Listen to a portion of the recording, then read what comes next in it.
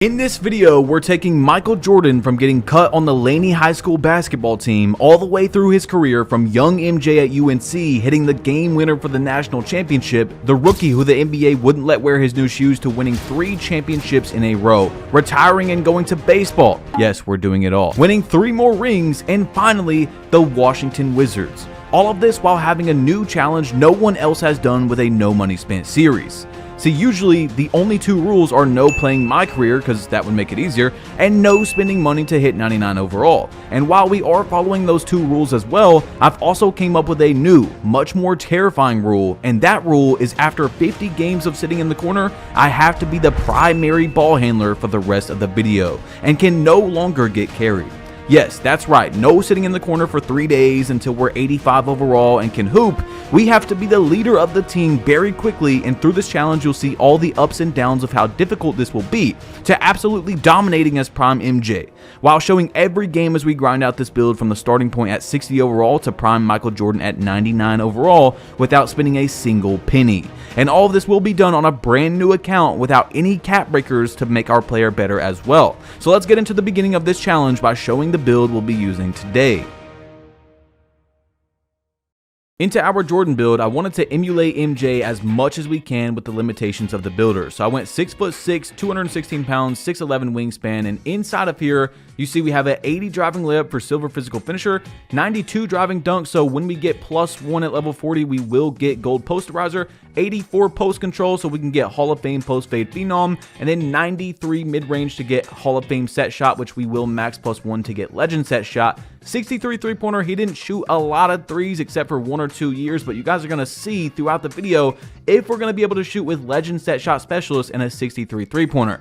Anyway, 71 pass accuracy so that we can get silver dimer, and we're going to max +1 that so we have gold dimer because it's in tier 2. Our dribbling is going to be just fine, trust me guys. Silver lightning launch, 74 interior because he could really guard the paint as well. Bronze post move lockdown, 91 perimeter so we get gold clamps, and then with the cap breakers we're going to put +5 onto this to get Hall of Fame clamps, 85 steel. And let me show you guys something. To get Hall of Fame clamps with those +5 cap breakers, you also need an 84 agility. So if we go 81 right here, we could have been able to get gold posterizer right away once we get up there. But if we just went down 1, added our 1 cap breaker for hitting level 40 to the agility, we can now have Hall of Fame clamps when we get our cap breakers at starter 3. So you see we got bronze rebound chaser, some speed, some agility, some strength as well, because, you know, he did put on some muscle throughout his career, and then 80 vertical so we can get 2 contact dunk packages. I think that without any cap breakers, we made a very realistic looking Michael Jordan build, so you guys are going to see how it plays out as we upgrade it throughout the video. And let's get into the beginning. But right before we start, I'm giving away a free pair of Jordans to anyone watching this video under $300. That's right, just subscribe so we can hit 1 million, drop a like, and comment down below GOATPLUG to enter. Into the team selection, we're actually not putting MJ on the Bulls because they have jersey number 23 retired, but the Wizards do not, and I thought that was perfect because that's where we're going to end our career anyway. Now, this doesn't really matter that much because we're not allowed to play MyCareer, that's one of the rules, but we do want to have jersey number 23 when we play rec, 3v3 pro-am, and stuff like that. You know, we don't want to have some random number on the back of our jersey. So this is a completely brand new account, like I told you guys. I didn't just change the name. We've got settings to change, but you see we did get that jersey 23, which we need to have for the challenge. I mean, that's one of the most important things for MJ, right? So we're going into our controller settings, and you guys are seeing I'm putting my shot timing profile on high risk. My layup timing is going to be on high risk. That's how I like to play on this game, although layup timing, a real player percent, is very good. If you haven't tried it, it's pretty good if you don't want to have to time them. Now, we do have to do what you do when you make a new account on 2K in the park, which is join an affiliation. So this time I got to figure out which one do I want to go to, and it doesn't really matter that much because we did this close to the start of the season, so we're not going to get any level boost because we're going to be done with this by the end of the season. You know, it doesn't really matter that much. We're not going to have any boost because we're already done with the entire challenge. However, you guys will see something at the end where it kind of will matter. All right, so we are going to join Rise. On my main account, I'm with Elite. On the Wimby no money spent, I went to Elite. But not for this one. I wanted to go with Rise, just change it up a little bit. Maybe we'll get some better wheel spin luck. I mean, you never know. right? I'm kind of weird like that. We might as well switch it up and see if we can get something. And I'm going to tell you guys, man, I don't want to spoil anything, but it might, it might have paid off for us, okay? We spin our first wheel and get 2,000 VC. Now you might be like, oh, what's he I mean, 2,000 VC, that's a lot, okay? 2,000 is a lot for us right now. So I'm opening up the daily pick'em. This is what we're going to do. I believe last year it didn't work. And one of the no money spins I did, it was the off season, so we couldn't do that. So I'm in here picking some of these games. You get 100 right for each and every win. If you're doing a no money spent series, or what I like to call like a half money spent, where you kind of spend some, don't, and then earn the rest or whatever, you definitely want to do this every day. You're going to rack up some BC, and when we're doing a challenge like this, we want to get as much as possible. So you guys will see if I pick those correctly. Now, we went to do the go-kart racetrack right here, where you're going to get 2,500 VC if you beat the challenge. I'm sure most of you guys know this. Every week, yes, every week you can do this challenge and get 2,500. It's not just one time. So you, of course, want to take advantage of this. And in a week, we're going to do this again to get 2,500 more. So we've got 4,500 so far, but for some reason, when I went to open up my upgrades, I had 5,000. I'm not sure how I got an extra 500. Maybe it was from joining an affiliation or opening the daily pick'em for the first time. I'm not sure what it is, but we got an extra 500. So I'm not complaining. All right. So the first thing I want to do is upgrade my mid-range. I told you guys we can only not be the primary ball handler for 50 games. Meaning if we go and sit in the corner for 40 games and then I start taking up the ball for 100 games even, we still haven't used those 10 games of being able to sit in the corner. You see what I'm saying? So just keep that in mind for later. So now that I got my mid-range up a little bit, we unlocked a few bases to use, okay? I mean, a few. All right, so this is what I ended up with. I was just messing around, I'm just changing releases, and you guys with very low ratings, you might want to check out what we made here, but you see, I'm just messing around with everything. Push, release speed, you see, I move up the release speed and now it won't let me in the bottom right, but now it can because we have a 74, and I'm just messing around trying to find something that's not a D release speed. I mean, a D. So yeah, this is actually what we ended up with. I'm not kidding. A D- release speed jump shot. Okay, D-. So I went to go in and buy some of the animations I can, because you guys see, these are free. So we want to take advantage of that. We're getting that normal 2 pull up, which I do like a lot. Even on a account where I do spend money, I like that normal 2 fade a lot. I use it on a few of my builds. So we're looking for that Michael Jordan pull up, and we can't get it yet. Okay, so we have to have an 87 mid-range, and really that's pretty much it. We can't do anything. We are a 61 overall though, guys. You see, we are our rookie 1. So now we went over to the Gatorade facility and we're going to do our workouts, because you need to do this. Each one you do gives you 2 more stamina. You start at an 85 stamina.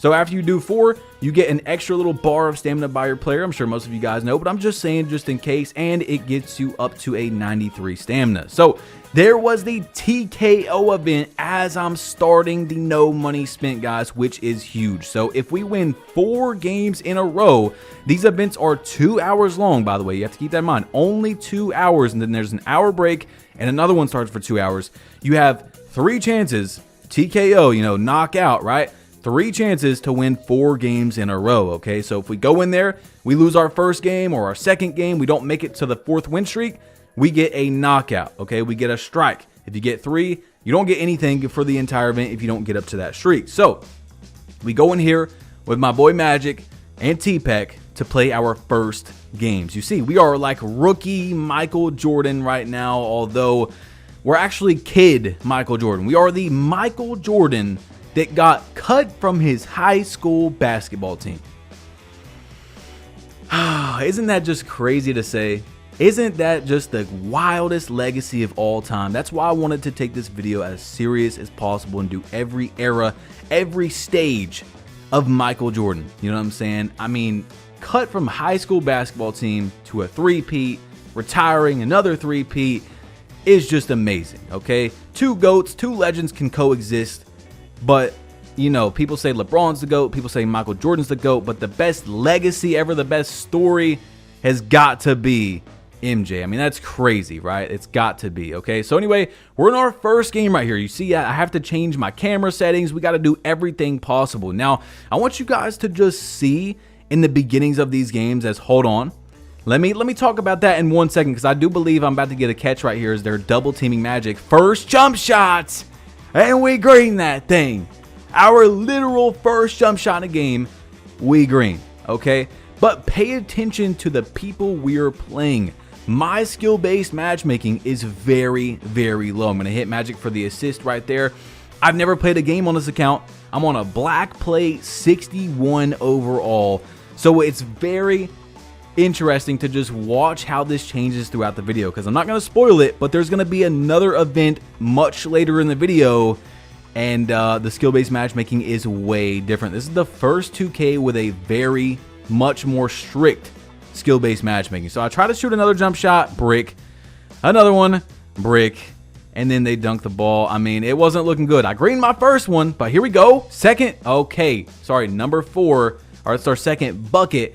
We're shooting 50% out here. You know, we got a 74 mid-range. We're catching shooting off, I believe Magic has Silver Dimer, and then he has it max +1. So our build, once we get that level 40 cap breaker a long time from now, is going to be able to get that gold posterizer, legend set shot, and we're going to green another mid-range. Now, 17-17, they're double teaming Magic. I try to make a very simple pass. It's a turnover, but check this out. T-Pek's going to take the dunk, and these guys are smart. You know, this doesn't happen a lot in our first few games, but it was smart to double team Magic right here. I'm going to take the dunk for the game, and we're going to win our first game. Now, you see, we went 4 for 6. I will take that, you know what I'm saying? We got to have a win on our first game, and luckily we did. Okay, so into our next game, you know, we're just gonna be hooping out here. Don't worry about us. We gotta win 4 games in a row. We really gotta lock in. These games are important. Now, this one right here, look, I got a fat Tony Snell box score right now.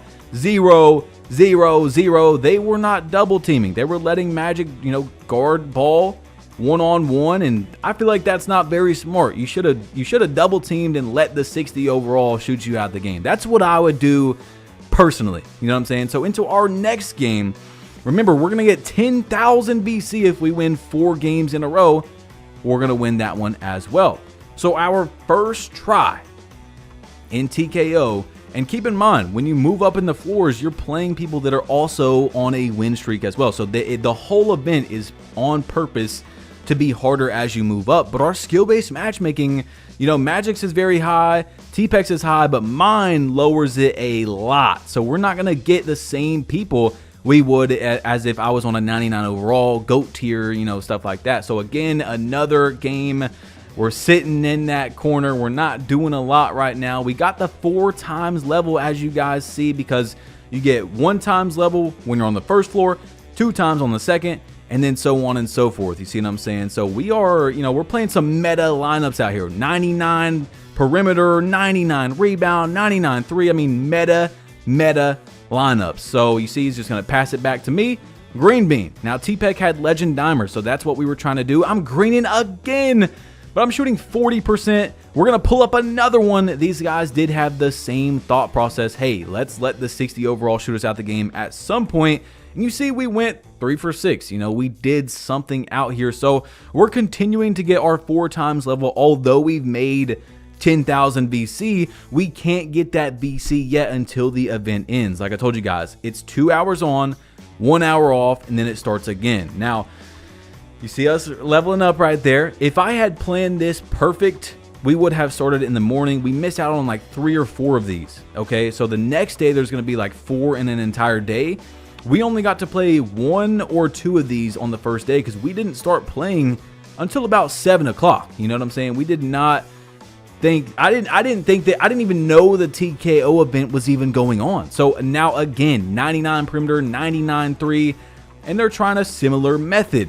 So what we're trying to do is get, when I'm about to take a jump shot, we want T-Pek to pass it to me because he has legend dimer, right? So I'm trying to time this D- release speed jump shot. Look, these guys are L-ting. They are L-ting, bro. They are trying to dex around a guy to get a 60 overall stuck to win the game. But Magic is on a build that has like 99-3. It's a 6-2, I think, with pretty high perimeter, pretty high steal. So he can kind of play lockdown and guard at the same time, which is very important, you know, for where we're at right now. So look, they're just going to leave me open off Magic's catch. I'm like, T-Peck, let's see if they're going to double team again. Then I'll take this jump shot. Okay, you're going to leave me open. You're going to leave Michael Jeffrey. I never thought that I would be yelling like that for a wide open 13-foot mid-range. But this is a clutch game. It's 17-20. We are playing guys that are LT cheesing. They're on meta lineups. I mean, as meta as you possibly can be. And they are still losing when we have a 61 overall on our team. Look at that jump out the corner. I'm on the fast break, and I'm going to take the lay. Greening that layup to go 3 for 3. I mean, bro, that's crazy. That's actually wild. Now, I know Magic is doing a lot of the load for us. You know, he's doing a lot of the job. He's the guard on offense. He's the lockdown on defense. But you see, they were trying to go at me. You know, they were trying to go at me, and we finally lose our first game. I mean, wasn't much I could really do about that. You know what I'm saying? Eventually, we're going to lose, you know, especially when I'm on a 61 overall, and we're on the 4th floor. So, look, we got 2,200 VC. And then we're going to get Silver Set Shot Specialist right here, which is huge. That's going to be very important. And when this event ends, we're going to get 10,000 VC, which is going to be extremely important. So I'm going through my animations right now. I'm going to change my jump shot, or try to change my jump shot, because we do have more mid-range. So I'm trying to find something that's not a D- release speed. So I'm just looking through, and I'm showing this to you guys because you can actually see the struggle. And for those of you that have really low ratings, you can see what I put on. But I'm like, okay, Jarrett Culver, you need a 79. That's usually what people use that are 6'6". So we head into the 3v3 Pro-Am, and if you guys can't see, Magic's gonna game that. We have Legend set shot specialist to earn on our build when we get our max +1 at level 30. So we got to get as much wins as possible. It's not just about, you know, winning a few park games or something. We got to win games everywhere. We got to get as much season XP as possible and quest done. So you're going to see that throughout this challenge, that not only, I mean, this is really just a different challenge than I've ever done, guys. Like, we have the Laney High School jerseys on for MJ in high school, and we're going to be trying to do as many quests as possible, because that gives you season XP and VC. Look at MJ getting the steal and then getting a very late layup. Okay, I thought I had enough room to get that, but you're going to see throughout this, man, we don't just play 3v3 Pro-Am. We do it all. We get park quests done, Pro-Am, rec, proving grounds. I mean, we try to do everything. Look at the pull-up, man. Look at the pull-up. So we were not able to change our jump shot yet, but we got 10 points in this game. I'm making them jump, taking the layup. I mean, we got to do what we got to do. You know, if I got to run in and make someone jump, that's what we got to do. I'm going to pull up that little like 8-footer right there, and we're going to game that. We are going to game it. 7 for 9. By the way, the North Carolina MJ, I did not make that team name. It's going to be changed. Okay, it's not perfect. Everything isn't perfect throughout the whole challenge, but we're going to be changing our jerseys. We're going to be changing our face, buying different shoes, buying jerseys. I mean, we're doing the entire Michael Jordan, guys. So you see, in 3v3 Pro-Am, the reason why we wanted to head here is because you get a lot of VC. Now, this TKO event is about to end. Okay, so we're going to get that 10,000 VC, but if you guys didn't see as well, we're also going to get some clothing and 25 games of skill boost and Gatorade, which is going to be huge for our challenge because we need jump shot boost. Okay, I can't buy any jump shot boost. We don't have enough VC to do that. We got to spend all our VC on being able to get upgrades. Okay, so here we go. Congratulations, your rewards. We're going to pop it open. And with this 10,000 VC, we're going to be able to make a lot of progress very quickly. We did have 3 chances, like I told you guys, but we went in first try, okay? First try and won that. Now, with the skill-based matchmaking, like I told you guys, it's going to go up as we keep progressing our players. So this is going to get harder and harder. And I've only got a few more games left of being able to get carried. okay?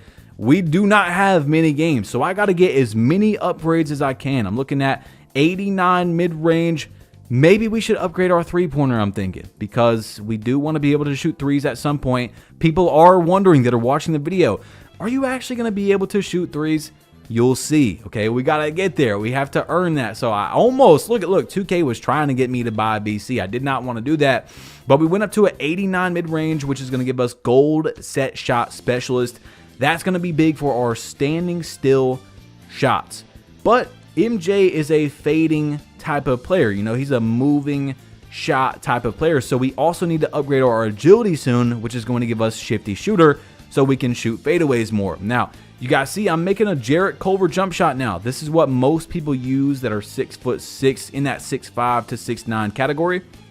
So I'm messing with some of these jump shots, and now we have a lot more options, okay? We have so many more options from our D- speed jump shot. We got an A+ release height, A+ defensive immunity, but I'm trying to find something that doesn't have a D+ timing stability. As you guys know, since like 2K23, the jump shot variations with speed ups and slowdowns are pretty crazy. No matter what you have, even if you have an A+ timing stability, it's still going to change. But I tried my hardest to move it a little bit, and it did not work that much. So I'm just going to have to watch my player. You know, that's fine. I'm going to have to actually stare at the release queue because it's not going to be the same every time. People try still to go off the release queue of just muscle memory. You can't do that anymore. Even if you have an A+ timing stability, it's not going to change as much, but you still need to watch your player. I'm not saying that's a good or bad thing that you can't go off muscle memory anymore, but that's how it is, okay? So I was trying to change it. I tried to get 3 A+ right here, also have the release height, but it's okay. Now I'm going to change my jump shot 1 or 2 more times throughout the video, but we're going to pretty much use Jarrett Culver for the rest of this because that is one of my favorite bases in that category. That's what a lot of people use. We're going to have 8 points in this game right here. T-Peck had 10 rebounds. He was hooping a bit. So when this event comes back, I think there was 1 more this night, or it's like 4 more the next day. We're going to try to take advantage of this event. Like I said, guys, I did not even know TKO was going on at the time. This was an absolute blessing. I mean, that's going to help our challenge. Regardless, I was going to be bringing up the ball after 50 games of sitting in the corner. You know what I'm saying? I was going to do that anyway. I don't know how I greened that jump shot, but this is definitely going to make it a little bit easier when we start to bring it back up. Although we're still going to be a very low overall, even with the help of this event. So it's going to be interesting to watch the struggle. And you guys see, we're getting this jump shot down a little bit. My bad. Okay, so look, I'm doing it behind the back. Oh, little basic into the green. I mean, you see, you know, we got some shades. Okay, just a little bit. You see Magic greening that with Deep Bomber from I don't even know where. He was 1 for 4 before that, and he was able to make that shot. But we're making our progress on our badges. We're getting our set shot up. You know, that's another thing about this challenge is, when you rebirth a build on 2K25, all your badges go to silver. Look, I'm going to get that steal and try to shoot a 3. I should not have done that, but then I'm going to fade and green that. But yeah, we're not starting with silver badges, okay? On top of that, especially at this time of the year, almost everybody has, you know, their bonuses, which we're going to do during this challenge, of where you go like talk to the NBA players and it gives you like a 10% boost and stuff like that.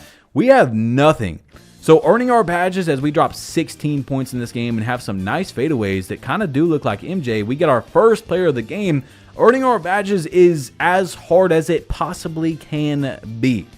There's no easier way, no harder way to get them, because we don't, you know, you get your silver badges with the rebirth and you get a 10% bonus plus all the other stuff you get from talking to the NBA players and being able to spend money, having jump shot boost, having whatever boost you can think about is very helpful. But right now, we do have some boosts. So I'm going to get a steal, make them jump, and take our dunk. So you see, we are playing a good amount better with these boosts. That's another part of 2K25 that is not necessarily paid to win, but paid to perform more consistently. Okay? And with us having that, you can definitely see a difference in our players' performance. We're shooting a lot better. We have on a new jump shot. We've got higher mid-range. But also getting that set shot is going to be very important because that does help the ball go in more. I think it matters more than the rating itself. So we do need to keep working on that when we can. Instead of taking fadeaways, because we don't even have shifty shooter at the moment. I didn't think about that in the beginning, but I was taking a good amount of fadeaways. Now look at this. Magic lags out and T-Peck lags out. I don't think we've lost a single game of 3v3 Pro-Am yet. And not only do they lag out, they do that while we're playing a meta lineup, like 99 steal, 99-3, all that type of stuff. So I'm going to try to get this win. I'm fading away and greening that shot. And I just got to say, normal 2 fadeaway does look very, very good in terms of replicating MJ's fade. Like it looks pretty nice, but you see, I'm working over here. I'm trying. We started off up 4-0, and man, I tried so hard, guys, to win this game, but you know, there's not much I can do, bro. There's only so much MJ can do. I mean, oh god, that's painful to just watch back. But we go 4 for 7. I had 3 turnovers. You know, I tried. Okay, I did put in my hardest work possible to try to not lose our first game. I mean, what's the chances, bro? What are the odds that that's how we lose in the 3v3 Pro-Am? So we've got 4,800 VC now. I figured, hey, my teammates lagged out. We might as well try to get some upgrades. And what we need to do, because we already have mid-range, we're able to score. We're able to put the ball in the basket. If that's our only thing, it's not going to be very easy, especially when someone figures that out. But we're about to be taking the ball up the court very soon. And it's time to start working on ball handle. We have to get dribbling animations. We have to get ball handling very, very soon. We need to get some sort of dribble moves. So when we're in the pick and roll, we can kind of, confuse our defender. We don't have to just 100% rely on a good screen to hit. We can try to juke them out a little bit. So I go over here into the street ball where you're going to get 500 VC. And also, we're not allowed to play MyCareer. Okay, but street ball is on the table. We might as well get this little bit of VC right here. And so I go to talk to Jalen Brunson. All right, so Jalen Brunson is, like I told you guys, is going to give us that boost to our player. So if we play in the city, when we do these challenges right here, we're going to get more badges, easier, quicker, So I'm just going over, talking to the NBA players, and I finally play a game. Now, if you guys didn't see the quest, it said to play the guest challenger of the week. I go in and I play Danny Dunkman. Now you guys see we are a half-star player out of 5.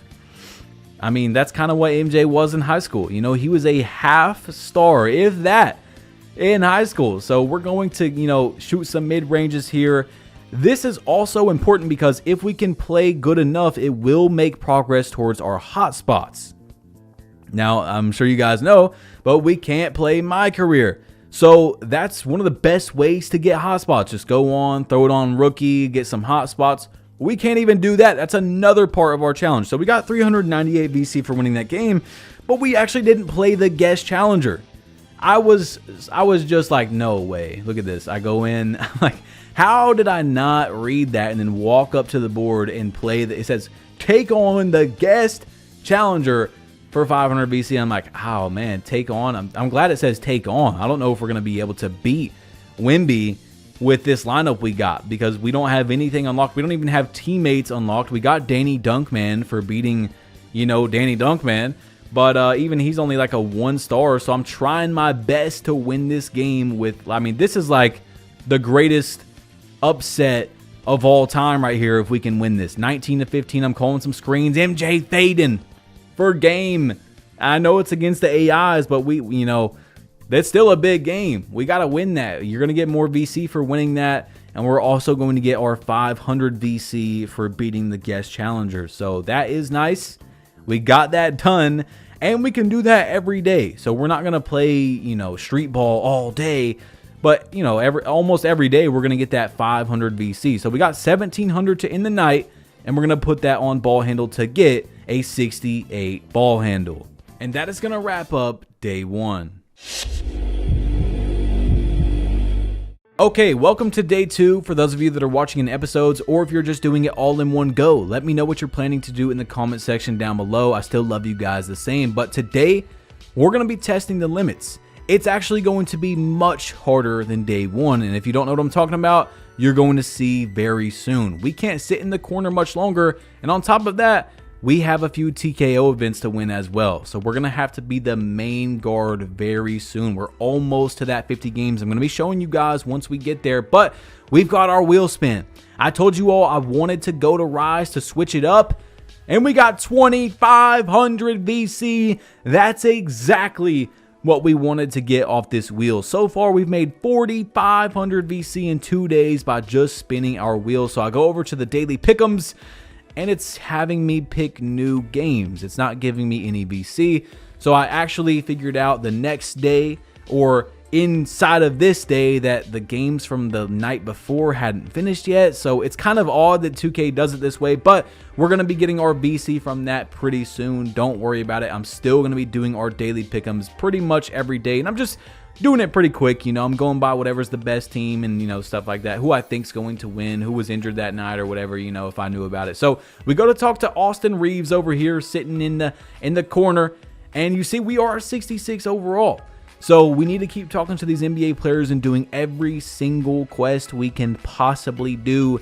We actually already had that done. We just had to go talk to him, and now we have a badge perk scholar. So we're able to get our badge progression a little bit faster, and now we have a new side quest. You know, every time you do this, you got 2 tiers. Now we got to get the tier 2s for these. Now we got to go talk to Mikal Bridges. So we're going to go talk to Mikal Bridges. We're going to rack up our VC here. Why not? It's basically free VC, and honestly, all you have to do is play the game. So these challenges are pretty much just like, you know, win 50 games in the park like you see, or win 50 games in the theater. So like I said throughout this video, we're not just going to be playing 33 Pro-Am to, you know, try to get as much VC as possible. We want to get these quests done so we can get season XP from them and unlock our cap breaker, so we can get 93 driving dunk and hopefully, you know, close to perfectly time it to where once we get that cap breaker, we're going to have our driving dunk at a 92. We can put it up to 93, and then we'll have gold posterizer. So you see, we're unlocking some animations here, some spins, some hesitations, some size ups. We're doing everything we possibly can to prepare for having to bring up the ball very soon. Okay, so we have a 73 ball handle now and an 89 mid-range, and that is close enough. Okay, we basically have no defense, but it's close enough to be able to do something. So you see we got 7 games played and then 11 in 33 Pro, and we still got a decent amount left. We didn't really play much in the first day. Like I told you guys, you know, as you see me gaming that right there, we started this at like 7 p.m. on day 1. If I was to perfectly time it and I made this challenge so that we can run through every TKO event, get the 10,000 VC, I would have started earlier that day. You know, like I said, I didn't even know what was going on. So we are going to win our first game. And you see, we're a bronze level hooper now. We're not a casual rank on the skill level. So as that goes up, our competition on average, you know, not every game, but on average is going to get a bit harder. So now we win our second game. And remember, this doesn't even matter. We have to win at least 3 to get 5,000 VC, but we want to win 4 in a row before losing 3 games or you get kicked out to get that 10,000 VC and the 25 skill boost, and on top of that 25 Gatorade, which again is going to be very important for especially us bringing up the ball. So you guys see I have on a little bit, you know, the player banner is like the boxing thing. So we're like Mike Tyson right now. You know, we got the boxing gloves on. We are Mike, but just Mike Tyson. And then we're, you know, MJ in high school at the same time. You know, I'm just messing around, bro. I don't have any VC to put on any accessories, any shoes, so I thought just something would look pretty cool. And especially, you know, a 66 overall, having some clothing, being able to win the event does look pretty cool. In my opinion, you know, we're not doing the most on the court here, but we are, you know, we have to do something, okay? I've got to play defense sometimes. I'm cutting. I got to make my jump shots. So look, now we're playing a 95-3, 99 steal, high rebound. You know, this kid's a 5'9", so it's like a meta type of lineup. It's not the perfect meta, but that's what they're going for. You know, they got a lock, they got a guy that can dribble and shoot and stuff like that. Okay, so we've got 11 more games of jump shot boost, but we need to win this game. Okay, we need to somehow beat this team like we beat some of the other teams. But they do have a 5-9, so we have to take big advantage of that. I'm going to catch and fade at 3-2. 3-2 in the game. I'm going to catch and fade that. Look, they go. I don't know why they all went to me, but I throw it back to Magic, and he's going to green that. So we're up. Now it's 8-11. I'm going to backdoor because it's a 5-9. We got to take advantage of a 5-9, especially when we have this type of lineup. Okay, so Magic's going to green a crazy shot right there. And this event was very laggy. So sometimes you're going to see in some of these clips like us running out of bounds and then the other team running out of bounds sometimes. But it's pretty fair because usually when it's lagging, both teams are lagging except there's like one or two guys. One guy on one team that's not, one guy. I'm just trying to just show you just in case that does happen. You know, the event, it's 2K, bro. Every event has been cooked for a minute now this year. I mean, almost every event is laggy in some sort of way or has some sort of issue, but we can't complain too much because we're trying to get this VC. So you see we got our 4 times level right there, and that's, you know, also helping because we do want to try to get cat breakers, but we win 4 in a row without a single knockdown again. So our first 2 tries, although we're not doing a lot, okay, you know, we're still winning. But we're going to be running out of these games very soon, and there's still going to be TKOs, okay? So we're going to have to try to win these as the primary ball handler. We're still gonna have Magic, you know, on his lockdown guard type of build, but this event's going to end. And you see I got my season 4 shirt on, which by the way is from just being level 1 in the season. You don't have to buy it, okay? There's no money being spent on that. You can go check for yourself. We're gonna get 10,000 BC again. And this was exactly what we needed to finish up our ball handle, to get some dribble animations, to be able to do something when we get the ball. So we got 10,000 on top of the few games we played, of course, as well. So you see, I'm going to work on getting our ball handle up to an 80 and then also raising our speed with ball. I'm like, okay, we don't need 81 because 81 was silver handles for days. Right now, we're not going to dribble too much. We're going to run through a screen. We're going to read and react off it. And now we are a 69 overall. We still don't have even lightning launch on bronze, okay? We don't even have lightning launch on bronze, guys. You get that at 68. So 10-1 here. Like you guys seen, our only loss so far was when my teammates lagged out. So now we're in North Carolina. Okay? I know you peep it. Okay? We tried as hard as we can. You know, it's not going to be perfect. Okay? So don't point out the flaws and be like, "Oh, you missed a little spot right there," or something. We tried our best. We're going to make some changes as the video goes on, like North Carolina right there at the side isn't the blue color. I'm going to change that in a little bit. So we're figuring out. We do got the logo and everything, though. So right now, in day number 2, day number 1, we were high school MJ. Day number 2, we are rookie Michael Jordan in college. Now, if you don't know the lore around MJ in college, he wasn't really that, you know, crazy of a player. He wasn't like LeBron in high school where everyone knew he was going to be something crazy and he was so hyped up and he was going to be the next big thing. In his rookie year, there wasn't much spotlight on Mr. Jeffrey Jordan, okay? It wasn't until year number 3, yes, he spent 3 years in college, where he hit the game-winning jump shot against Georgetown to win the national championship. Now, the reason why I'm bringing that up now is because I always think about what ifs in basketball. You know, like what if KD's foot wasn't on the line? What if KD had Harden and Kyrie that year? What if KD never went to the Warriors? What if Chris Paul never got hurt when the Rockets were up 3-2 against the Warriors? But another big what if is what would, in another reality, what would MJ's career have panned out to be? Would he have still been MJ's? You see me greening a 3, by the way. Hold on, I had to shoot that because I was wide open. We greened our first 3 with like a 38 3-pointer. But what would MJ's career would have, you know, been? Who would he have been? Who he ended up being without hitting that shot? I mean, that shot had to give him this massive confidence boost, you know. And I guess we will never know, right? But that shot was huge for his career, obviously. Okay, so 16-19 here. Look at this shot. He's going to miss that. We're playing a little bit of defense. They're going to get a rebound. 10, 11 seconds. I'm playing some defense. and I get shot over. I get faded over. The lockdown was 1 for 4. The guard had 5 turnovers. Magic just didn't play very good. And we lost our first real game. Okay, our first real game in 3v3 Pro-Am. Our first loss was with 2 AIs, and I put up a good fight. I think we had like 14 points in that game. Okay, so North Carolina MJ is here to play, and you see, look at me out here. I mean, I'm doing it all in terms of like, if I can put the ball in the basket, that's what we're doing. I don't care if it has to be a quote-unquote cherry pick.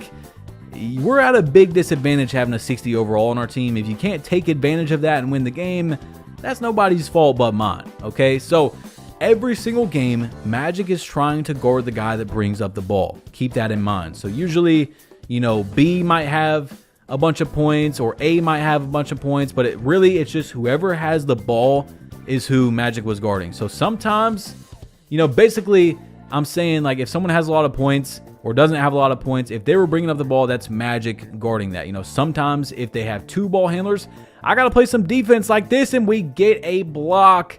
I don't know how, but we got a block. And they were all like, you got 2-way, you got 2-way. Green in that shot. I'm like, I don't have 2-way. We don't even have 2-way unlocked yet. Look at this right here. Off the slip, the game winner. We go 6 for 6 in this game, while Magic's 3 for 8. So, some of these, actually, there is some of these games where, we were contributing to the team winning a decent amount, okay? That's all I gotta say. Sometimes Magic had some off games. Sometimes he's getting double teamed. And guess who's got to make the shot to win the game? You see, I just got the scoreboard stuck up there. You can't even see the VC. I was so proud of going 6 for 6 on a 68 overall. We had to get that done, and I'm glad we are winning at a decent rate. So now we're back in the TKO. Like I said, guys, it's a 2-hour event.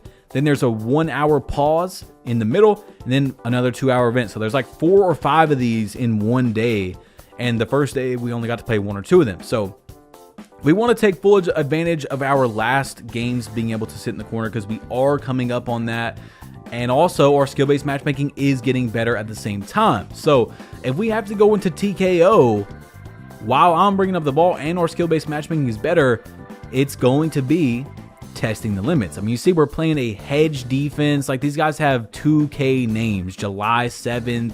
They got their drippy face skins and their meta lineups, and we are still winning these games, guys. We are still somehow coming out on top of these. We got 98.1% to set shot specialist on silver, and we are going to level up again.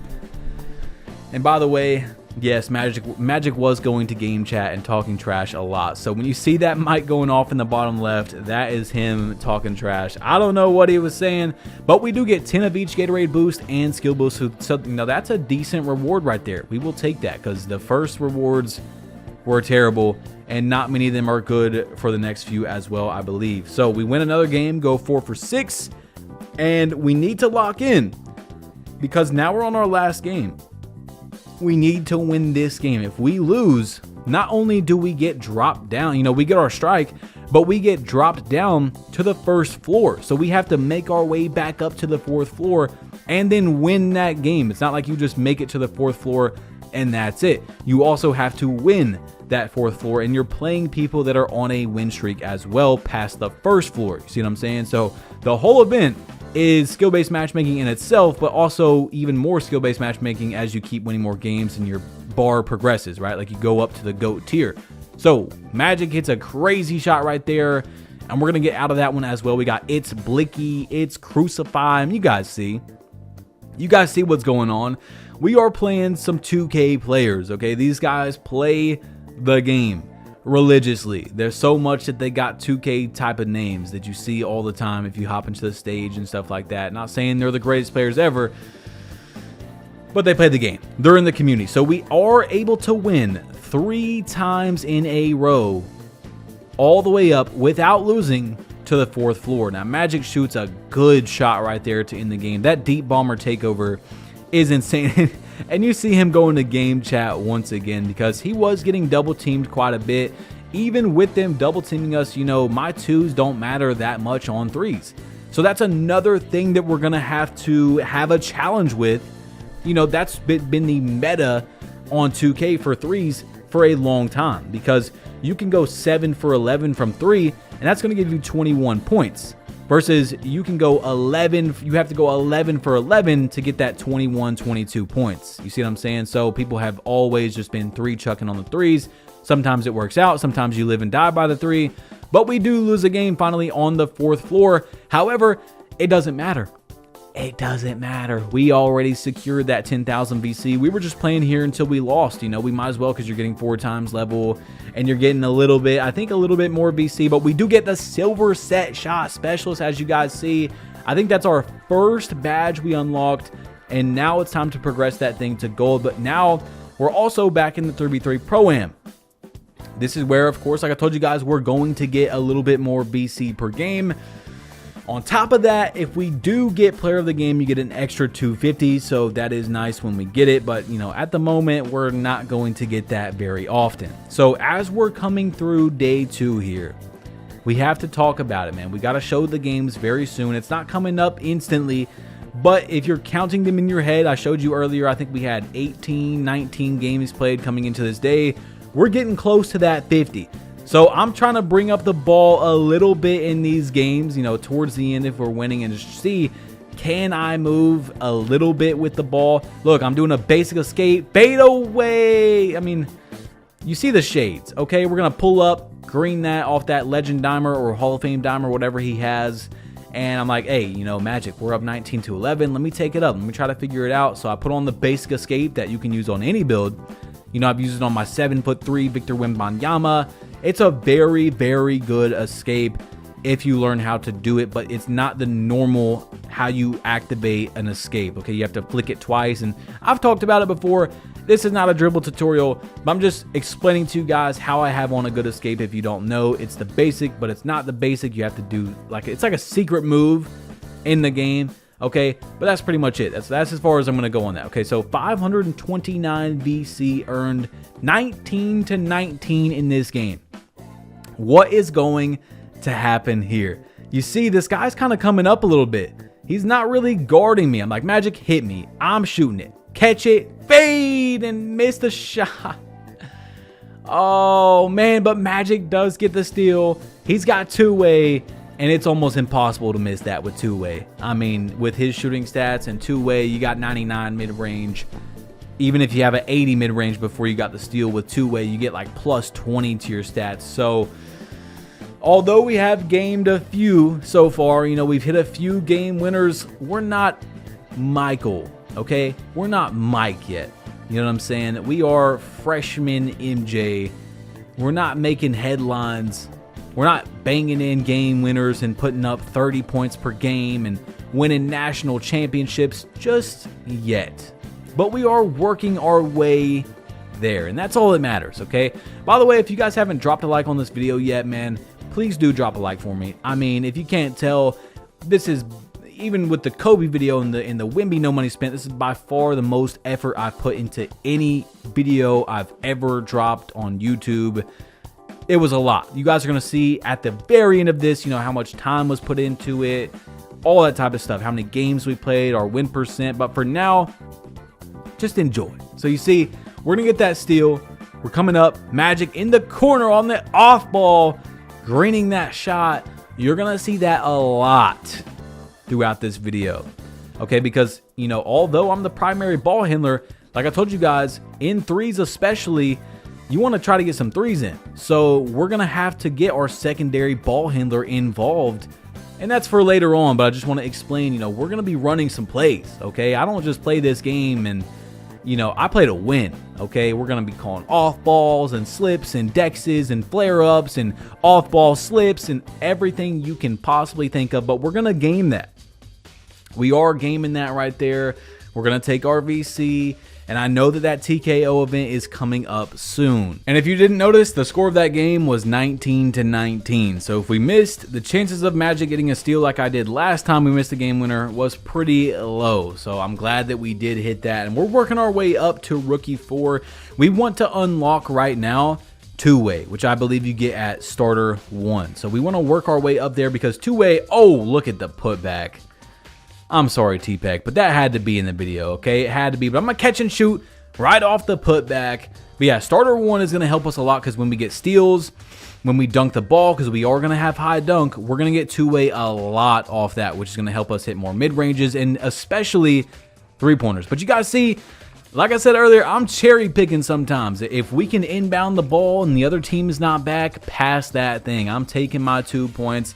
I still got to time it. We do have on high-risk layups, but hey, that's nobody's fault but mine if the other team's not getting back. I don't want to hear nothing, bro. I'm not even a 70 overall yet. If you don't want to get back, then that's not my fault. I will put that thing in the basket and take my VC, okay? I'm going to sleep real good at night. Don't worry, knowing that I got that. Look at that. I'm telling y'all, bro, I'm getting down there. When that shot goes up, you better get back, okay? You better get back.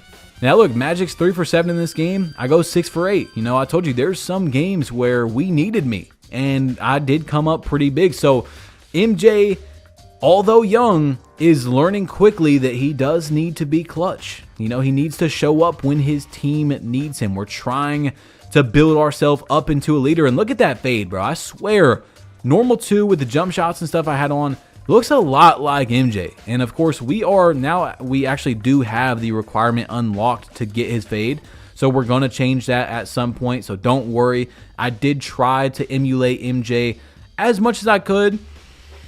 But I'm going to tell you right now, that jump shot as we, hold on, pull up for 3. That jump shot, no, we couldn't do an MJ jump shot. I tried my best to get something that looked decent, and it was rough. We go 7 for 7 in this game, and we hit a 3-pointer. We've already hit, what, 2 threes, and we have like a 38 3-pointer. Although we do have silver set shot specialist, which, you know, obviously does help out a lot. That's pretty crazy, okay? When you rhythm shoot, especially off some dimer, a little catch and shoot, you can green. I'm not saying it's going to be super efficient, but once we get 63 3-pointer, once hopefully we can get some hot spots, you know, we can see how that thing's going to go in at a higher volume. But for right now, we're only taking catch and shoot shots, and that's pretty much it, okay? That's all I want to do. For now, I'm spotting up in the mid-range. All right, like 1 step above if you guys haven't noticed. That's what we're doing. It's not going to make the floor spacing as good, but it's also not going to help our team at all if we can't hit a shot. So we do lose this game. Magic goes 2 for 6. I mean, what do you want me to do? I'm trying, bro. I'm trying. We're going to lose some games out here. This is day number 2, and this is actually going to be the longest day of the entire challenge. Not only did we play a lot of games, but this is, I believe, the most important because not only can our build's going to soon be able to do something, and we have to take up the ball, which is our third rule, you know, one of the, if not the most important. We're gonna, you know, this is it. Like, this is the ultimate test. People want to see the struggle, the no money spent. This is gonna be it. You know, this is testing the limits, like the title of day number 2 actually is. So we're gonna win that game right there. And TKO is coming soon, guys. I mean, it is creeping on my shoulder. I can hear it in the back of my head. Hey, you're gonna 50 games. That 50 games is coming soon, Mike. Mike, you're not gonna be able to sit in that corner much longer, Mike. You know, and so we almost have silver Deadeye right there. We're getting our unpluckable up, guys. We have bronze unpluckable. So we got a good amount of VC from playing all that 3v3 Pro-Am. We did have some jump shot boosts and stuff. And look, we got a TKO starting in 43 minutes. It's 116. Then we got 2 more. So we only got a few more chances to win 10,000. And like I said, our skill-based matchmaking is going to keep rising as we keep winning these games. So, you know, it's going to get tough out here. We're going to see what we can do. So I go over to Lethal Shooter. And I'm going to go for the 3 zones. You see, we already have 1 little hot spot from shooting decently good. And I'm like, okay, I'm trying to figure out where I'm going to put them. 1 in the far left, 2 on the right, because I do like to fade right a lot more than left. If you guys have watched me for years, I'm a dominant right player. I like to come up the right side of the court. It's not that I can't go left, but I prefer to be on the right side. That's just how I've played for a very, very long time, okay? So I'm going to put my 2 over there. Because I know throughout this, throughout this video, we're going to be taking hundreds, thousands of jump shots and a majority of them are going to be on those 2 right spots most likely. So let's put them there. Now, I do want to say, if I was making this account with money spent, I'm not putting my lethals there, okay? I'm going to have jump shot boost. I'm going to be able to earn hot spots from the 3-point range by playing MyCareer and stuff. And I'm going to put lethals at the 3-point range because the mid-range has a pure green window. It's not going to be that hard to make threes. Yes, we're going to miss out on a little bit of percentage, but I'm going to put them at the 3 and have lethals from the 3, which is going to help us shoot 3-pointers with the build, you know. But of course, with this, we need to get everything we can. So I'm unlocking Shifty Shooter here, and we're also going to get that Bronze Lightning Launch at 68 speed with ball. Like I told you, I'm just looking at it, you know, what can we afford? We can get to 70 overall. I'm taking that all day. I'm looking at the speed. Maybe we should put up some speed, but right now, what's most important is that very soon, I'm going to be the leader of the team for the rest of the entire video, okay?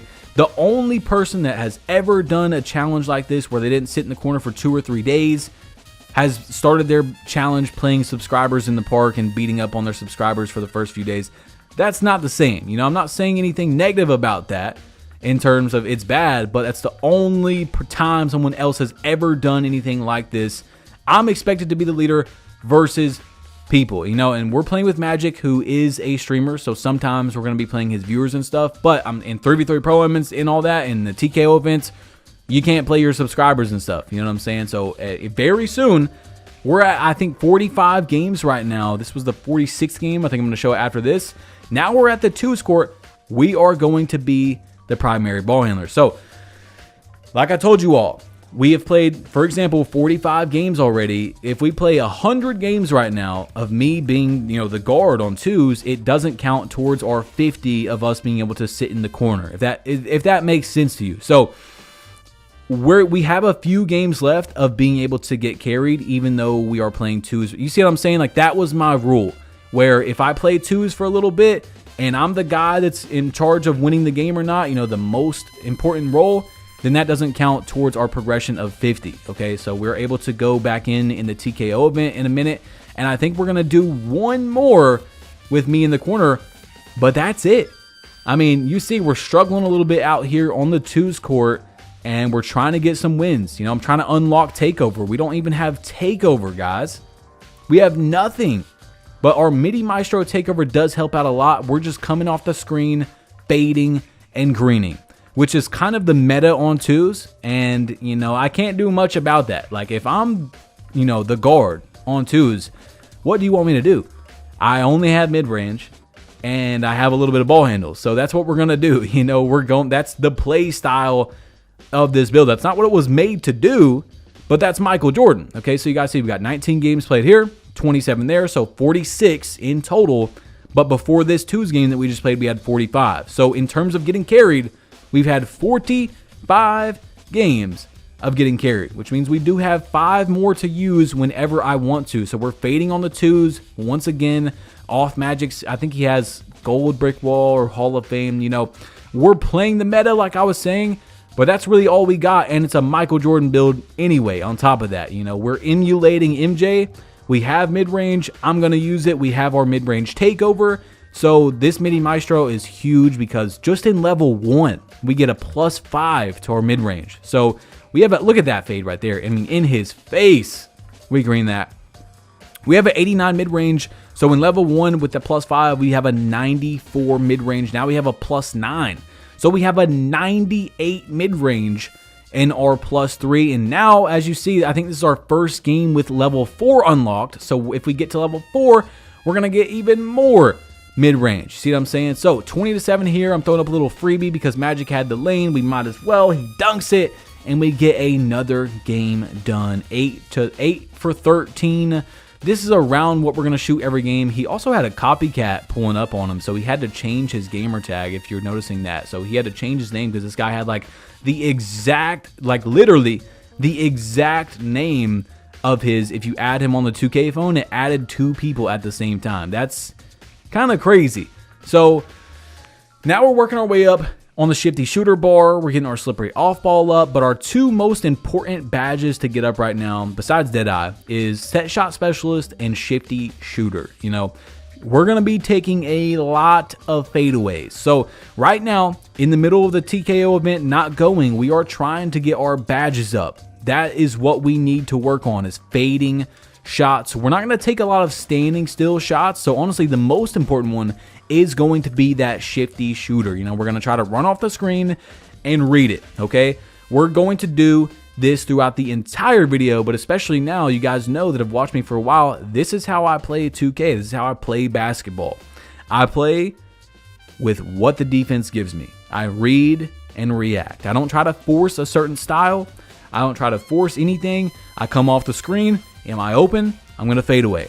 Did my teammate pop? Did the center pick up on the pop? Okay, he didn't. Now I'm going to hit the pop. We're going to call a slip the next time because it looked like they were playing sides. So we're going to slip. Is the center open? Okay, I'm going to hit the center. Did they drop? Did they both drop? I'm going to fade away. You see what I'm saying? There's so much people try to force on this game, and I'm just playing basketball, baby. That's what we're here to do, for the love of the game. All right. Throughout the year, there's not much meta that I play. I would say in total, if you took a percentage of my games that I play meta, most effective tactic available, it's 10-20% of my games. I like to be unique. I like to switch it up, play on builds and play styles that most people don't play with. Like recently I was dribbling and ISOing with a 7'3" build, going on a 33 game win streak in the stage that I showed in a video. That's what I like to do. But at the moment, we got to run off that screen and fade. Okay, so you see, hold up, shifty shooter is 99.9. So what that means is, if you guys don't know, is we don't have the attributes available to unlock the silver badge. So we're gonna hop off this win streak right here. I don't know what we were on, but we were on a little decent win streak. We don't even have the attributes available to hit shifty shooter on silver. So when we get the attributes, which is agility and mid-range, then we're going to be able to upgrade that. And then after one game, after just one fadeaway, we will have shifty shooter on silver. So I was like, damn, I really wanted to go into TKO with that, but we got 13,000 VC. Okay, we were playing some 3v3 Pro-Am, we had the TKO event, then we were playing some Park. I mean, you guys have seen all these games right here. We're, getting some quests done sometimes and blah, blah, blah. So I'm looking, oh, wait a second. We can get shifty shooter silver right now. I'm like, okay, I didn't know it was that low. We're definitely going to take that shifty shooter on silver. And I'm like, okay, speed with ball. Hey, silver lightning launch. That's perfect. That's going to be our max for this video. I'm thinking, perimeter, maybe. Because look, perimeter, we only need to go up to 74 to get bronze clamps. So that's going to be our next thing that we're working towards. And now we lose. Okay, we lose. We play Kumpfa. These guys, they got their dribble, like I told you, they got their meta lineups and stuff like that. They're out here to win. The TKO event has started. And that's game 46 of me getting carried, okay? Or me is sitting in the corner, you know what I'm saying? You guys have seen some games where it was like me doing the carrying, at least on offense. So we come in here and we get a strike. This is, I think, our first loss before winning 4 in a row in the entire TKO. Like I told you guys, even though I'm not even the primary ball handler, we were already losing. So we hopped out of there. All right, we hopped out and we said, I'm not going to risk it at the moment and use the rest of my games. I don't want to do that because, I don't know, it just was not looking good for us, okay? I don't know, things were not working correctly. So we go back to the 2s and we go 7 for 9. Doing that run and fade, run and fade, read and react. That's what we got to do at the moment. We are a 70 overall. We have almost no defense, and we're going to unlock silver shifty shooter right there, which is huge. Okay, that's going to be big for us. Every single badge is going to be expensive in terms of how long and the time it takes to unlock it. So look, for 3, I got you. You thought I was going to shoot that 3. No, we're just going to do a little step in and game it right there. I told you, I don't want to shoot many 3s, although right now we actually are shooting a decent clip from 3. I think we've only took like 3 or 4 attempts, but hey, that's him. Like, MJ did not shoot a lot of 3s in especially his early career. You know what I'm saying? He did not take a lot of 3s at all. Okay, I think he shot like 1 per game, which is insane for how the NBA is now. Who knows what Mike would have played like in today's NBA? But, you know, that is just wild to see that one of the widely regarded greatest player of all time, or close to greatest players of all time, basically shot no threes as a shooting guard in, you know, most of his career, a lot of his career. He did actually end up shooting more as he went on. But, you know, I'm looking at it right here. I wanted to pull it up as I was talking to you guys. Rookie season, 0.6 3-point attempts a game. Next season, 1.0, 0.8, 1.6. It wasn't until 1990, when he was 5 years in the league, where he started shooting over 1 3 per game. Not just made 1 3, but just shot 1 3 per game. And also the percentages of him shooting were very low as well from 3. So you got to keep that in mind. I mean, first year, 17%. Sophomore, 16, 18, 13% in 1987 to 1988. The guy wasn't shooting a lot of threes for a while, okay? So if we can shoot anything decent at this moment, then I'm pretty happy with that. So we're running through some games right here. And by the way, we're still not even NBA Michael Jordan, okay? We're still in college over here. We are in, and not only are we in college, we are a rookie in college. We still got 2 more years to go. So, you know, we got a lot of game to work on. This man wasn't a out of high school first pick in the draft phenom. I mean, he had to work his way up there. There was a lot of grind, a lot of, you know, overnight success is what people call it. Like, you know, just overnight, you're like, wow, this guy did this. But really, the whole time, he was locked in. You know, he was working on that game. And I don't know, that championship shot was huge. But we got an 18-20 game here. The center picks up and jumps. I'm throwing up a free board. A free board. I mean, not free in this game because the boards can bounce out crazy, but very high chance to get the rebound. I'm okay with that, guys. I told you I'm a team player. This is Michael Jordan. And it's crazy because even in a video game, MJ and Kobe is who I relate to the absolute most. I'm a competitor, guys. It doesn't matter if it's rock, paper, scissors. I want to win.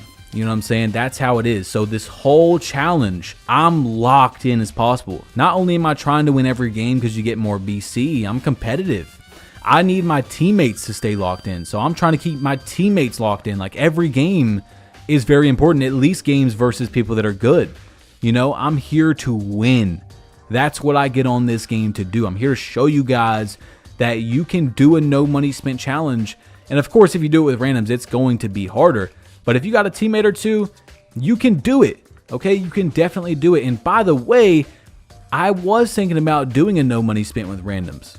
If this video, I'm going to probably regret saying this, but if this video hits 15,000 likes, then I will eventually, on 2K25, do a no money spent with randoms. It is going to be the absolute most painful thing I've ever done, but I will do it. I will do it if it does that. Now, you might be like, 15,000 likes is crazy. The Kobe no money spent got 30,000. It is very, very possible. It's all up to you guys that are watching this video right now. You can make that possible. So this no money spent is, I mean, I'm telling you, bro, I had days. I wear this thing called a Whoop. This is not an ad. WHOOP. It tracks your sleep, your stress. I had days where we had almost 500% more non-activity stress versus other days.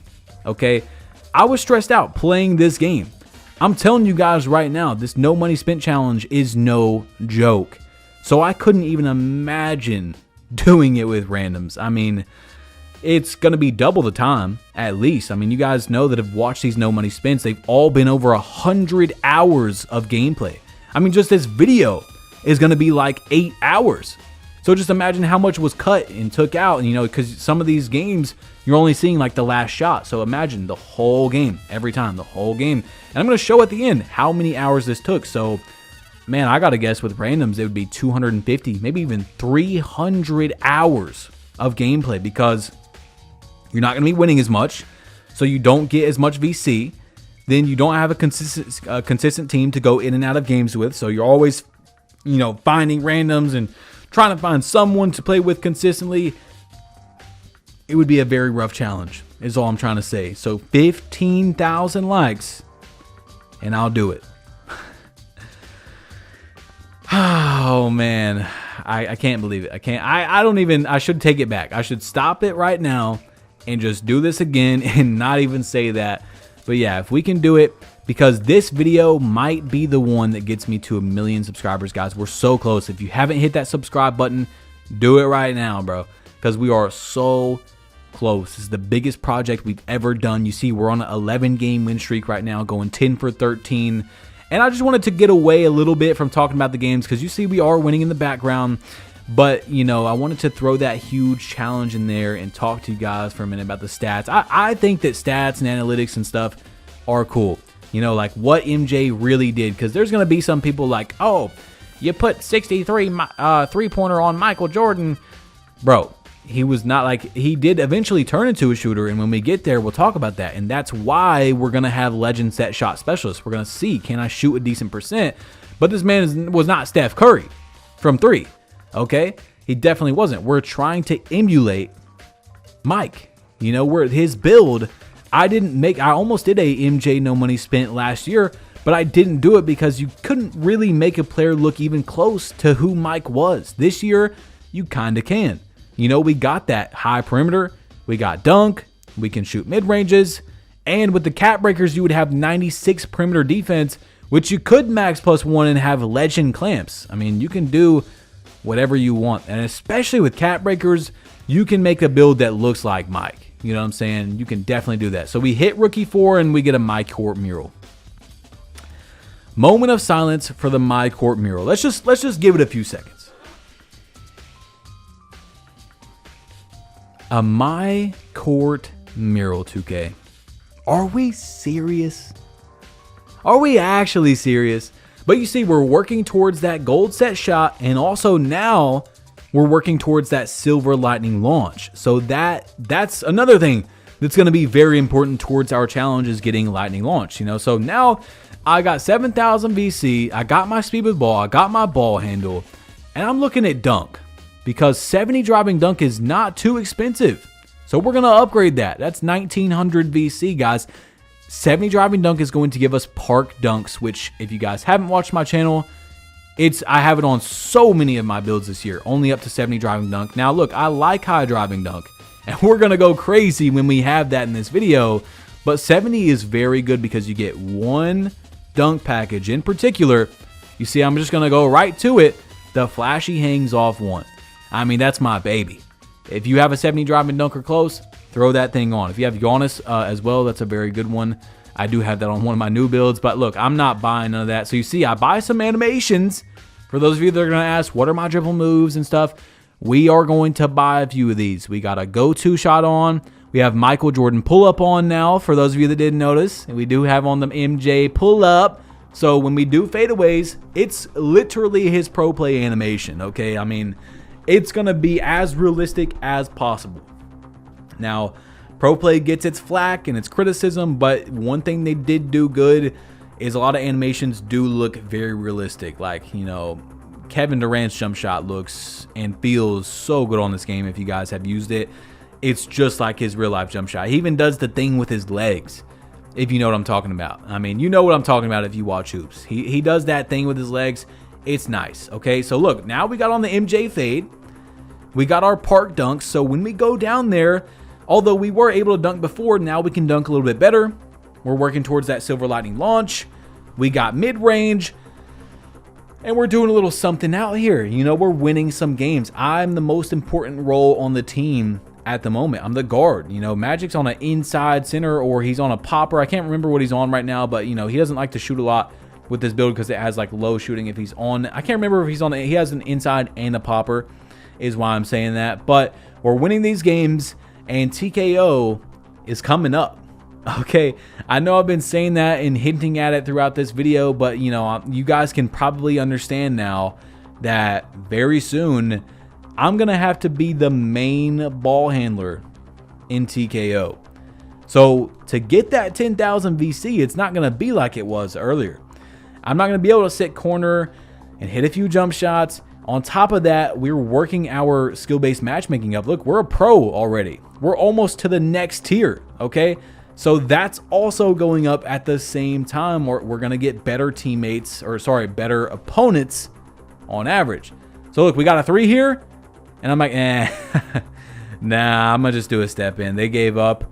I'm gonna, you know, if they're going to give up and not play, because I don't know how he goes 0 for 4 on a guy with like 65 perimeter, but I'm going to just step in and shoot that thing. You know, some people like to do that. They like to give up at the end of the game, and if you shoot a shot and miss, then they'll start playing. And I'm like, nah, screw that. You stop playing, you lost. You know, that's your fault.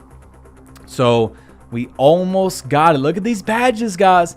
Look at these badges going up. We got 3 that are about to hit that level that we need. So another game of run, fade, run, fade. And I can't lie to you, this was fun.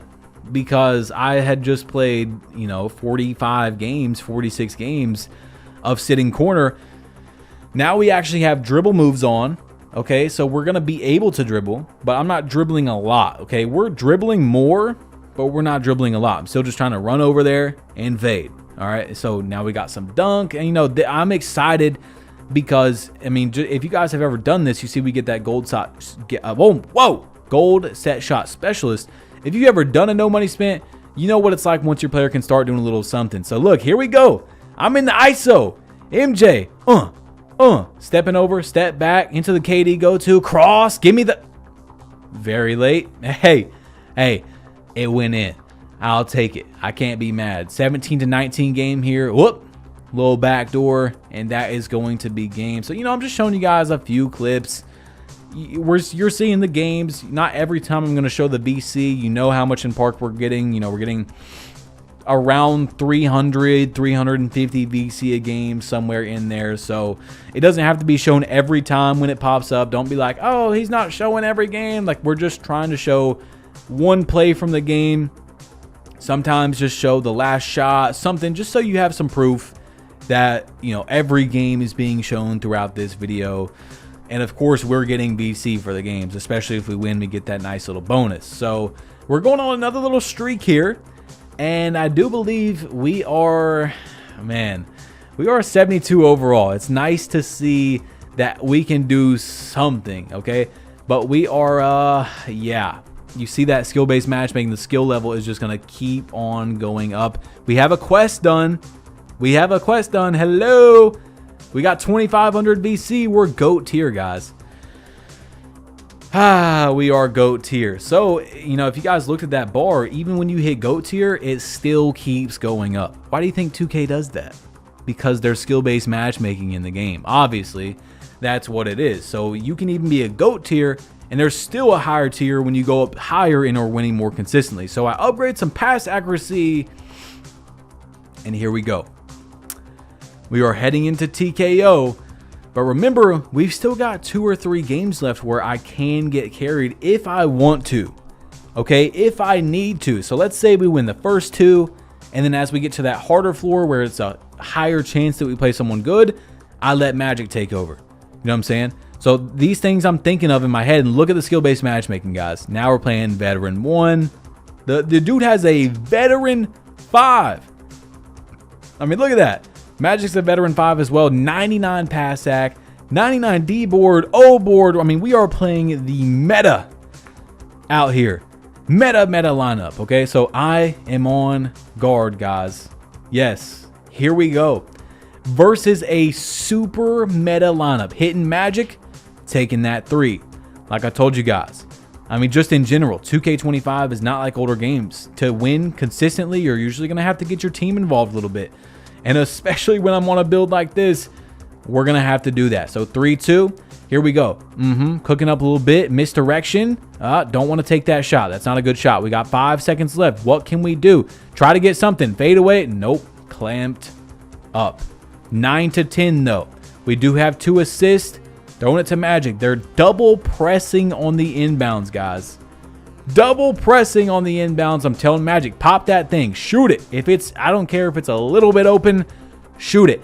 18-13. We need to get a stop. T-Peck is reaching out of his mind. He's getting pulled up on, and that's great. Yeah, I mean, the guard went 7 for 9. T-Peck was playing lockdown, and T-Peck was, I mean, that's the position, that's the role he was playing, but he really wasn't locking down, okay, in this game, okay? I mean, I got, you know, like I said, I'm MJ. That's actually how I usually play. Like, I'm very honest with my teammates, and I want them to be honest with me. You know, if I'm not playing good, I want to hear it. I want to know what I'm doing wrong. I want to fix it. So, again, 99 steal, 99 rebound, 99 three-pointer. We already have 1 strike. Remember, we can only get 2 strikes, and on top of that, we only have 2 hours, okay? So, let's say we get up to the 2nd floor, 3rd floor, and lose. That's basically just wasted time. So Magic, I don't know what he's doing here, but T-Peck's wide open in the corner. He's going to miss that shot. Magic gets the rebound, takes it up. Here we go. They're swinging over to the corner. Good defense by Magic. I'm getting the box out. Oh, it bounces off him. Look at the hustle. Man, but you see, we're fighting, okay? We're trying as hard as we can. I mean, sitting up. My elbows were on my knees. I'm talking about sweating. Look at this fadeaway. MJ. We got to do what we got to do. 19-18 here. And he's going to fade away. Game. Oh, man. I mean, we tried, bro. Look, I mean, the rebound count was 9-3. I was doing what I can. Look, what I'm doing, mainly, as well as the read and react, like I told you guys, doing what the defense gives us, I'm trying to be a manager of the game. And I've always done this, but especially on a no money spent, I'm trying to limit my turnovers as much as possible. Okay? Be very safe with the ball. Take smart shots. Pass to guys that are open. Shoot when I'm open. Blah, blah, blah. You know? Fundamental basketball. Like some San Antonio Spurs. You know? Like we're just getting the ball in there. And look at T-Peck shooting over that man. 11-2 here. 4 assists, 2 points, but we're only shooting 33% from the field, 11-17. We know we got this game won, so we're just trying to get this one over. Now we've switched it again. You see, we're switching lineups over and over. I've got 5 assists in that game. Magic has 9 points, but we're running, you know, our off balls and stuff like that. So you're going to see games where Magic has more points, but I'm still the primary ball handler, okay? I'm still bringing up the ball. I'm the most important role on the team for threes, in my opinion, is usually the guard. So you see we get Silver Lightning launch right there. Yeah, and then it's 19-8.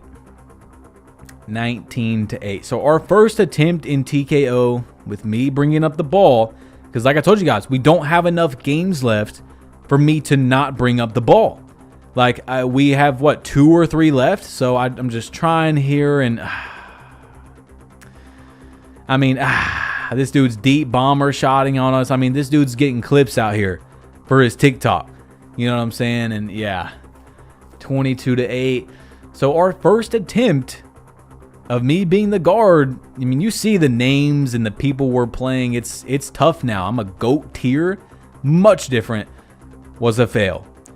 Yep, it was a failure. But we do have 1 or 2 more TKO events left. So now what we're trying to do is go into the park and rack up some more VC so that when we go back into there, we will have a little bit better of a player. You guys see, I'm looking at my quest. We need 11 more park games, and we're going to get 2,500 VC. We've got some Pro-Am games to win. We've got 13 more teammate A- or hires. I mean, we're not just, you know, randomly picking where to play. We're not, you know, because people in no money spends, and I've done it before, have just spanned through 3 Pro-Am. No. We are out here trying to be as efficient as possible. Get that season XP along with the VC as well. So back to the park we go. I mean, we tried, bro. I mean, this is the part that people like to see. You know, you want to see the struggle, and that's why day 2 is going to be the longest day, because this is the first day where we're not in the corner the entire day, and that's it. We don't got any more corner games. We got like 1 or 2 more. Look at the dunk right there. You know, little, you know, just little flashes, little shades of MJ. But look at the putback from Magic as well. We were kind of out here hooping in the park. We were winning a good percentage of our games in total. I went 2 for 7 that game, but Magic went off. Dude was just sitting down, letting him shoot. I mean, that's what people do on this game. A lot of people will just sit there and let the popper shoot because they, you know, Magic's got like a 76 3-pointer, so it's not very high. I think he has silver set shot, and then he has his max +1 on like rebound chaser or brick wall or something, so he could put it on gold to shoot better. And also on top of that, you got to think about it, I have no dimer. On top of that, my pass accuracy is not good, and this is probably the most important year for pass accuracy. I mean, it determines how well you catch the ball, which leads into your shot. Dimer gives you a higher percentage from 3. It's all tough. It's the same thing when we're playing 3v3 as well as in TKO. You know, when I pass to my teammate, he's catching it horribly. You know, you can't just catch it and shoot right away every time because he's catching it off 40 pass ac and he gets no boost from the dimer. The pass is usually slow, but we're going to get there. We're going to get our timer up. That's why I went 71. So when we get our max +1 at tier 2, which is not very far, it's like level 15 or level 20, we can put that on. We'll have gold dimer. Gold dimer is going to be great. You know, MJ wasn't Magic Johnson out here. So I went 71. I thought that was good to have gold dimer. I thought that represented Jordan pretty well. You know, gold dimer is what I would say he was around for his career. You could maybe say Hall of Fame, but you see what I'm saying, okay? I'm going to stop yapping about that. But we are GOAT tier. And you see, we're working our way up to having a maximum GOAT tier, which is not what I want, okay? It's not what I want, but we do have our, you see, takeover, double snatchback pull up, and I had to shoot it. I had to shoot it. Our takeover gives us a higher chance of breaking ankles, so that's how we're able to break ankles right now. And we do have ankle assassin on bronze. So, you know, it's going to happen from time to time, but especially with our MIDI Maestro takeover, it does increase your chance to break ankles, all right? So now in takeover, you know, it says +15, although, you know, it probably maxes out at 99 or whatever. With our 89 mid-range in like level 2 or 3, we have a 99 mid-range. And if it goes above, then hey, it goes above. That's also nice. I mean, I don't think Mike Wayne gave us an official confirmation this year if it goes above or not. In previous years it has, but you know, when you read the takeover screen, it also does say takeover 99. So you see the ankle, the little stun into the crossover in the ISO with the dunk. 72 overall, bro.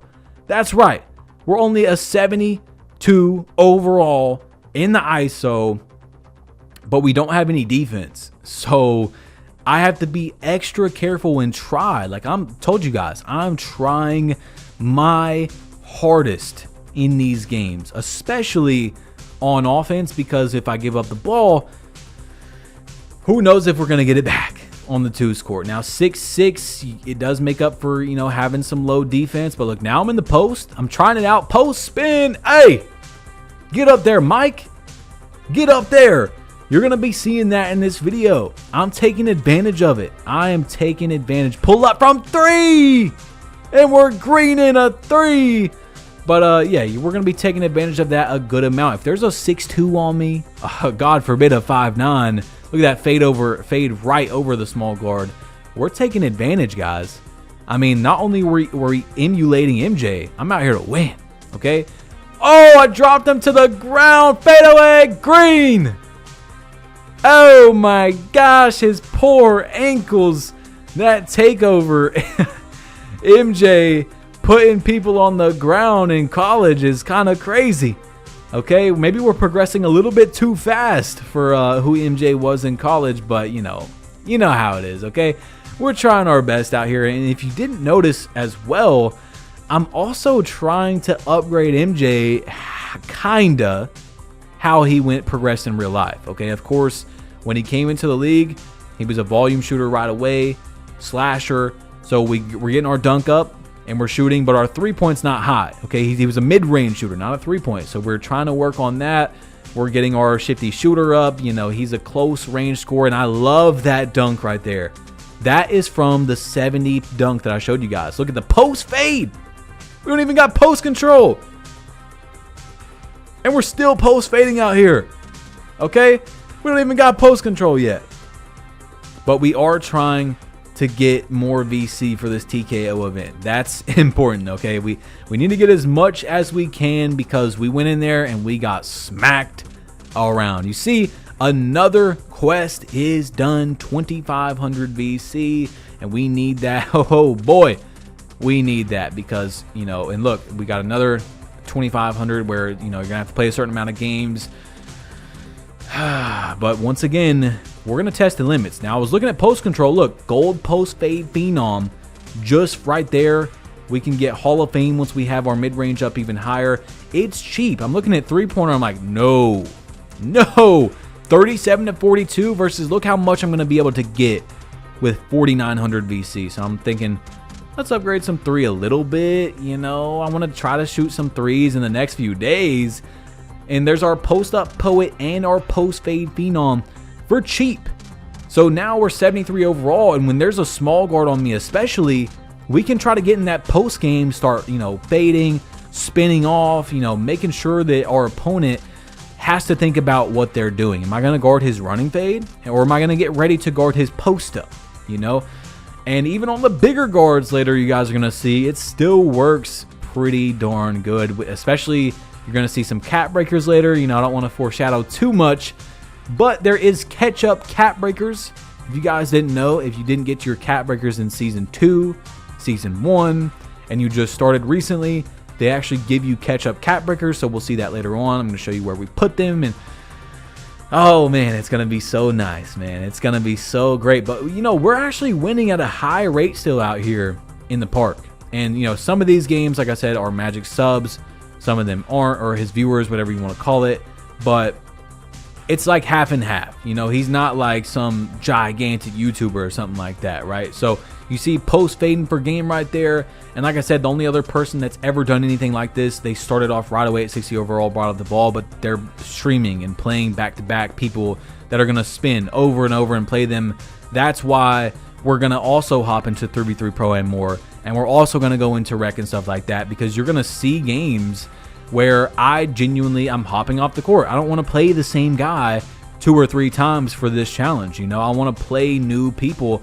So you're not going to see really that many people throughout the video that we play that, you know, more than like 3 or 4 times, right? So look at the crab right there and the green. But of course, Magic also has a big head, so that's going to attract people no matter what. Like, he's like rookie, what is it, veteran 5. So that's going to attract people that are trying to win, and they're trying to get their TikToks and their clips and, you know, stuff like that.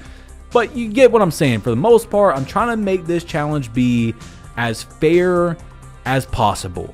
You know, I'm trying to make it look as realistic as possible, because if someone else is trying to do a no money spent, the average person isn't going to get someone to come around and play them again and play them again, you know. So that's what we're doing. And look at the MJ fade, man.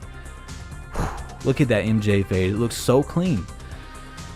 Now, I'll tell you guys, okay, maybe it's me. You know, I told you I'm a very right-hand side of the court dominant player. I like to do everything right more than left. But the MJ fade going right is so much better than going left.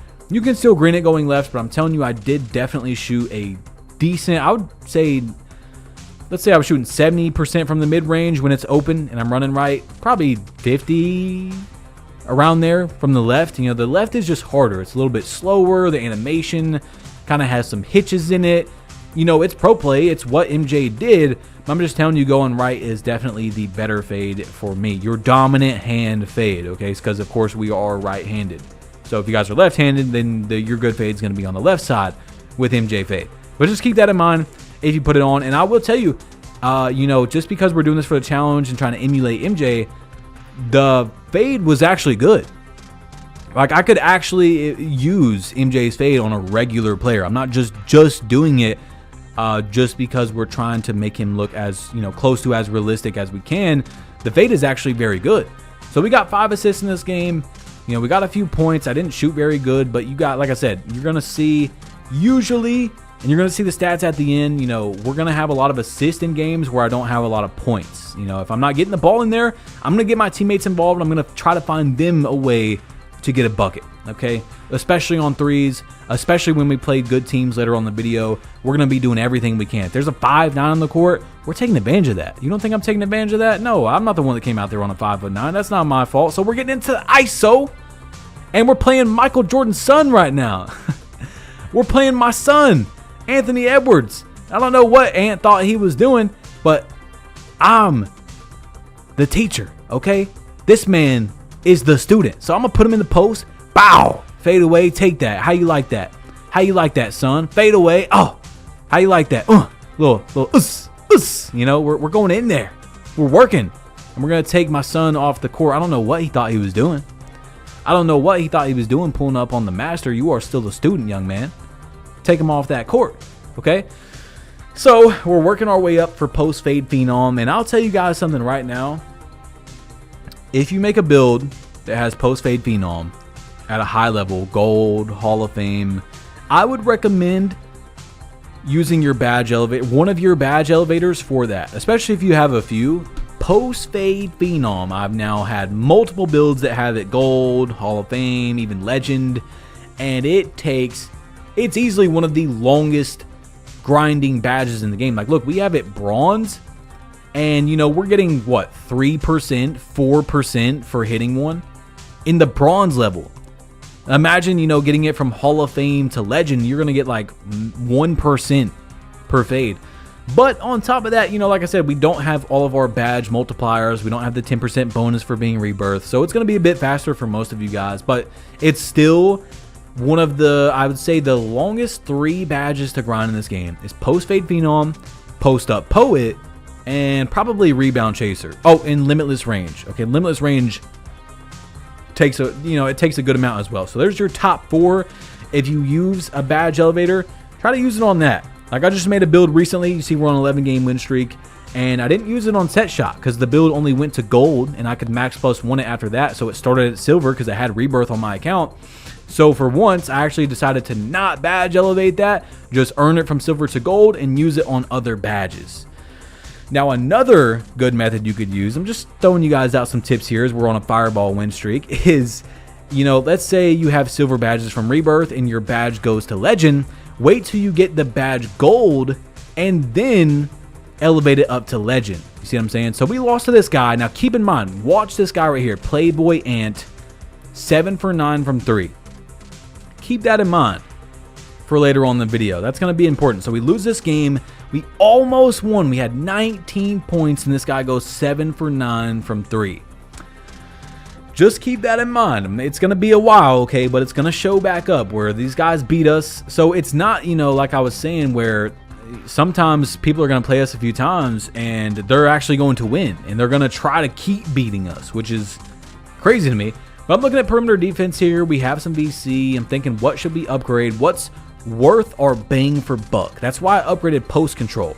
We got so much out of 4,000 VC. Now we can spin off people and get some bailout buckets. Now we can post fade, which, you know, that's Michael Jordan. We're going to be post fading out here. Even if it puts me at a little disadvantage to post fade more than I should be, I'm doing it, okay? I'm going to try to figure out that post. So I go over here to 74 perimeter. I'm looking at the requirements of what we need. We're able to get right there at 70 agility, on ball menace bronze, and challenger bronze, which is going to be clamps. And then challenger, of course, is going to be able to protect and contest people better when they take jump shots. So another bang for buck upgrade. Now I'm going to hop into 1v1 proving grounds because at the moment I didn't have any teammates. I forgot why, what was going on. But yeah, so we hop into the 1v1 proving grounds. And the reason why I'm sighing before we do this is I've played a lot of proving grounds this year, guys. A lot. I mean, a lot. If you guys have watched my channel, this guy, different breed, 83 overall. Now, of course, if I had my upgrades and stuff like that, it would have been easier. This guy, and I can't even lie to you, bro, this was one of the best people I've played this entire year. Like, he's probably top 10, top 20. Look how this guy is going to be moving on this 83 overall build.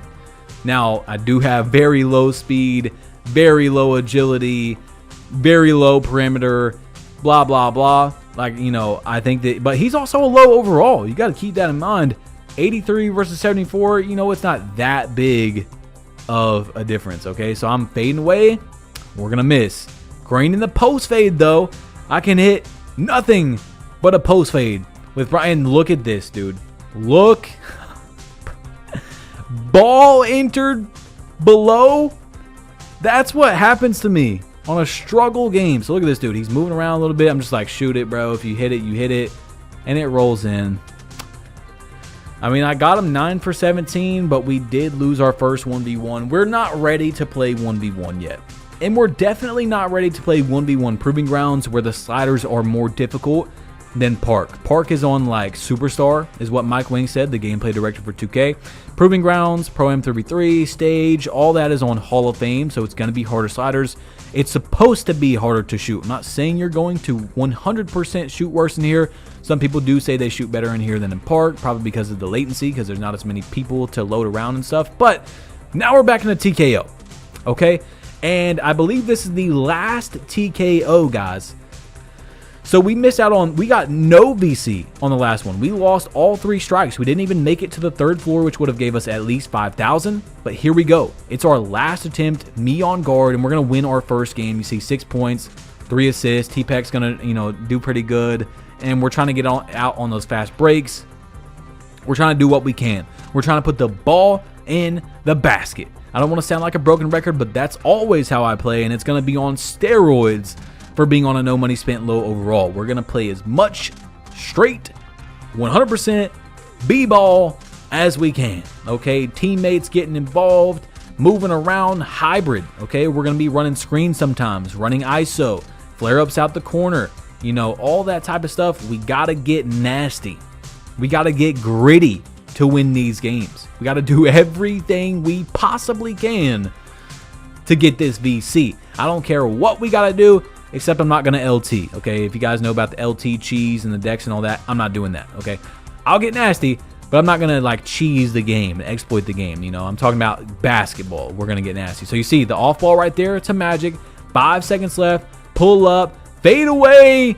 And he hits the shot for game. I don't know how, but you see we got our 3 assists, although Magic did have 17 points. But, we do call our off balls and stuff. And even if he did carry me on that game, we still had, 3 more games to be able to get carried. So you could count that one, but we're still under 50. Okay. So that is, we're able to do that. All right. I forgot exactly what happened in that gameplay, but you see what I'm saying. So anyway, 2020 here.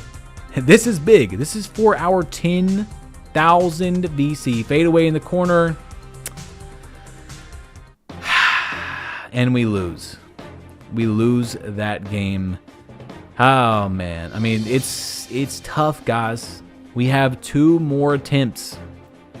2 more attempts to get down there and win.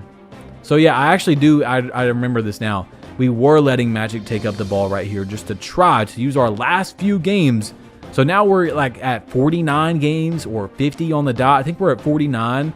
And it wasn't even worth it to go back in there and let Magic carry me for 4 games because we couldn't do that. We're breaking the rules if we do that. So we're coming back in here and we just got to get it, bro. We got to try this 10,000 VC, is going to be important, but for the team, for the challenge of we're in here testing our limits, bro. I mean, we're on a build that is not even close to meta for 3s because meta is just hitting 3s, 3v3, you want to get 3s in there. Like I said, it's been like that for years. On top of that, we're a 74 overall, and we're the primary ball handler off the screen, stepping in, greening that thing. 12-7 right here. You see 19-15, close game. I'm bringing up the ball. We got to get it done. Off the screen. Nope, don't want to take that shot. Okay, Magic wide open. Oh, doesn't take that, and then he has a fadeaway. You see what I'm saying? So, like, although, you see I got 4 assists. You know what I'm saying? So we're contributing to our team's success sometimes. That's why I have a secondary ball handler. If we're 10 seconds into the shot clock, 12 seconds into the shot clock, and it's not going for me, then we got Magic. We got a whole nother guy with stamina, jump shot boost. We can use him to our advantage, but I still have to be the primary ball handler. I have to be the one predominantly taking the ball up the court. At the end of the game, I've got to be the most important role for the team. You see, that's a part of my rule. So we're coming off that screen. I see that neither of them really both picked up. We're going to green that right there. And we're going to dunk the ball on the fast break. So here we go. I'm thinking, is this it? We got it. I mean, we got 1 or 2 strikes left. 6-8 on the slip. Hitting T-Peck. Here we go. 18-18. You see, Magic sitting in that corner. We're calling the off ball. He's going to catch it. Run around a little bit. And green the shot. Holy. 8 points, 3 assists. Magic had 3 points before that, okay? So the reason why I'm saying that is because I just want you guys to believe me And trust me, we can't show every full gameplay. The game would literally be, like I said, it's over 100 hours of footage every time. But that's also why this is going to be the longest no money spent, so you guys can see the struggle, like the actual struggle. But we wanted to run through day one quickly because you don't want to watch a lot of me in the corner. This is the most important day because we're bringing up the ball and we're a very low overall. As we're going to progress, some of the days are going to be longer, some of the days are going to be shorter, but you're going to see, okay? So we played a lot of games in this day, but here we go. We got a 93 perimeter, lockdown, 92 steal, 89 speed. I mean, the guy's not the, you know, most crazy lockdown, 99, 99, but these guys, they have a meta lineup. They got a center with high, you know, decently high rebound. The guard's got 97 three-pointer. They have a lockdown with speed and steal and perimeter. So this is a big game. Okay, so like I told you guys, Magic is guarding ball. He gets hit with the screen. Look at the pickup. I jump. He does miss the shot. I mean, I'm going to come out that corner a lot. We're cherry picking. I told y'all. I mean, call it what you want, bro. You take up a shot like that, you miss the shot, your lockdown's not getting back, your center's not, you know, whatever it is, it ain't my fault. I'm here to win BC. Okay, and we're going to do everything we can that's not exploiting the game. So 2-0. Look at this. Look at this. I mean, he is just getting boxed up. Tries to throw it to the corner. I'm here. He did kind of get a blow by. Center wide open is going to green that shot. That's not what we want, bro. So we're averaging 4.7 points per game in this event with 1.3 assists. You know, this is the total of every game. So this is still counting the games where I was in the corner and stuff like that. So look, we're going to do a little wraparound, Magic catch and shoot. Missed that shot. Like I said, I'm bringing up the ball. If we have to, we're going to get Magic involved. He goes for the reach right there. He's going to miss that reach off the screen, going to the corner. We have a wide open pop, and that shot's going to go in as well. So it ends up being 16-14 here, and I got the guard on me. Yeah, they're guarding Magic, which is pretty smart. You know, off that corner, he can come out and be pretty deadly. We're going to hit T-Peck on the pop, 19-16. I'm still taking up the ball. We're calling up a flare-up off the catch. Boom. Just like that. You got a 5'9" on your team or a very small guard like that, oh yeah, we're taking advantage of it. We're calling off balls. We're getting nasty. I told you, we're getting gritty out here for that, but I still have to be the guard, you know? So anyway, here we go. How many wins do we need? How many do we have right now? Are we going to be able to get 10,000 BC secured with me being the primary ball handler? That would make me feel amazing. I told you the BC is not even as important as it was for me to do this, to show you guys, to get it done. And there we go. Your next game is on the 4th level, current win streak 3. We have 1 knockout, so we can lose this game. But remember, it's only a 2-hour event as well. So now we have a 99 perimeter, 99 steal. I mean, meta lineup, lockdown, everything off the screen. Look, I'm running to the corner, finding T-Peck off their switch. I don't know what that kind of switch was right there. 6-0, running the fast break, taking my lay. Give me that layup, baby. I told y'all I'm running that thing, boy, all day long. So we're coming up this court, 8-3, crossover, fade away over the lock. Wait a second. No, that's not the lock. I'm telling you, these teams were kind of smart. They were putting the lock on Magic. So if he does come out the corner, but at some point you got to think like, hey, I'm going to put someone else there. I call flare up for Magic. He greens it, and that's it, boys. 4 assists, 6 points. We're able to get that. He was ball watching.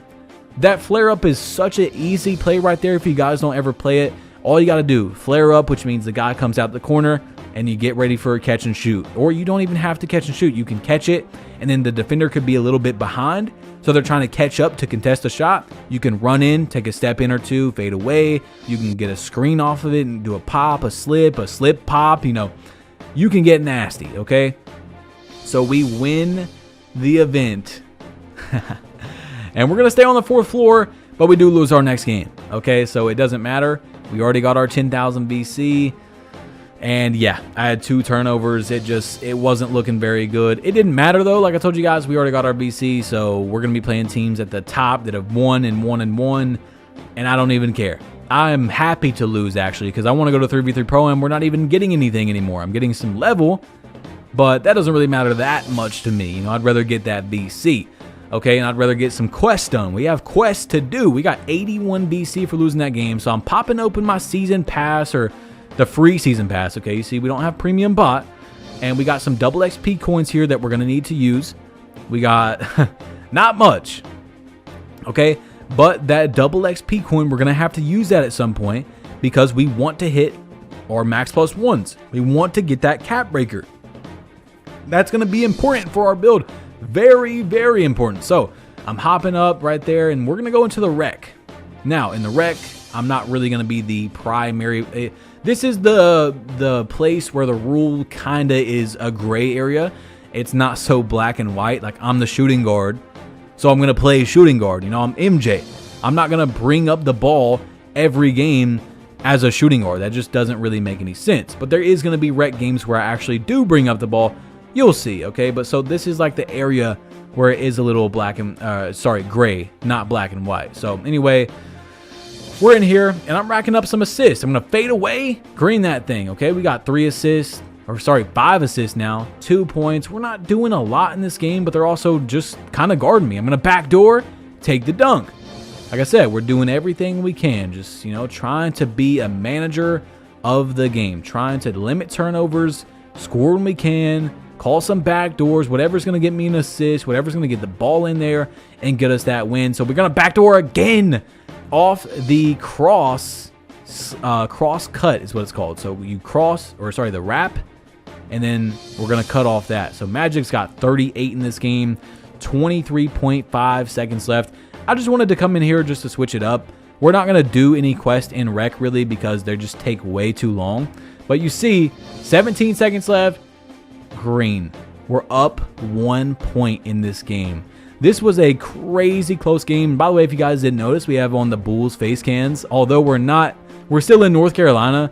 But, I mean, who's going to do the face scans for the 4 guys he was on the team with in his freshman year of North Carolina, you know?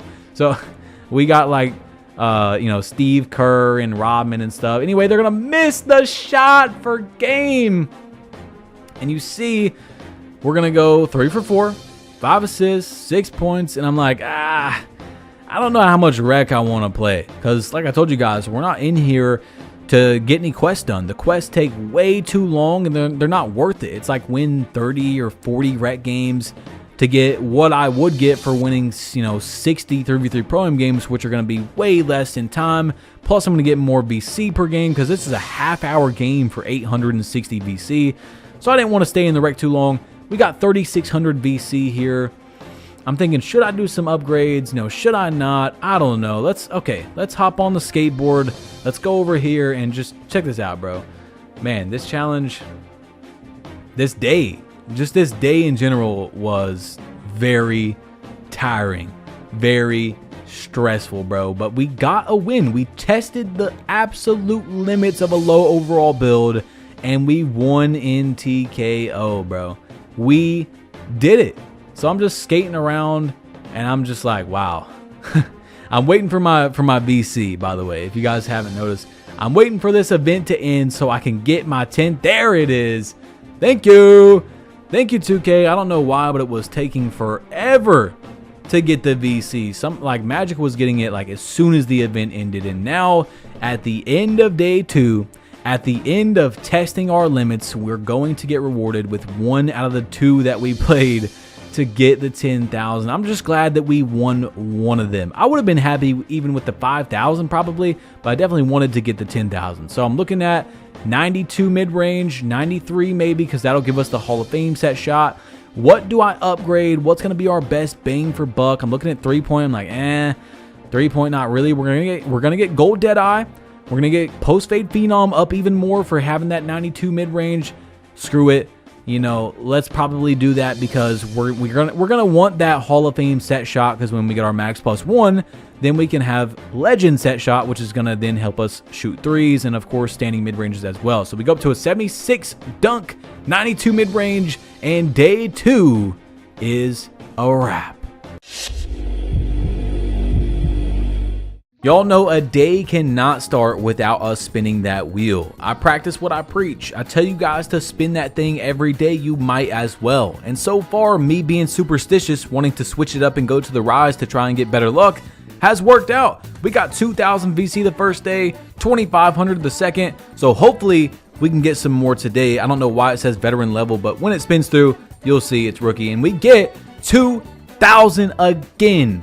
I mean, that's 6,500 VC so far by just going over to the wheel and tapping A. You know, we have gotten very lucky on this challenge, winning in TKO. I mean, that's more skill than luck with bringing the ball up the court, but you see what I'm saying. You know, there's some luck in there. So now I'm looking at these quests, and I'm thinking, what can we do? Okay, we got 22 more games played with the winner's circle to a tier 2. We just got to play 22 park games. Boom, 2,500 VC. Same thing with the Scholar tier 1. These quests are extremely easy. Some of the easiest quests we're going to do, and plus you get the reward of being able to progress your badges faster. So we got to do that. Now check this out. I'm going to start doing stuff not necessarily at the beginning of the days, but somewhere in the middle of these days where I'm just going to do a random giveaway. And the people that comment down below, you see we need 46 3v3 Pro-Am games as well to get that 2,500, so we're going to be in there. But the people that comment this specific one down below are going to be entered in this one only. So let's say, you know, there's only 10 people that enter in this giveaway. I mean, you got a high chance to win, okay? I'm going to give $100 of VC away to someone that comments down below, Bald Mike, okay?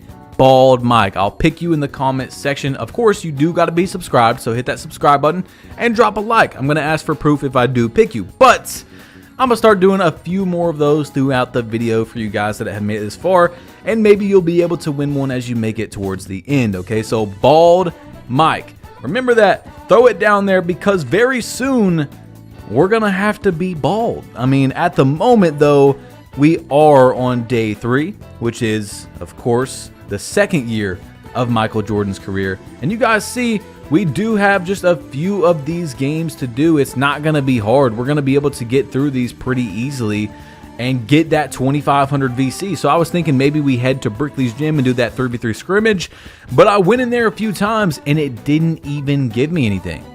Like, it actually, there was no place to start a 3v3 scrimmage. So I don't know why that was necessarily there. But yeah, we are not going to be able to get that. I don't know. Maybe there was something I missed. But at 90 overall, we're going to get 2,500 VC for the rebirth. And now I'm like, okay, every single day we get that 500 VC thing for the street ball. And, you know, we're going to get like 300 VC if we win the game. Plus, that's going to help us get our hot spots or keep our hot spots. So that's what we do right here is we're trying to get that 500. I don't have any teammates on at the minute. We're going to play our guest challenger, which is once again Wimby. And it's not MyCareer. You know, it's not. It's an offline type of game mode, which kind of makes me feel like it's MyCareer, but it's not. And we're only doing it once a day, you know, because we might as well. Just because I didn't have any teammates on at the minute, and, you know, we're trying to get that extra VC. You see, 399 plus the 500. So we just made 899. Plus, you see, we got the mid-range machine quest done, which is, you know, it's 100 VC. But everything adds up, okay? Literally everything is going to add up. So we're going to be 76 overall at the moment. We got 3,000. I'm looking at that set shot specialist to get Hall of Fame set shot. Maybe I should do, Shifty Shooter is over there at 72. Should I do that? I don't know. I don't know if we have, like, that's gonna, okay, we got 1,400. Let's try and put it on speed. Where can we put these upgrades? Like I told you guys, I'm trying to do the most bang for buck. And I was very surprised that Shifty Shooter is at 72 agility to get a gold. Like, that's a very good badge to get gold. Of course, you do have to have a high mid-range as well, so there's 2 requirements. But we head into the park for our first games of the day, and we are going to win our first game, okay? So that is nice. You know, that's always nice to win the first game of the day, and, you know, we will definitely take that because hopefully that can give us some momentum to carry into the rest of the day. Now, in today, we don't have any more. You see, we're getting gold Shifty Shooter right there. We don't have any more events to do. There's going to be an event later on in the video, and, you know, that's going to be tough. That is going to be one of the most challenging parts of the video.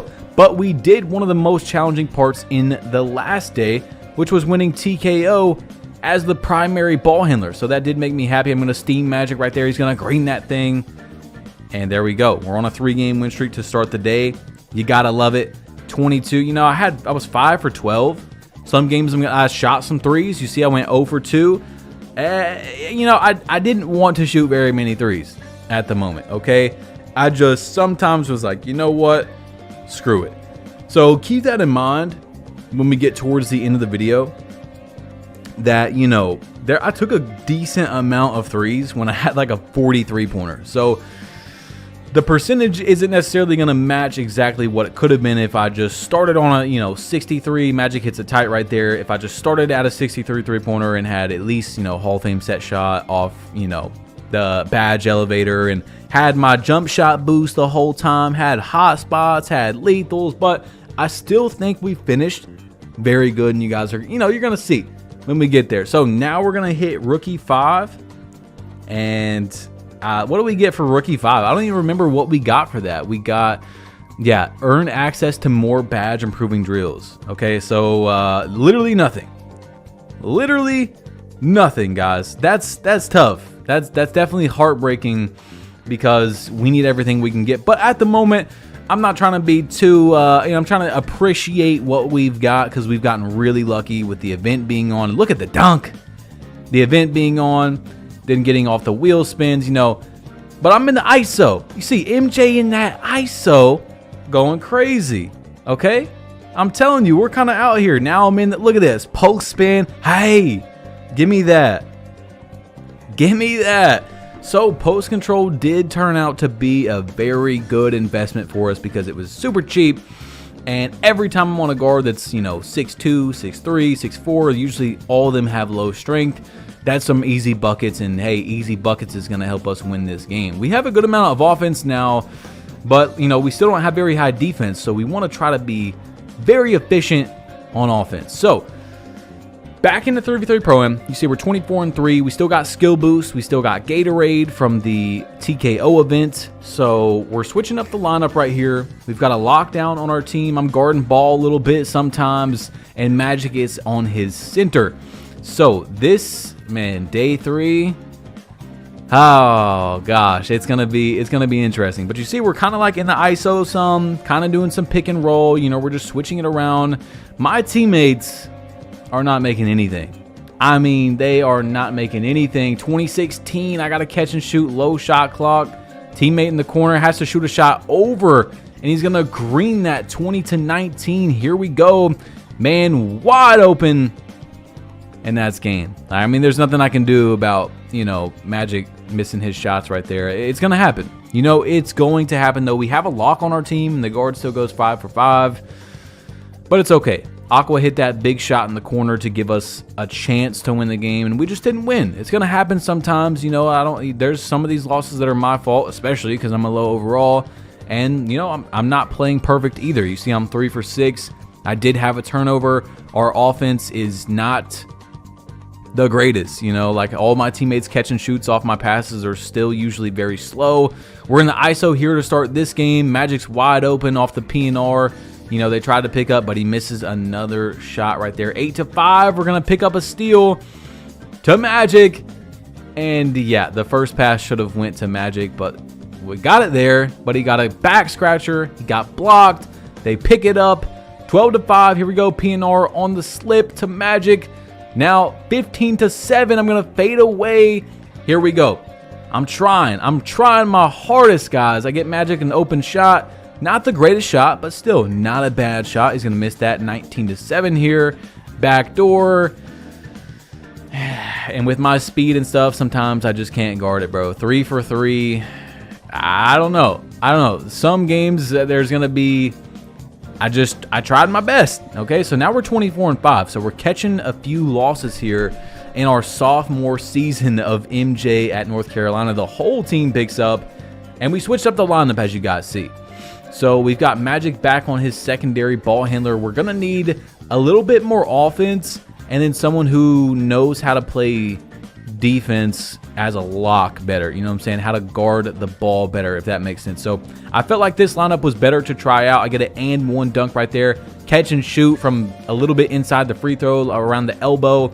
We're going to dunk that on the fast break. We currently have 10 points, 100% field goal. Aqua open, greening that shot to make it 19-17. We got a close one here. Magic in the corner. And we're going to end that game, bro. 10 points, 5 for 5. Once again, I'm in my managing bag, okay? I'm like Tom Brady in the fourth. I'm like, whoever you want to call it, that's a game manager. That's what I'm trying to do. Nothing too crazy. Just win the game. Look, fade away, boom, off the screen or on the ISO, off the switch. They don't want to switch it. That's cool. I'm going to fade away. I'm going to take my good shots. I'm usually not going to take even a lightly contested in the entire game, you know? So we're going to get an on-ball steal right here, blowout dribble to Magic in the corner. He doesn't shoot it. Okay, another pass to Aqua, moving that thing around, and we're going to green that shot. So we start off day 3 a little rough. You know, we're going to lose games. 3v3 Pro-Am is going to be the hardest place to win with this build because the sliders are harder. And, you know, like I told you guys, we're not even close to meta for threes. Not even, we're on the opposite side. Not only do we have a low three-pointer in general, we literally have like a 38 three-pointer. So you see that right there. I wait for the center to drop. I'm going to shoot my wide open mid-range. He was not expecting that. And right now, you know, I'm like really locked in on being efficient. Like I told you guys, 5 for 6. We had a 5 for 5 game. You know, we've been having some games where we don't miss a lot of shots. I'm having to sit up and just lock in. We still have our jump shot boost, which is nice. That is definitely helping us. And we're working our way up to Hall of Fame set shot specialist. Now we play a 14-5 team. So it's also important to keep in mind that we can't even have Hall of Fame set shot specialist yet because we haven't grinded the badge out enough. So there's no reason to upgrade to a 93 mid-range at the moment. You see what I'm saying? Or you know what I'm saying? Like, it wasn't that big of a deal. So we're playing a 99 steal, 99 perimeter, 14-5 team. Okay, so once again, you're gonna see this theme where from time to time the lockdown's not on me. They're gonna keep him on Magic to begin because they're saying like, well, this guy's a 70 overall, why would we do that? And then the lock does switch on me. Sometimes we try to play off the lock because we do have 2 ball handlers. That's another thing that I didn't mention. We're gonna call it backdoor from Magic. It didn't work. He gets a nice 3 right there, greens that shot. So that's another thing you can do, is you can play off the lock. So you can try your hardest to where the lock isn't guarding ball if you have 2 ball handlers. And that's a good scheme, especially because a lot of people that run with like a pure lock don't put a lot of defense on their build. So you got to make them pay for that. You know, you got to use your mismatches and stuff to your advantage. So anyway, 8-3 here. I'm going to run. I'm going to fade. And you know MJ, baby. 5 for 8 that game. Magic had 4 fouls. He almost fouled out of that game. We get 2 assists, and, you know, we got the job done. We get our player of the game versus a 14-5 team, which, you know, usually I wouldn't count that as a great team, but 14-5 is a pretty good record when we're playing with a lineup like this, you know, with a 75 overall or whatever we are. Like, you know, we still got to lock in on these games. If we were playing a meta lineup like they were, and we were all 99 overall and stuff, I wouldn't be that worried, but that's a good team for what we're running. You know, we really gotta win. We gotta play good to win off meta, okay? Now, we're not completely off meta because Magic has a great build for guarding ball and being a nice secondary ball handler, but, you know, like I'm saying, I'm the primary ball handler. We'd be much more efficient if I was like on a pure lock and he was still on that build, or you know what I'm saying, okay? So I'm gonna break his ankles right here and green that shot. We're actually down though, 17-15, or sorry, 17-13 in this game. See, I've only got 4 points. We're going to call the off ball for Magic, and off the screen, he's wide open. I told you guys, we're taking advantage of that all day long. If you're not going to play that, that's a 2-man game that you have to communicate with your teammate to play it. We're taking advantage of that. So we get a catch and shoot. 17-16 here, maybe a miscommunication. They get an open shot, but they do miss. I'm running on the break. I'm going to run for that fadeaway, and that's a risky shot. But I knew I was going to get at least an open. I was going to get a decent shot, and maybe we wouldn't have had another chance if we waited on that fast break. So I'm cherry picking, getting down there. You see, they almost made it 20-17 now. Now we have the lead, but we do have to play some defense here. I don't know. I thought he was going to go for a fadeaway, and you see they're trying to go at me, which is smart. So we have a guy sitting down in case he gets by me. He hits a white in the corner. And if you see in the bottom right real quick, I'm shooting 67% from 3 in 3v3 Pro-Am because I've only shot 3 3-pointers in total. But still, it does look really cool considering I have a 38 3-pointer or whatever. So we do get out of that game 4 for 5. Once again, I told y'all, man, I'm just trying to lock in. I'm just trying to get the ball in there and take really good shots. And I told you, again, most of them are going to be in that right side. So now we have our lethal there. At the moment, we have jump shot boost. We have gold shifty shooter. I'm going to catch the lob on this next team. And, hey, we got 16 points in this game. I get a steal Go for the self lob, and I get a layup. Oh, man. MJ was getting a little too out of body there. Okay, we go 9 for 13. Of course, we get player of the game. Now, later on in the video, our self lobs are going to look a lot cooler. But at the moment, we don't have a lot of stats for that, okay? I think that pass accuracy is involved in that as well. So us having like a 40 pass ac doesn't really help with throwing a self lob, especially when you have, what is it, bronze aerial wizard, if we even have the requirement for that. But we get 1,000 BC in that game, guys. So day 3 is starting to look a little bit better. We're playing a team that shoots 62% from 3. They've only played 2 games, so it is a small sample size, but still 62% is 62%, okay? That's better than our team right now, although, you know, we have played a lot more games. So you see, we got a center that a 93 rebound, okay? So they're running a 93 rebound center. We got some GOAT tiers, you know, there are some hoopers, right? But we're up 18 to 13 here. Decent team. Boom, down to Aqua, over to Magic in the corner. Good ball movement wins games. So does defense. And we get that game done with. So we're working our way up to that Hall of Fame set shot. Post up. Poet is also going up as well, which is going to help us out a lot. So now I'm looking at these quests, and I'm trying to see, okay, we need right there, it says 2 more games. 2 more games of Pro-Am. We only needed to play 12 games in Pro-Am to get that. So I was like, screw it. Instead of Park, we'll just finish them out in Pro-Am. Or we could go to the Park, you know, whichever one is fine, but we might as well just do it in Pro-Am since we're 2 games away. And then I'll do some upgrades most likely after that. So 19 to 13, these guys are just like giving up because we smacked them. That was an odd shot. I got to gather there around the elbow, but we're going to green it. You know, MJ is shooting a lot of game winners in this, guys. I mean, not really a game winner because we were up like 8 points, but you see what I'm saying. We are shooting a lot of game winners though in general. So another one, you see, we're ending the game. 4 for 10 though. I didn't shoot very good. You know, we're going to have those games where I just don't shoot the best, but we still did get out of that. 8 to 20. We're going to run through this game real quick.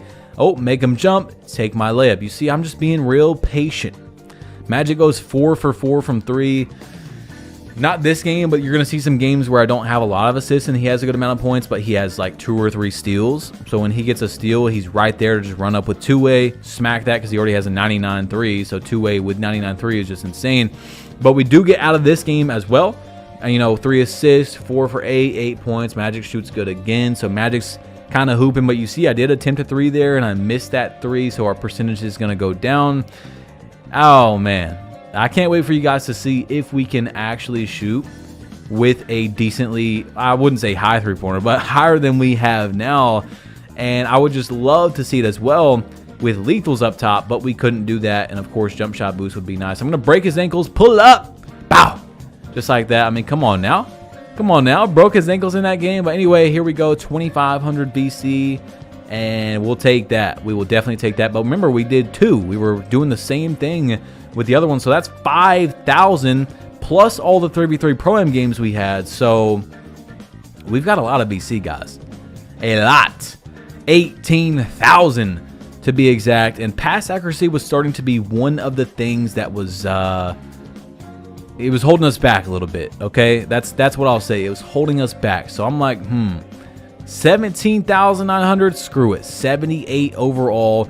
We just jumped up like 20 pass accuracy. We have bronze dimer now, so that will help a little bit. And we're playing a 28 and 13 team, which, like I said, if we were playing a normal lineup on my account or something, I wouldn't be really that worried. But this is a good team compared to our lineup. You know what I'm saying? And my overall, our lineup and my overall. So both of them together. Okay. But you're gonna see throughout the video that we end up, you're gonna see if, sorry, I'm not gonna spoil it, but you're gonna see how well we end up, how our record looks at the end of the video in 3v3 Pro-Am, even with this lineup. Okay, if we're able to win a decent amount of games. I'm not trying to spoil it for you guys, okay? But I'm fading away, and we're kind of beating up this team a little bit, but then they come back. We're calling a slip here. Boom, 15-9, fast break. Boom, give me that. 19-16 though. Here we go. Fade away in the corner. And we're going to game that thing too. Come on, MJ, baby. 6 for 8, 3 assists, player of the game once again, which we love. We love to see that. And also, something I tried to do was play more in this day because it's MJ's, you know, second year in college in 3v3 Pro-Am. Does that make sense? So we gave him more playing time today, and then tomorrow we're going to play even more because it's his last year. It's the year where he hit the game winner versus Georgetown. So I tried to do literally as much as I could. I treat these 3v3 Pro-Am games as the hardest place for us to play. You know, these are like the real games, NBA games out here. You know what I'm saying? If that makes sense. That's why we have the jerseys on and stuff like that. I'm going to take one step in, fade away, gain that thing as well. 4 for 6. You see Magic goes 4 for 4, but like I said, he had 3 steals, so he just steals the ball, comes up, greens it.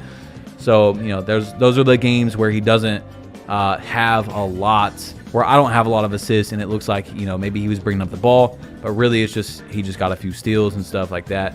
And so there we go, just boom, on a fast break. You know, nothing I can do about that. I can't, you know, tell him to pass me the ball right there. That's just dumb. So we go 65-8. 65-8 team right here. They're platinum. They shoot 47% from 3 with that many games played. Is pretty decent. I'm going to throw a pass off the lockdown, which is really annoying. Even if you have a 99 pass act, the game just for years hasn't had some sort of option where you like throw it around the defender or even bother to. Look at this, bro.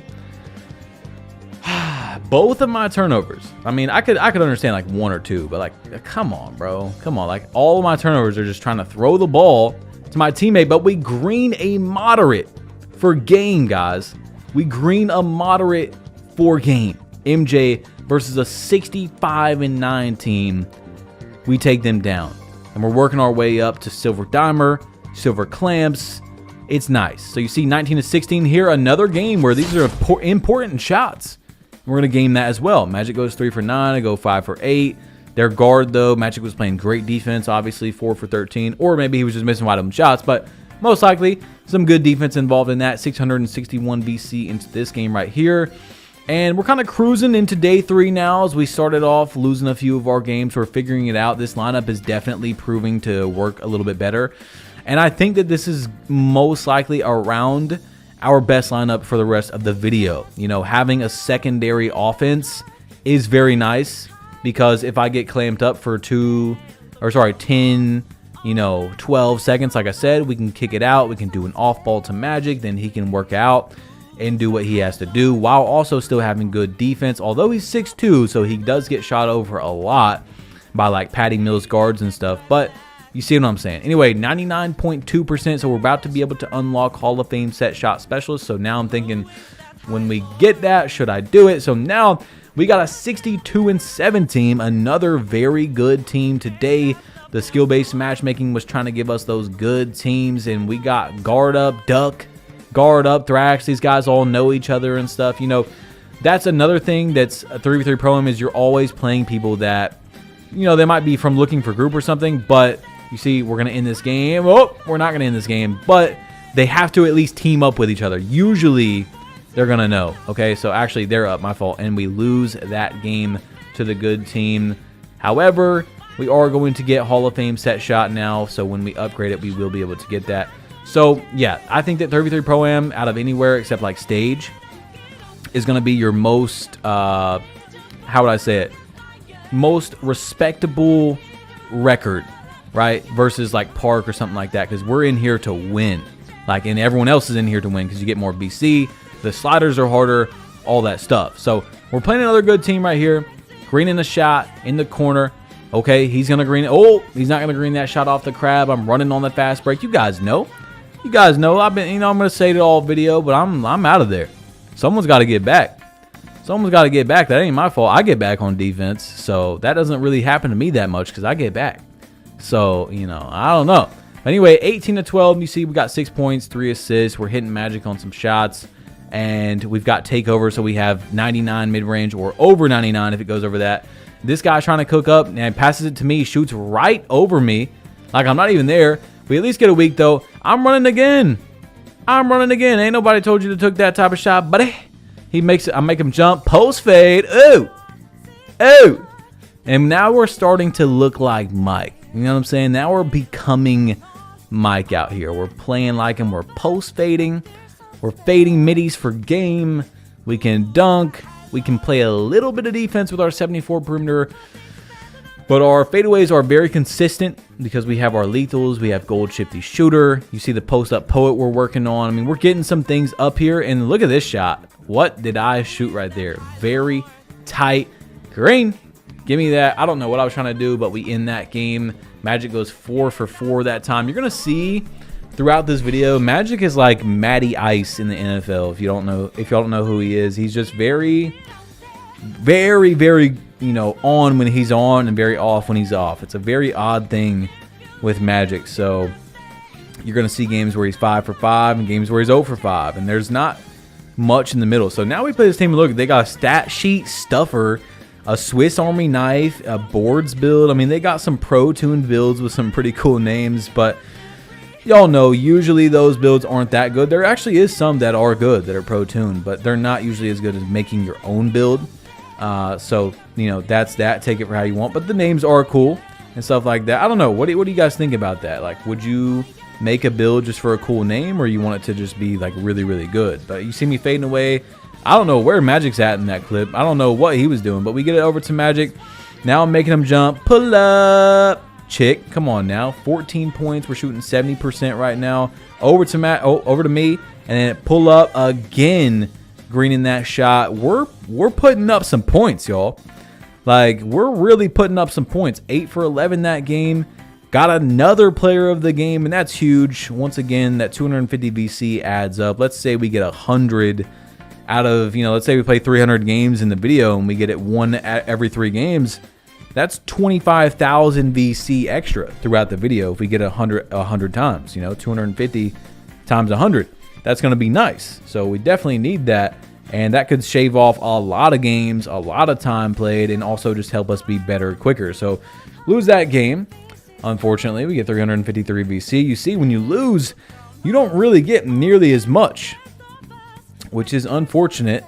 You know, maybe you should get a little bit more for losing. Like, not everybody's winning their games consistently out here, but I do believe that's why 2K makes 3v3 Pro-Am the best way to earn VC, because most people don't have a consistent 3 people to play with, you know, or 3 good people to play with. Plus, it's harder in here to shoot, which is frustrating for a lot of people. The sliders in general are just harder, so it is frustrating. And, you know, you're also going to play more matchmaking. So I do believe that once you rank up your Pro-Am team, you have a higher chance to play better people as you go along. So there's more of a skill-based matchmaking to it as well. Not saying you're always going to play good people, because it's not like that. But we go, I'm looking at the, you know, the upgrades. I'm like, I don't know what I want to do. By the way, the only bad thing I did in this whole challenge, I believe, when doing upgrades, was putting my dunk to a 76 that one night, just so I could go up to the last overall. I should have just kept it at 70 until I wanted to upgrade to get like contact dunks and stuff.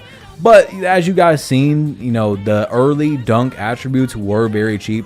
So it wasn't that big of a deal, but I did do it stupidly just so I could get that extra overall before the day ended. So I'm looking at it. I got 10,000 VC. Do I want to get silver handles for days? You know, I am dribbling quite a bit now. And I can get my... Oh, hold on. I can get silver dimer? That's exactly what I want. And I can... Yeah, okay. So now we have actually maxed out our playmaking for the rest of the video. It's not going to move up anymore at all. And so now you're going to see the full playmaking capabilities of MJ. We got all our dribble moves on. We got our silver handles for days that we're going to unlock. Boom, on that game right there. And, oh, now we can get silver challenger once we get enough perimeter, which is going to take us a minute because perimeter is not going to be touched for a while because we got to upgrade some stuff. I hit a tight right there. A tight layup, guys. I got no layup barely upgraded. Close shots not upgraded at all. But I'm telling you, that high-risk layup package is nice, bro. Or not layup package, but the layup timing is good. If I personally would recommend it to you guys. So I'm looking through all these quests right here because these are our new quests, and it's like 20 games in rec where your average opponent, my performance is equal or better. And by the way, this has been broken for years, at least for me. I mean, not for everybody, but like once you get up to where we're at, like we're a GOAT tier and our bar is basically maxed every game, you can't play people that have an average my performance whatever better than you. Like it's I literally the entire year of 2K24 I didn't get any of those up for the challenges, if that explains it to you guys. So we need 20 more wins in 3v3 Pro-Am, and we'll get 2,500 VC. So like I told you guys, man, we're not just in, you know, certain places like 3v3 Pro-Am just to get as much VC as possible and in the video as fast as possible. No, we're here to get VC and to get that season quest so we can get more XP towards our what's it called, the tier, you know, the tier 1 max plus 1, tier 2 max plus 1, then our cat breaker at level 40. We're gonna do quests in the park, we're gonna do quests in the theater sometimes. I mean, we're gonna play everything, guys. We're playing stage, starting 5, every single thing you can play. Proving grounds, trying to get quests done. We get a player of the game right there, and we get 1,100 VC as we're also working our way up to silver dime. I'm gonna shoot that shot right over his head for game 5 for 8. Another game where Magic's going 4 for 4. It's very odd how he plays, you know, like I told you, just 4 for 4 one game, 0 for 4, 4 for 4, 1 for 4. Like, it's weird, but you know, that's how he plays. That's how he's always been. And I'm not mad because we're playing pretty good today. We've only lost a few games. Our team's record is much better than I thought it was going to be. Okay, it's definitely better. We got 609 VC, 97.7% to that silver dimer, and we're working out the end of this quest right here, trying to get it done before the end of day 3 to get that 2,500 VC. It's important to me. Okay, I'm gonna cross them over, dunk that thing. 16 points, 8 for 11, and we're starting to have a good amount of games where we're putting up 10 plus points, 12 plus points, you know, and we're getting player of the game, which is just very, very helpful. MJ is out here turning into Michael Jordan, you know what I'm saying? Turning into Mike, but he's still not really the spotlight.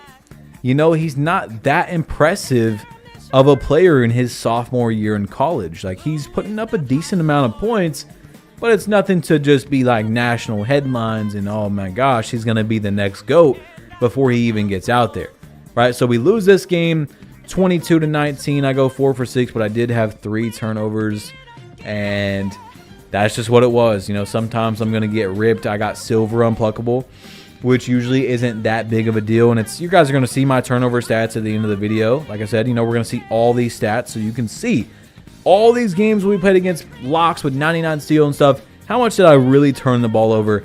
It's not going to be as much as you think. Another game with 2 turnovers, though. We were a little not careful with the ball in the last few games. Not out of my my game managing rhythm.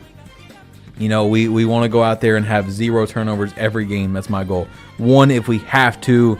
You know, sometimes you're going to have them where the ball bounces off the lock when I try to pass the ball to my center, and we lose another game.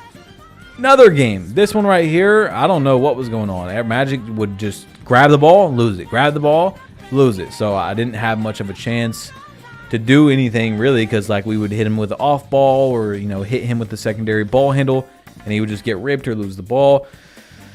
But now we got 6,000 VC, so I'm looking at agility for these upgrades. We're getting close to that 80 overall. I'm looking at speed. I want some defense because, you know, that's, I think, the next most important upgrade, because, you know, perimeter would be nice and steal and stuff, but we genuinely, like, we can't catch up with people. I can't run up and down the court. So that's what we did, is we got speed first. Anyway, into the ISO.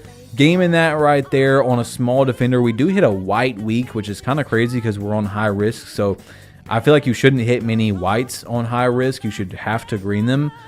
But that's how this game is. You can even hit white jump shots if you rhythm shoot with high risk. It's very rare, but it can happen. Right here we go 3 for 7. We got 6 assists though. We're working our way up to the silver clamps. We're also using our post-up poet a lot more on the 2s and the 3s because, you know, like I said, on 3s, we're not trying to shoot. We're trying to get 3s, and it's not that easy to get 3s, so I have to get my teammates involved. You know, I have to get my popper involved. I got to get Magic involved at the corner because 3s are helpful, or in the meantime, we have to manage the game. So right here, post fade. Come on now. Post fading out here, and eventually we are going to put on Michael Jordan's post fade as well. So we have on his fadeaway, his post fade. Although we are going to change the dribble pull-up for just a little bit. You know, break his ankles, green that for game. We're going to change it. we're just, you know, there was a point in this video where I start messing around with different fadeaways. So, you know, or we go away from a little bit of emulating MJ to going back to it, just because I was just messing around with different animations and trying to figure out what I did like the best, because I'm already on a Michael Jordan build. And look at this post fade. I mean, we were really getting that post in there every time, especially like I said, there's a small guard on me. I'm going to take advantage of that. If they're not 6'6", okay, I'm breaking his ankles, crossover to Magic in the corner, green, just like that. If they're 6'4", 6'3", 6'2", anything 6'4" and under, usually you're going to be able to get in that post on them, which is some nice free points. So now we get that silver post up Poet, and we're almost about to get silver post fade Phenom. We're racking up a decent amount of VC. You know, these twos games are usually decently quick, so 432 VC is pretty good for a quick twos game. And man, me and Magic out here on the twos, just on the twos, we were winning a lot of games very consistently throughout the entire video. Now, it does change a little bit. You guys are going to see some things that happen on the threes and stuff, man, because there's some crazy things that happen in this video. Like, we played cheaters. We play people LTing on the twos and the threes and stuff. But, like, now we got silver post fade Phenom, 433 VC. I'm post fading again for a game because why not? You see in that game, 4 for 7. Magic goes 6 for 6. Now we're working our way up to gold post fade Phenom. Why not? 435 VC again. Also about to hit starter 1. You know, we're not about to hit starter 1, but you see it says we need 5 more catch and shoot shots in the park. So I was watching everything, guys. I mean, I was hawking down these quests to make sure out of any no money spent I've done, because this is the third one, that we really get these quests done, because those definitely help out a lot. So another fadeaway. I do miss. I'm waiting for the catch and shoot, but basically every shot I took that game was a catch and shoot. Just so you guys know, I was just trying to run around, catch and shoot, run around, catch and shoot, and it worked out. So we get 99.9%. So now when we get more perimeter and stuff, we will be able to get silver pick dodger. I'm gonna run, fade, and we've already took our catch and shoots. We've took plenty of those, so we have that done when we hop off the court. And another, as you're gonna see, 352 VC, you know, not bad at all, especially because, you know, when we 23-0 like there, right there, that's a very quick game. We got those guys off the court quick. So even though it's not as much VC as a 3v3 Pro-Am, 436 VC for a game that was, you know, 3 minutes long is nice, because most 3v3 Pro-Am games are like 8, 9, 10 minutes, you know. So Park can actually make you more VC than Pro-Am in terms of time, if you're winning your games quick enough or close to it. You know, that 250 extra you get though is nice. So we got 6,000 VC here, and I'm like, you know what, 80 overall, that does look pretty good. That's going to give us Hall of Fame set shot. When we get that max +1, we'll have legend set shot on our build. Do I need more speed? Do I need more agility? Let's just settle with that right there. Now we're going to be able to get that. So we go into Proving Grounds, and we have a Proving Grounds daily mid-range quest that I'm going to try to knock out, because that's 500 VC. And if you guys aren't noticing, season level XP as well. I want to get that as fast as possible. You know, I don't want to be at the very, very last 10, 20 games and you guys get to see 93 driving dunk on the MJ build, or, you know what I'm saying, or the other stuff we're going to do with our cat breakers. So that's another thing that I wanted to do, was not finish the video, be 10 games away and finally get it.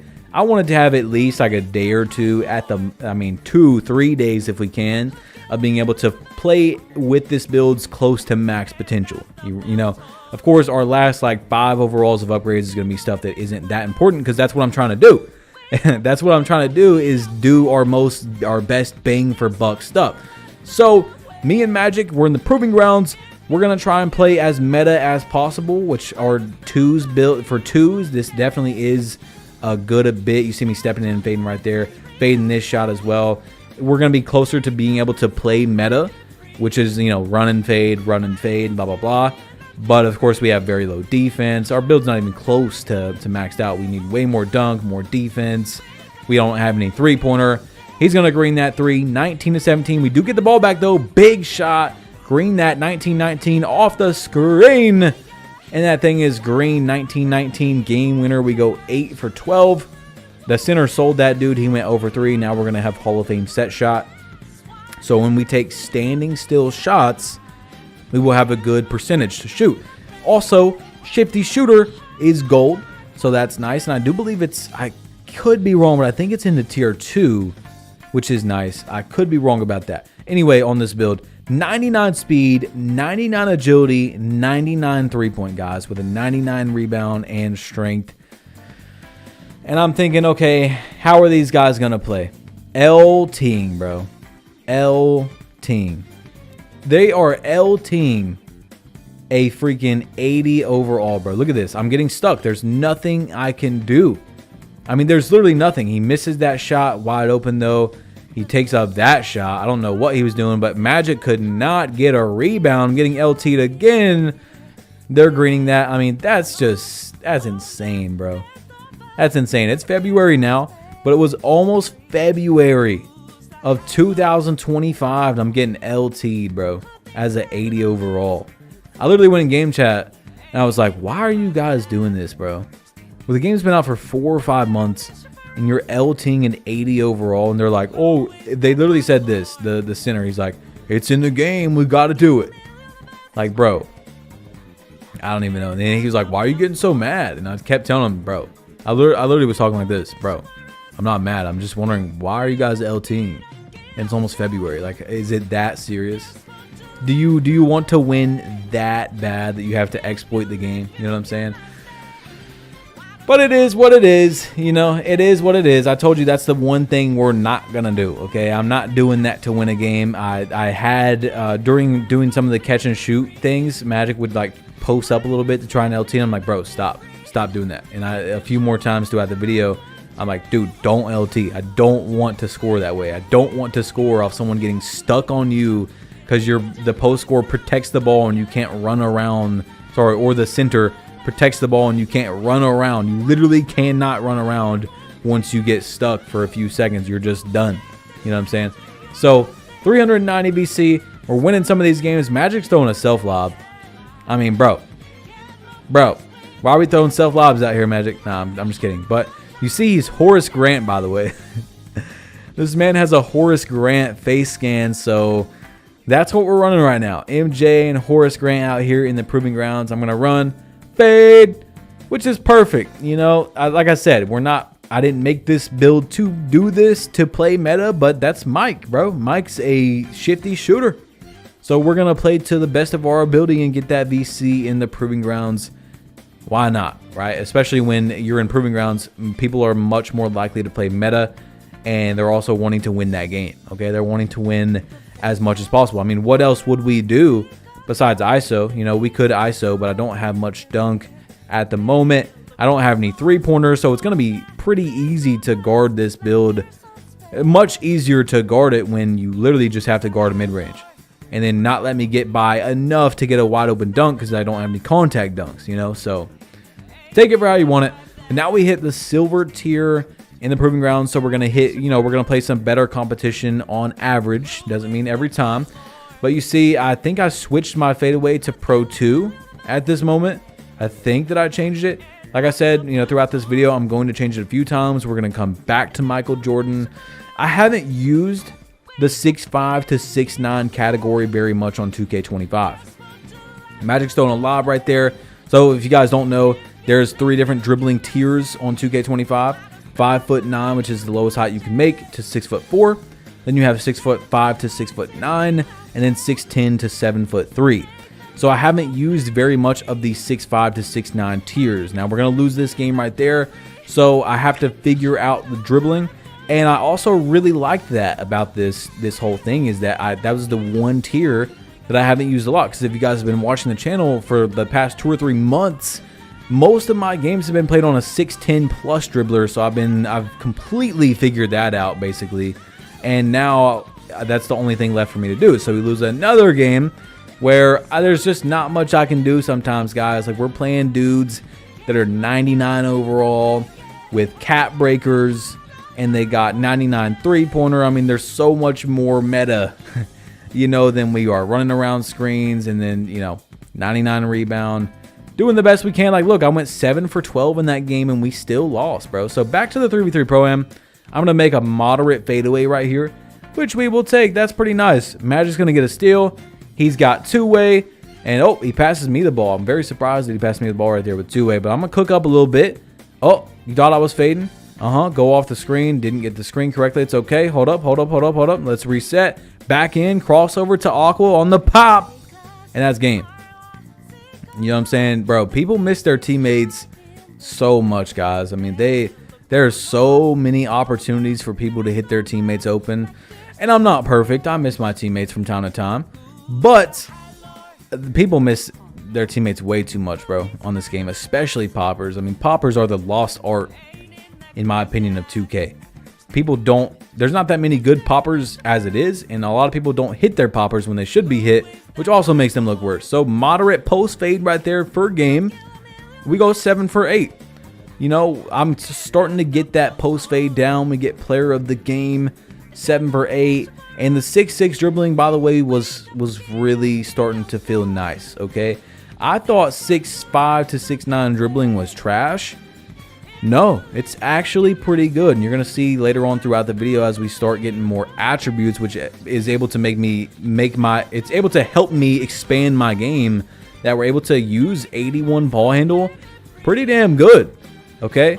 I don't want to spoil too much, like I said, but pretty damn good. So Magic gets player of the game right there. You know, what did I do? 2 for 7, but we did get 4 assists off. You know, usually, like I said, if we get assists, it's on an off ball or a fast break. We call a lot of those off balls though. You're gonna see in the games where we play really good teams, where we show more footage here, what that looks like. You know, like if we want to catch them off guard, basically. You know, let's say we've done 4 or 5 plays already and we haven't done any sort of magic, he's just sitting in the corner. It's the perfect time to throw in an off ball and test the team's communication. Test how if they're ball watching me out the corner, if the lock's just sitting there. Right there, we get 3 assists. Magic goes 3 for 6. And we kind of just diversified right there. Nam goes 3 for 4. You don't usually see the center outscoring the team, but he did pretty good right there. And we play with Nam tough a good amount through this video. He's one of the best centers that we play with in this video. But here we go, 19 to 12. And I'm just cooking up in the ISO. Oh, man. KD go-to into the moving crossover, and we get the dunk. I'm telling y'all, if you haven't heard of it, the KD go-to shot is so good. You use it as a dribble move. Now, we get player of the game. 2K did say before the game came out, it's one of their big things is being able to cancel out of animations and cancel out of, you know, go-to shots. And that's one of the things that's really good on this game. If you have on the right go-to, which is KD go-to, you can cancel out of it, and it's a nice push forward in front. You guys see right there, like boom, I dropped him to the ground off the go-to or whatever. I think, bro, how many people have we dropped to the ground already? 3? 3, like we just got. Look, you see me just standing there recording the video, but like recording the clip for you guys. But like, bro, that's insane. We don't even really have that high of stats or anything. But now we're in the ISO again, and with that takeover, we're able to drop people better. I'm just messing around, double behind the back, another behind the back. Oh, come here. Oh my, where's your ankles going, buddy? Into the cross, and hey, getting on that rim, punching that thing, catching fade for game, just like that, bro. Getting it done out here, becoming Mike. You know, like really starting to look like Mike. So day 4 is gonna be our last day in college coming up. Keep that in mind, bro. We only have one more day at the University of North Carolina. Okay, so we already were at Laney, UNC. Of course, you guys know what's next. You know, we're gonna be on the Bulls, number 23 still. And you see me going, I got stuck right there. I don't know what happened. I don't know why they double teamed me, but it made me pick up the ball, and I go 5 for 10. Magic goes 3 for 8. I mean, rough game, but Nam gets 12 rebounds on these guys, and those rebounding is crazy on this game, because 99 versus like 93, for example, is a huge difference. Or you go like 96 and you can max +1 and get legend rebound chaser. it's insane how like 93 versus 99 is that big of a difference, or 92, whatever it is to get like gold rebound chaser, and then versus legend is just a complete night and day difference. Okay, now Nam is on a 6-7 popper, by the way, when we're playing with him, guys. So 6-7, those are really obsolete these days. You know, people started the game with 6-7s. But we got 11,000 VC here, and the reason why is because those 7-footers with 99 rebound, man, they're insane. They're insane at grabbing rebounds. So I'm looking at what we can do with our VC here. I'm looking at the takeovers I could unlock, but also I'm thinking, no, there's no reason to upgrade to that when we need vertical. Okay, our first contact dunk package is 86 or 80. I think it was 86 driving dunk. Okay. So we have to have vertical and driving dunk to be able to get it. So I'm trying to think, is it worth it to start working on driving dunk? And that's what we did. 81 to end day 3. It's time to start dunking. Today is the day that we should be able to unlock contact dunks and become Jumpman. I mean, MJ is not MJ without those crazy posterizers. So we spin our wheel and we get 1,500 VC. That is 4 days in a row we've got VC. You know, we didn't win the 25,000 or 100K, but every time we get even 500 off that wheel, I'm happy. And 4 days in a row, this challenge has been completely blessed, especially starting it out with the TKO event and stuff like that. I mean, we just got really lucky, so we got to be thankful. Now, I'm looking at these drills here. Head to Brickley's Gym. I'm telling you guys, I went over there and there was no 3v3 scrimmage. It wouldn't let me do anything. I don't know why, but it just would not let me do it. Okay, so you see right here, man, North Carolina MJ for the last time. We did change the color over there on the text. I put it onto the UNC blue. This is it. We are officially in our 3rd year of college. So I wanted to play a good amount of 3v3 Pro-Am today because that's it. You know, that was his most playing time on the last year. This is when he hit the game winner for Georgetown to become Mike. I mean, look at this alley-oop. And yeah, we miss it. Okay, I don't know how, but we still don't have a bunch of driving dunk. I'm going to game win that in the ISO. You see, we go 4 for 8, Nam 6 for 7. I mean, they were just, he was going off right there, you know. So in our first game, we're going to get a W, and that's always nice. We're also getting close to starter 1, which will give us 2-way, which is going to be amazing because at the same time, we're about to be able to start dunking a lot, and that's going to give us 2-way basically every time we dunk, which gives you plus 20, plus 30 into every stat when you get it. I don't know if you guys have noticed, but 2-way is honestly better than heat check, which is a further down reward. It's kind of crazy, but 2-way is amazing on this game. And honestly, it was last year as well. It's just that heat check was so good that it was kind of close, you know. But 760 VC right here. We are starting off the day good. Back door for the game. 5 for 9. I mean, we're a little sloppy right there. 9 for 18. So at this point, all of my VC I knew was going to getting those contact dunks. I couldn't wait to start jumping like Jumpman, you know. And we can't really upgrade perfectly in time for how he was progressing in real life, but I'm trying to a little bit, you know what I'm saying? So 7-5 team here, but they are platinum.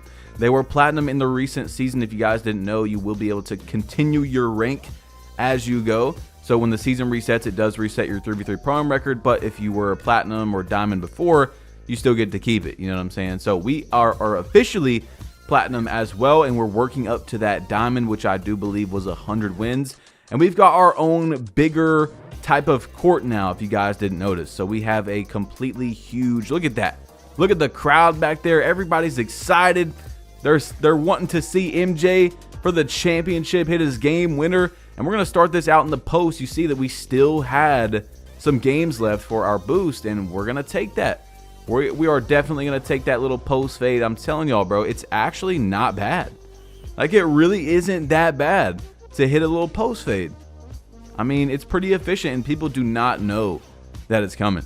So we've got our boost from, you know, TKO. We've got our boost from hitting starter, rookie 5 or whatever, rookie 4. Then you got your boost from the season pass. I don't know if I showed that, but, you know, you do get some from the season pass. So that does help we will take everything we can get because we can't spend any money on the VC at the moment. Look at the ISO for the game, and I'm going to green that layup with no stamina. I'm sure that was a pretty small meter right there, even though it was open.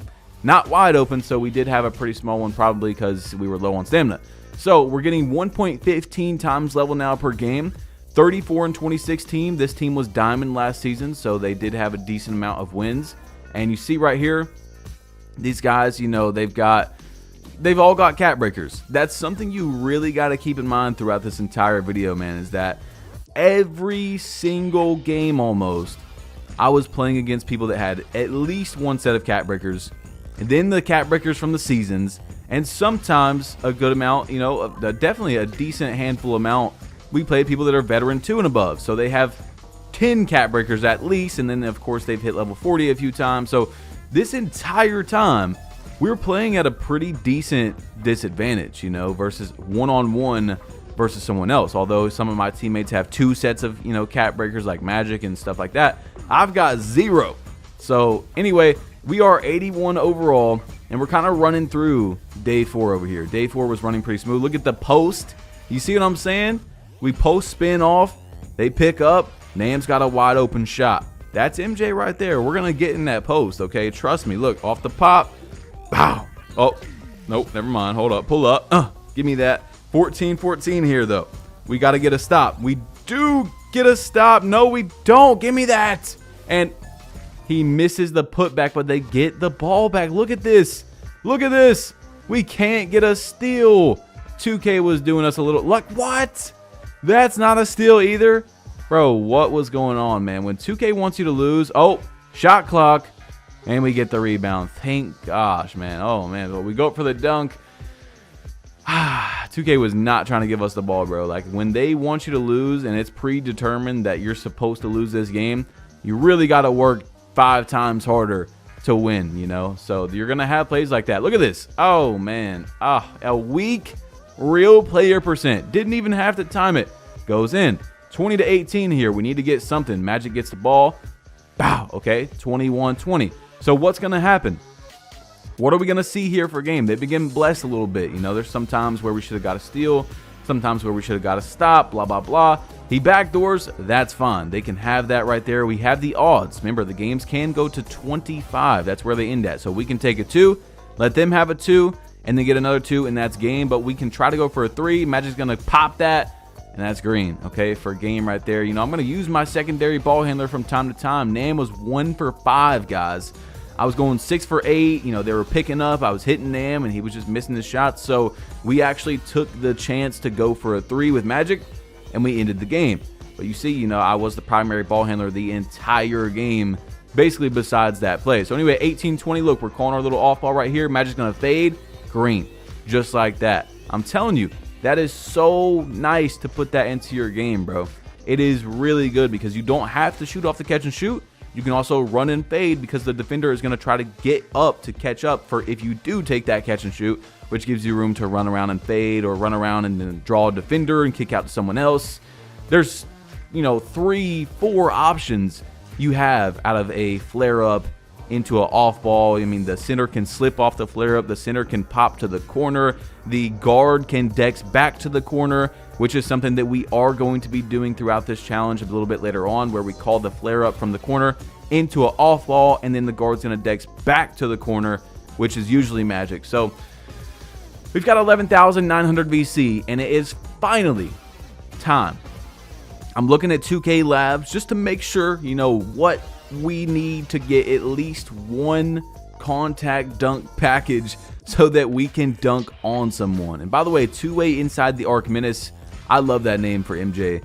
Really do. And I wonder when you add the 5 cat breakers to perimeter if it gives you a different choice of names. But you see right here, we are a little bit short of being, like, we can get silver posterizer right there at 75 vertical, but we also have an 87 dunk, so we are a little bit short. I'm like, okay, let's go down to 72, 87 dunk, and that's going to still give us right there if we're able to get the 75, you know, but we can't.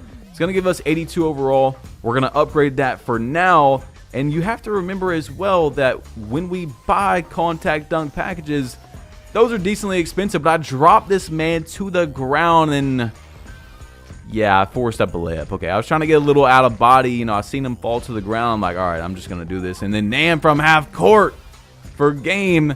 Now he can shoot a shot with that sharpshooting takeover off. And I do have silver dimer. Remember that. Do have silver dimer, so that's always helpful now. And when I get that max +1 for my tier 2, I will have gold dimer. And I'm going to be switching that in and out a lot through the video. But Nam for game is going to green that right there. And yeah, so I'm going to be switching the tier 2 from silver dimer to gold, and then silver post-up poet to gold, okay? And then later on in the video, you guys are going to see we're going to be able to get Hall of Fame post-up poet, but we're not going to be able to get it. Long story short, I'll explain it when we get there. It's going to be real nice though, okay, if that makes sense. So anyway, 22 points. You know, we're having a little bit of rough games, but we are winning, okay? And that's all that matters at the end of the day. So 114-17 team here, guys. This is this is around the time where 2K started giving us a lot more GOAT tier experienced players. I'm just going to step in. Oh, hit Nam off that pop. He's going to make that shot. 3-2 right here. He probably should have went up with that back door, but I don't jump. I don't jump. You had your one chance to go up with that. Probably his best chance of the play. 6-2. Look, I'm going the other side of the screen. Quick pull up, and we're going to green that shot. It's looking beautiful out here, but they're going to dex me and green as well. I mean, I got really low speed and stuff. We're trying here, but we're going to fade that for game, and we're going to beat a really good team going 5 for 6. You know, I didn't need a lot of help from Magic in that game. In terms of offense, you know, I can't speak to the defense, but we were getting some games done, okay? So we play the team again that we almost lost to, and we go 5 for 6. Once again, getting back in my game managing bag, because if we can't really take threes, me, Michael Jordan, you know, my teammates can get threes, then I have to be really efficient when it comes to getting twos. You see what I'm saying? So we're post spinning off the guard. Look, I'm back in the post. Oh, come here. Come here. That's all day. Don't put a little guard on me. Don't do that. I mean, you can't do that on MJ, man. It's too easy out here. We're too big. We do have 73 strength once the build gets up to its max, so 5 for 5 in that game.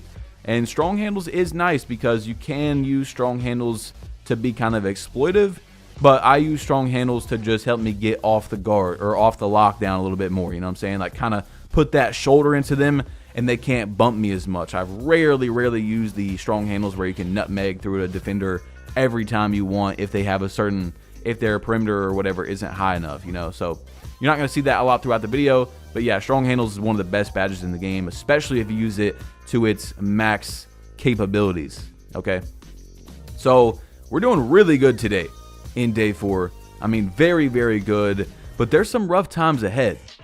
Yeah, we thought, you see me getting padded off the backboard. I mean, that was just nasty right there. That was a block by James type of block, but we're gonna go down and get some sort of contact dunk. You know, posterizer is gonna pop up, but it wasn't really a contact dunk. You know, sometimes you can get dunks to pop up that says posterizer, but it wasn't really a contact. You know what I'm saying, okay? If there's a defender nearby, but we're gonna game that right there in a very close game. It was 19-19. And that was it. So we're working our way up now to silver posterizer because we do have it unlocked. And here we go. 2200 VC to give me that silver posterizer. It's time.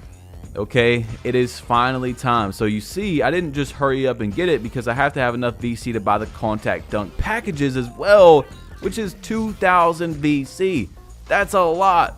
Okay, that's a lot of points right there. That's, you know, 2-3 games at least if we win those 3 games. If, you know, 2 games if we play 2 really good ones and get player of the game. But that's going to be our first contact dunk package bot. And then this team is 30-9. So for those of you wondering, we actually cannot get MJ's dunk package because you have to be starter 4 to unlock them. So we're not going to see any free throw line type of dunks throughout the video.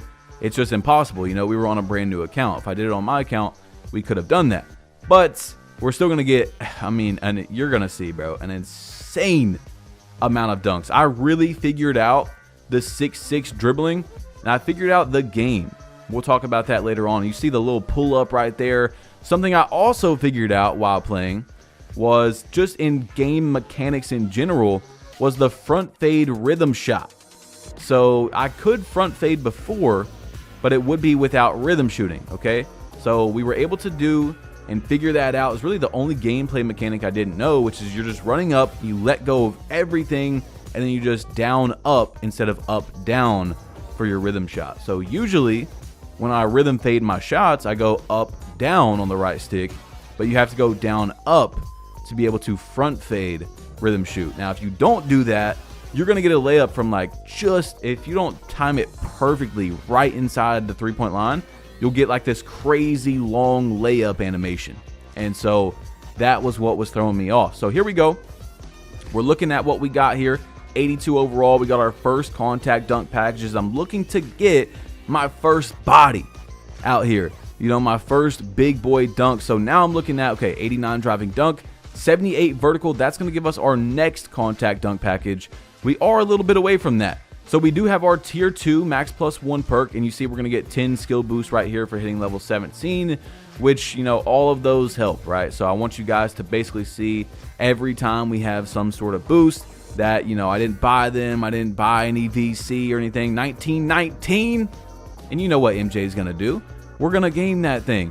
3 for 4. Magic went off a little bit right there, and, you know, we got it done with. So if you didn't see, we're also playing with my dog Stopped Ali, who he's a legend 1. It looks pretty crazy by his name. And, you know, we had a really good squad going on in day 4. We had some good, consistent teammates going on. And I'm not sure if we've even lost a game yet. What did we lose? 1 game so far in day 4. So our 3rd year in North Carolina is going great. And we're actually perfectly set up to go into the NBA. You know, we are becoming the jump man. We're able to dunk. Like when MJ was a rookie, it was one of the best rookie seasons in NBA history. So of course we got to be able to dunk. We got to be able to hit those middies. You know what I'm saying? We got to be able to do all that. But one thing we are a little, you know, lacking on a little bit is defense at the moment. So we will get that decently soon. But, you know, my thought process was, one, it is definitely more entertaining and fun to be able to have more offense at the moment. But 2, because of my lack of threes, you see me getting that steal, and then, oh, yeah, I didn't take the dunk. But because of my lack of defense, we needed a lot of offense, okay? And not being able to hit threes, we need to just be able, I need to be able to score at every point, you know, like a 3-level score, be able to score except for the 3-point line. But look at me getting another steal right here, hitting Magic. He's going to green that shot for game 2 back-to-back steals. So right now we are a 2-level score. We can hit those middies and we can dunk pretty good. We're working up on that. Then later we will get our 3-pointer up and be a sort of 3-level score, you know. So anyway, 23-15 team right here, and you know what's gonna happen, bro. We're gonna beat this team, right? Obviously we're gonna beat this team. No, they're gonna get the rebound, pull up, green just like that. So we have to be careful, you know. Like I said, even if a team doesn't have that good of a record, we can easily lose, you know, because they can get a few threes, and every 3, if they hit 2 threes, we have to hit 3 2s, you know, if it's me scoring the ball. So we're getting some dunks in.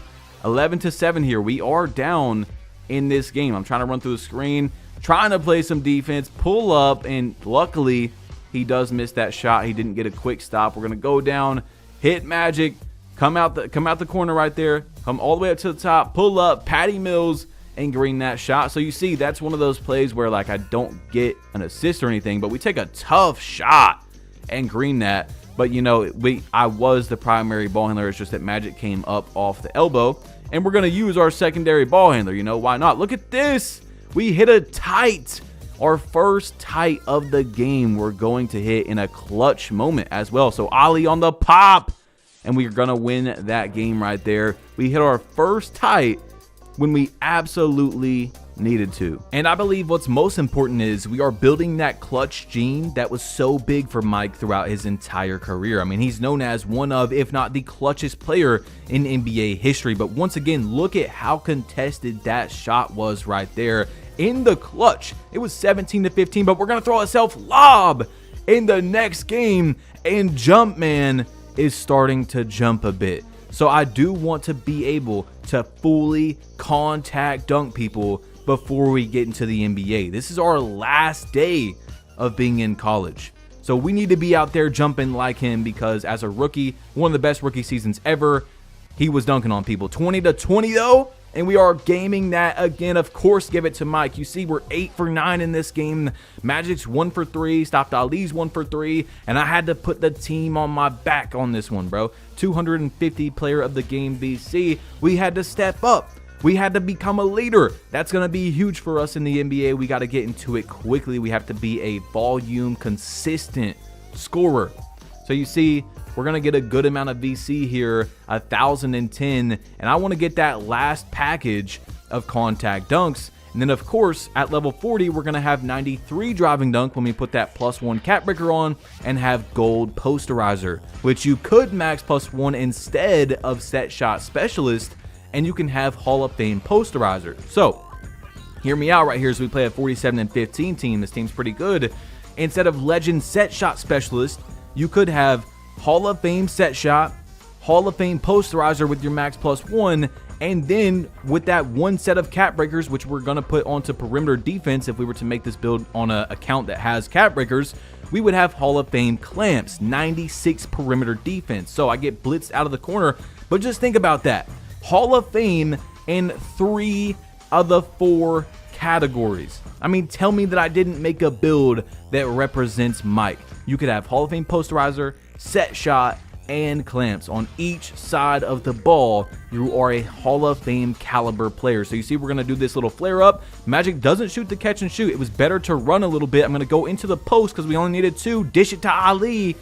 And that is game. I had 3 turnovers, but we did have 4 assists. So you guys are starting to see kind of what we're looking at in these close games. Like, why not take the small guard into the post?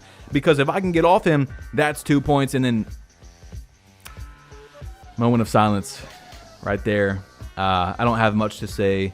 Yeah, we got contact dunked on from the lob. We don't have much defense at the moment. That is definitely our biggest weakness, but Ali's going to game that in the corner. We go 5 for 8. Ali didn't make a shot before that. He was 0 for 3, so we needed him to get that shot warmed up, get it ready for a close game, you know. So 7-14 here. Look at the dunk!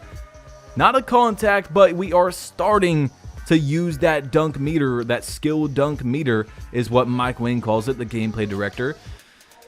And yeah, we're working on that posterizer. You see 48% now. So now we're playing a 17-3 team, and you see our record's pretty good.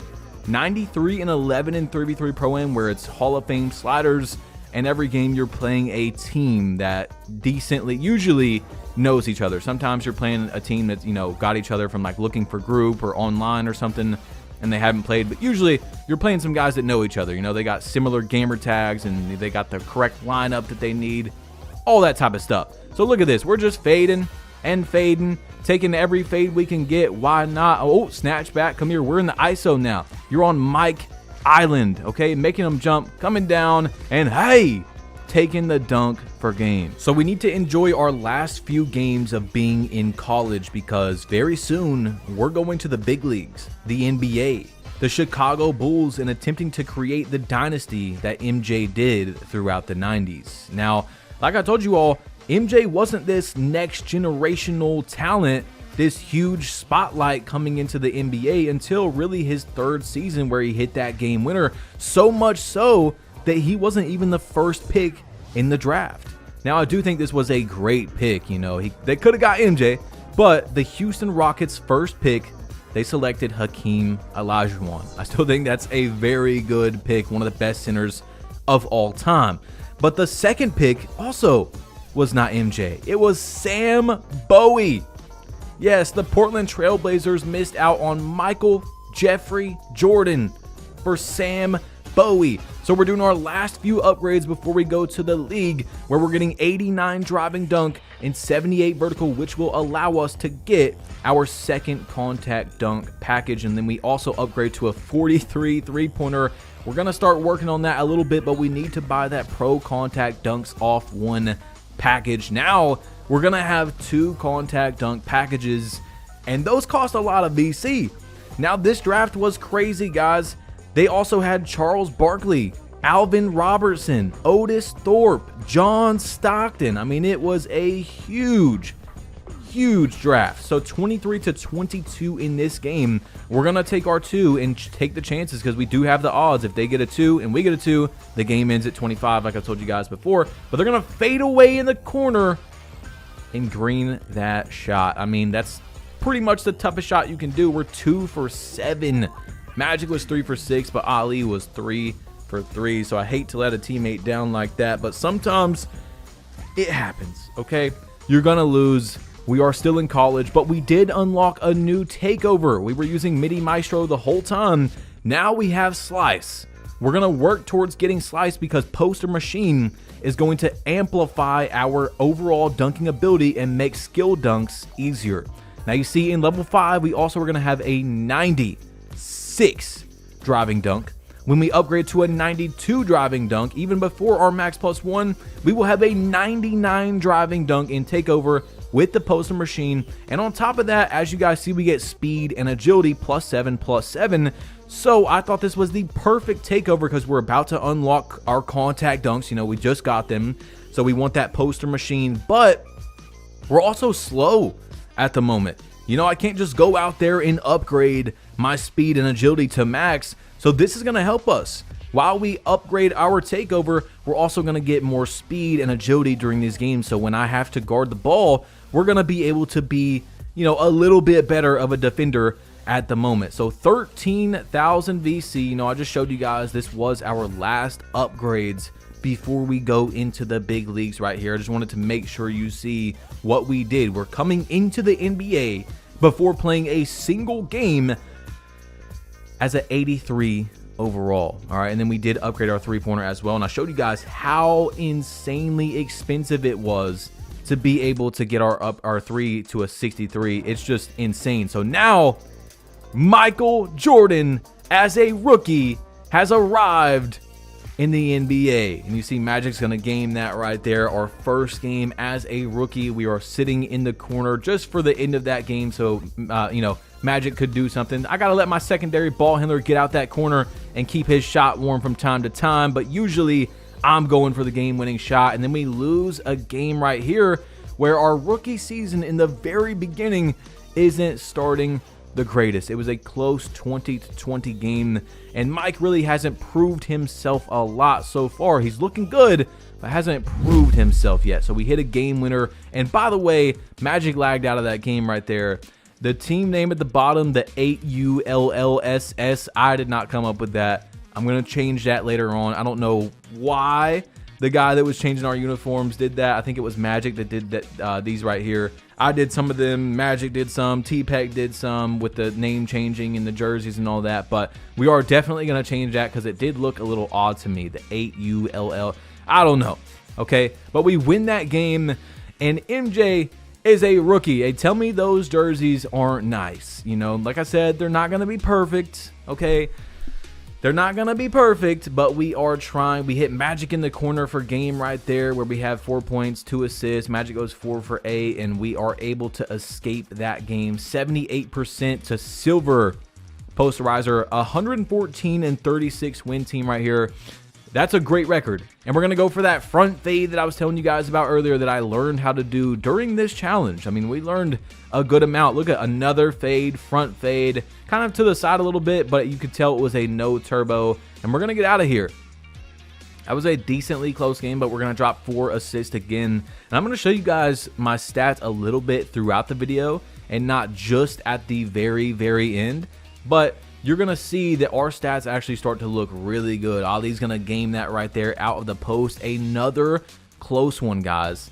Literally, we just kept having close games, and I just was really turning into more of a point guard passer than a primary shooter like, you know, Mike was. He was more of a shooter. But look, we're getting close to that starter 1, which gives us 2-way. But, you know, I told you guys, I'm going to take whatever the defense gives us. So at the moment, my next upgrade I want to target is being able to shoot a little bit of threes, because there's no reason to go up to 92 driving dunk until we get our max plus, no, sorry, not our max +1, but our +1 cat breaker at level 40. And we could get some defense, but I still think that offense is what we need, because We need offense. We want to do everything we can. I want to do every single challenge possible. We're going to be switching it up later once we get that done. But the teammate grade A- or higher, I'm pretty sure was bugged, guys. Like, I'm pretty sure it was bugged because there was a lot of games where I had an A-, and I'll back out. It says A- or higher, but it doesn't count it. So I think you have to get an A or higher, and their teammate grade system is bugged on that challenge because I'm telling you, I was paying attention to it. We're not going to show 8 each and every one, but now with these upgrades to get a 49 3-pointer, 84 overall, we've got dunk, post control, we can fade. We've shot a few threes, not a lot, but we've shot a few threes for game right there up the court. 6 points, 4 assists. I'm telling you, we were turning into a little bit of a PG. But sometimes you got to do what you got to do. I mean, if we're on a fast break and Magic's open up the court, of course I'm going to pass him the ball for game. You know, this is not breaking any of the rules, and we haven't broke any of our rules. We haven't played any MyCareer. We haven't spent any money. And we've made it to the big leagues by just playing the game. Luckily, we do have some consistent teammates throughout this challenge. Decently consistent. Magic was here pretty much every single day. But we're going to go for a fadeaway here. And that is open. Yes, open. So we're unlocking our takeover at the moment. Just trying to play safe because we don't even have takeover. So to unlock it, you have to get to level 3. And then that counts as one of the games for the progression. So 25 games of getting our takeover. Look at Ali per game taking that layup. We had 10 points in that one. 2 assists. 5 for 7. And rookie Mike is starting to hoop a little bit. We did also get a little posterizer to pop up, so silver posterizer is on the way. And now we're playing an 8-1 team that was diamond ranked last season. They shoot 53% from 3, which is really good. And we have no idea what their record was last season. Remember, like I told you guys, it does reset. So they had the diamond rank, which is at 100 wins. So they had at least that at some point. We're going to take our fast break dunk for game and get these guys out of here. 2 for 4. Again, 4 assists. Just racking up assists because if you're going to leave my teammates open, that's what we're going for. I'm going to get the steal here and then dunk meter that thing. So we're trying to figure out the dunk meter. I get a Spider-Man. I don't know what MJ is doing. That is a technical in the league, brother. But we do get our first contact of the video. Like real contact posterizer, and Jumpman is jumping. That's not really a contact dunk, but still a very nice dunk to end the game. And of course, y'all can tell because we were so close, we are going to unlock silver posterizer, which we know and love. Now, this team's 24-24, had a diamond record last season. We are diamond now, which means we're going to get, I believe, more VC per game, more level per game. It's all nice. You see the front fade once again. I don't know how some of these register as open, but we're getting up on that rim, and it's about time for me to start saying it. I gotta say it. I don't know what happened. I don't know if it was the animations I had on, but my player just looks and plays just like Mike. I mean, bro, so much throughout this video. Although we don't have the Michael Jordan dunk package, you see we're doing the flare up right there for game. By the way, Magic was 1 for 4 before that. We get so many animations that look like Mike, guys. I was so happy throughout this videos. We started dunking the ball. We get 1111 VC, 1111. We're throwing the lob to Ali, 20-6 in this game. We're just taking these dudes out. And it's time to sip some tea real quick because MJ is here. Yes, that's right. He has arrived in the league. 87-39 team. This team is going to be good. They don't shoot too good from 3. Usually that's your performance indicator for if a team is nice or not, is how good they shoot from 3. But 42% isn't terrible. You know, it's definitely not terrible at all. So we can't leave them open, but we're fading away. We're dunking, and we got some game now, y'all. We got some game. We are now a feared opponent on another level of scoring, but yeah, we do lose that game. I go 4 for 4, and Magic goes 3 for 8. It's gonna happen, you know. It's like that game where Ali was 3 for 3 and we lost. We just didn't win the game. We are a team. We win together and we lose together. But I hate to lose. Okay, I really do hate to lose. So right there, 4 for 8, 5 assists though. We're attracting defenders, getting our teammates open, Magic couldn't hit a shot that game. I told you he is Matty Ice. He's hot, and then he's cold. He's yes, and then he's no. You know what I'm saying, okay? But we're getting close, very close to that two-way, and I can't wait to have it because when we get two-way, we can kind of get a little bit more out of body. Okay, usually a few times a game, we're going to be able to unlock it because you get it for a dunk. Sometimes you get it for an assist. Sometimes you even just get it for hitting a mid-range. If you get a steal, you get it. I mean, so many things, right?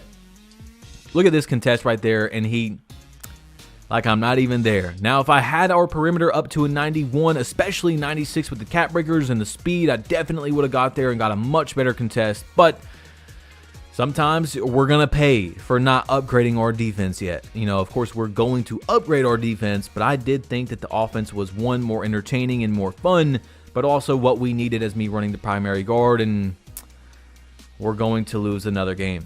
You see, I'm not even moving, bro. I'm not even moving right there. Like, man, it's tough to watch it back. That's how much I hate to lose. I'm 4 for 6 in this game. And we're taking a few losses. We don't like that. We do not like that. 20-20, though. I'm throwing a backdoor lob to Magic as he switches builds. This is going to be his Scottie Pippen build. You see, we got 7 assists. So he hops on his Scottie Pippen build, which is a tall secondary ball handler that also has good perimeter defense. I think he's 6'7" or 6'8". So soon he's going to switch his face scan over to Scottie, and we're going to get that going, a little Mike and Scottie action. So after these games, I want to back out and get some upgrades. I want to get our three-pointer up because I want to start shooting threes, guys.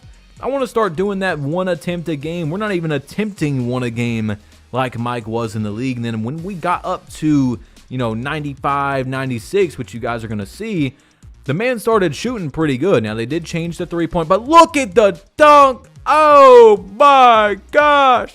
Mike is catching a body, and so is Magic.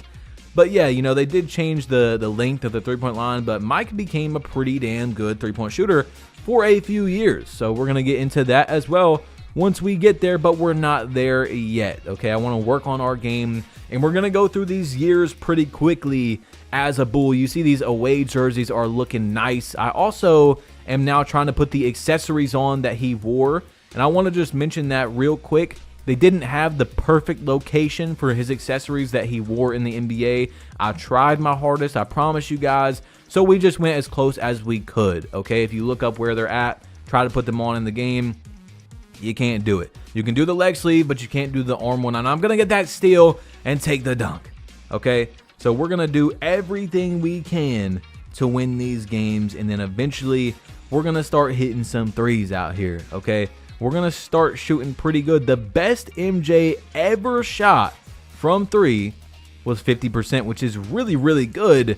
But he only played 17 games that season. You got to keep that in mind. And then the 95-96 season, he shot 42, which is very good. So we had those 2 seasons, then 37 the next season, 35 in 1992-93 before those really good seasons. You see Ollie's putting that man on the ground. And so we're going to need to be able to shoot around 50% to beat MJ. That's going to be a tough task. So we get 1200 VC for that game. And now I'm starting to look at these calf sleeves, and that's perfect. By the way, we got a black and red leg sleeve. I don't know if 2K did that on purpose, but that's the exact spot that this man put that leg sleeve on the left side. So I tried to get it as well on the elbow, but we just couldn't. So I'm just showing you guys there's not a single one that was in the spot that he wore them. It's okay, though. We're just going to put it as close as we can, and I'm going to change them around a little bit for rec, pro-am, proving grounds, just changing it around just so we can get a little bit different scenery. But I tried. I wanted to show you guys that I did try to do as much realism, as much eras as we could with Mike. You know, we're of course gonna go bald. Okay, we're gonna go bald. We're gonna switch some things up. Look at the ISO into the dunk, and now finally you see another dunk right there to Scottie, another alley-oop. We're going to be moving this thing, okay? Hey, another one. We're going to be able to play like Mike out here. You're going to be able to see these dribble moves. Look, 19-17. I'm ISOing and shooting over the lock for game. They had a Space Jam team name. I just noticed that. That's actually pretty cool. As you know, Mike was in that movie. So Scotty is going to get player of the game, aka Magic. And this lineup is pretty interesting because now we have a backdoor lob threat. Magic doesn't have as good of defensive stats on paper. You know, he's got like 92 perimeter or whatever, but he is also much taller. So we go into the park right here.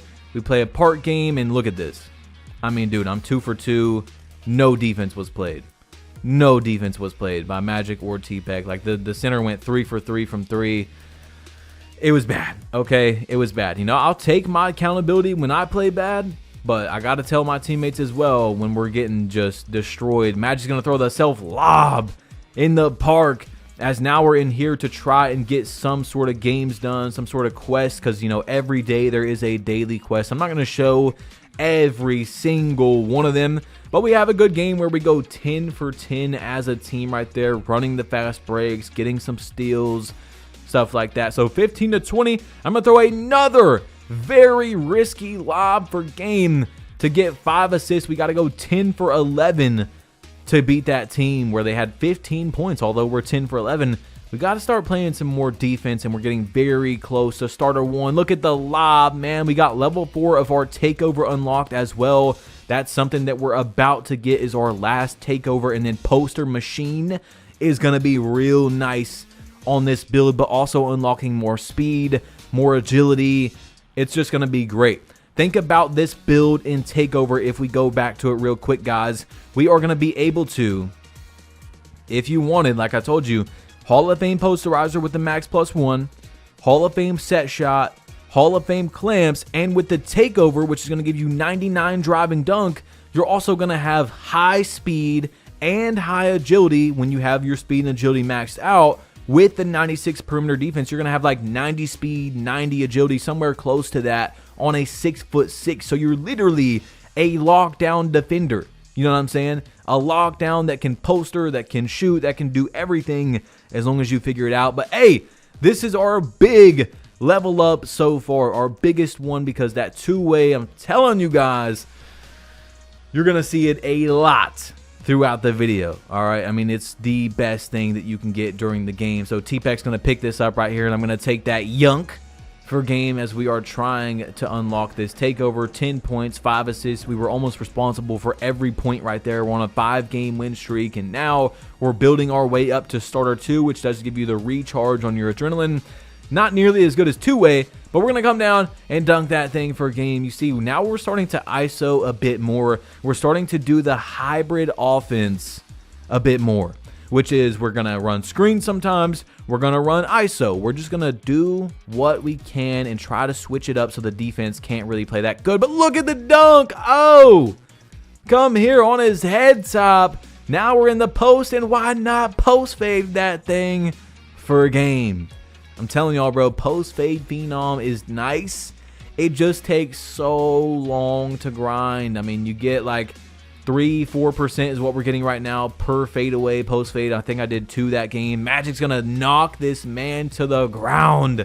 Look at Scottie Pippen. He's also progressing throughout the video. Scottie is turning into who Scottie became at the moment. We're trying to figure it out as a team. We're doing as many runs as we can. Doesn't matter if it's park, pro-am. We just want to get some runs in and be better as a team. So we're gonna hop off the court here at the end of day 4, 85 overall, 7,100 VC, and we're going to be able to not get to 63 three-pointer, but we're going to be able to end day 4 with a 61 three-pointer.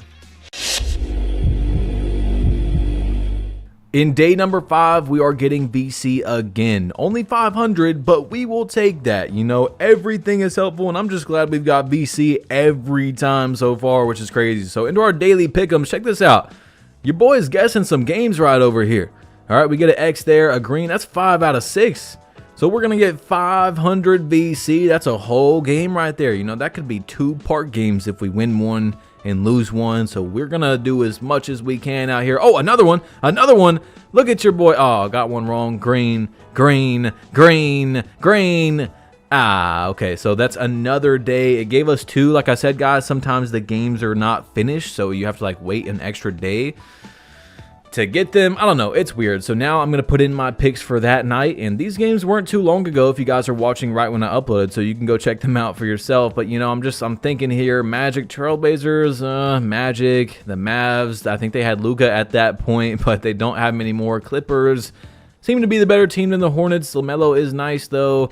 Bulls over the Raptors. Both those teams are kind of iffy right now. Nuggets over the Sixers because usually Embiid doesn't play when they play the Nuggets, so that's why I took that team, because if Embiid's out or he's hurt, you know, then we can get a nice little win sneak in right there. I'm just going off a little bit of my knowledge, okay, from the NBA. But we still don't have enough to get our 63 three-pointer, and we're 11 games away from being able to finish our 3v3 Pro-Am quest, which I told you guys I believe is bugged. I think you have to have an A or higher, not an A- or higher, but it's okay, 2K.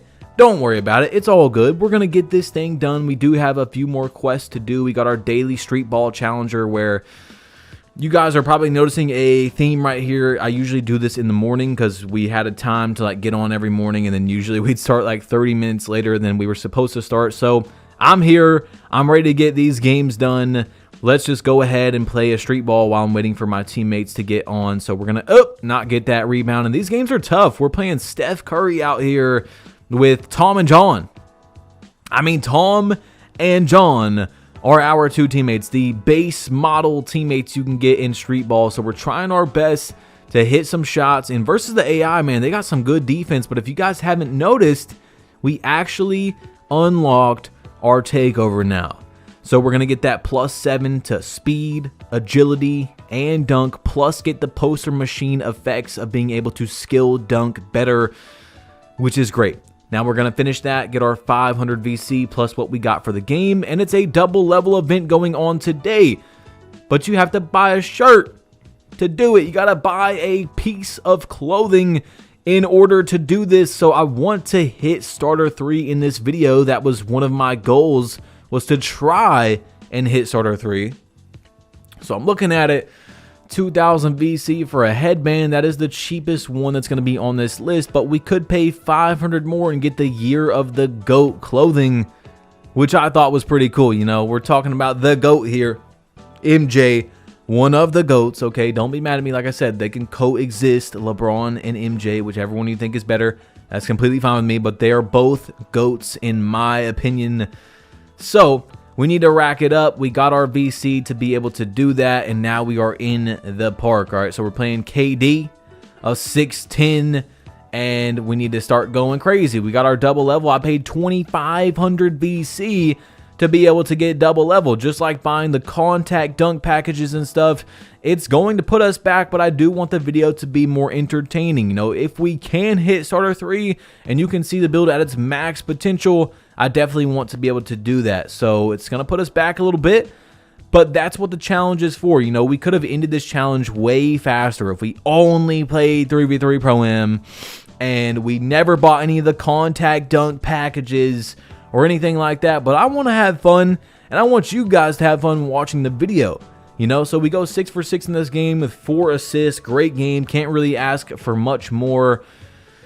So I'm hopping off the court to see, do we have any of our quests done? And I also don't like playing the same people over and over. I don't remember if that was happening right here, but we do have a daily quest, as you see, some catch and shoot shots. So we're going to work towards that. But we have to do three of those to get 500 VC. So I'm thinking, is it even worth it? Is it even worth it to do all that? Maybe we will, but we're also still really close to doing that 3v3 Pro-Am. And you get more VC in there as well. So I still want to get that quest done. And it also gives us more badge progression and stuff. So we're just trying to figure out what we want to do. I just spent 2,500 VC, which is a lot. And by the way, the armband I'm wearing is supposed to give me more VC as well. So you see that dunk and then the lob for game. But yeah, that's why we have on the arm sleeve, because I don't know why 2K does this, but you get that out of the season thing or whatever it's called. And it gives you like 15% more level. I don't know why you have to wear that ugly sleeve every season to get it. I feel like you should just unlock it. But hold on. Yeah, you thought I was going to get a nasty contact. We get a layup. But I do time it for game. And, you know, we have to time that very good. because at the moment we have no layup, no close shot. I mean, it's in like the 50s and 60s. So when I make those, I definitely timed it good. So poster machine, come here. Watch out. He didn't necessarily pick up how I wanted him to, but the ball went in the basket and we won the game. So I'm pretty happy with that. Okay. I'm pretty happy with that. You see, I'm trying to go for some big boy contact dunks now that we are getting our stuff up. We got 89 dunk. We got our silver posterizer, our takeovers unlocked. So now we're playing a 99 3-point guard. And we're going to shoot a 3. Hold up. We're going to shoot a 3. You don't see it very much from Mike, but we are also going to lose this game. Yeah, a game where we hit a 3, we lost. You would think that we were up, and I knew we were going to win that game easy. But, you know, I had a wide open shot. I took it. That guy went 7 for 12 from 3.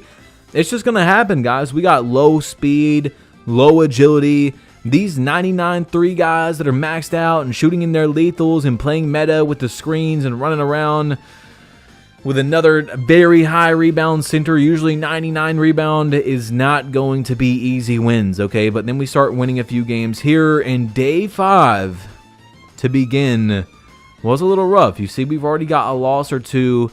I told y'all, man, it's not just smooth sailing this entire time, but we're going to go over here to our badges and put on Post Up Poet to gold. We're going to try that out instead of our dimer. I told you guys we were using gold dimer, but hold on, we're shooting another 3, and that thing's going to go in. We are actually starting to be able to hit 3s decently consistent, and oh, you thought I was going to shoot one, but I'm going for the dunk.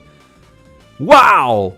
Rookie Mike is looking nice out here, bro. I'm telling you. Those dunks are great. And during this challenge, I also wanted to figure out, like, you know, what is the sweet spot for dunking decently consistent? I'm going to break his ankles, pull up, bow, green that thing. And we were dunking pretty good with this takeover and silver posterizer. So you'll see when we get gold what that looks like. But we were trying to get a contact dunk animation right there. It just looks like we were going to get one if he played up, but he didn't play up, so 2K went ahead and kind of gave us the animation for in case he did. You know how the game is. There's a lot of animations in here where it was putting us there for if he did, because he was in position, but he didn't necessarily play it correctly, and we got the dunk. So we're working our way up to gold post fade phenom, which takes 1,000 years to get, by the way. I got to mention that once again. And once again, also, we're in the ISO. Spin off. Come here, boy. And I'm going to just let him jump, take that. Now, I kind of messed up a little bit. I could have spun off and took a dunk. But you see what we're looking at here. Gold Post Up Poet is free buckets, okay? You're a guard with Gold Post Up Poet, and they can't really do much unless they have a really good lineup for this, because most guards on the 2s don't have very high defense. We're going for another dunk right there, and we get posterizer to pop up. So you're going to be able to abuse them, and also most guards on the 2s are 6'4" and under. So that's another thing to keep in mind, all right? We're going to be spinning off these guys all day long. We're going to be catching lobs, dunking on them, shooting over them. So that is your advantage of being a 6'6", if you can learn the dribbling, if you can learn the style, which we are very much starting to get down in this game, you know, in these days right here where I'm ISOing more. I'm really starting to learn what we got. So 94 3-point, 99 rebound. You guys know how it is, bro. We're going to be playing a lot of meta. That's what people do on 2K. I don't got nothing against it. You know, I just think that if you're not having fun playing the game because you're playing meta, you should definitely switch it up, right? And then the only thing I do have against any play style in the game is just exploiting, like cheating, using a Titan or LTing. You know, that's really, if you want to play meta and that's how you have fun, that's awesome, bro. Go ahead. But there's a lot of people that I feel like don't enjoy 2K, and it's because they do this all day. They never switch it up. They never do anything but go across the screen, shoot it, go across the screen, shoot a 3, you know, shoot a 3, fade away. And in this game, look, they're LTing, bro. In this game, they chuck up 3s off the screen, and it's just a free board mania because the center I can't pick up, because then the 99 rebound center is going to get the board 9 times out of 10. It's tough out here. But look, he's using the Kyle Lowry, you know, hop jumper, but luckily he does miss the shot. And what can I do, bro? I'm literally blinking stamina, fighting for my life for us to get a rebound, and Magic is just not getting a rebound. There's nothing I can do in a game like that. So these guys were talking trash in game chat. Yeah, they were like, they weren't that good. He's a veteran 5 and he's not that good, which I can understand because, Magic wasn't getting any rebounds, but they were also LTing. So I'm like, you know what? Let's come back around and play these guys again. I want to see if we can beat these dudes. He almost got a strip right there. Magic goes down for the drop step dunk, and we take them out of this game. I just wanted to play them one more time. So that's another thing to keep in mind at the end when you see the win percents, is that we'll be pulling up on a decent amount of win streaks. We'll lose to someone and go back around. We're not scared to play them and, oh no, my win percent's not going to be as high. No, we're coming back for revenge. So we go to the stage. For the first time, we hop on the 100 court just to see what the stage is like. And it's 19-18. We're playing a lot of meta. Run around the screen, shoot. Missed the shot, though. Hold on. Missed the shot. We've got one more chance to end it. I see that we're going to have a Magic shoot right over the guard. He doesn't take that shot. I have no idea why he does not take that shot. But then I'm going to dot Magic again, and he misses. I mean, what do y'all want me to do, bro? What do you want me to do out here? Mike is fighting for his life, and then we're going to give up an open 3. They're going to green that. You see, I'm 2 for 4. With 2 turnovers, Magic's 5 for 10. We both didn't play great. I did make the guard go 4 for 12, though. I'm doing as much as I can. And I need my veteran 5 teammate to hit some shots, okay? I need him to hit, especially in the stage. So now we're going to risk it. I mean, we're going to risk it all. This is the highest you can play for in the stage on the 2v2 court.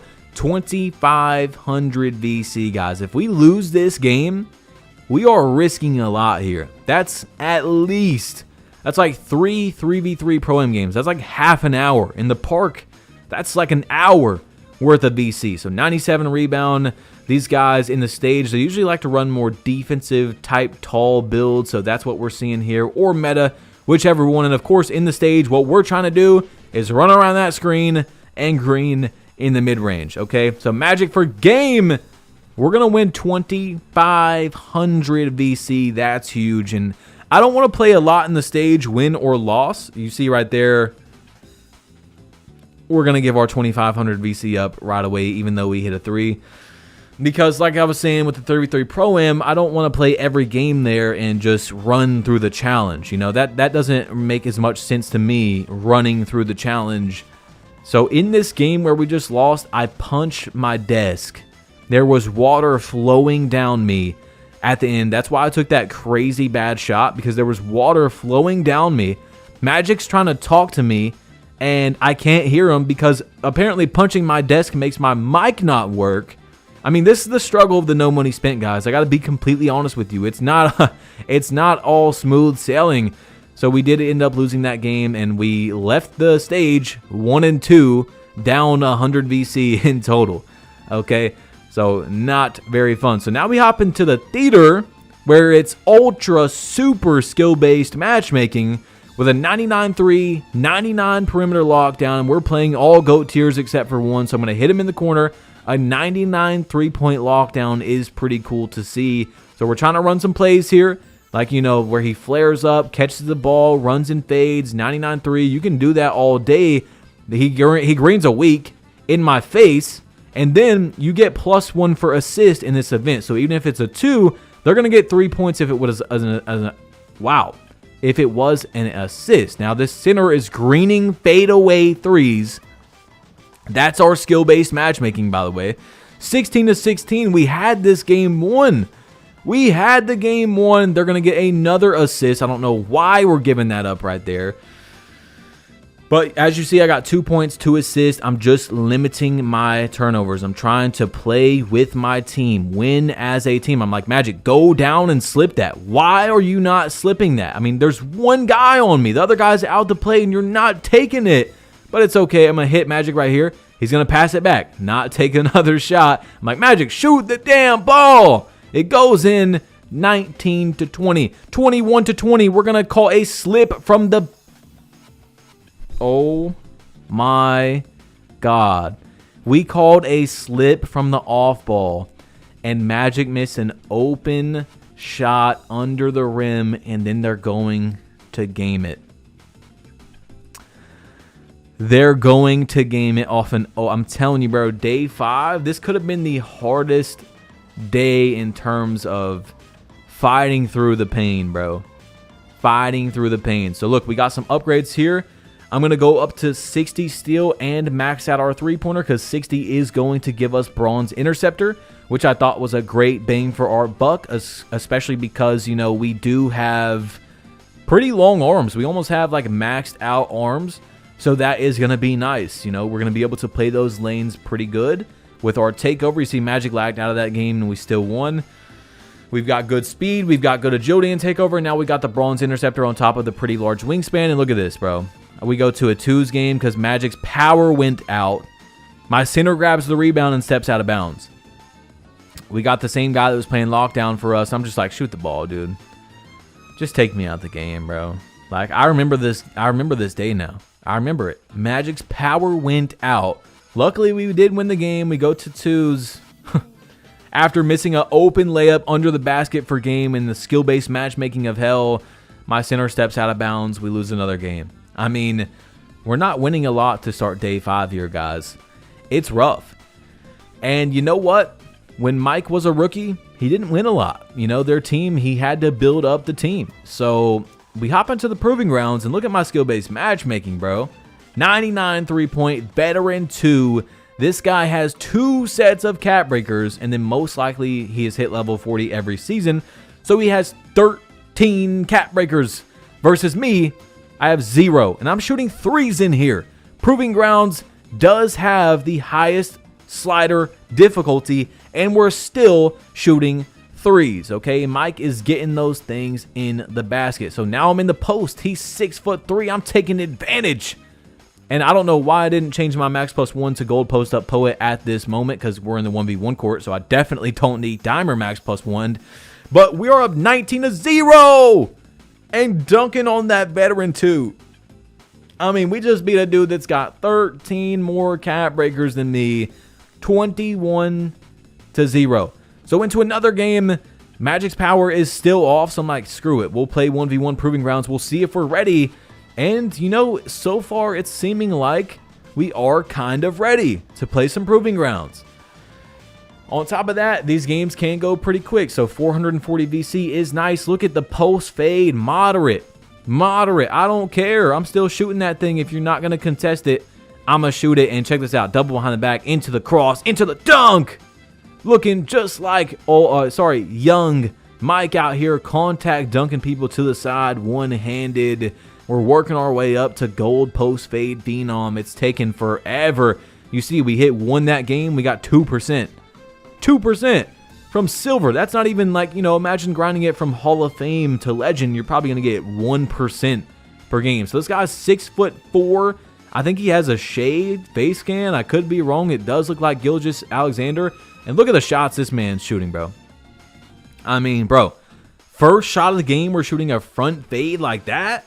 Not even rhythm shooting, so he's moving around. We're playing some good defense, though. The ball's going to rattle off the rim, and I mean, day 5, bro. Day 5. Oh, man, the beginning of this day. We're going to green. Nope, not green the step back. Try to get a shot to go in, and it just won't go. He's playing pretty good defense, but we could still hit these shots. We make him miss. The ball rattles around the goal and we don't get the rebound. 16-8 though. I'm trying to do something. He is 6'4", so we got to use that to our advantage. And that's exactly what I start doing, is getting in that post, not making every shot because we got a super fast layup right there, which is like almost not even humanly possible to time when you're expecting a normal timed layup. That's the only bad thing. Look at the dunk right there. The only bad thing about high risk is sometimes you will get those very fast layups like Magic got for game. And we're going to post fade that at 16-20. You know, a risky shot on Hall of Fame sliders, okay? So we get that done with. That guy was definitely nice. And now I'm looking at my badges. I'm like, bro, why do I have silver post-up poet on? Why in the world did I not go in there and change that? That would have definitely been helpful. So day 5 is going to be one of the longest days of our challenge because 1, we played a lot of games, and 2, it was, you know, it was rough. You guys are going to see the ups and downs of the challenge. Like I told you, we got to see it. So this dude quit. You know, it was 20-0. He had just gave up. I was messing around trying to get him to get under the rim so I could dunk on him. And we're on a pretty nice win streak over here in the 1v1 Proving Grounds. It does seem like now that Mike is able to sustain himself versus most people, okay? So we still definitely need more stats. But if we're winning the majority of our games, I'm pretty happy with that. You know, we're gonna lose out here. We're gonna be playing 99 overalls with cat breakers and all that, with sometimes 2 sets of cat breakers. And look at the first play of that game. We get a nice contact dunk right there. You love to see it from Mike. But 19-10, step back, get out of my game. 10 for 20. That was a rough one, man. Me and this dude, Bull Ream, were going at it. I mean, we were going at it. So we match up again, and he's going to pat me off the backboard. I'm going to post fade moderate once again. We had some games, 18-20, taking my dunk, posterizer for game. We were going at it. And, you know, in 1v1 Proving Grounds, I'm just going in there, and whoever it gives me, it gives me. It's matchmaking. There's nothing I can really do about it. If I play the same guy 5 times in a row, that's what we do. I definitely don't want to play this guy 5 times in a row because we're having some really close games, and I know how 2K is. He's going to get one. He's going to get one eventually, okay? I had to sip my tea real quick, guys. Let me sip it one more time, actually. Because Mike is officially here. I'm talking about rookie Mike is officially in the league, making statements, winning one-on-one games. Day 5 did start a little rough, but look at this dude. This guy was moving good, okay? He's one of those meta type builds. He's got all the dribble moves, the starter 4 moves. You know, that's the De'Aaron Fox right there. I'm going to get a dunk. It started lagging a bit. I don't know if you guys could notice, but in this day in Proving Grounds, it was starting to lag a little bit. It was chopping a lot. I would take a jump shot and my screen would freeze. But once again, I told you, if I see 6'4" and under, I'm going for some post scores, okay? We got to do what we got to do out here. Snatch back, pull up. And we're going to get this man off the court. You know, he had the black tattoos all across his body. He had the Patty Mills jump shot on, the cat breakers, everything you could think of he had out here. Now, going into this game, check this out, guys. Error code. And it says it's a problem with your connection. My connection. Okay? So, I'm on a 7-game win streak, 8-game win streak, whatever it is. And again, I just can't catch a break. All right. So at the moment, it's going to say that we didn't have a loss. It's going to say we're 10-9, right? But just keep in mind, I'm showing you all the games throughout this challenge. It's going to end up giving us a loss. So I was 9-10 in 1v1 Proving Grounds. We were flowing so great. After my teammate's power went out, his whole road went out. He lagged out. And then I played this guy, Chuck the Real Shot. Chuck the Real Shot's got an 89 mid-range, 88 three-pointer. He's got his set of cat breakers. He is a veteran 1. And I quickly realized what Chuck the Real Shot means. This guy was pulling stuff. I mean, right in my face. Look at this shot, bro. Like, what? Are we serious right now? So I knew that I had to start playing up, and he is still greening. We don't have high perimeter. We don't have high steal, but we actually do get the ball back, and he's letting me shoot for game. So I'm like, all right, cool. He doesn't want to see a dunk go in. Hold that midi. Hold that midi, Chuck. And we are able to get out of that game by the skin of our teeth. This man was literally chucking the shots, okay? He was not playing about his name. Now, I don't know how some of those weren't at least open instead of wide open, but that's how he was. That's his game style, I guess. You know, right over the defender. He must have loved 2K24 with the T-Mac jump shot. But we do unlock gold post-fade phenom, which is huge for us. So now our post-fades are going to hopefully be even more consistent now. So we play a GOAT tier 6'3" off the hezzy. He's got his set of cat breakers. He's got Patrick Mills jump shot from starter 4, unlocking those animations. 93 driving dunk, 96 steal. A nice little build here, to say the least. But I told you guys what happens when I see a 6'3". We got gold post up poet, baby. I'm going to try and get in that post. Throw him right off me. Take the dunk. It ain't my fault.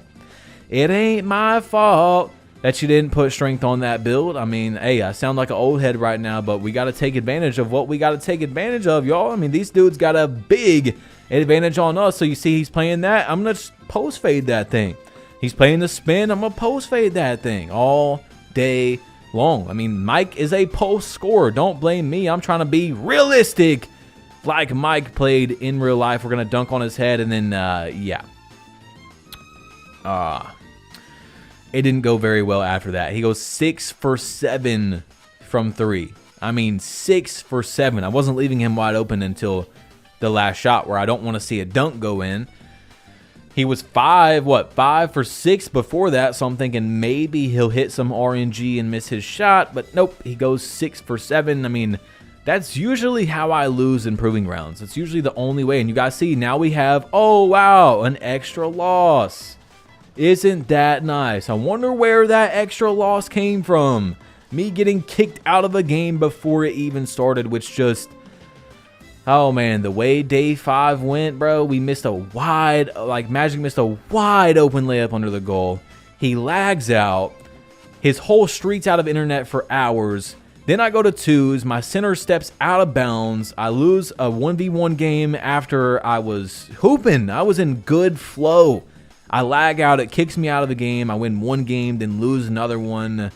It's just looking rough out here, bro. 2K was really doing me dirty on day 5. There wasn't much I could do about it. But that's the ups and downs of the challenge. We are a rookie, you know, heading into our sophomore year as an NBA player. So we just got to do what we got to do, man. We just got to fight through the pain and just make it through this rookie season. Hopefully our sophomore season goes a little bit better. All right, so it's still double level, but I'm like, man, do I do this 3v3 Pro-Am and get this quest done? Like, this quest is taking forever. You know what? Screw it. Let's pick up a teammate. We'll play 3v3 Pro-Am, and we'll get this freaking quest done, man. It was taking so long. So I go over and I look at it. It's in the side drills, and, you know, we still need to do, I think it was, what, 11 more? 11 more quests to be able to get that done, and we can get our 2500 VC. I'm looking at all these, by the way, just pretty quickly as we're going through them. And yes, it is 11 more games of, you know, A- or higher, but it's definitely an A or higher. It's bugged. I feel like sometimes I could get an A+ and it wouldn't count it. I don't know, but we have a good record here. 113 and 17. This team's 86 and 20. So they got a nice record. And, you know, some of these jerseys are not perfect, like I told you guys, but we tried. We're playing a veteran 2, 99 3 ball. Okay, that's 2 sets of cap breakers, 99 perimeter defense. Another veteran 2, 99 strength plus 99 O board. Like, bro, that's insane. Day 5 could not give us a rest. I mean, we just could not catch a break in day 5, bro. And, you know, this guy we were playing with, Inoju, it wasn't that he was awful. You know, he definitely made his mistakes, but I don't know. We just were not winning with him. He was some sort of bad luck charm. I'm going to shoot a 3 down 10 points. And then Inoju hits a 3. So that was a big shot. I take the dunk. It's 20-15. Can we come back in this game? 20-20. We got it back to, and just no defense is being played on the last game. 7 for 11 from 3. I'm 4 for 5. I do got 3 turnovers, but man, I'm fighting for my life out here, bro. I'm fighting for my life. I'm playing people with 2 sets of cap breakers, and it's rough. In another game, we don't win. I got 5 assists. I only took 1 shot. I was just getting my team involved. There wasn't a lot of shot opportunities for me, and we lost the game, bro. We lost again. This could have been we lost the most on day 5. You would expect that on day 1. Maybe not on day 1 because I was sitting in the corner. Maybe day 2 or day 3, right? Where I'm having to take up the ball. And check this out. This center is, we got a veteran 2 on the team, but this center is literally not affiliated. 7'3", not affiliated, 82 overall. Now, they do have a veteran 2 on the team, But I just want you guys to pay attention to this, bro. Dude didn't even have 3-point in his top 4 attributes. I'm getting off-ball to start the game, which is not great. They're using our moves on us, and we're instantly down 3-0. I'm just rattled at this point, guys. I mean, rattled, bro. Like, what? Like, look, now he's not jumping. That was great defense. I'm coming off the screen.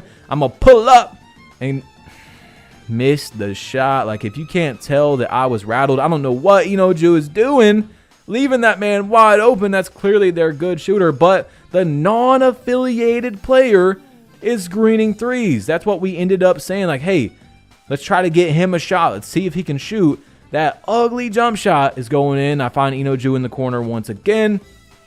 We do have our gold dimer back on, so we did change our max +1. I'm not going to show you guys every time because, you can't see it in the top right of the screen, but 18-18 here. Magic is going to take that dunk. We're up 20-18 in a game I thought we were going to easily win, 22-21. Fade away, MJ for game. And look at the game winner, man. 7 assists, but the guy that was non-affiliated was 3 for 7 from 3, and at one point he was like 2 for 3. Like, bro was actually kind of hooping a little bit. I was very surprised by how he was playing in that game. He wasn't even in an affiliation. That's crazy. Bro was at 80 overall, and he dropped 13 points on Magic, who's veteran 5. He's top 100 ranked in the world. That dude had no cap breakers just like me, but we're going to green a 3 to start this game. And you guys see, I'm shooting 3s out here. And also when I show that, that I'm going to miss some 3s, so you guys see we're 1 for 2. I do show the box scores in a lot of the games. That's something I like to do, is show you guys the stats so you can see what was going on. So you're going to see there's going to be games where I go like 0 for 2 from 3. I'm not just trying to make it like I never miss from 3. I'm showing you on the screen. You know what I'm saying? I'm showing you the box score of what's going on. So we're in the park. And right now, what I'm wanting is to end day 5 on a good note. Just please, we're only like halfway through the day right now. Please, look at the contact dunk. Can we please only lose like, I don't know, 1 or 2 more games for the rest of the day? Like, I'm begging, bro. Things were just not going our way, man. It was rough. I had a whole 30 ounces of water flowing down my keyboard when we were in the stage, and I punched my table. That wasn't good. Magic misses wide open. Then his power goes out. Then my teammate steps out of bounds. Then I'm winning improving rounds and I get error coded. It kind of just messed up my flow. And then we lost off like an 8-game win streak in 1v1. But now, hopefully, we can get it going. And by the way, when we're on the 2s courts, we're playing whatever game is there. I'm not purposely playing on no squads. I'm just playing the games that are there, guys. The whole point of this challenge is to get it done as fast as possible and show you everything, okay? So we're going to play on plenty of courts where it's not like, no squads. But we're pulling up on 2 GOAT tiers, which is very a low chance that 2 GOAT tiers were on the same team together on no squads. What I'm trying to say is you see them quitting right here because the game was over. Usually no squads isn't even followed, so it's not that big of a deal, but once again, I just wanted to make sure that we're not hunting no squads. We're not trying to play bums. We're just playing games. And either way, usually you're going to play dudes that are in a squad anyway because they're doing the same thing. If you're playing in the park, you just want to hop on and play a game. If it's this court that's no squads versus the other court and this court's wide open, you can just hop on and play, or you have to wait because the other court's 0-0 and the game just started. Then why not take the spot? Why not play? I don't know. No squads doesn't really ever get followed anyway, but that's a whole nother discussion we could go on about for a while. So you see me in the triple threat, breaking that man. Where is he going? Where is he going? We're getting in the triple threat. One of the most important, lost arts of basketball is the triple threat. Like, look up Kyrie talking about how much he scores out of just those moves right there and sets up his next, every single move has a purpose, and that's what Mike did as well. That triple threat was big for him. So I'm going to pull up a 3 for game because these guys are quitting as well. We missed that shot. I'm like, hey, 2 for $1. And we do get it to go in. So we only go 1 for 3 from 3 right there. And I don't know why so many people quit out in games. Like, you still have a chance to win. I don't know why people just don't got that that dog in them. There's only been one game, I think, so far where I was just like, screw it, just win the game. And that was when my teammate stepped out of bounds in day 5 earlier, as you guys seen. But contact! So even though we're getting up there, you know, can Mike shoot threes? I think we've answered that. I think that there was a lot of people in the beginning speculative of, can a 63 three-pointer really win even close to consistent in 2K? Because, you know, threes is the meta. Like, for sure, even on 2v2, either way, if you have 99 3 or 99 mid-range, either one is the meta. You know, you want to have 99 in the shooting stat. But we're getting a contact dunk right here. And I'm going to go down and dunk that thing again for game. So I can't wait to have our 92 driving dunk. Then our +1, but you know what I'm saying? Like the 92 and then the +7 from takeover. 99 driving dunk with the poster machine is going to be crazy. And then when we add gold posterizer on top of that, I think you guys are starting to see that I figured out in this video that it does seem like silver posterizer or gold is kind of the sweet spot now after all these patches that 2K has done. One of the recent patches you could really say was to benefit the dunking builds a lot, where now you can get taken out of dunks less often when a defender is behind you. That's one of the last patches of 2K25 that we'll probably get for the entire year. So dunking builds have gotten better. Then there was a patch, what, a month and a half ago, 2 months ago, where the dunk meter was also patched. It was buffed a little bit to where it was more forgiving on the timing, because you would randomly get, barely there'd be a defender under you with 99, you know, contact dunk packages in takeover, and you would still miss it, and it would give you very early or very late every time. So yeah, I think dunking now, the sweet spot is around gold, you know, around the 90 dunk rating is what I'm saying for the posterizers. And then when you got the takeover, it's nice. So I'm guessing 99 dunk is amazing. It's been a while since I've been on a build like that. But can Mike shoot threes? Yes, he can. Yes, he can. Now, are we Steph Curry out here? No, we're not Steph Curry. But we can shoot threes when the opportunity is there. When we have an open shot, when we're set, when we can do that, we can hit some threes, okay? And now the big thing is, once again, is that we don't have jump shot boost for almost the entire video, okay? The entire video. And we also can't play MyCareer to get our hot spots. So you see I'm pulling up, and wow, 3 for 3 from 3 in this game. You know, we're going to have games where we miss a lot, where we go 0 for 3, but that game we go 3 for 3. But yeah, we can't play MyCareer, so we have to earn our hot spots from 3, which is almost impossible with our 3-point rating, okay? It is almost impossible to shoot the percentage good enough to get those hot spots. So throughout this video, we are going to get hot spots from 3. I might show a few, but then we're going to lose them pretty quickly because we are borderline on that percentage to be able to get them. But once again, I just want to, you know, I just want to drill it into your heads, guys. Imagine we have jump shot boost and we can have lethals on. What I like to do on all my builds that can shoot threes is put them in the top 3 spots. You know, if you're a lockdown or you're a popper and you pop to the corner, you might want to put them in the corner. But just imagine jump shot boost and then lethals on the top 3 spots. Especially with that legend set shot, like look how we're shooting with just Hall of Fame, you'd be good. And I think if you wanted to run that Hall of Fame in 3 categories selection as well, you could do that. You know, as long as you had your lethals there, you'll be good, bro. Like you're gonna be shooting a pretty decent percentage, especially if you rhythm shoot. I don't know about X button shooting with this low of a 3-pointer. I haven't tried that out, but I'm cooking this man a little bit. Hold on, he's got like his glitchy little, you know, stuff on his body. His body literally looks like a glitch. I'm making him jump. I mean, this dude cannot hold me. Now we got poster takeover. And you know what we're doing, baby. We're getting on that rim. Getting on that rim. So anyway, 18-5 here. He's leaving me open. I'm like, screw it. Let's pull a 3. And we do miss. Okay, but I'm going to... Oh, I thought I was going to get the steal. We did not get the steal. And hold on.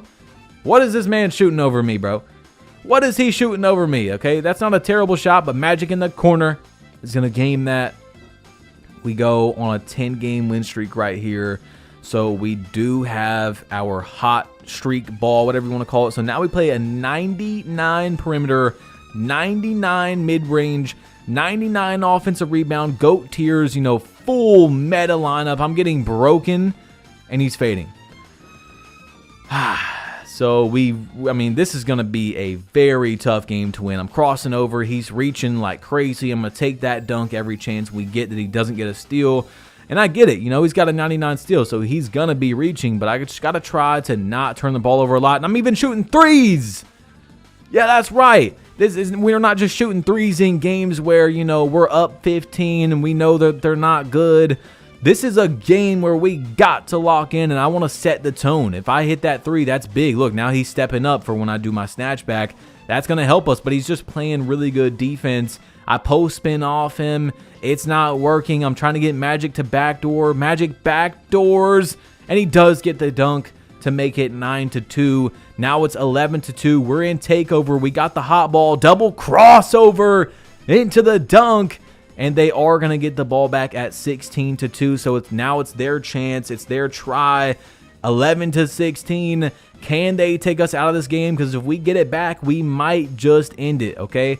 We might just, but we got 2 to 3 possessions of having to put the ball in before that. He's just running around the screen, running around. Like, bro's not even dribbling. Look at this. He does one move, and give me that. Give me that.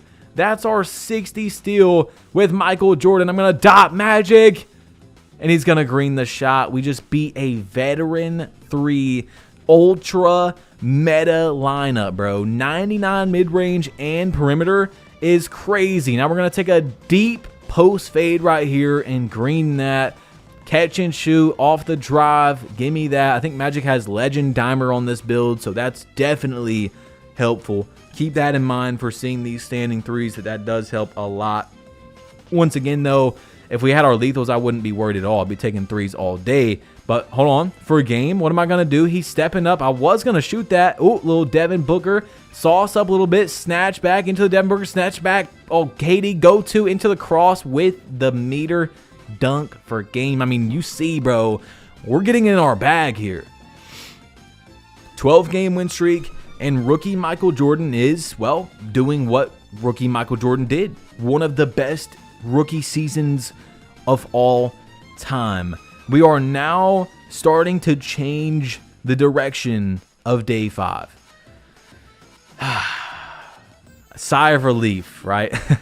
Just complete sigh of relief at the moment because, dude, the start of this day was painful. I mean, it took 20 to 30 minutes for my wife and I to clean up the 30 ounces of water that was going down me. But you see, we're starting to get down the ISO really good. I think this is really the part of the day of the challenge where I've now pretty much completely figured out how to use these moves and chain them together. And that was helping a lot, of course. You know, that KD go to, look at the behind the back, and we're going to green that. The KD go to into the moving cross is going to be our bread and butter. All right, then we have our snatch back, which is Zach LaVine. Then we have our behind the backs, which we just did, which was Kawhi Leonard. And we have our hesitation that we use to cancel out and then do another behind the back or something, which is Tyrese Halliburton. So you see, we're just getting to that rim, and it's hard. It's hard for my opponents to guard me when I'm chaining my moves together. Just imagine if we had jump shot boost and maybe even Gatorade. Like, it would be GG's, okay? Look, I'm saucing right now. Taking dudes to the rim, 8 for 9 in that game. That dude's name was Jordan Clips, by the way. So that was pretty funny because he was getting clipped up in the contact dunk. I'm telling you, I figured it out, guys, especially with the 6'5 to 6'9 play style. I'm trying to play closer to the most efficient way you can with this type of build. And that KD go-to into the dunk, every single time when I get in front of the defender, usually the game is going to count that as an open dunk or basically open dunk. So you don't need high posterizer for that. So if you make a 6'5 to 6'9, keep that in mind that if you play with this certain style, you don't really need high dunk. You know, we're finishing very consistently at the rim with our meter dunks, and we're on a nice little win streak here.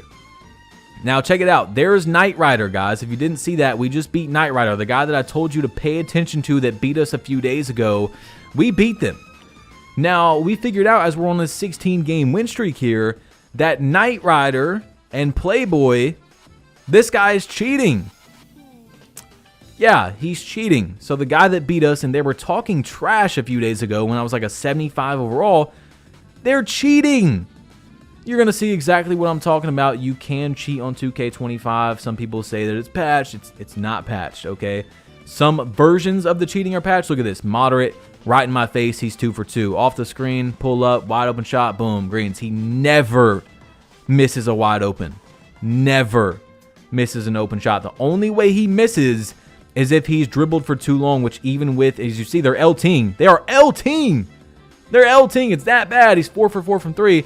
But yeah, even with a Titan that times your shots correctly, if you dribble too much, there's been an algorithm in the game for a long time where you do have a higher chance to miss even if you perfectly time your shot, okay? So I'm getting him in the post, taking my layup for game, and look, he goes 4 for 4, but we still win. So now we've beat them 2 or 3 times. They have beat us once. And just keep in mind how good this guy shoots from 3. They're LTing, bro. You know how sad that is to try and beat us? I'm on a freaking 85 overall, but we're greening a 3. And then we're going to get out of this game as well. So this is one of our, biggest win streaks of the video. We're on an 18-game streak right now. Just one more sigh of relief, man. So here comes Big Dog. All right, we're on an 18-game streak. And Hyper Select. 2 GOAT tier players. 94-3, 95 ball handle. And I want you to just watch how they play. I'm not saying it's a bad way that they play. But their play style was very unique. It involved a lot of drive, kick, run around, pass, pass, pass, pass. Look, pass, pass, pass. Just a whole lot of passing. And we ended up losing this game. But just like when we lost to those L tiers, which is a completely different style, that's the one that I do look down upon, but not this one. Passing, I don't got a problem with that. Magic goes 1 for 4. He could not make a single shot.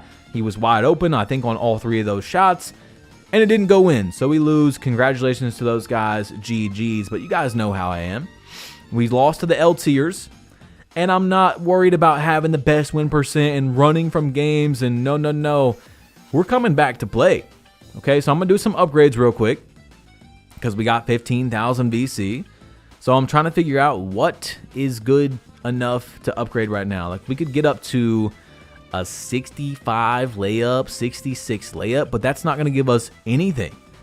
Literally. So we'll take it because we are actually 4 points away from being able to get bronze physical finisher.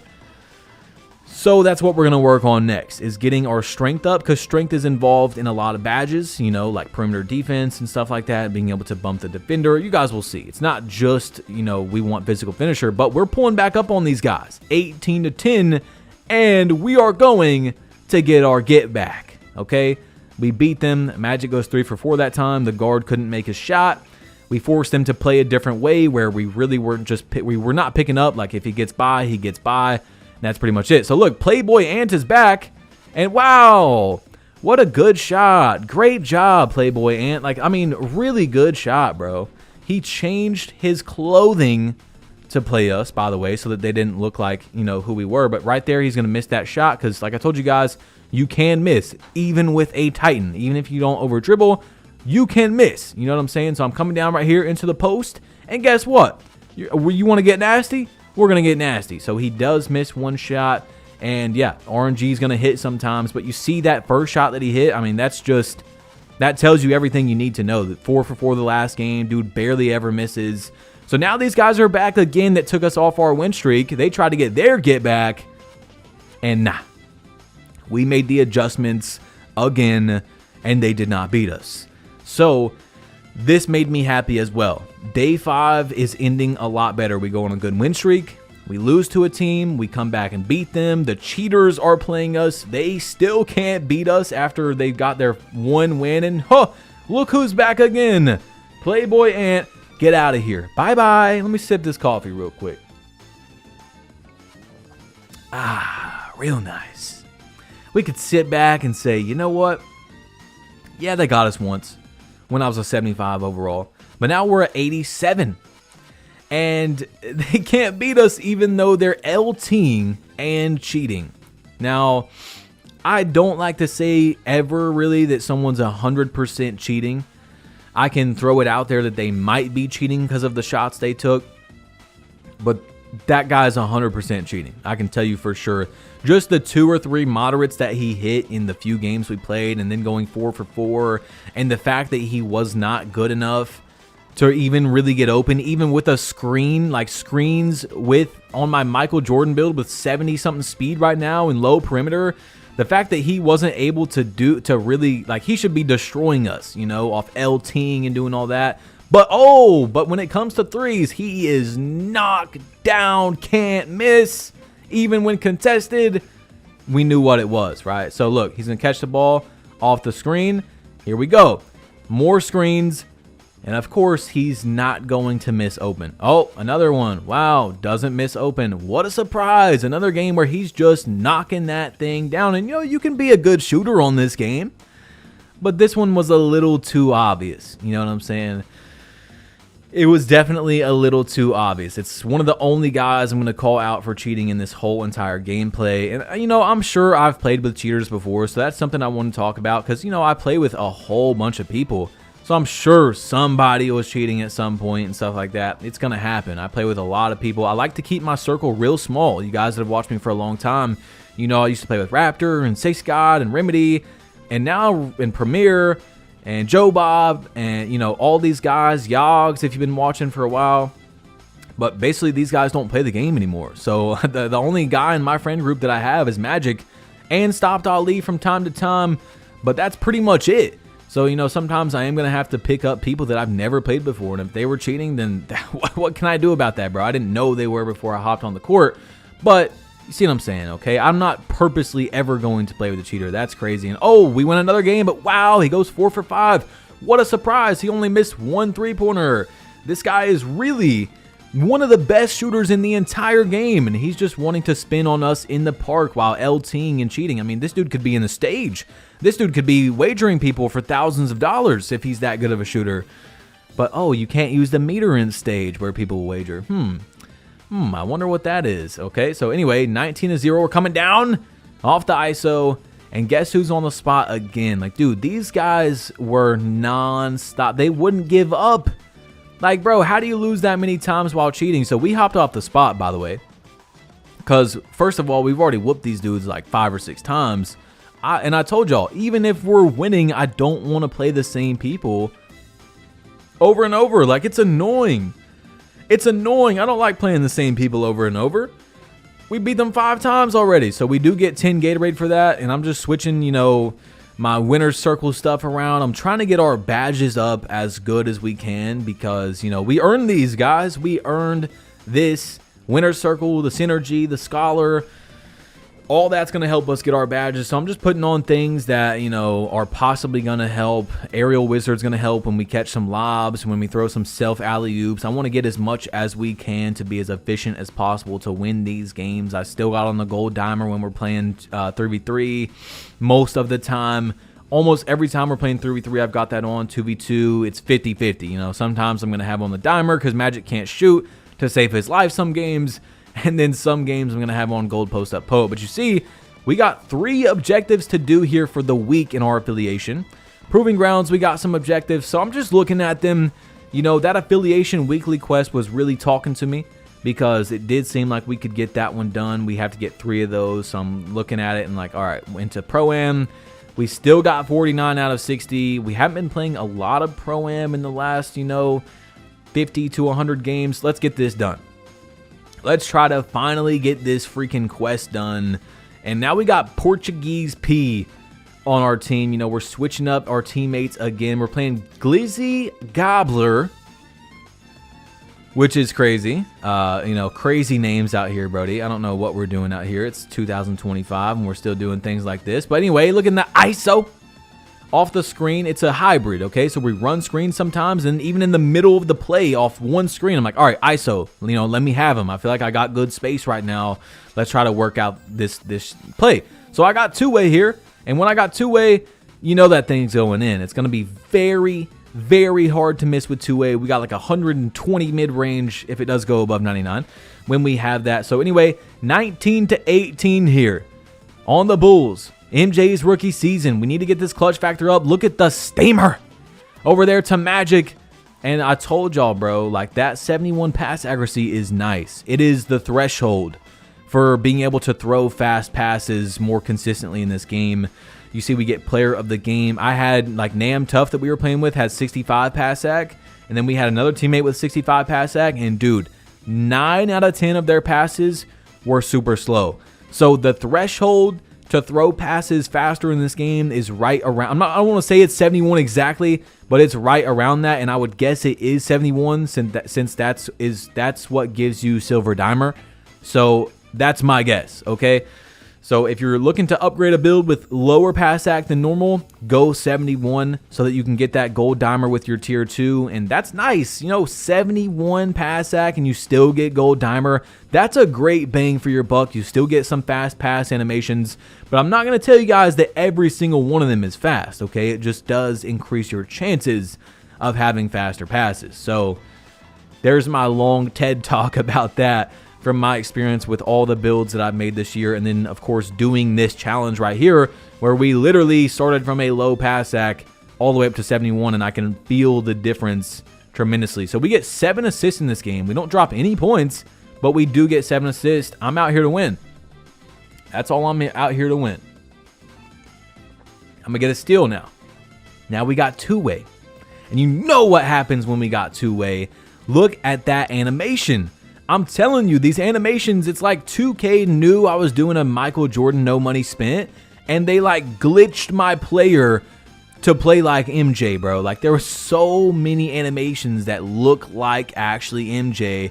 Or maybe the other half is that 2K, a lot of their contact dunk animations are from MJ's pro play stuff. You know, whatever pro play stuff they got for MJ is in the contact dunk animations, even without having his dunk package. I don't know, but it did make me very happy throughout the challenge, just doing so many things that really did look like Mike out here. So 13-8 right here, and I'm a crossover, come down, snatch back, behind the back, double behind the back, escape, behind the back, snatch back, pull up. I mean, come on, man.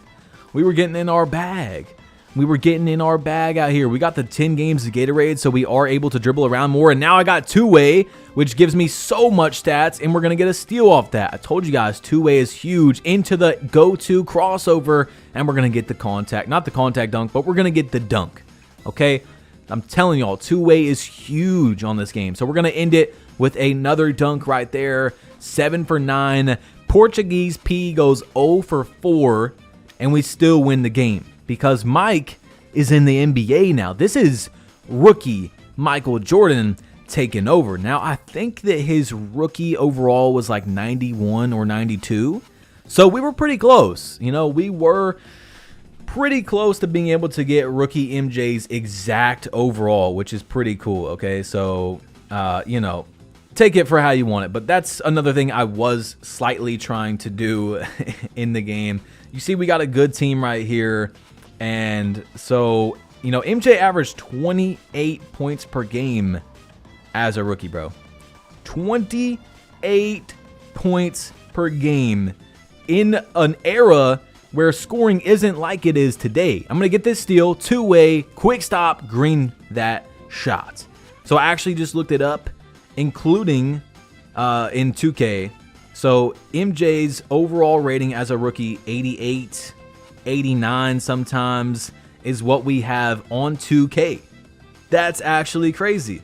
So his overall in 2K25, it says 90. Okay, so we're pretty close to that. I was almost correct, but imagine being a 90 overall in your first season. First season, being a 90 overall. That's how dominant you are. You are an all-star in your first season. So you know what we had to do, guys? We had to spend our hard-earned money. Remember, we are rookie MJ. We're taking the league by storm. And it's time to put on the band ones. The first J's to ever touch an NBA court. Ever. Right there. The league was trying to just find him over and over, and he kept wearing them, but he was so much of a star that they turned out to be the biggest shoe really ever. Like the Jordans, there they are, 5,500 VC, and they are officially on our feet, guys. I wanted to do this a part of the challenge, man. Drop a like if you guys haven't yet, please. Because, you know, I mean, I just had to, bro. I just had to. I didn't want MJ to be in generics the whole game. You know, that was crazy to me. So, we spent our hard-earned money. We're going to make the challenge last a little bit longer. Not on purpose, but also, like I told you, man, I'm not here to get it done as fast as possible necessarily, but we're going to green the first shot of the game. But we're also not trying to get it done as fast as possible by just playing 3v3 Pro-Am. So we're trying to play in different modes, and I'm in the ISO here, post spinning off my defender. So we're back in the rec, and I'm playing up top. So we're going to take that dunk. Boom, 7 points, 1 assist, 1 rebound. Only got 1 turnover. And like I said, our rec is the only place where we're going to get and 1 backdoor right there, where it's kind of a gray line with our rule of not being able to sit corner because we're sitting hash, you know. And I'm a shooting guard. I'm not a point guard, so that wouldn't make sense for me to really play point guard. And right now we don't have free throw upgraded, but we do hit the free throw. And we're going to dunk it at that thing again. 18 points, 2 boards, 4 assists, almost catching a lob for game. Not a bad game at all. You know, we go 5 for 8, and look at that. Dude hit the half-court shot. Like, that's insane. So I'm quickly figuring out, once again, like we were talking about a minute ago, that, you know, the VC in here isn't that good, okay? I could get 1,000 VC in a 5 to 10 minute 3v3 Pro-Am game if we play good. Look at this. I mean, we put up 18 and 4, and that's only going to give us 791 VC for a half-hour game. Half hour. We even had a steal in there. 2 rebounds. Half an hour. You know, as much as I keep saying I don't want to get the job done as fast as possible by just playing 3v3 Pro-Am, I also don't want to be playing half an hour for 700 VC. So 99 perimeter, 96 steal. You guys see we're all in here on GOAT tiers. So with skill-based matchmaking, we're going to play mostly GOAT tiers or very close to that. You know, almost an entire team of GOAT tiers. So I'm getting assist here, and I'm just dotting people up. I'm just dotting people up out of the post because every time I keep spinning off this guy, they're picking up, which is smart. You know, they're making me make the play instead of getting a free 2 points. So now I'm going to post fade that thing. Why not? Why not let it fly like Chris Move would say, man? But look, we're getting a steal. Forced turnover. I got 2-way, and give me that lob. We're going to run the break. Another game where, you know, we didn't really do a lot here in the rec. Magic's going to shoot from deep and miss that shot. You know, we're getting the job done. I'm playing defense. I'm running out on the breaks when I can. We're hitting some isolation plays for MJ, and we're just being safe with the ball. We're just managing the game, especially in a 5v5 game mode. I'm really into game management mode. You know, I'm trying to just make sure the offense is running smoothly, get my teammates involved when I do have the ball. If the other team picks up, we're playing off the other team. What they give us is what we take. So you see, once again, 3 GOAT tiers. They do have 1 gold and 1 silver, which, you know, that doesn't mean that's what they are. They could just be on new builds. But you see what I'm saying. Anyway, 5 seconds in the ISO. First play of the game. And we're going to take that post up, poet right there, take another dunk. We're kind of running it up over here. We are kind of just, you know, hooping a little bit in the rec. And I'm running on these fast breaks. You know, I've told you guys throughout the whole video, I'm getting my buckets, man. If you don't get back, that ain't my fault. You can get back. Go watch good Pro-Am teams. They get back on defense. It ain't my fault that you're not getting back, but we got 20. Got a little 22 ball in this game with 3 assists. You know, putting some points up, okay? I'm running that break to end the game. Might as well. That does give us 2-way. We got 9 seconds left. And oh, I tried to go for that steal. We're not able to get it. You see when I got 2-way, man, I'm getting nasty with it, especially when we're up in the game. This man is going to miss that shot. So we're going to end this game with a decent amount of VC because we did put up 22 points that time. Or sorry, 24 points on 80% field goal percentage. I mean, being really, really effective when we've got the ball. That was more points that game than Magic had, and he's touching the ball way more than me in that game. So what do we get for that? Let's see. 866 VC. Now we do get 32,000 my points. That's something that I didn't mention. You do get a lot of my points in here. So in our 4 games, we have 100% win percent, 65% field goal. Although we were not hitting very many threes, you know, that's all right. Okay, Mike can definitely shoot threes, and we're going to make our last upgrades of the night. And I didn't understand the interior was going to be super cheap. So yeah, we're going to take that interior because look at that. All the way up to 74 for 4,000 VC. That is a great upgrade, especially when we get our strength up. We're going to get, what's it called? We're going to get the post-move lockdown on bronze. So if we come up against a guy who's trying to do like what I'm doing to guards, it's not going to work. Well, it's not going to work as good. You know, we're going to be able to stop that better. So 4,000 VC, we're definitely going to take that. 87 overall.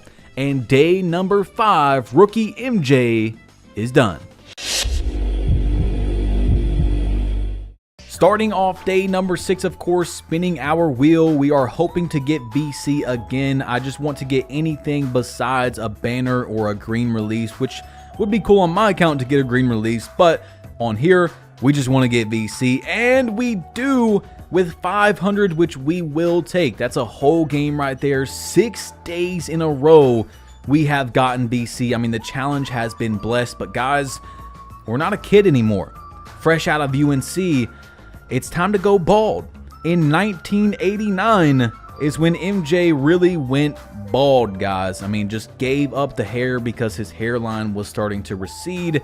But we're going to put some on our face with the stash and start to look closer to what we see with the prime MJ. Although he did have multiple primes, we're going to put on the swole body type, even though we don't have the strength yet for it. But we're going to work on that strength very soon because this was right around the time when MJ was getting bullied by the Pistons. I mean, the bad boys, the MJ rule. The man was getting beat up, bro. Every time he would drive in, they were attacking this man. So it's time at some point in this day to put on some muscle. Apparently, he put on 15 pounds in the off season, in one off season, which is crazy. So we're going to start off this day. You see, we got a few hot spots by doing our guest challenger of the day because I'm waiting on Magic once again. What's new? And we do have one 3-point hotspot, but basically from all the zones that we actually shoot with, we don't have any hotspots, so that's nice. Anyway, our guest challenger, luckily, is Tyrese Halliburton, so that's a much easier opponent right here. Sorry if you guys are Indy fans, but you know, he's not been playing the greatest lately. I mean, he's been playing decent, but I think he just had a game as I'm recording this where he dropped 0 points in a game, which, you know, it happens from time to time, but definitely a little bit overhyped from where he was last season and being on Team USA. You can't drop 0 points in a game. Come on, Tyrese, you got to step your game up. I don't know what's been going on with the inconsistency this season. I think he was hurt last season, so maybe he is still a little bit hurt. Anyway, I don't want to yap about that. Welcome to my TED Talk. But we get out of this game, we get our 500 VC for winning, and then you get a little bit of a bonus as well. We're actually almost able to upgrade to 98 overall with our MyPlayer progression. So 437 plus 500, we're going to get 937 VC for that game, which is great. You know, that's like a nice little 3v3 Pro-Am game, and we get a nice little hotspot as well. That's what we're trying to work on. So we go into the stage to start our day again. You see a team, they had just hopped off the court, so we hop on over here. We're going to try and get a game, and they hop off as well. So I'm not going to show each and every one, but there was literally like 3 or 4 teams that kept hopping off. The 100 court, they were hopping off, and then in a minute, we're going to go over to the 2500. We just said, screw it. Let's risk it one more time and see if we can get some nice, entertaining gameplay for the video in the stage, playing some real competition of people that are wanting to not lose their VC. And by the way, what I'm doing right now is I'm missing shots on purpose. That's what I'm doing. I'm trying to attract some people to want to pull up and play us. I don't know, maybe they'd say, oh, this guy's missing every shot. You see, they got their phones out. They're looking at win percents. No one ended up playing us, bro. Anyway, we go into the park. We got Go Wash Ya Butt, who is dunking all over Magic. He doesn't have high interior on his center build. He has like 74 interior, 74 block because he made more of a meta type of build where you're not really worried about getting scored on in the paint as much, but that's your con for doing that. You're going to get dunked on, and I'm relying on my interior defender to defend the interior for me. But anyway, 20-2 here, and look at the dunk we get here for game as we are starting off day 6. We're winning, and we're losing. We're 1-1, 7 for 13. I did try 2 threes. We go 0 for 2 right there, but it's okay. It's going to happen. 20-12. This guy was just blitzing every time. He maybe could have got that steal. That's all he was doing. Like, they were playing literally no defense except trying to double team off the screen. So of course we're going to slip that, guys. I told you, I don't need to drop a single point. I can have 0 points as long as we win the game. I'm happy with that. Some people, no, they got to drop 22, bro. I have to score 22 points. So they're going to try right here with 5'11". And I told you guys, man, you come out here on a small build, 5'11", 6'2", 5'9".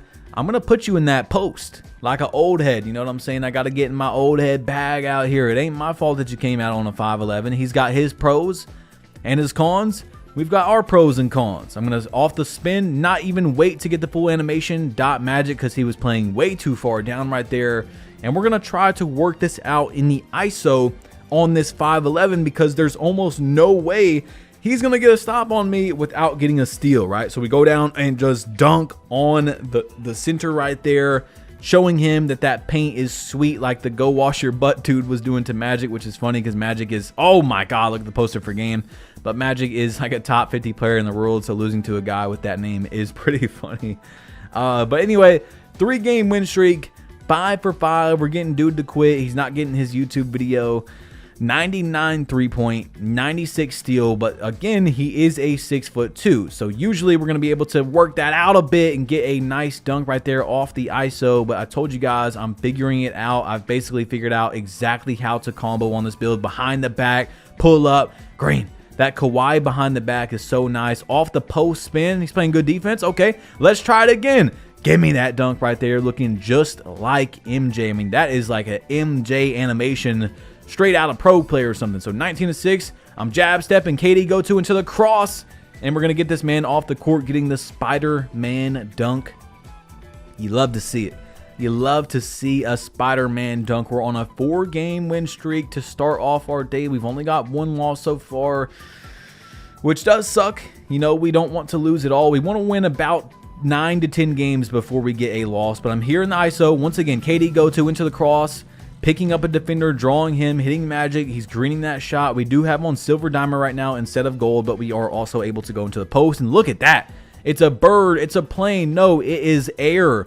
Jordan coming through the lane. I'm going to miss right there. Then Magic's going to take up the dunk. We did have 14 though. We were 7 for 9 before that shot. So we were kind of due for a miss, although that was a wide open shot. We definitely could hit that, especially because, you know, we have on legend set shot now these days. But I'm going to get a steal, 18-3. Ha, give me that right there. Even though we have a low steal, we're going to be able to get a good amount of steals. You guys are going to see that throughout the day as we have a 60 steal, especially with that 2-way. But look, this man's on MJ Island over here. I'm dunking that for game.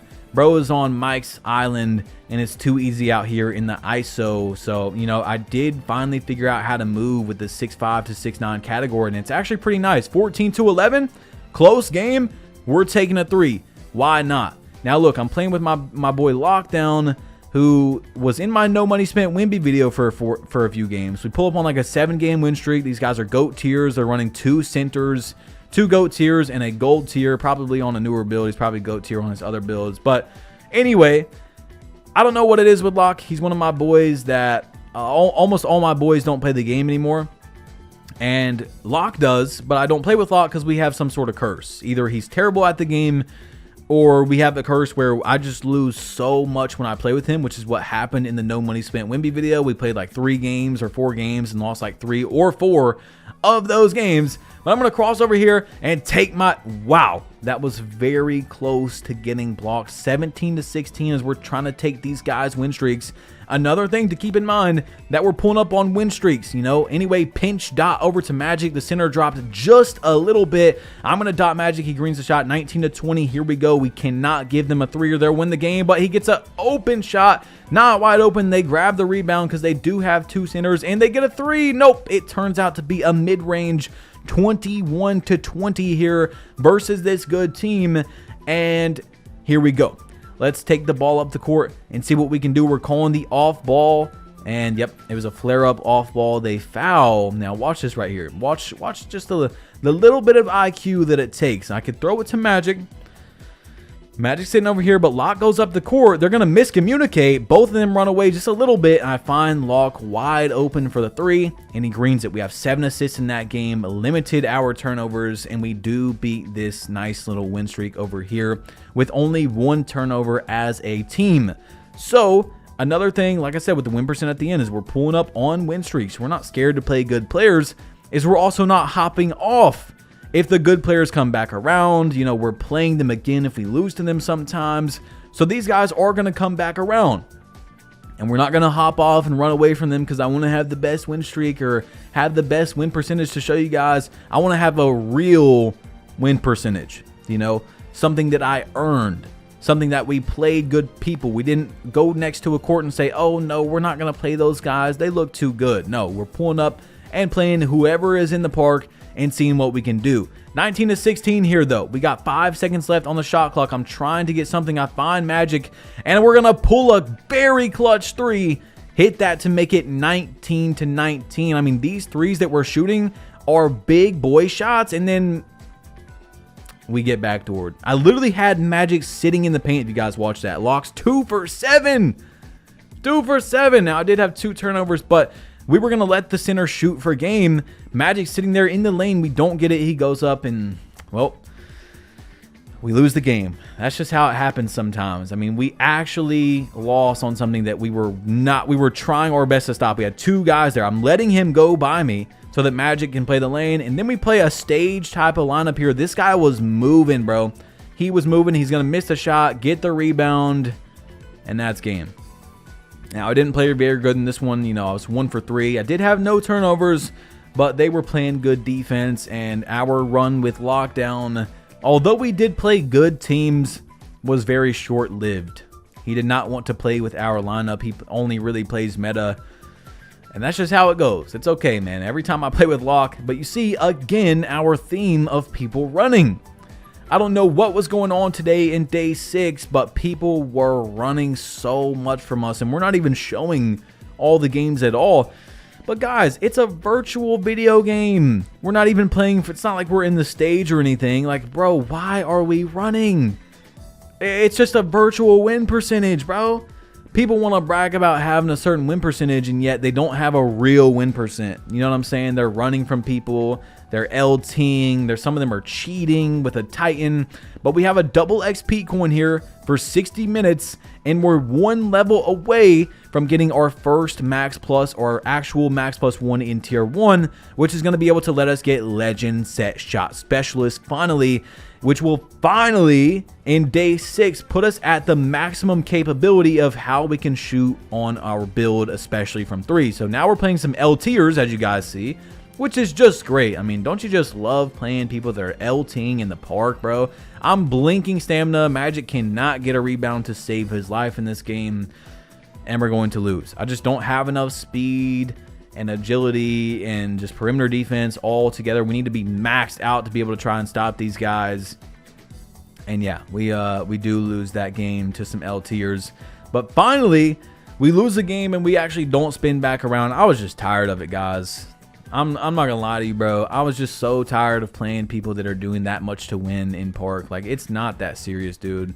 It is just not that serious to try like that, bro. Win any other way and it can be respected, but dude, LTing, man, in January, it was January at the time, late January, but now Magic's on this Scottie Pippen build where he is taller, and we're just going to abuse this guard. You know, it's not our fault that he loaded up on a small build. We're going to do a backdoor lob. He could definitely try to guard it a little better than he is right now.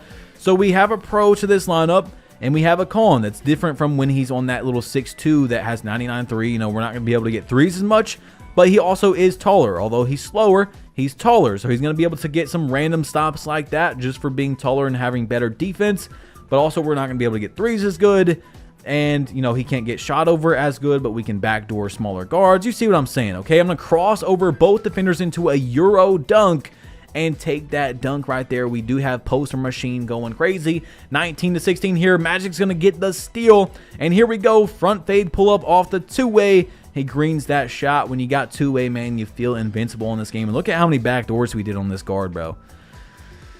Yeah, okay, so that's one of our advantages right there where we're not able to get as many threes, but we can bully the guard, okay?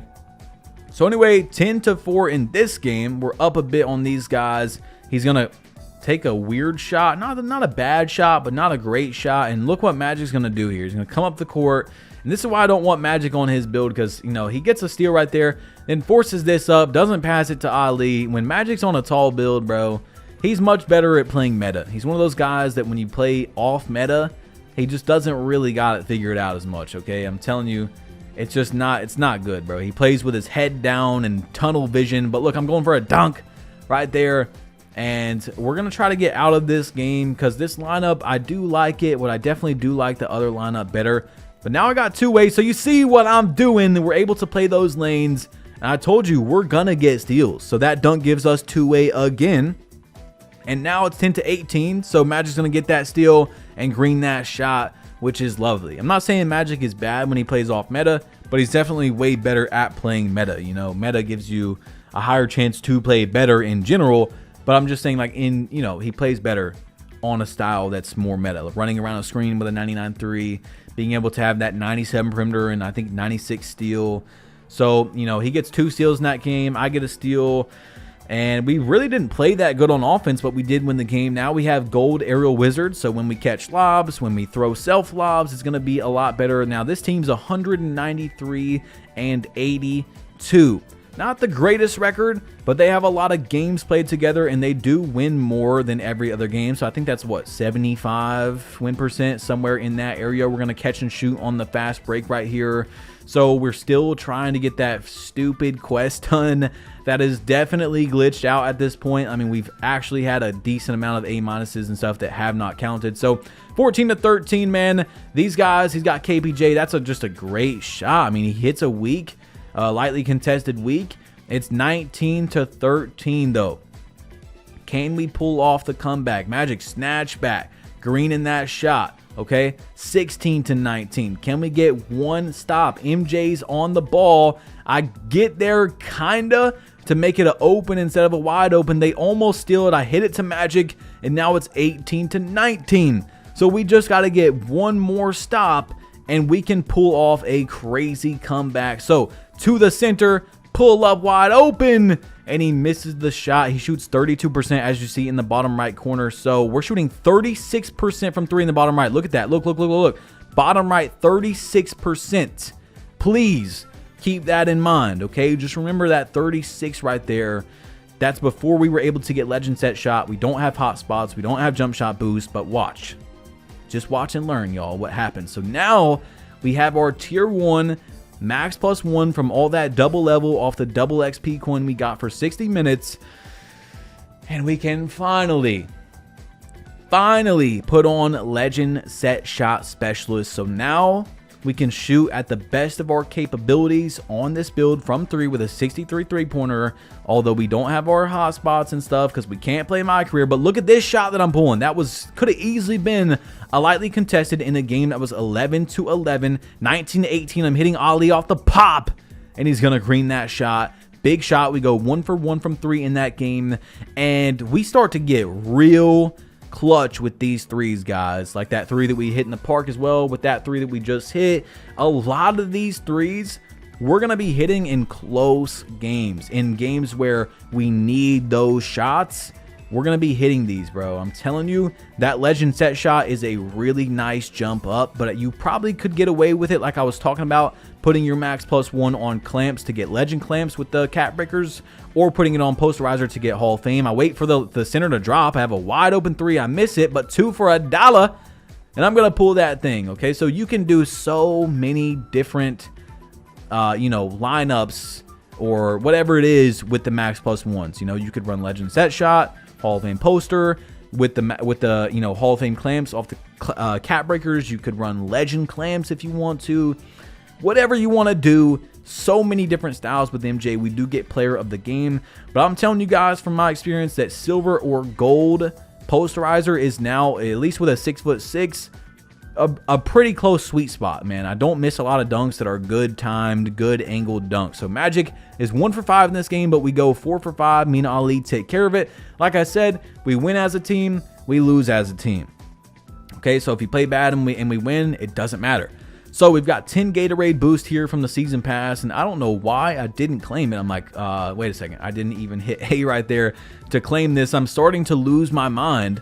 All right, we're on day 6, which, like I said before, day 1 we didn't play a lot, but we're on day 5. 5 days now of playing awake to sleep, dude. Like, we took an hour break at the most throughout an entire day for the rest of this challenge every day. Like maybe a 10-minute break at 2 o'clock. 10-minute break at 4 o'clock, in total about an hour of breaks playing from when I wake up to going to sleep. I mean, it's nasty out here. So we still got the 8ULLSS team name, which we are going to change very soon. And I'm hitting Ali on this slip. 17-13 this game. We got 2 points, 4 assists. Our gold dimer's going. We almost are in takeover. Look in the bottom right, though. 43% from 3. It's starting to go up a little bit from 36. That's where we were at, guys. 36% from 3 is what we were shooting at that point in time. So it's going to fluctuate a lot for the rest of the video. So I just want you guys to really pay attention to that, because it's going to go up, it's going to go down. You're going to see the end results, but you need to, keep in mind that for a while we were shooting without almost any, like silver set shot. We were pulling threes with a 38 3-pointer. I do my nice little front fade right there. That is now a part of my bag that I learned throughout this challenge. It's really the only way to front fade without getting that super long layup I was talking about. But anyway, we're coming down. He tries to pick up in the corner because he thought I was going to pass it and bait me. I'm not getting baited, and we're going to take that win, a 963 VC. We're also working our way up to starter 2. Now, into the beginning of this game right here, man, these guys, you see, we got I love that crowd. I love it. They're 38-13. I love that stadium that you get for, reaching, I think it's 50 wins, that real nice, bigger stadium with the bigger crowd. It looks really cool, especially because now we're also in the big leagues, and then we've kind of worked our way up. We're in the NBA. We're rookie Michael Jordan, or we were rookie Michael Jordan. Now we're kind of getting into the bad boy Pistons era where he kept getting beat up with the MJ rule. But, we're fresh into the league. We are a star easily right now, and we got two-way. I told you guys about two-way, bro.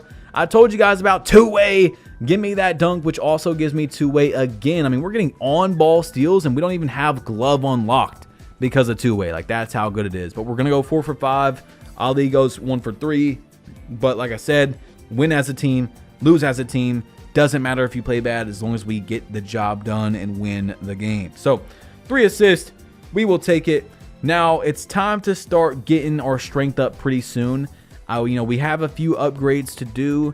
Is it layup? Is it strength? Do we get more defense? What do we really want to do out here? But I'm going to take a deep rainbow midi over our defender right there, which does show up as open, thankfully, because of the gold Deadeye. Out of the spin. Give me that dunk for game. If there is a small player on me, we're getting in that post as much as we can. We're taking full advantage of it. We're 6'6". If you're 5'9" to 6'4", you got really good dribble moves. If you're 6'6", you got to figure it out. You got to get it out the mud. You got to get nasty with it sometimes. You got to get gritty. And that's what we're going to do. If someone doesn't put defense and strength on their build, then that's not my fault. I don't know what to tell you. We're playing our advantages, our pros and cons. We already are at a big disadvantage being completely non-meta on the 3 score. I'm going to snatch back, green that. You see that legend set shot is pulling up real nice. Look at this. 1 step off the triple threat. Why not? So we do have on the MJ triple threat, and you guys are going to see throughout the video that I start doing the one-hand ball fake, which is pretty fire, and it can stun people. Magic goes 1 for 4 in that game, but we win. Putting the team on our back when we need to, it's all good, man. I just want to win games. Now we're playing a 6-1 team, 130-19. So we're going to come back to this as we want to look at this quest real quick. We're 58 out of 60. We still don't have it done.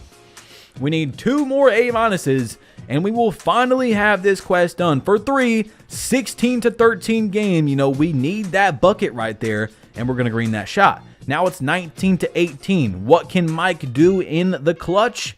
He's going to call a backdoor for Magic and take the layup. This time he did hit that layup, thankfully, but he was 0 for 5 before that.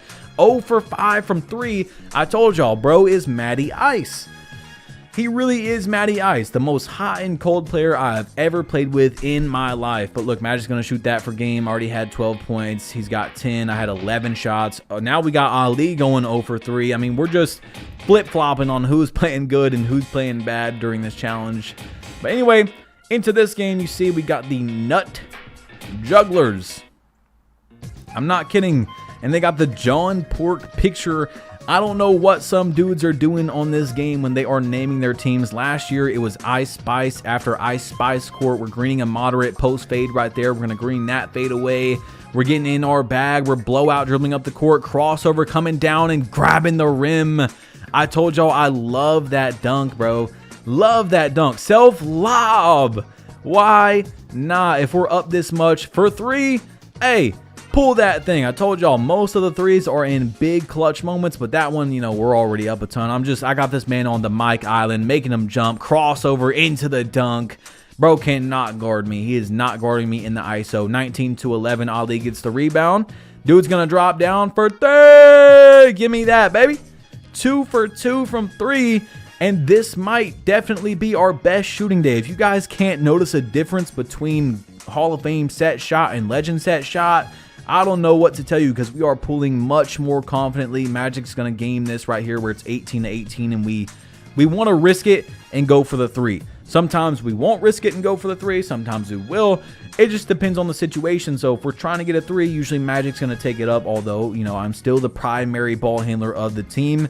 Magic's going to touch it in that situation usually because he's got a 99 three-pointer. That just makes sense, okay? We're not breaking the rules. We're just playing smart basketball when we can, when the situation arises, when we're ready to take that risk. So snatch back, bow. Not off catch and shoot or anything right there. 5-4. They got the "You Are My Sunshine" backboard of LeBron James. We're going to green that 12-12. Catch that alley-oop for a game. Big 3 right there. And we go 2 for 3 in that game. My 99 three-point guard is 0 for 3 from 3, guys.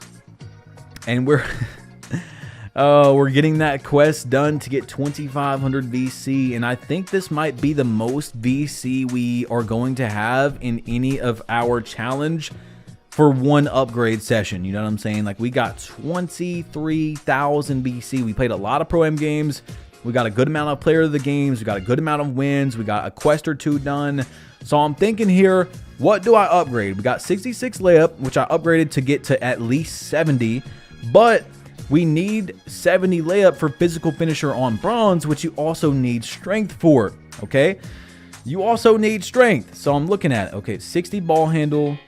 We got that. We got the strength. We got the layup requirement. I could get physical finisher bronze right now. But once again, I'm thinking the best bang for our buck, guys. What I'm doing throughout this whole challenge. The only mistake I made was that day that I went from 70 to 76 driving dunk. That was dumb.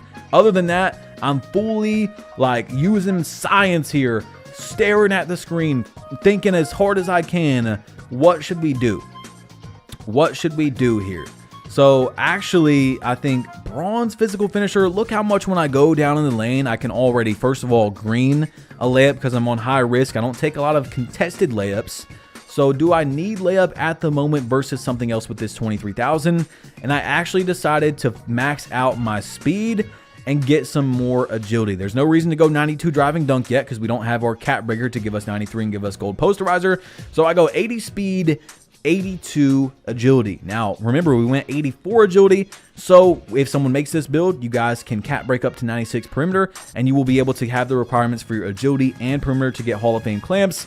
And now in takeover, with our takeover, because it gives us +7 speed, +7 agility, +7 driving dunk, we will have an 87 speed and an 89 agility as of right now. Then once we max out our agilities, we catch a lot per game, we'll have 89 speed, 91 agility. If you have that one set of cat breakers, you'll have 96 perimeter defense. That's nice. That's really, really nice in Takeover. You are basically a lockdown, which is what MJ was. That's how I designed this build. You can use Legend Set Shot and Gold Posterizer, or you could use Hall of Fame Posterizer with the max +1 once you get that 93 driving dunk, Hall of Fame Set Shot like we talked about, Hall of Fame Clamps, or you could do Gold Posterizer, Hall of Fame Set Shot, and use the max +1 to get Legend Clamps. You know, there's so many different ways you can use this build, but now we're playing a team that is much better in record than us. They were like 209 and 29. One of the best records we can possibly play out here in Pro-Am. 99 perimeter, 98 steal lockdown, 92 strength. They got a 99 3-point guard, 99 offensive rebound center. So we're at a disadvantage here. I'm coming out the corner to step and try to make the guard think about taking the shot. He's going to catch and fade off 1 or 2 steps, front fade. Then he's going to shoot an open shot, miss that. Of course, we're running on that break. You guys know me. I'm getting on that rim, okay? I'm getting on that rim regardless. It don't matter what they care about. I'm running full speed and fading to the left. Difficult shot, at least for me. I do like that right fade better. Magic off the screen, pull up. Rainbane. Rainbane. Okay, so in the corner right there, I'm going to hit him for the assist, or sorry, pass to assist. I think that was off the slip. They're going to green that shot. We're up 17-13, but we cannot give up. The guard's going to come down and green another one. Now it's 17-16. The game's not over till it's over. 19-16, though. I'm going to give Magic the ball right here because he's got the guard on him. Brick wall screen, throws him to the ground. Magic greens that. What we like to do in these situations is kind of what I was talking about earlier, is we have 8 points to assist. When we're playing a real meta team like this, and they've got a great record, we're going to try to play off the lockdown a little bit is what it's called. Off the lock. So we have 2 ball handlers, right? So if the lockdown is guarding Magic, I'm going to be taking the ball up most of the time. We're trying to abuse the guard because usually when you play against the lineup that has like a pure lockdown, the guard doesn't have much defense. So we're going to try to score as much in the PNR on the guard or an ISO when the lockdown's not on me. And then we're going to try to do the same thing if the guard is on Magic. You see what I'm saying? So we beat Tennessee right here. And I told myself I'm not losing to nobody from my state. So thankfully, we did win this game. Shout out to these guys from Tennessee. But we got out of there from the skin of our teeth, 24-22. I told you, when we need a 3, we're going to look for Magic to get us a 3. It just only makes sense. Or Ali to get us on a pop. You know what I'm saying? So it's just whatever we can do. Now, we're 6'6" with almost max wingspan. So we're working on Interceptor getting to silver. Give me that steal. Thank you. We got 2A in this game. And it's 12-2. So I'm just going to go down and go for a dunk. Usually I would hit Ali right there. But I'm going to try to get a nice little contact dunk. Because, like, you know, the whole thing is me wanting to have fun and me wanting you guys to enjoy watching this video. So what I talked about earlier is we're going to do a quick giveaway. Another one. Yes, $100 of BC for those of you that made it this far. And the only people that get to enter are you guys that made it to this part in the video. The people looking in the comments are going to be like, what? Why are they saying that? They don't even know that didn't make it this far yet that this is for a giveaway. Okay, so I want you all to type in Championship Mike or Mike the Champion. Something like that. Championship Mike or Mike the Champion. That's going to enter you in another separate $100 BC giveaway, or you can do whatever you want with the money, man. You can do whatever you want. You can pay your bills, buy some shoes, whatever it is. Championship Mike. But of course, make sure you drop a like on the video and you hit that subscribe button. If you do win, I will be asking you for proof, you know, just to see, because that's the rules of the giveaway. So 79-17 team here. Okay, this is another good team. Another very good team. Okay, so we need to get this game won. 99 perimeter, 93 steal. These guys are veterans. Some of them have 2 sets of cat breakers. Right away, we're going to green that thing. We're going to play off the lockdown again. We're going to get the MJ dunk right there, 15-12. If you notice in a lot of these clips, like I was saying, you'll see the lockdown is not on the guy with the ball. We are trying our hardest to make sure that that guy doesn't end up on us. And look at our 3-point percent as we dunk that per game. I don't know if you all seen it. 54%. We go real good in that game box score. Magic didn't have that good of a game. We have went up from like 37% is the lowest that I've seen it to 54% from 3 in 1 day. It hasn't even been a full day yet since getting Legend Set Shot Specialist. It has been a big change for us. Now, I don't know if you could get away with Hall of Fame if you have lethals and jump shot boost. I would guess you actually probably can, and it'll be very similar to having Legend Set Shot and no jump shot boost and no hotspots or little to no hotspots. You see what I'm saying? So just keep that in mind if you make a build like this, that you can switch things around. You don't have to play like me. Like, you don't have to upgrade the way I am, use the max plus ones the way I am if you're using money, if you're using lethals and putting them in the correct spots. But I knew that this challenge, I was not going to shoot a lot of threes because, one, that's what Mike doesn't do that. And two, I want to be real consistent, be a game manager, play like Mike at the same time. It all fits perfectly into what we want to do out here, okay? So just, you know I keep saying things like a broken record, but I want to just make sure that people are hearing what I'm saying. So we're no longer a kid anymore, guys. Why are we wearing the band ones? We're no longer a kid. We got to get some more older type of J's, and we're gonna buy the Concord 11s. 6,000 BC. Once again, we could end this challenge a bit faster, but I want to make it a cool challenge. Why would I be wearing band ones if we're MJ on the Wizards later? You know what I'm saying? So we got some Concords. My actually second favorite style of Jordans is the 11s. You guys comment down below what is yours. We might even be giving y'all some Jordans in this video. Who knows?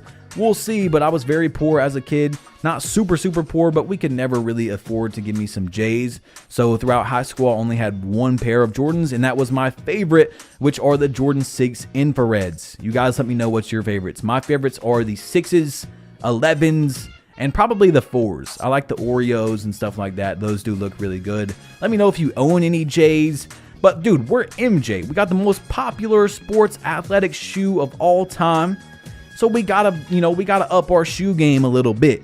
So now we're out here close around the Pistons bad boy era, getting beat up, and it's time. We're losing playoff series after playoff series. We can't make it to the finals. The gatekeeper of MJ getting a ring is the Pistons. So real soon, we're gonna have to work on that strength. I told you guys I'm also trying to upgrade MJ as he really did in real life. It's not 100% possible, but we're going to try as good as we can.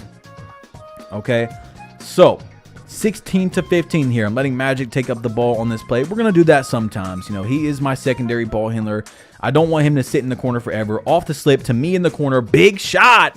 And we're going to green that thing. I mean, big shot for us. 18 to 19 here. We can't give up the three. I'm going to come out the corner. I had to play two. And the center is going to green the 3 for game. They just played really good. I go 4 for 5, only had 1 turnover, and we just didn't win the game. You know, like I said, even if I play good, we lose as a team together. If I go perfect, we lose as a team. If I go 0 for 20, but look, 4 to 12 here. I'm going to hit a 3 in the corner off the rebound. Another big shot, 23-22, and they're going to green that. Magic is guarding ball, of course, and what can I do? You know, what can I do? This team has to go, the guard has to go 7 for 7 without a turnover to beat us how we played on offense, and we still lost. So we lost as a team. Although on the box score, you know, I probably had the best performance on our team. We lost. Okay, so here we go. 20 to 16 here. I'm going to hit Ali on the slip there. He played up just a tiny bit, just enough to dump it down, and we're going to take our win. So I want to lock back in, guys. I want to start getting these wins. I'm over here virtually punching my point guard, aka Steve Kerr in real life during practice. I'm like, yo, Magic, lock in. Lock in. What are we doing out here, man? We can't be messing around. He's starting to get trolly at the end of this, which is understandable because we've been on this game a lot.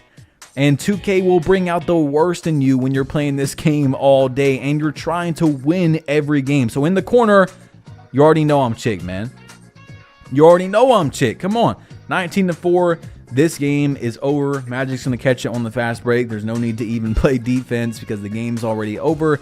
We go 2 for 3 in that game. Legend Set Shot has been a huge step up for us, and maybe the Concords gave us some sort of boost as well. But so my favorite J's just in general are one, the Jordan 6 infrareds, and my second favorite pair is the 11s, but the UNC baby blue 11s. Those are beautiful. So I might actually get some of those in real life. Ali gets double teamed. I'm spotted up, ready for a shot. Most of them are going to be catch and shoot, but there's going to be some off the ISO and stuff where I shoot some threes that you guys are going to see. Now, I'm just being very patient with the ball. This dude's on Michael Jordan Island out here. I mean, please, someone help him. No help at all. And I'm going to take that layup off the spin. You put a small guard on me where I can do that, and you best believe I'm going to do that, especially when we're up in the game and we just need twos and we need to really be efficient. We don't have to go for threes. I'm taking it all day. Okay, to the rack. You better guard me. Okay, you better put some strength on that build, little bro. But anyway, into our next games here. We are also working our way up to level 40 in the season pass. So that's going to be helpful when we finally get our cat breaker. You guys are going to see how many cat breakers we get, which is going to be really cool because, like I said, I didn't know. I completely forgot about the catch-ups. So I don't even know, man. I'm just so glad. Look at the bottom right. Look at the bottom right. If you didn't see it, 55% from 3 is what we're at now. Just keep keeping an eye. Yeah, keeping an eye on that bottom right sometimes when it shows my 3-point percentage. But yeah, I'm just so glad that this build turned out the way it did because it really plays like Mike. And it really looks like Mike. If we had 2 sets of cat breakers, even especially the 3 sets, we could really, really make it look a lot more like him. But really, for no cat breakers, I mean, it just looks like him very good. So I'm proud, okay? I'm patting myself on the back over here. And if you guys want to make this build, go ahead. If you want to do a no money spent, try it out, man. Let me know how it goes for you guys. If you've ever done a no money spent, let me know. But anyway, I'm going to post spin and 1 for game week layup. Remember, we barely have layup and close shot even upgraded. I don't think I've upgraded a single close shot, and our layup is only a 66 at the moment. So that's a nice little and 1. We really got to time that like perfectly for those to go in. But 20 to 18 in this game, I was trying to hit Magic on a pinch shot, but we do get one of those rare, not that good pass animations, even though we were decently close. He's gonna fade that mid-range for game. We have 4 points, 3 assists. You know, Magic goes 4 for 8, but he did go 3 for 5 from 3, which is huge. You know, those 3s matter more than the 2s. We've talked about that a million times in this video. I hate sounding like a broken record so much, but I do just want to make sure we fully understand what's going on. 9 to 8 here, hitting a 3. 9 to 8, another big shot in the game, you know? So now we got two-way. They both drop down. I'm greening that. We have like a 99-3 with two-way or close to that. So just being patient right there instead of forcing up the shot. Then Magic is going to gain that right there. 6 points, 3 assists, 2 steals. Magic was 1 for 5 before that shot, but we win as a team, okay? Nam was 3 for 4. So we're going kind of on and off Nam, Tough, and Ali. Nam, Tough, and Ali. And, you know, Nam is very good, but I do believe Ali is the best center we play with throughout this challenge because he's a very consistent shooter. When you play with a popper, I believe that's the most important thing because if the popper can't pop, then that limits your offense a lot. You know, my play style is to dunk a lot. So if my popper can't shoot, they're just going to keep picking up. Now, this team's 155-15, guys. Really, really good record. He accidentally shoots a fadeaway right here instead of getting a quick stop. And then he almost gets the steal. But over to me in the corner, big shot. First bucket of the game. We're going to hit a 3. Magic only has 71 pass X. So he doesn't have high dimer. You know, he has it gold. He has the max plus 1 on. But anyway, here we go. You see, I'm ISOing even on a team like this. I have the center off the screen. And we're going to take that. 58% in the bottom right, guys, is what we're shooting from 3. 58%.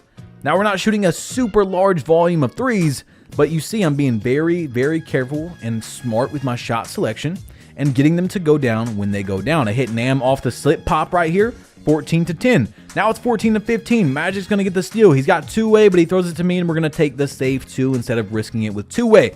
16 to 17. We get a jump. Magic is going to shoot that from deep and make his first 3 of the game. 19 to 17 here. I have to pick up. I thought that the guard was going to get a shot. I'd rather see the lock shoot. 19 to 20. Here we go. Off the screen. Nam's got to stay down because if dude misses, then the center's going to get the rebound anyway. And they green the shot, man. I go 3 for 4. No turnovers. Magic is 2 for 8. 1 for 7 from 3.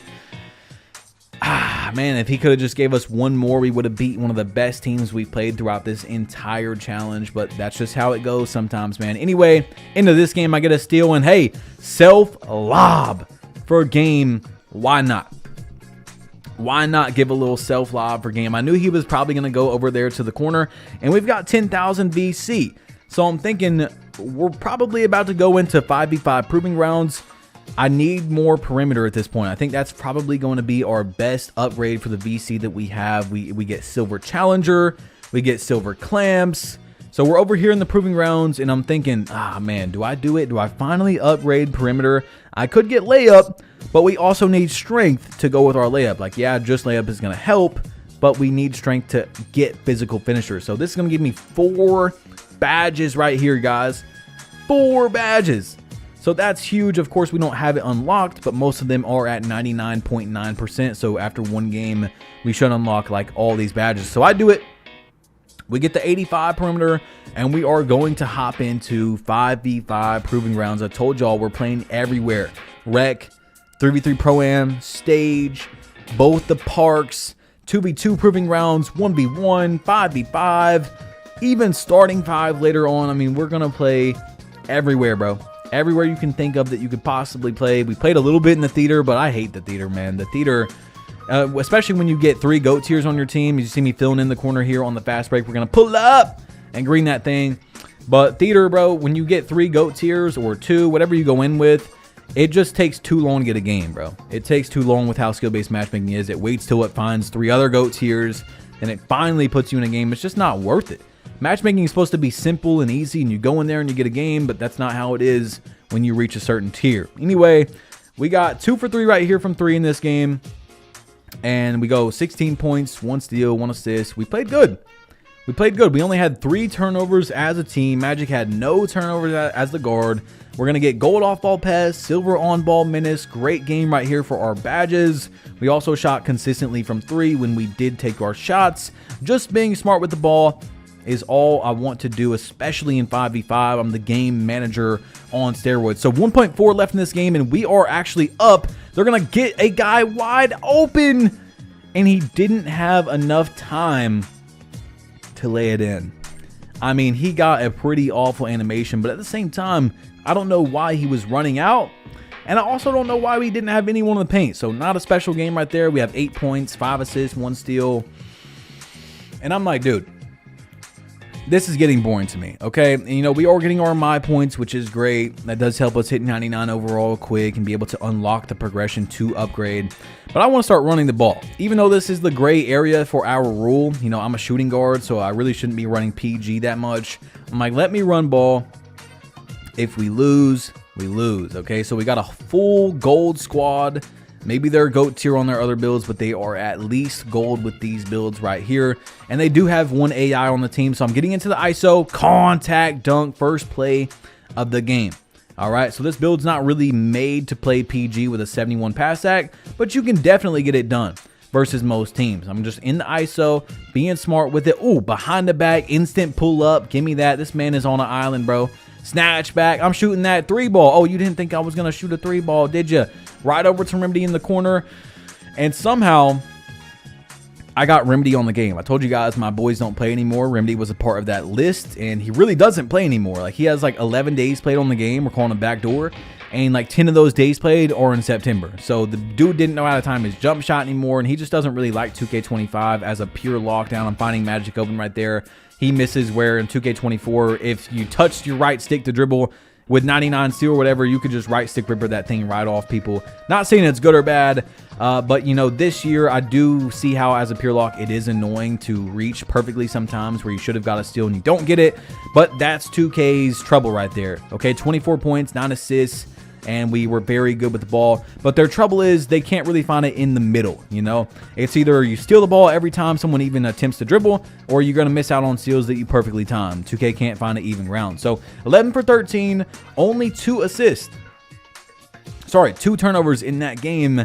And so now I'm looking at our, you know, our quest again. And when I reach 90 overall, I'm going to unlock Rebirth, which we're not going to use.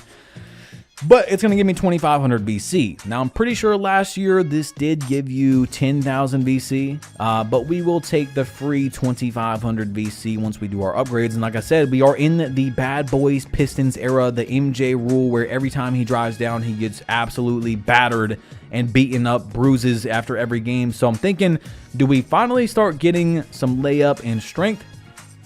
Because 70 driving layup will give us that bronze physical finisher, which I've told you guys is one of the best badges in the game, bronze and silver physical finisher. That's why we went to 80 driving layup, so we can get silver physical finisher, and we pop on some strength. They say he gained 15 pounds of muscle in the offseason, 2,500 more BC. Let's put that on strength as well. I'm pretty sure that's where we're going to go with it. We might as well get some more strength because that's going to go along with our perimeter badges and our driving layup, you know, and it's just going to help in general. It's going to give us strong handles, and we get even more strength to go to 48. So now we're kind of like off-season MJ over here. I'm in the proving grounds, pulling up from 3. Why not? Now this dude quits out of the game. We're going to make him quit out of the AI, and post spin his AI, get out of this game. So I hopped in the proving grounds just for a second. I think we were taking just a little bit of a break, and we're working on that because there are some quests in there. There's some daily quests. I'm not showing every single one of them, but back in here, and we know that we can win consistently. I'm shooting right over that man per game. It's open, not lightly contested because of our A+ release height jump shot on a 6'6" with almost max wingspan. So we're working on post fade phenom, trying to get that to Hall of Fame. We are getting close. We do unlock silver once again in the 1v1. Now for 3 in 3v3 proving rounds, we have a team together. And this has been by far, if you guys haven't noticed, the best day for our shooting. It's not even close. Once we got that legend set shot, not only did it unlock the confidence for me to pull those things, but I'm telling you, Hall of Fame to set shot is a pretty nice jump in terms of especially having a low three-pointer of forgiveness, you know, maybe mistiming it just a little bit, and it can still have a chance to go in, you know, things like that. And then, of course, the peak of your green window, I do believe, is also bigger. I don't know, maybe it was placebo for me, and I was just like, hey, I got legend set shot, I can make anything now, and that's what we were doing. But 66 and 21 team, you see our record is pretty nice. It's not bad at all. We have like, what, 85 win percent for a 3v3 Pro-Am team that is running a guard that shoots maybe 1-3 a game on average. You know what I'm saying? So we're trying to get up there to MJ 3-point percent because we're getting closer to his prime where he finally started shooting threes. You know, they did pull in the 3-point line by a few feet, so that's something to talk about. But this is when he started to kind of up it to like 30, 35%. And when he got to 95, 96 and stuff like that, he's shooting 42%. He had that one season with only 17 games played where in that 17 games, he shot 50%. But we're shooting threes now in the clutch. That was a big boy shot. We got two-way, and I'm agreeing that thing off the steal. So 6 for 7. And, you know, off the steal, we're going to get that player of the game, which we love. We really, really need that because we want to get this strength for our off season to win some championships. Because Mike was starting to get a lot of, you know, there was a lot of commotion. Like, yeah, Mike's great, but is he a ball hog? What's going on? Why can he not win? Like, yeah, he's awesome out there, but he needs to get a ring if he's that good, you know? So that's where the talks were at the time. And we're throwing self lobs for game. We got 3 steals in this game, guys. Even without a high steal, I told y'all that two-way is going to hit different. And especially when we get 85 steals, you know, MJ was one of the best gloves in the league. So that 85 steal, when we get it, we're going to just be getting so many. But even with a 60, you know, we're still getting a decent amount. So we go 0 for 1 for 3 in that game as we play the same team again. It's 3v3 Pro-Am. You know, we're going to play the same team sometimes because it's matchmaking. I don't know why 2K doesn't have some sort of cool off where you can't play the same team within, you know, 10, 20 minutes. Because sometimes you can literally end the game because, you know, you guys are ending the game at the same time. So you end it, back out, start it up. You're starting it up around the same time, so you're more likely to play each other. And now we can get Aerial Wizard Hall of Fame once we unlock that. And we're working our way towards the gold clamps. So with our 4,800 VC, we are going to get more strength so we can get by the bad boy Pistons and start this dynasty. Start the three-peat. You know what I'm saying? So that's what we're going to do to end day 6 is put some muscle on. 15 pounds of muscle in the off season. That's going to help us get strong handles, help us get physical finisher, and we're going to do one last walkout with MJ on the Bulls as we are about to begin this dynasty together. So day 6 is over. Day number 7 here, and it is time to become a champion. We've added our strength. We're gonna get our rings, but first we gotta do our wheel spin. 7 days in a row. Can we get VC? Will the streak break? And it finally does, as we get 10 Gatorade Gator Lights, which we'll take. I mean, we will definitely take that. Once again, better than a banner or, you know, a green release. Everything helps during this challenge. So I'm taking the Celtics. Right here, I'm going to take the Bucks. You know, I'm just picking my games, thinking who's going to win. Suns, Warriors, that's a tough one, but I did go with the Suns on that. Nuggets over Hornets. I mean, Pacers, Hawks. I'm just trying to pick these games and see if we can get that extra 100 VC. It's not too much, but guys, it's also been 7 days. So very soon, we're going to have some weekly quest resetting. So we need to get some of these done for the week. You see, we got 2 days left and 14 hours or whatever on some of these weekly drills. You know, they start perfectly. They don't start like as soon as you make your build. It just goes by the week. So that's why it's 2 days and we're in day 7, if that makes sense. Okay, it doesn't start just for you. But we have our affiliation daily mid-range quest. We just got to shoot 32 good mid-range shots, 24 catch and shoots. We can easily do 2 of those right there. So we're going to try to get them done in the park and start our first games in the park. So we're playing a Drippy Face Scan, 6'4", veteran 1. He's got a set of cat breakers. He's got the Patty Mills jump shot, you know, the De'Aaron Fox crossover. 0 to 5, we're down and we're still shooting threes, guys. We are still confidently shooting. We got 2-way, of course I'm pulling that. And MJ has turned to completely destroy his doubters in terms of, is this man gonna be able to shoot, right? Is he gonna be able to shoot from 3?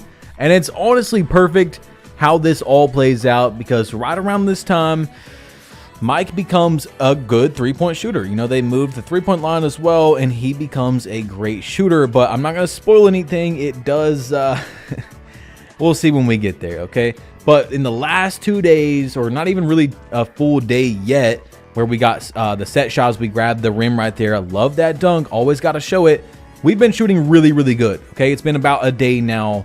Not even a full day, because we got it a little bit into day 6, I believe. So we're into 33 Pro-Am, and we are getting our first ring soon, is what I would say. You know, first, second, and third ring today, because we have finally started getting our strength up. We're going to be able to get past the bad boy Pistons and start winning some championships, okay? So this was the big hurdle for MJ's career, was finally getting to the finals. You know, he's 6-6 in the finals all time, but getting there, you know, he didn't just start off winning. A lot of losses. Scottie Pippen came in, they started hooping together, and they started winning a little bit. You know, we didn't perfectly time when Scottie got on the team and stuff like that as well. You know, like I said, I'm trying to make this play out as it did in real life, even with the upgrades. But it's not going to be perfect. We could have done better on some things. You guys will see as we get further into the video, which we'll talk about. One of the big things of the lore for MJ's career, as we're going to get into it probably today. What you see, we're getting closer to hitting starter 2. We go 4 for 4 in this game, 9 for 10 as a team, 20 to 15 here. Nam's going to get a nice standing dunk after making the center jump. We're 3 for 6. Nothing really too special. Magic goes 2 for 3. We do got 5 assists though. Nam starts hooping a little bit. He gets 2 steals, 2 for 3 from 3.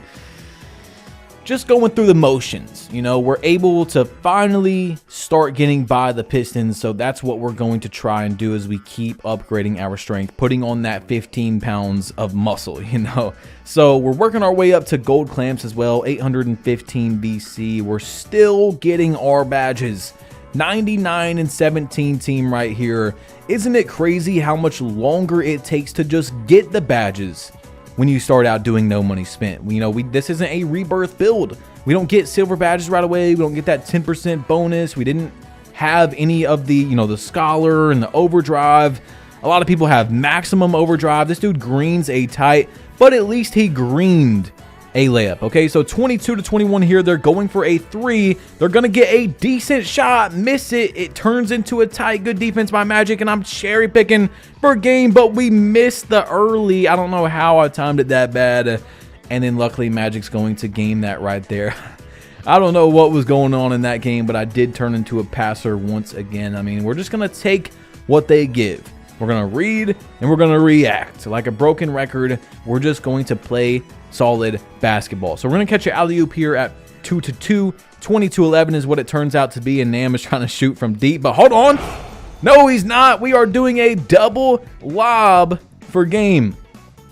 Our first double lob of the video, maybe our last, but you know, we wanted to try that because Magic seen it on TikTok, so we got in there and we actually did it first or second try, or definitely the first game. Look at the split between both defenders into the dunk, and man, it couldn't have played out any better than it did. We had our ups, we had our downs, just like Jordan's career, but now it's time to start winning and winning consistently. You guys see the record. We can't hide our record at the beginning of the games. Our 3-point percent has been flying up.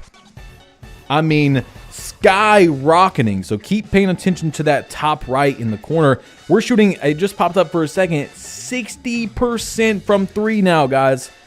On the dot, 60% from 3 with a 63 3-pointer.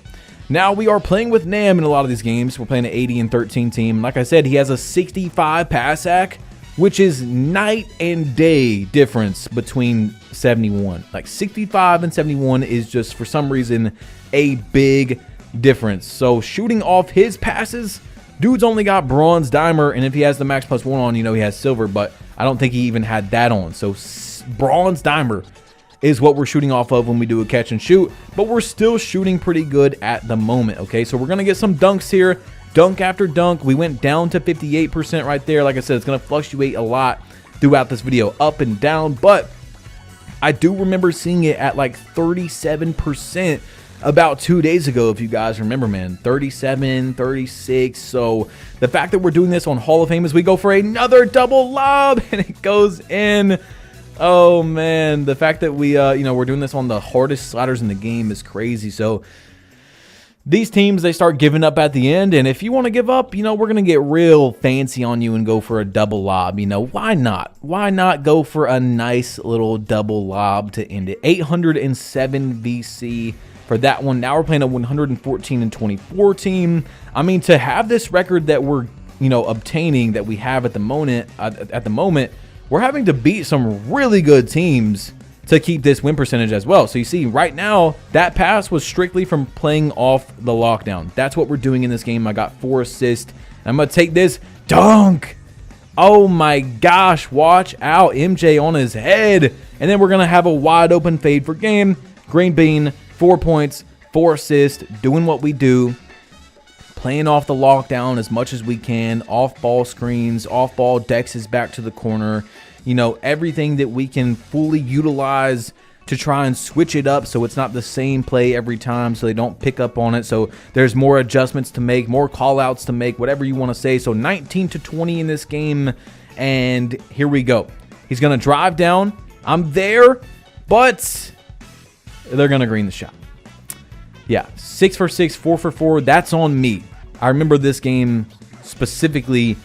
That game was on me, but also they were doing our plays. You know, they were doing our style where they were doing a lot of off balls, and I was needing some help from Nam, and it wasn't showing up a lot. Magic was 3 for 7 with 2 turnovers, but still I could have played better on defense. So I will say that loss was on me. But we go into another game, 4 assists, 8 points, 4 for 6, and a nice little player of the game. You can tell because we got the Concords on, you know what I'm saying? So I'm glad we did this. Having the ones on forever would have kind of been weird, you know, on, you know, 95, 96 prime MJ having the ones on is kind of crazy. So this is actually the shoes that he wore around that time as well, around the prime of his career. And we get another hang on the rim dunk right there. We have a wide open mid-range, bow, just like that. 6 points, 3 assists, 3 for 5, getting the game over. They had 14 points. They had a guy that was 3 for 3, 809 VC. So yeah, that game where the dude went 6 for 6, Magic was not guarding him. He was just, they were doing a lot of off balls, and then they would do what I was telling you guys where, you know, they would come off the off ball and I have to catch up to contest it. So then he runs and fades. Like, it was just a good style of playing. Can't be mad at someone for trying to, you know, use as much as you can of your offense. I think he was a 99 3-point lockdown, kind of like we were playing with earlier. That team 22-19, very close game, 808 BC. We go 3 for 5, 2 assists. Magic plays pretty good. Now we're playing a 3-0 team. Their team name is Your Boxed Kid. And our record has been going up really good, like very, very good. It has been going up. And look at the little just, oh man, the fade just looks just like MJ. Now we're shooting 54% from 3. So just remember, guys, that we peaked at one point at 60% from 3. And then the contact again. I started shooting off that 65 pass accuracy, man, and it was rough, dude. Like that pass accuracy is bad. I'm very glad I went 71 instead of like 60, 65, something like that. So I'm coming down and just dunking all over that, man. 3-0 team where I don't see no 3-0. Snatch back into Nams, pop, and that is going to be game. Like, that was a good amount of posterizers in one game. We are like Mike, okay? We are Air Jordan out here, just dunking on everybody. 5 for 5, 3 assists, no turnovers. I don't know why teams had, look at that, bro, tight real player percent. Like, why, 2K?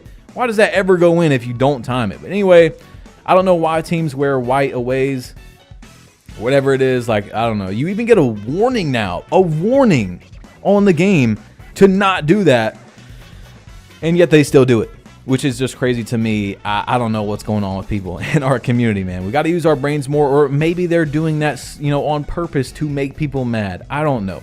But we're working our way up to Hall of Fame off-ball pest, also gold clamps, when we will be able to get that very soon.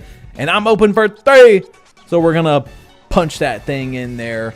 And okay, 20-10 right here. We got takeover. I'm going to just shoot right over them. I don't know how that was even a lightly contest. Doesn't make sense to me. But we're going to green that shot, get out of that game as well. So you see, we are starting to dominate. We are starting to take over. We're playing lots of good teams out here.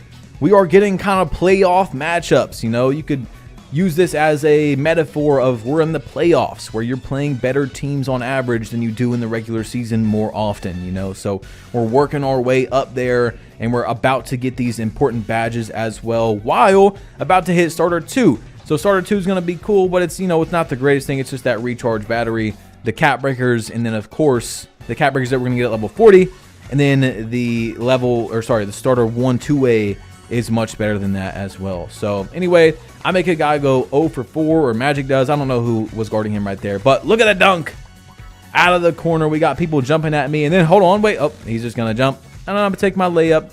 Nothing special. I did white that, but it was wide open, so I understand that going in even with high risk. But yeah, we were just running through teams, and I was tired of losing, guys.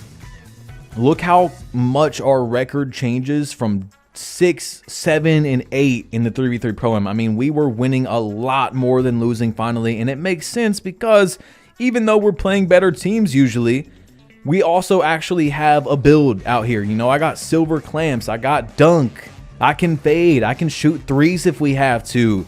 I got speed, agility, and takeover. We have a lot of speed and agility, you know, all that type of stuff. 20-15 though, close game. I'm calling Magic on the flare up. He has a shot, and then gets a little bit of the crab, turns into an open, and that's game. 8 points, 4 assists. You guys see, man, we're doing a whole lot of flare-ups when we need to. There's no point of having that stage player pride where if you're really good at the game, you can have the excuse. But a lot of guys in the stage, man, they don't want to pass the ball. and at the height of his game, he retires. This shocked the world as Michael Jordan was not only the best player in the league, but the most popular athlete in the world at the time after the Olympics with the Dream Team. You see, Mike had already been thinking of retirement before the three-peat, as being this famous meant he basically couldn't go anywhere. And on top of it all, around this time his father had passed after being robbed in North Carolina. The world was impatiently waiting for the NBA's brightest star to return, and after around 120 days had passed, Mike makes the announcement that he'll be joining the minor league White Sox baseball team. Now, Mike hit 3 home runs during his pro stint, but it was obvious he wasn't good enough to be in the big league. He hadn't played in around a decade, so when you factor that in, he was actually extremely good. The story gets even crazier, as many believe if there wasn't a strike in baseball at the time, MJ would have never made the most famous fax message of all time stating, "I'm back." Almost 2 years of no professional basketball from the greatest player on the planet that has gravitated the world through the Olympics and everything, just garnered so much attention, won 3 championships in a row, MVPs, is finally back.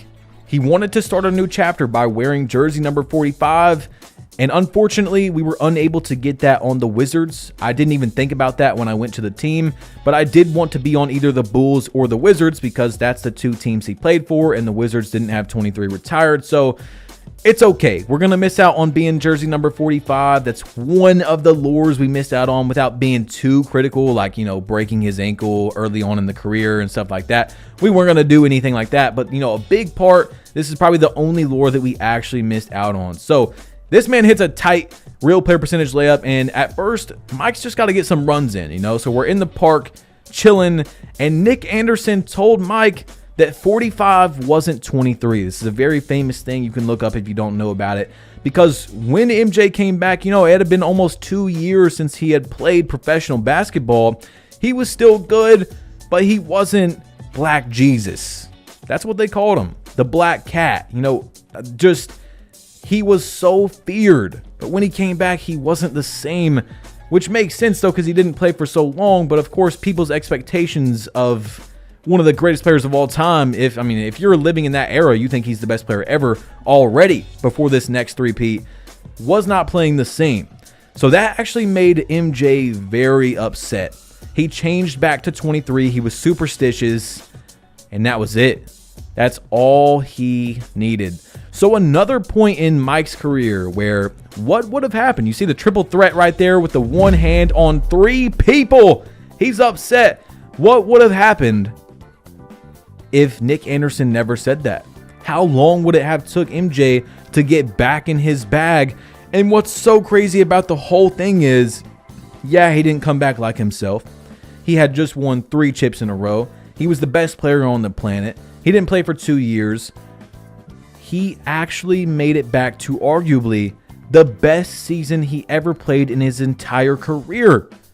Is that not incredible? The 95-96 season, aka the Chicago Bulls Dream Team, the best career of his entire life. Now, you could say that there was other ones and stuff, but the man shot 42% from 3, which is not like Mike, and he was shooting like, you know, 3.5 threes a game, which was way different for him, although they did change the three-point line and stuff like that, which you could talk about in some of the years, you know, blah, blah, blah. But I'm just saying the team won 73 games, guys. 73. So we are around The Last Dance. If you guys have seen that documentary, it's beautiful, okay? Mike comes back, and we're going to win another three-peat. What would have happened if he didn't retire? Would they have won 7 in a row? What would have happened if the team stayed for another year and tried to figure out something and just, you know, gave it another shot until they finally lost? Would they have got 8 in a row? 9 in a row? I mean, I know that it was time to lose some players and salary cap and all this stuff, but you still got Mike there, you know, and the whole story is wild. It's like the what ifs that we were talking about earlier in the video with Kobe and Shaq. You know, how many more would they have won together? There's so many what ifs, and that's why MJ's legacy is just so insane, because there's a lot of what ifs around it. And to this day, there's so many questions on why he really retired. But I guess, you know, we just have to trust that it was because of his dad, because just imagine being Mike at the time in the entire world. You're like one of the most famous people in the entire world. You know, that's a lot of pressure. So with everything that was going on, I definitely understand what he told us, at least. Although there's people that don't believe why. There's other reasons, speculative, you know, reasons. But now we're in the proving grounds, and we're trying to prove that we're still Mike. Okay, so that's what we're doing at the moment. We're in here on the Hall of Fame sliders. Probably the hardest place to play in the game in terms of you're going to start getting matchmaking and good people. Look, we're playing veteran 1. Everybody we play against has freaking cat breakers, 99 perimeter. They're going to have 299 perimeter players. I'm going to stop on this fast break, pull up a 3. And right around where Mike actually shoots good. This is insane. I didn't even plan to do this, you know, but where he was shooting really good, the best in his career, we were also shooting good throughout this video, which is just crazy, man. So anyway, look at this dunk. I mean, looking just like Mike right there. Air Jordan 19-22, though. They're going to catch it in the corner and green. Now, we picked up this In My Cries guy, and our luck with picking up drippy face can lockdowns, you know, with the Juju guy that we picked up before, hasn't been so good. So to start off day 7, we're going to catch a L here. I think we caught 1 or 2 before as well. And we're going to stay in here, though, because 45 wasn't 23. So we kind of got to get past that. We got to get to the extra level that Mike was somehow able to reach in that 95-96 season, which is just so still incredible to me how he did that. We're putting strength on our player, and we're slowly getting stronger and stronger. Magic's going to step back here. It's 8-0. Now it's 8-2. Wide open 3. 11-2 in this game. I've got 2 turnovers. I'm not being good with the ball. It's not looking good for us, bro. You know, Mike was still good, but like I said, he wasn't Michael Jordan. He wasn't 23. So we have to prove that we are still 23. 13-12, though, we come back in this game. 16-12. Magic open. 16-15. Here we go, 19-17 now. We call our little off-ball flare-up. We actually didn't do the off-ball, but Cries misses the shot. MJ for 3! And we're going to hit that with our 63 three-pointer, showing our teammates that anything is possible. 21-20 here. We want the center to shoot for game if we have to. And, yeah, we lose. 2 turnovers, but I think I managed it decently well. 5 assists, 3 points. We do got to score more. That's just how it went, you know. Magic was getting open, so I passed the ball to Magic. We threw a flare up or 2. So now we go back to the theater, and we're going to win a game here. Okay? 21-16. And, you know, our first adventure into the theater. Our first adventure into the theater, you guys seen how that ended, man. Magic missing a wide open 3. Now we're playing 99 strength, 99 rebound, 99 3, 99 perimeter. I mean, absolute meta. Veteran 2's got 2 sets of cat breakers.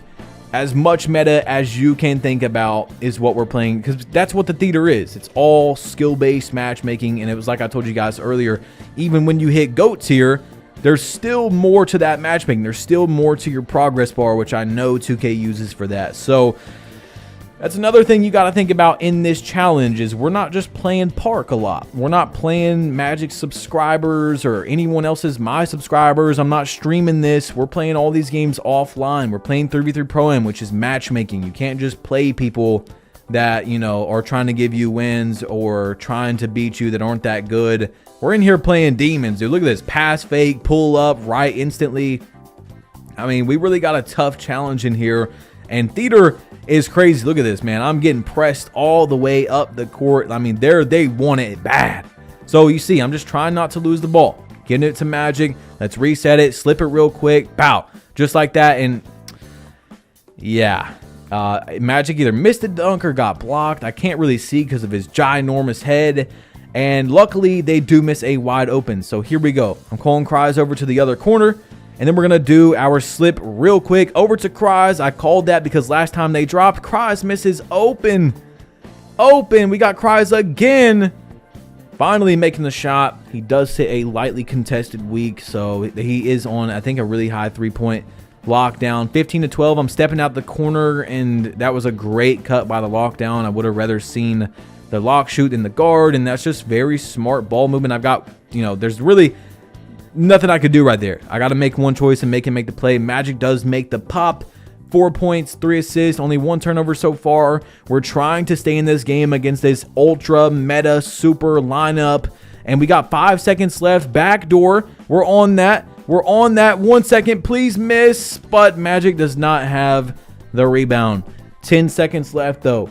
What can we do? We got to somehow get a stop. Luckily, he didn't get the quick stop he wanted or something. Off the screen to the corner, and he did not make that shot. But 20-18 here. I'm picking up again because I want to see him shoot. Look at Kroz. Look at the swings for us, bro.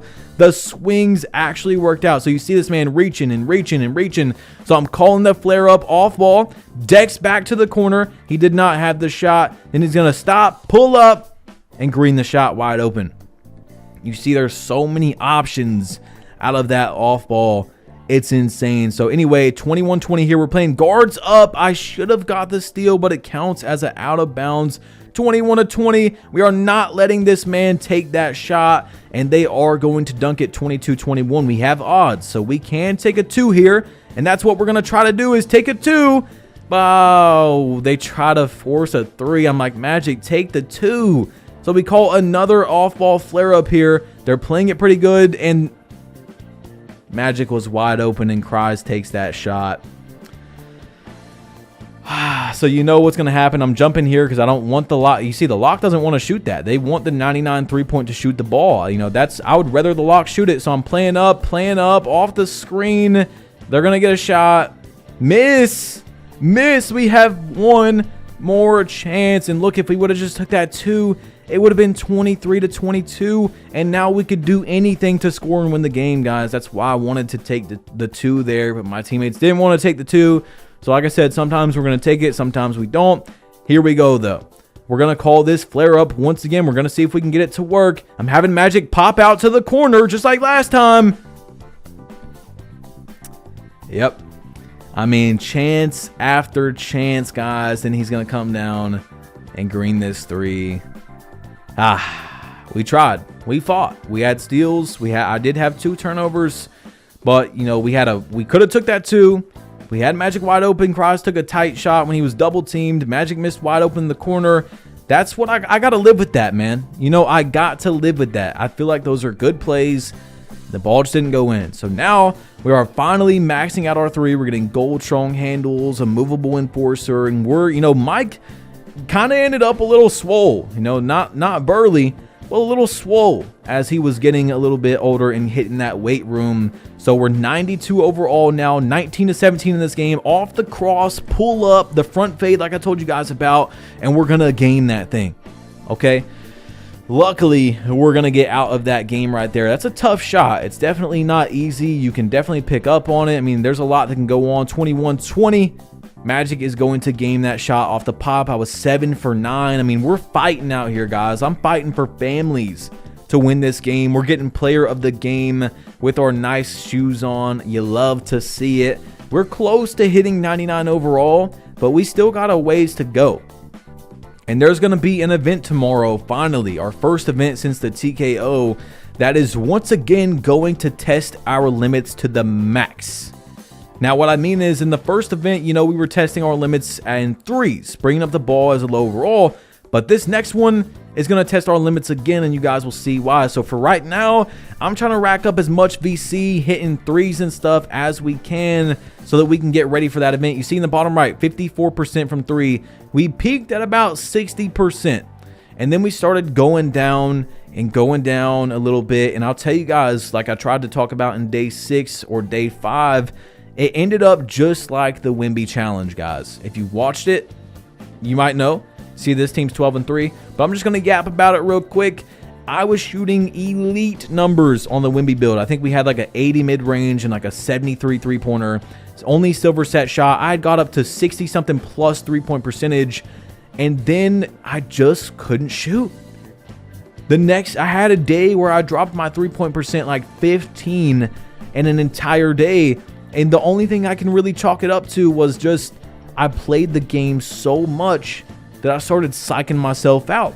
This is day 7, aka day 6 of playing Awake to Sleep, and it started hitting me a little bit. It's like I had actually shot the same shot so many times that now it was messing me up. And then I'm playing with Magic, who has like Legend Dimer, and then I'm going to a guard that has no Dimer. You know, he's got like bronze on his build with the 65 pass accuracy, so it's really throwing me off. You see we're at 55% in the bottom right, snatch back, greening that thing right there. 10 to 10 in this game. My team needs me. 4 points, 2 assists. We haven't missed a shot yet. We're being careful with the ball, making them jump. I'm like, I don't know if I want to take that. The game is still going to give me a contest, probably going backdoor. Little up down is what it's called, you know, but I didn't perfectly do the up down on the fast break. Give me that right there, taking our easy points. We do got 2 turnovers now in this game, and I'm kind of guarding ball out here, you know, when I have to, because we do have perimeter now. It's an open, not a wide open. We are running on that fast break once again. We had 2-way, 18 to 14 here.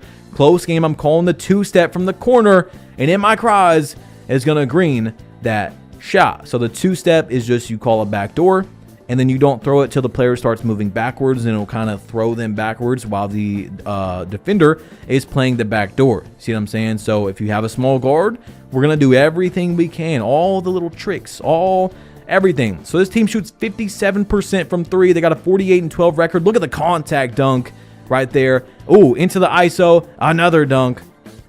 And man, this team, that's impressive. 60 games, shooting 57% from 3. Good record, good 3-point percent. We got to lock in. 4 points, 2 assists so far, 8 to 8. We got to hit that screen. I call for a quick slip. I throw it. It's risky, but he didn't press a button. 10 to 11 here. We got to get a stop. We need to get something. Our lockdown bumps up a little bit, but we get a pass over to the center that shoots right over Magic. It's a weak contest. I'm calling another slip, going for the fadeaway. I had just enough room to get it open. 17-17 right here, and Mike needs to prove that he's still Mike. 17 to 19 though. They're going to get the ball. I get the steal. Now we have 2-way, and I want to try to maybe go for a 3, but we just got to get a stop. Magic's open off the center, picking up, and Magic misses the shot, guys. What more can we do out here? Wide open guy in the corner, and that's green, bro. It's tough. It's tough coming back. You see, you know, we got decent stats in this game, but we just were not able to win. 614 VC, even off a loss. Like, that's how you know we played good in that game. So anyway, we end that one right there. We didn't really do much besides pass the ball, 5 assists. You know, you're going to see the stats at the end of the video, what we averaged out here, because we were responsible for over half our team's points. And you got to factor in the first, you know, some of the games where we were sitting corner and we weren't really putting up much, you know, plus minus, if that makes sense. Not, you know, contributing to the team's success as much. With the steals, we don't get as much blocks. Our 3-point percent's lower because we were shooting threes. Not a lot, but we were shooting threes with a low percent. Right here, I'm 0 for 1. You see, now we're playing with Nam Tough again. So we peaked, which is what Mike did in his career. You know, he peaked at the 3-point line. He had a great season or two. Honestly, you could say maybe even 3. And then he just really stopped shooting threes as much and also stopped making them as much. It just wasn't, it didn't fit into making sense for his game plan to keep shooting threes at the volume he was, because he wasn't making them as much. So 186-24. We're playing an 11-6 team. Our team record is starting to look pretty nice. I mean, seeing that has got to be quite shivering, you know, quite crumbling for the other team. Like, wow, we are about to play a really good team. And then you know, you think you're going to play super meta, right? You see a team with that record, you usually think you're going to play 99-3, 99 steal. Then you got to face Mike. It's kind of odd. 8 to 5 here, though, off that green. We're just going to fade away. You don't want to pick up. The center's got to pick up in that situation and just pray that they can get some sort of box out, or I don't know. You can play it 2 different ways. You can hope that I miss and get the box out by not picking up, or hope that the guard can go down and get a box out. Look at the off ball. Look at the beautiful off ball, guys. I'm getting my secondary ball handler involved in the game. We got 5 seconds left. ISO, KD go to the crossover, the bread and butter that I told you guys about all day long. Why not? Why not use our bread and butter? I'm going to pull up right here, just playing real slow. using my pace to my advantage, what the team has given me. 19-9, triple threat, one hand, palming the ball, post spin, dunk. I mean, 6 for 6, dominating that team. We go 9 for 11. We only have one turnover as a team, 250 for that player of the game. You always love to see that right there. Okay, so guys, I really appreciate it if you've made it this far into the video. You are insane.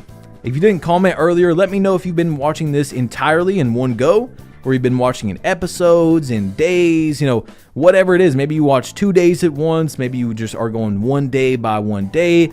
But just let me know in the comment section, man. If you made it this far, I really want to see your opinion on everything we did on this video. Or you can wait till the end to give your full opinion, you know, whatever you want to do. But I just want to say thank you if you have, because, man, we put so much into this. And for you to make it like 6 hours in, from the bottom of my heart, I do appreciate it, okay? Because this has took a ridiculous amount of time planning, getting all the lore correct, and we're dunking on people for game, hitting heights that people didn't think MJ could hit. 6 for 6, 4 assists, no turnovers. People, you know, after he came back, they kind of set those expectations of, okay, we're never going to get back what we had, and yet he did it. Somehow he did it, and it's got to be respected. Even if you think LeBron is the GOAT, you know, whatever it is, if you're an MJ hater of the era, you know, people say he played plumbers and whatever it is, you still got to respect being able to hit a new height that really he shouldn't have been able to hit. Like, it doesn't even make sense, you know? Imagine taking that much time off of being like the greatest player in the world at the time to just still being an MVP caliber player and just having a 73 win team is insane. So right now, I would say, yeah, we are around that era. You know, we are around the three-peat, the second three-peat, and we're past, you know, the 45 jersey number. We're back in our bag. We're hitting heights that we have never hit before. We are losing our three-point a little bit here. Okay, we're losing our percentage, but we're still shooting 50+% from three, and we're almost at level 40. So in the season pass, we do get a 2-hour token. So I'm hoping that with this 2-hour token popped, oh my gosh, contact dunk, hold on, give me that steal, that we will be able to throw in a self lob. Oh man, I couldn't even finish what I was saying because that was so nasty. But we will be able to hit level 40 and finally get that cap breaker, which we so badly need to finish out our build. And it's honestly perfect because around that time, we should be able to get close to or upgrade to the 92 dunk and then finish out our vertical. So man, it's just, we did so many things right. Like I said, I still think the only bad upgrade I did in this whole challenge was 70 to 76 driving dunk, which was very little VC. I'm happy that we bought the shoes, which did delay our challenge a bit, and the contact dunk packages. I mean, look at this, man. Look what we were doing out here with silver posterizer, but in takeover, it feels like we got Hall of Fame or legend. You know, like it just feels like we can do anything once we get the angle Nam on the pop, and that is game. If they want the center to shoot for game, I'm going to live with my center shooting that ball for game. He's got 3 steals. He balled out in that one, so he deserves the player of the game. Shout out to Nam. I wish he had a center that had more pass accuracy.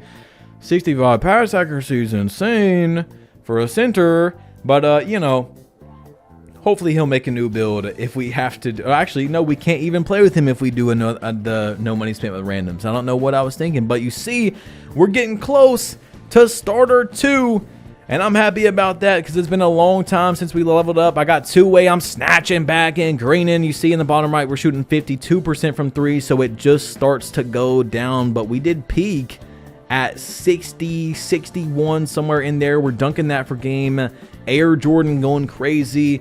And I just want to say it, man, probably for the last time or close to the last time, if we have jump shot boost and lethals, I'm going to keep that percent, you know, around 50, 60, maybe even 65 for the whole video. But we were bound to start missing, and this is exactly what happened in the Wimby no money spent, where, I don't know, I just started going cold. You see, Magic's 0 for 3 in this game, and we're still able to pull away the win. This team is 16-3. I mean, we've played a lot of good teams throughout this challenge, guys. A lot of good records, good lineups, meta lineups, whatever you want to call it. These guys win games, okay? So I pretty much get baited right there, but Magic has Patty Mills jump shot, which still is able to make that an open because it's just so fast and it has an A+ release height. 17-12, fading away, getting my first points of the game. I was being a passer, but look at this field goal percentage, man. We are going to game that, but I go 2 for 7, although we have no turnovers as a team, and we do have 4 assists as well. So we win as a team, lose as a team. Performance doesn't matter if we win. Performance does matter if we lose, but still we do lose as a team because everyone's going to have bad games. 6 for 6 the next game. Nam's 0 for 4, but it doesn't matter because we won the game. We all had a steal, still only 1 turnover as a team. We've all got assists. We're playing good team basketball.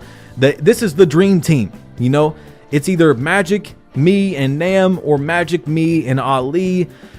The dream team out here. We were winning very consistently. You guys have seen how much this record is improving our win percent even while playing good teams. So 20-14, I could have shot that, but I'm gonna step in, do a little fade for game, and that's it. 5 for 10 on that one. We played really rough, like 3 turnovers for Nam, and that was a rough game for the entire team.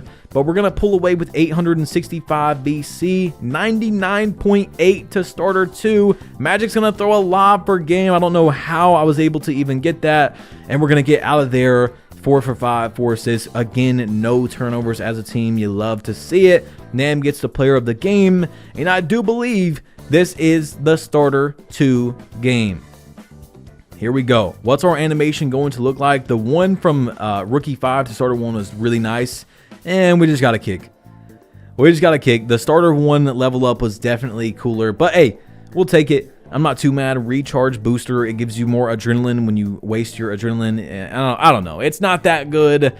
But now we are on the last road to starter 3. So 862 VC. We're going to hop in the proving grounds because we've played so much 33 Pro-Am. We've already got that quest done. I do want to show you guys the MJ Bulls jerseys and, you know, all that stuff. But right now I want to try to get some quests done. Look at the grab the rim animation. I always got to show it. Catch, run, fade. There's always daily quest in here. There's daily quest everywhere. So we want to try to get those done. I'm hitting threes. I'm post fading. I'm post spinning. I'm dunking on people. We're doing it all. We're scoring on every level. Although we do go 1 for 3 in that game from 3. We end up 9 for 14 with no turnovers. So we will take that. Okay. So yeah, I really don't have an excuse to tell you guys besides I was missing so many shots after we peaked at our shot, and the only thing I can contribute it to is just playing the game too much, man. And catching shots off Nam's 65 pass accuracy does not help. It definitely does not help. We're gonna game this right here in the park, just messing around a little bit, trying to switch it up, trying to get some daily quests done. 6 for 6 again, only 1 turnover as a team. You know, I told you guys we could have ended this around probably 200 games quicker if we only played 3v3 Pro-Am, but I feel like that's boring. You know, I like to take the country road over the highway when I'm driving sometimes. You know, if you're on the highway, you're just going straight the whole time, right? You're just driving straight. But when you're on the country road, you got your twists and your turns and your different sceneries. So we're finally, with our 2 times level token, going to hit level 40, which is huge for our build, guys. And check this out, bro. I was so surprised. We claim our +1 cap breaker. I told you guys about the catch-up cap breaker, so I thought I was going to get 2. No, we got 3 for the catch-up cap breaker. We're able to go up to an 80 vertical and a 92 dunk, so that's going to give us Hall of Fame aerial wizard. And then also we went up to 80 vertical because when you get 93 driving dunk, you can get gold posterizer. So I'm sitting here thinking about what I should upgrade for a long time. I know that I want to put +1 onto driving dunk. I completely forgot about the cap breaker, you know, right here, the catch up. It just completely threw me off. So I could have went to perimeter quickly, but I told you guys once you get it, if you make the build, because I don't know if we're gonna get it in this video. Well, we got gold posterizer. I could have put one onto perimeter and went ahead and got gold challenger. I could have done that for the video, but we go to 86 post control. Okay, so I'm looking at it. 87 post control is gold post up poet.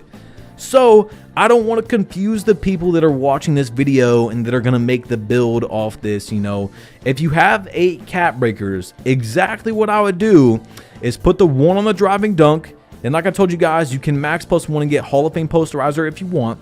Put the +5 on perimeter, you'll have 96 perimeter defense. And then I put 2 onto post control so that next season when you get that extra cap breaker, you're going to be able to get gold post control.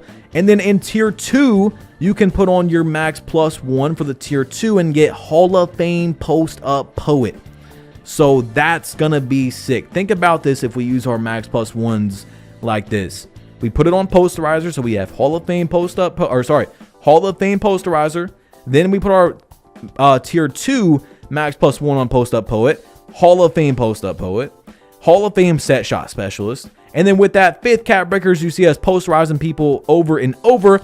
We would also have Hall of Fame clamps with our takeover that gives us 99 dunk in takeover, gives us more speed, gives us more agility. I mean, it's perfect. In my opinion, I think that I labbed this build out to the max, bro. If you have 2 sets of cap breakers, obviously that's going to be different. You know, I would definitely make the build a different way so that you can save more attributes and put the points where you want.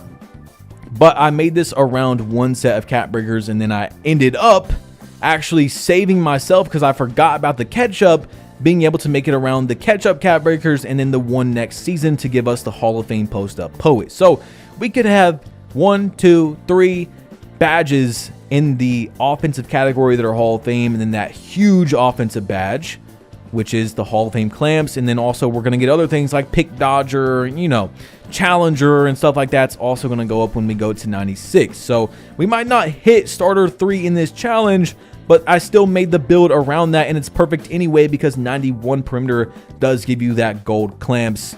And then we need agility on top of that no matter what, so we can play defense. And 84 was like 2 or 3 extra points so that when you do use the cap breakers, you'll be able to hit the threshold, the requirements, because it's 84 agility and 96 perimeter to get Hall of Fame clamps. So sorry for my little bit of yapping right there, but I just wanted to nerd out with you guys on the entire process quickly of what I was looking for in the build. You can run so many different variations. Like I was saying, you could run legend set shot, you could run Hall of Fame posterizer, you could even put it on legend clamps, whatever you want to do. But we got 6,300 VC here. I'm tired of playing the same people over and over. I do not like that. We have this, and I'm looking at it, I'm like, okay, I will get Hall of Fame off-ball pest, but for 6,000 VC, how much can I get for steals? You know, it would be nice to get some more steals. That is what and look at that. We get silver glove and silver interceptor for 6,000 VC. We get to go up 19 steal and get 2 badges. I'm sold. So now we're 93 overall, and it's crazy because look at the dunk right there for game, knocking that man to the ground, but we still don't have the build maxed out. Like, this build really uses all of its attributes. It's pretty crazy. You could get to like 96, and that's about where the spot where you wouldn't have to upgrade the last few things. Like, you know, you don't have to upgrade free throw if you're not playing rec, or you don't necessarily have to upgrade close shot because we don't take a lot of close shots. Usually when I do, it's an open shot, so with high risk, you just got to time it. And now we're working our way up to that gold posterizer because we have 93 driving dunk. And I'm playing with this guy that Magic showed me. It's like a guy from his chat, Follow You. And he's a 6'7" popper. And he's shooting really good in some of these games to start off. Like, really, really good. I was impressed because a lot of guys cannot shoot this good. Wide open, catch and shoot on 2K25. Look, we're just doing pass backs to throw off the other team. And that's another game, 4 for 8. You know, if he's shooting over 50%, I am happy. So we're back in the 2v2 proving grounds, trying to get some quests done, working on post-fade phenom, working on posterizer. Some games we're going to get some games we're not. And we're also silver ranked. So we are, you know, on average playing some better teams. I'm going to pull up for Threski. And we are going to go 2 for 3 in that game from 3. So although we were losing our percentage a little bit, we still were, you know, keeping it around that 50% area. It's just that, I don't know, day 6 / early day 7, I was just shooting so good, guys. I just had so much confidence, it's just insane confidence in my shot as we were literally peaking with Michael Jordan, you know, following his real life trail at the same time, which is just crazy. So now we're playing a veteran 2. He's got 2 sets of cap breakers, so probably 13 with the level 40 stuff. So 93 driving dunk, 93 mid-range, and this guy's got a 6'7", 87 dunk. You know, not the craziest lineup, but still, he's got 2 sets of cap breakers, and we only have 3 at the moment. So you see me stunning him right there off the triple threat into the crossover and the contact dunk. We can no longer say we don't have any cap breakers, but we still do only have 3. And if someone's veteran 2, they have 13 usually. And if they're starter 3, they have 8 versus 3. And you know, those last points are very huge for the build. But we go 10 for 12, and I almost make that guy grade out of the game. So we unlock gold posterizer, and we were already dunking good. That's the crazy part about it, guys. We were already dunking good on this build. So now we're just going to get a bit of a boost, you know. So 6'7", and look at this, 99 speed, 96 agility. So when I see this, I immediately think someone's going to be LTing. They're going to be dexing around. So we're going to try to win this game. But look at this, man. I mean, just flying around with that high speed and high agility. But we do get the ball back, and I'm going to go for a dunk. Okay, so this is going to be a game where we really got to lock in. Boom, taking another dunk just like that. Look at that 6'6" with the wingspan, wide open, easy 3. We need to hit our shots this game.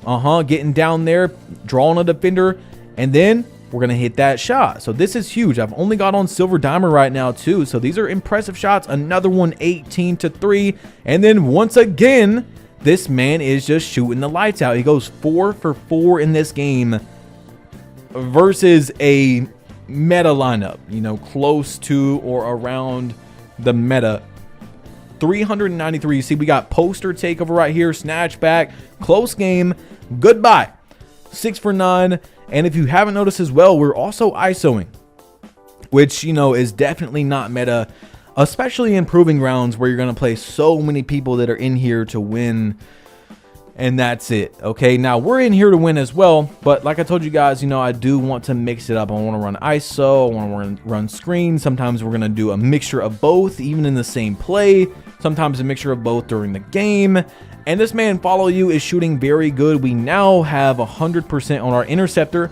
So when we are able to get 85 steal or whatever it is, we're going to have gold interceptor on this build, man. I mean, it's all working out just how I planned it to be. Besides, you know, some of the rough patches that we had with the losses and stuff, you know, that's not planned. But these guys have 2 GOAT tiers.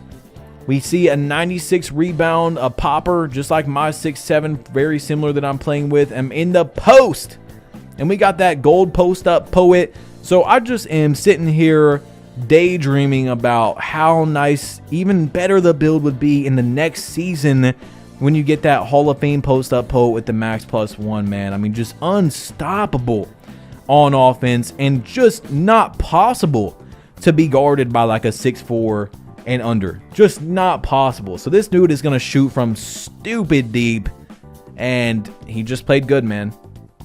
They just played good. I had 2 turnovers. The game is on me.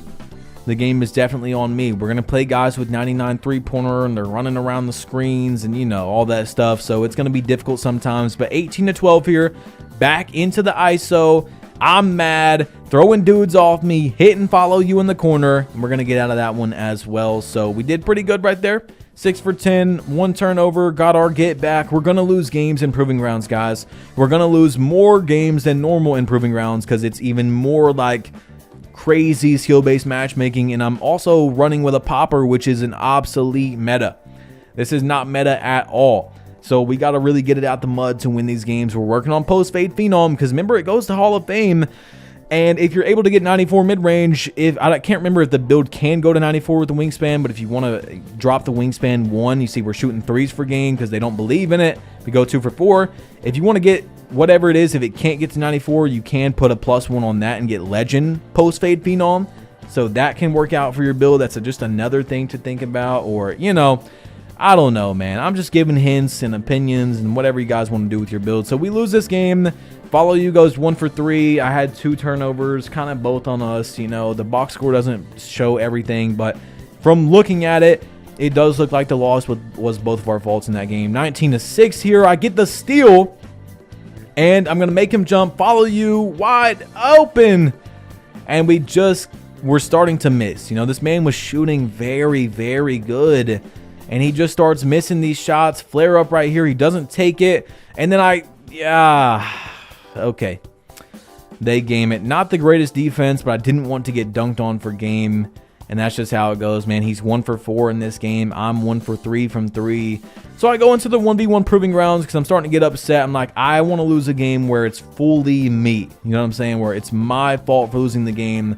So 19-4, we got a close game. I'm in the post. And then we're going to post fade for game and get that thing to roll in for us. Just a little roll in. No turnovers, 10 for 14, 5 rebounds. Of course, we can't get assist in here because we're playing one-on-one, working our way up to the Hall of Fame post-fade phenom. And that's another thing you could max +1. I can't fully remember if you need more post control and more mid-range, so I could be wrong in what I was saying earlier. But that's another thing that you could max +1 if you wanted to instead of post-up poet.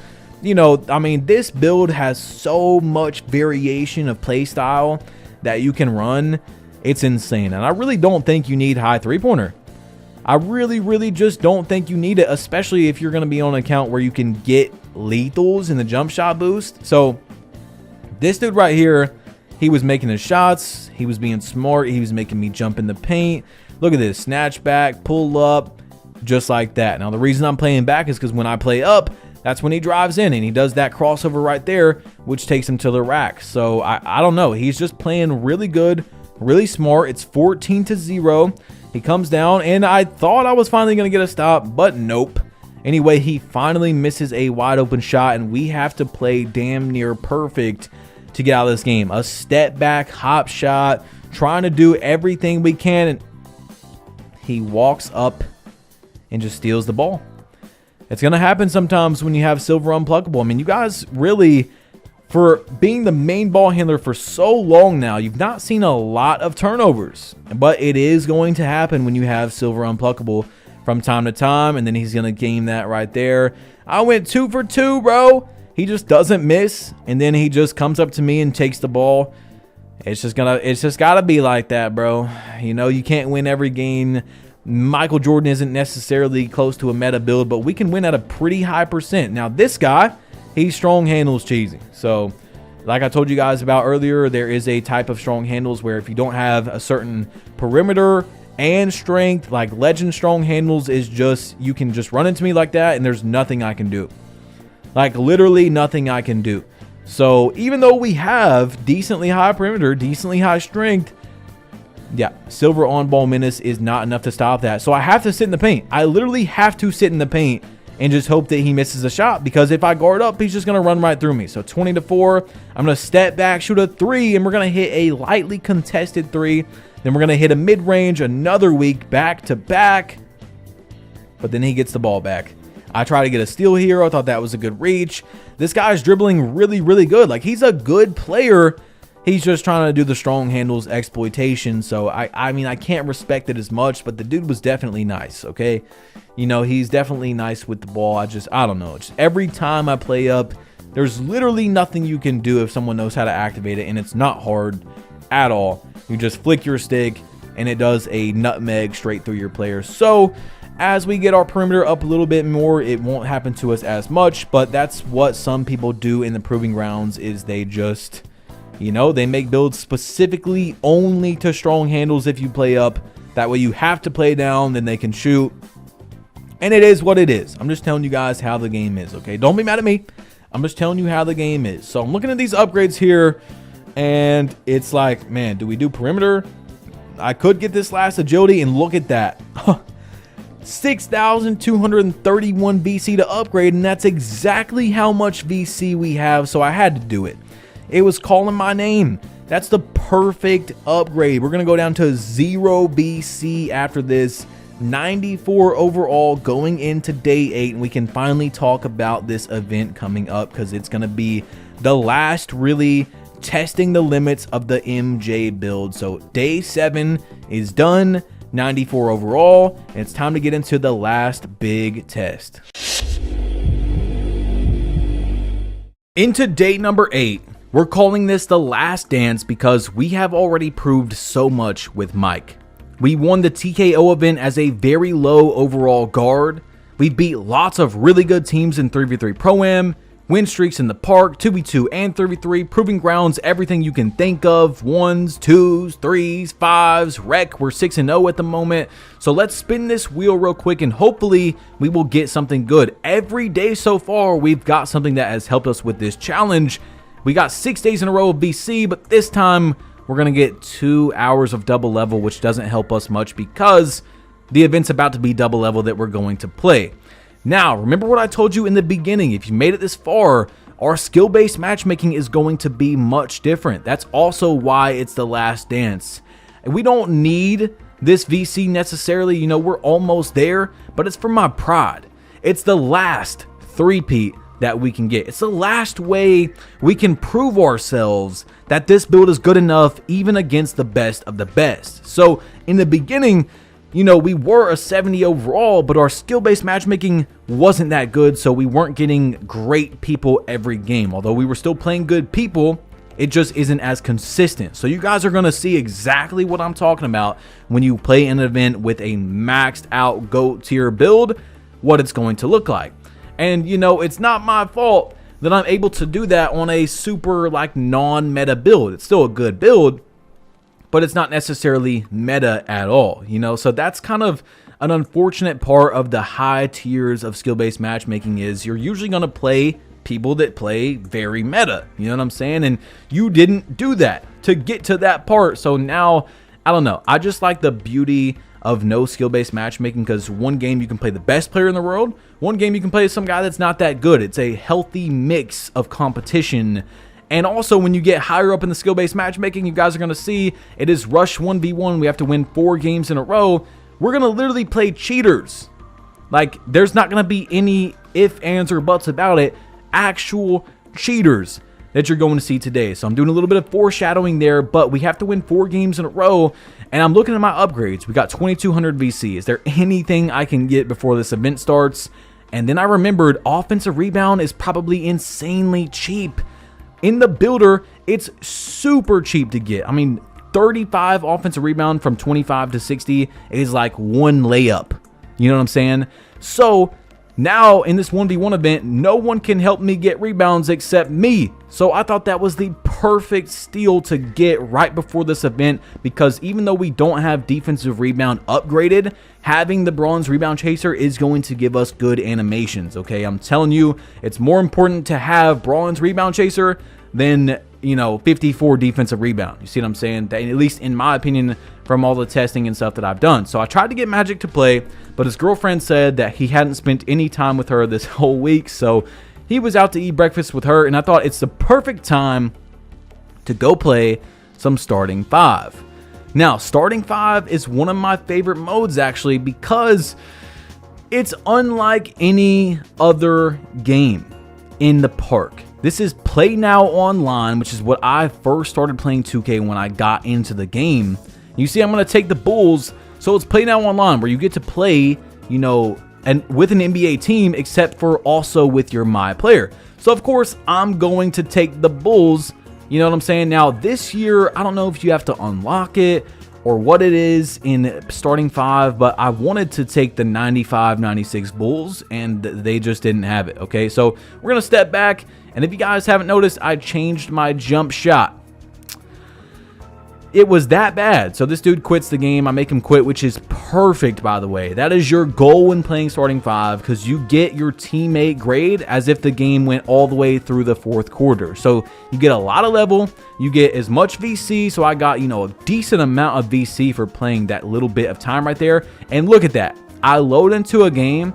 I just hit A immediately because I seen the Bulls. So I thought I was on the Bulls. And now we're going to have to play one game with Michael Jordan on the Bucks. It's whatever, you know, it's what it is. Now this guy, it's very easy to switch on to a defender. You just got to tap RB or R1. I'm going to shoot a 3 right here. and then you can just tap the button of who the guy is, and you can switch over. So he wouldn't guard me. I'm like, all right, cool. We'll just play off that. I won't guard you either. A little pass back. Green. Come on now.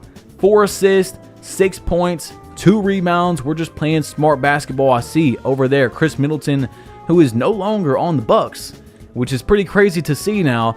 But look, I'm just messing around. I'm seeing, okay, Damian Lillard. We're going to call it off ball here. I'm just letting the offense do its thing. I actually didn't call that, my bad. But I'm letting the offense do itself, what it wants to do. He hits a 3, and luckily that dunk, by the way, did roll back in, so that was pretty lucky. But you see, I'm trying to go at him a lot. Pass back from kind of deep, and we are 3 for 3 in here. Starting 5 does have lower difficulty than any other mode. He gets snatch blocked at the end of the game. And there wasn't really too many highlights besides me just, playing basketball, right? Mike just getting the job done, taking the shots when they're open, not forcing anything. He didn't want to guard me, so that's cool. He had Giannis on him the entire game, and that's no fun. He could have had me on him the entire game. I tried to guard him a few times, but you see, we get 1,000 VC. We get a good amount of level because we have double level. And, like I said, if a guy quits, if you have an A in the first quarter, you get as much VC and level as if you had an A at the end in the fourth quarter. So that's really nice. You almost get as much. It's really close. So we head to the park. We play some 2s. We're just playing 2s. We're playing some 3s, getting some games done. And we're not going to show every single one exactly, throughout this entire thing with hundreds and hundreds of games. I would say 10 or 20 are not being shown, maybe a little bit more, maybe a little bit less, just because they don't all have to be shown. We are out here playing, we are towards the end of this challenge, but we're going to try to show every single one of them. Sometimes people had some crazy names, sometimes their team names were crazy. I'm knocking this guy to the ground though off that gold posterizer.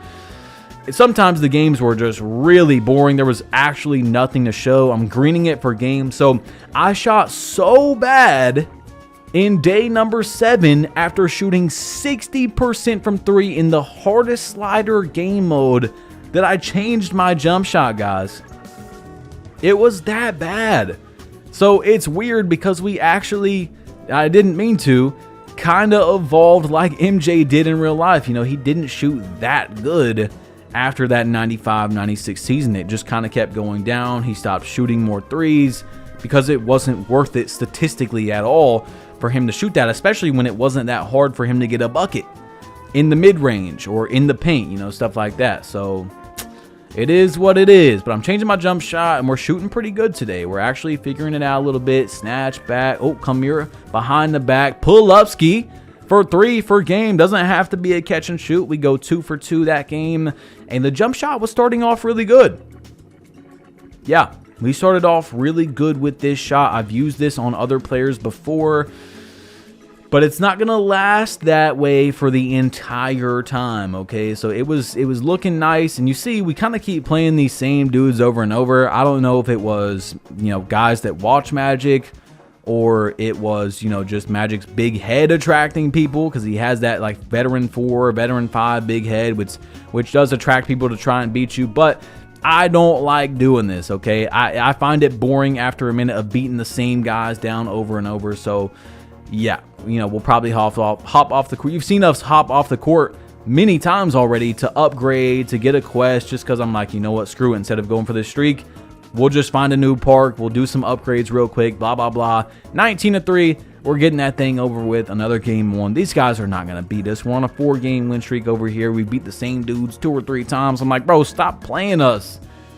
Stop playing us. There's no reason to play us. Maybe they were just bored and just wanted to play. You got 3 options there. I have no idea. But, I've been wanting to challenge myself this entire time. That's the point. The ups and the downs, the struggles. That's why we were in 3v3 Pro-Am even after getting that quest done. But look, we get a 2v2 quest done. So we get season level XP, we get 2,500 VC, and that's another thing we were trying to do. Like I said, guys, I didn't perfectly put it to where I'm showing you each and everything that we have done.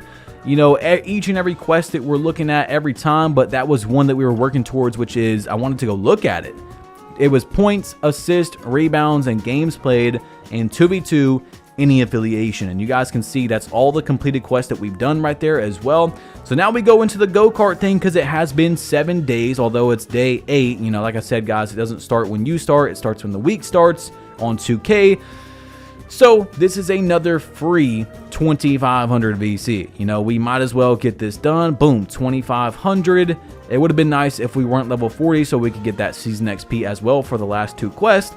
But hey, 2,500 VC. We're making this challenge longer on purpose. We might as well grab a few quests and stuff to make it a little bit faster, if that makes sense. So we head into the 1v1 proving grounds and we play a veteran 1. Now, the reason I went here, I can't remember exactly, but I also wanted to test my build again as we're getting more attributes and more badges, because we're going to have the biggest test of this entire challenge. During the TKO, you know, it was very tough, but I had a team there to help me. There was Magic playing defense, or Peck getting the rebounds, or whatever it is, but now it's just going to be me versus someone else with insane skill-based matchmaking. So we're going to get a few contact dunks here. 9 to 8, 9 to 10 in this game. You see me getting the crossover. That's the bread and butter I told you guys about. The same thing. Again, he does make me bobble the ball, and somehow we're going to put that thing in. I don't know how. But anyway, 20 to 14, double crossover into the dunk for game.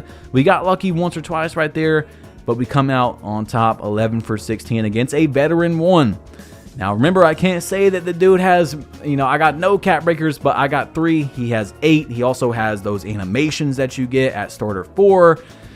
You know, he probably has jump shot boost. You got to keep that in mind. Every single person I'm playing probably has jump shot boost. Some guys even got Gatorade and stuff, and we're getting back to our bread and butter in another close game. This dude quits.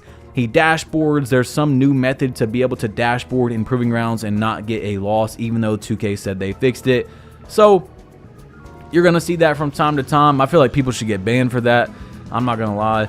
I really do think that you should get banned, like, you know, 2 weeks the first time and then permanently banned the next time. You know, we got to stop letting these things fly. That's why we don't have the custom t-shirt creator anymore, because people make that excuse of, oh, you know, we have bad apples in the community. You wouldn't have bad apples if you banned them and they were scared to get banned. But 2K doesn't want to ban people when people are spending money. You know, you don't want to ban a paying customer. That's the way they think about it, at least. You know what I'm saying? So anyway, now we're in the 2v2 proving grounds. I think Magic went to do something, and we're playing an extra nut, which is crazy because I'm pretty sure this guy, I can't remember, is the playmaking glass cleaner from 2K20. He's got a 99 close shot, 99 post control center with him. And so I'm locking in for this game because I know that he's very good. I can't remember if Magic said that it was him or not, but that, I'm pretty sure, is his gamer tag and looks like his player.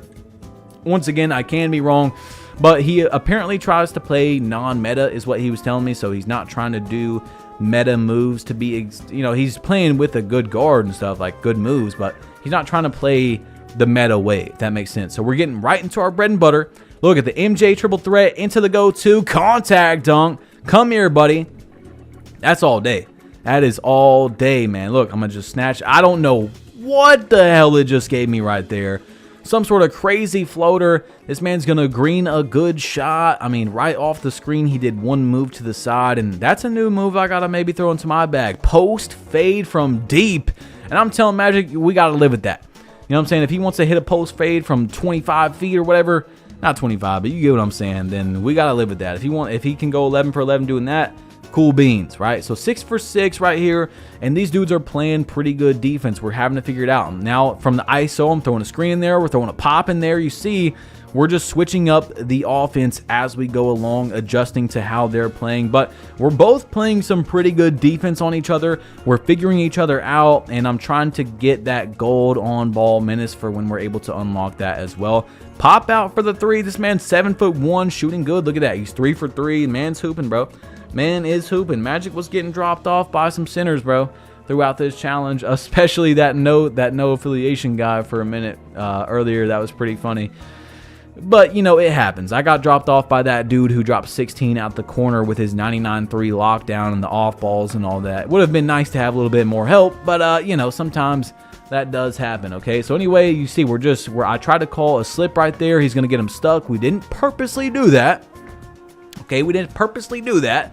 but he did get stuck right there as I tried to run around.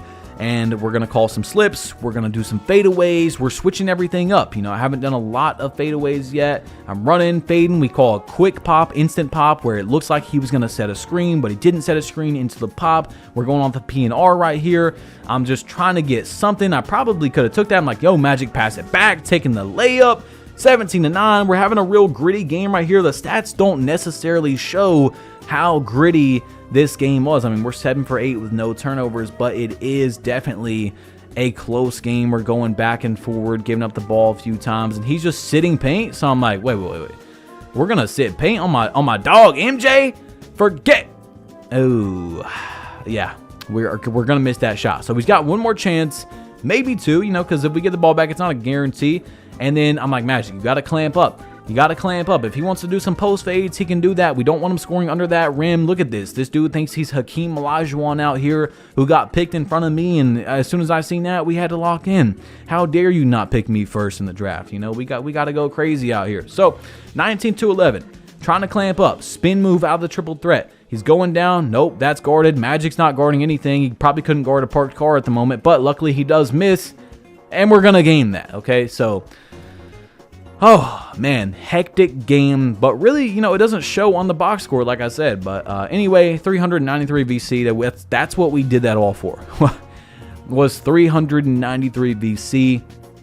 So, I don't know how much Extra Nut plays the game anymore. But I know he was tough back then on 2K20. So, anyway, we go back into the starting five. I was kind of enjoying the starting five. I was also a little upset that I accidentally had the Bucks for one game. That was annoying. And again, I'm not being respected out here. You know, I'm trying to guard these people, and then when they don't guard me, I'm like, bro, I'm not gonna guard you. You can go against the AI, and if you can show me you can score against the AI, we'll talk about it. So that's what I'm doing right here. Is he's letting me score against the AI. We're gonna get up in that post and go crazy. 24-20. He's running some sort of zone pass back, easy green, just like that. We got 20 points, 3 assists, 2 rebounds. I don't know what this man's doing. He was actually pretty decent, but if he used his brain more, if he passed the ball more, it could have been a closer game. That's all I got to say. Look at the pass back from deep. And we're going to green that shot right there, man. We can shoot some crazy stuff in here because the difficulty is a little bit lower than it normally is, okay? But, you know, we are at 40% from 3. And I didn't change the passive hand switches that's in the settings, by the way, for those of you wondering. So that's why my player does that. I didn't change it till like the end of day 8. It's not a big deal, but when you stand still, your player will just sit there and keep dribbling around for a second, which is annoying. I don't know why I didn't really notice it until this day. But we get out of there again. So undefeated in rec, 5v5 proving grounds, starting 5, great record in 3v3 Pro-Am, pretty good record in Park. It's not the greatest, but you know, we have almost a 90 win percentage in 3v3 Pro-Am with absolutely non-meta. And then, you know, now it's time. We've won an event in TKO with a very low overall, but our skill-based matchmaking wasn't crazy at the time. Now we have, you see the MVP skill level is maxed out. Like, it literally cannot go up at all. So I wanted to play that last game because it's like 10 o'clock on the dot or 11 o'clock whenever Rush 1v1 started, and it is time. The event has began. You see it has 36 hours, so it's been like 4 minutes, 3.5 minutes, and 10,000 VC. If we win 4 games in a row, you don't get anything for 3, 2, 1. It's also going to give us a jersey and a ball, event sleeves and a banner, skill boost and Gatorade. But really, we're out there for that 10,000 VC, and most importantly, our pride. Okay, I want to prove to you guys that it's possible. So here comes attempt number 1 of winning in the Rush 1v1. This is going to be a movie, guys. I'm telling you, that's why this is either the first or the second longest day. I believe day 1 was a little bit long, or sorry, day 2 was a little bit longer. But it's going to get nasty in here because of this skill-based matchmaking. And I know I've said that like 5 times in 20 minutes. Just watch, though. Just watch. Almost every person we play is going to be GOAT tier, which doesn't mean that they're amazing at the game, but, you know, they're better than the average player. They're an above average or above the above average player, you know. They could be a very good player. We're going to play people that are very high level in here, that have much more cat breakers than me, etc., etc. So first game, we play a starter 3. He is a GOAT tier. He's got 99 ball handle, 99 3, 98 steal, but I know you see it. He's a 5'9". He is a 5'9". So really, I'm thinking I just got to get the ball back one time and we can probably end this game. So he's cooking up a little bit, and then, yeah, that's it, buddy. He doesn't get the steal, but then he gets it on the second try. 4-0. We get the ball back, and it's over, buddy. It's over. At least that's what I'm thinking. We're going to come down here, and in this game, crossover into the dunk. There's basically nothing he can do if I can get down there. Like, look, his contest doesn't mean anything. That said open. If he was on a taller player, it would have at least said lightly. Oh! Dunking on the man, falling to the ground. MJ is getting a little old out here. You know, he's not moving like he used to. I'm just kidding. But he actually, you know, in our storyline, he is getting a bit older. He's peaking as a player. He's having to change his game around, but still being super elite. Look at this, man. We can just go down and do whatever we want because he is a 5'9". So the first floor, easy. 11 for 11, but it's just like the other event. Except we have the super skill-based matchmaking, and now we're going to play someone who's on a win streak, a 2-game win streak, a 3, 4, you know, something like that. Once you get to that second floor, you play someone who's on a win streak, okay? So, this guy, veteran 2, anti-AE, 6'7", 2 sets of cat breakers, 98 strength, 96 perimeter, 89 mid-range. I mean, a very good build for a 6'7", and I've played a lot of 1v1, so I know when I'm playing someone that made a build for 1v1 and stuff, and this guy was tough, man. 98 strength, bro, is bumping me like crazy. Every time he touches my player, it's like I just got hit by a brick wall. So I'm coming down, crossover into the dunk. Veteran 2, come here, step back, Green, give me that. We're starting off the game very good, taking another contact dunk because once you're in front on that crossover, the game kind of counts you as being wide open, you know, so you have a really good chance to hit those dunk meters, and that's what's so good about this playstyle and why you really don't need, you see he's just shooting right over me, which is disgusting. You don't need to have like 96 dunk or 99 because most of your dunks are going to be open. So would he have made that shot if I had my 91 perimeter, and especially my 96? We'll never know. But, you know, if the build was upgraded, you always have to keep that in mind. And look at this, bro. He's got the vice takeover. I go for the self lob. Oh, my God. Oh, I'm just reliving it again, guys. I was in absolute shock, bro. I missed a wide open self lob for game. It's a little cheesy to do stuff like that on the 1v1 court, especially when you're boxed up. I feel like, you know, you shouldn't be able to really throw those, but people do it. So, you know, I threw a self lob. I wanted to try it. It worked out. So we got to reset. We have to reset. And here we go. Our second attempt in the 1v1 rush. I mean, that is a just very painful way to lose, and I'm pretty sure we timed it really good too. So we've got our new jump shot on, we're hitting a weak right there, and I'm figuring out how to play ones on this build because I've played a good amount of ones, but most of it has been on a 6'10 plus build. I haven't played a lot of ones on the 6'5 to 6'9 category. So I'm just trying to figure out, and just from my knowledge of watching some people, I'm getting patted out of bounds, what is like my most kind of meta way to play this. You know, we're in here to win. I'm trying to do the best thing I can for this build. We're getting some dunks, and once again, I'm not sure if we ever lose on the first floor. The first floor was sweet. You know what I'm saying? We come in here, we get win after win. This man goes 1 for 8. We got 71.2% to Hall of Fame post-fade phenom. Now I'm playing a veteran 1, another 1v1 type of build. You know, he doesn't have pass accuracy there. 90 mid-range, 88 interior to stop post scores. He's got post control so he can spin off people and stuff when he plays smaller guards. And so that's what he's trying to do, is he's trying to post score me on this second floor. He's clamped up. If you can get someone down to that low shot clock, because it's only 14 in 1v1 rush, it means you have got them to dribble a good amount, which means their algorithm has set in, so they have a lower chance to make a shot. You see what I'm saying? I've been saying that the entire video. Step back, we're shooting threes, baby.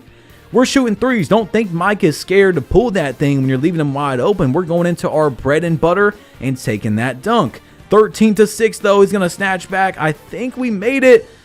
Nope.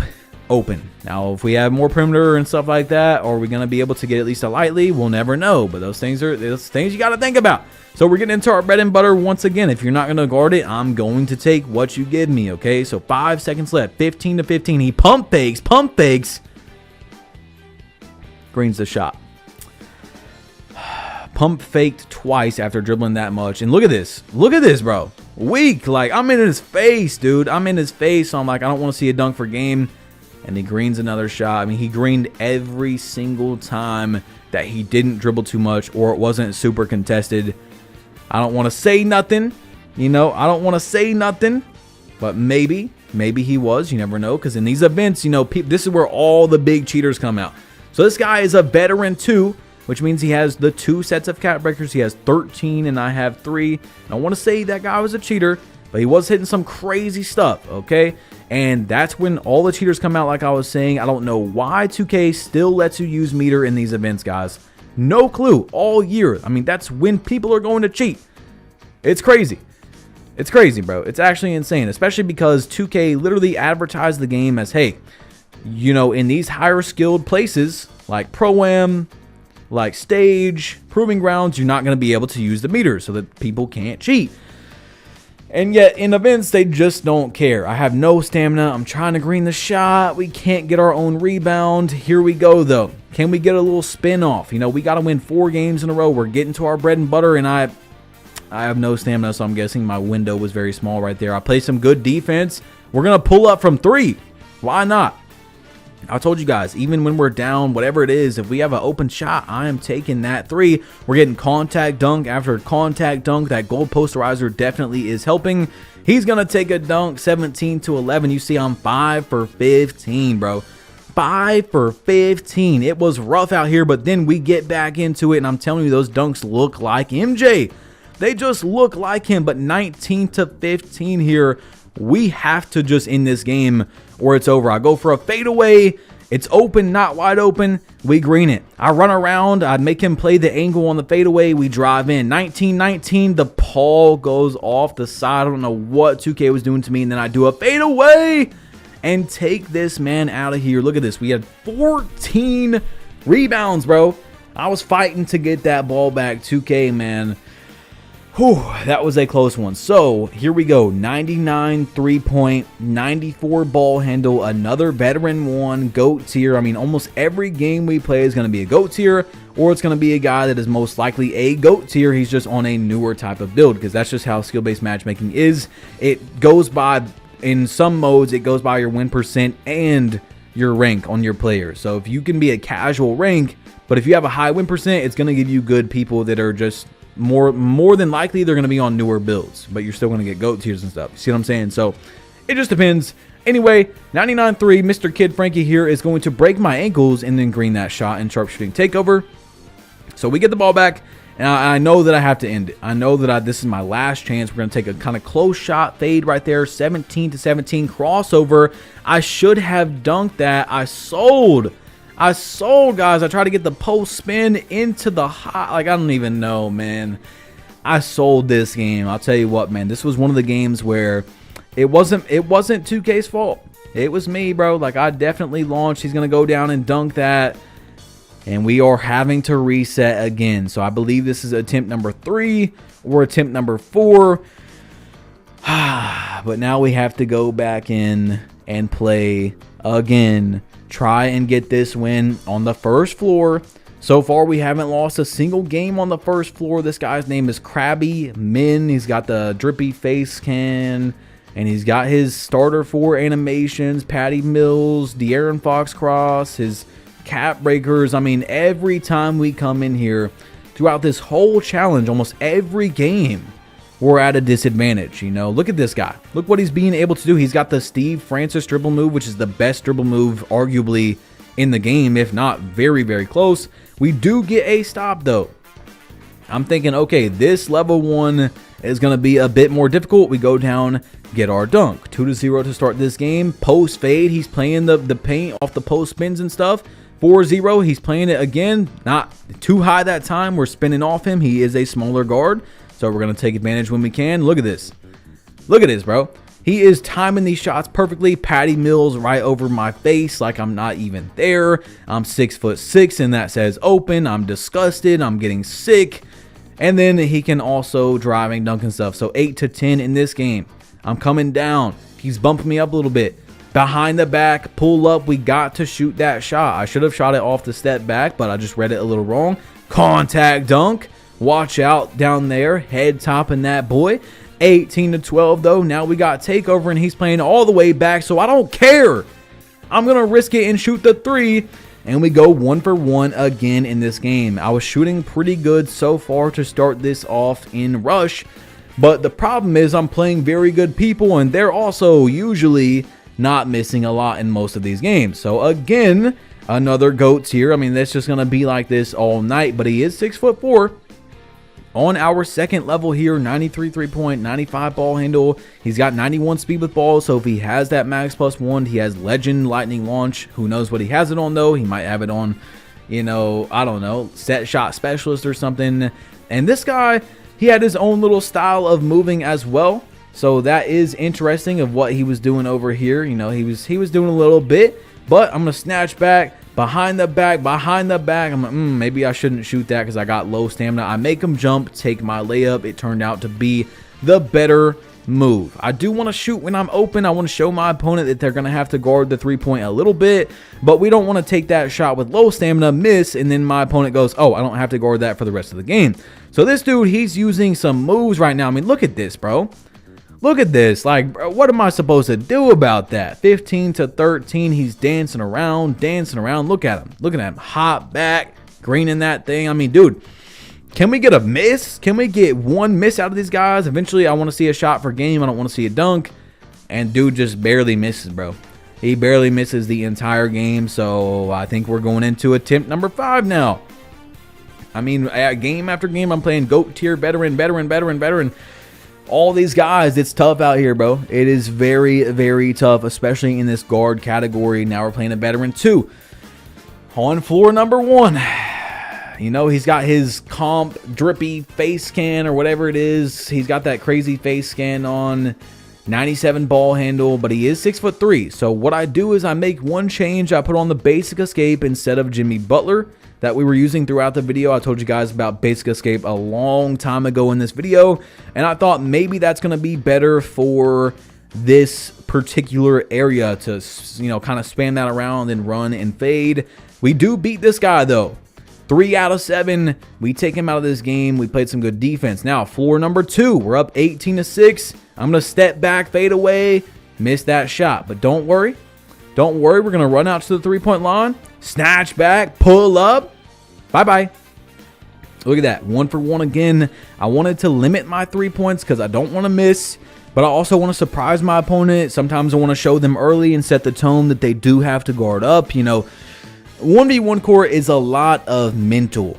You got to change things up. You can't run the same thing over and over again. You got to switch it up and play off of your opponent. So 19-12 here, though. And I'm trying to play some defense on Mr. JFD. He's going to get his De'Aaron Fox crossover. I play good defense. Real player percent layup on my 74 interior weak. And he doesn't even have to time it. And it goes in. So, man, shout out to Mike Wing for adding, you know, all these layup profiles and then adding one that's basically just as good as if you time it right every time. Like, you know, it's crazy. It's crazy out here that you can hit so many real player percents that are contested. I understand real player percent for people that want to take smart layups and not have to time them because, like I told you guys, you do get those crazy fast timings that are almost inhumanly possible to time. So that's why you'd want it on, because you take very safe layups.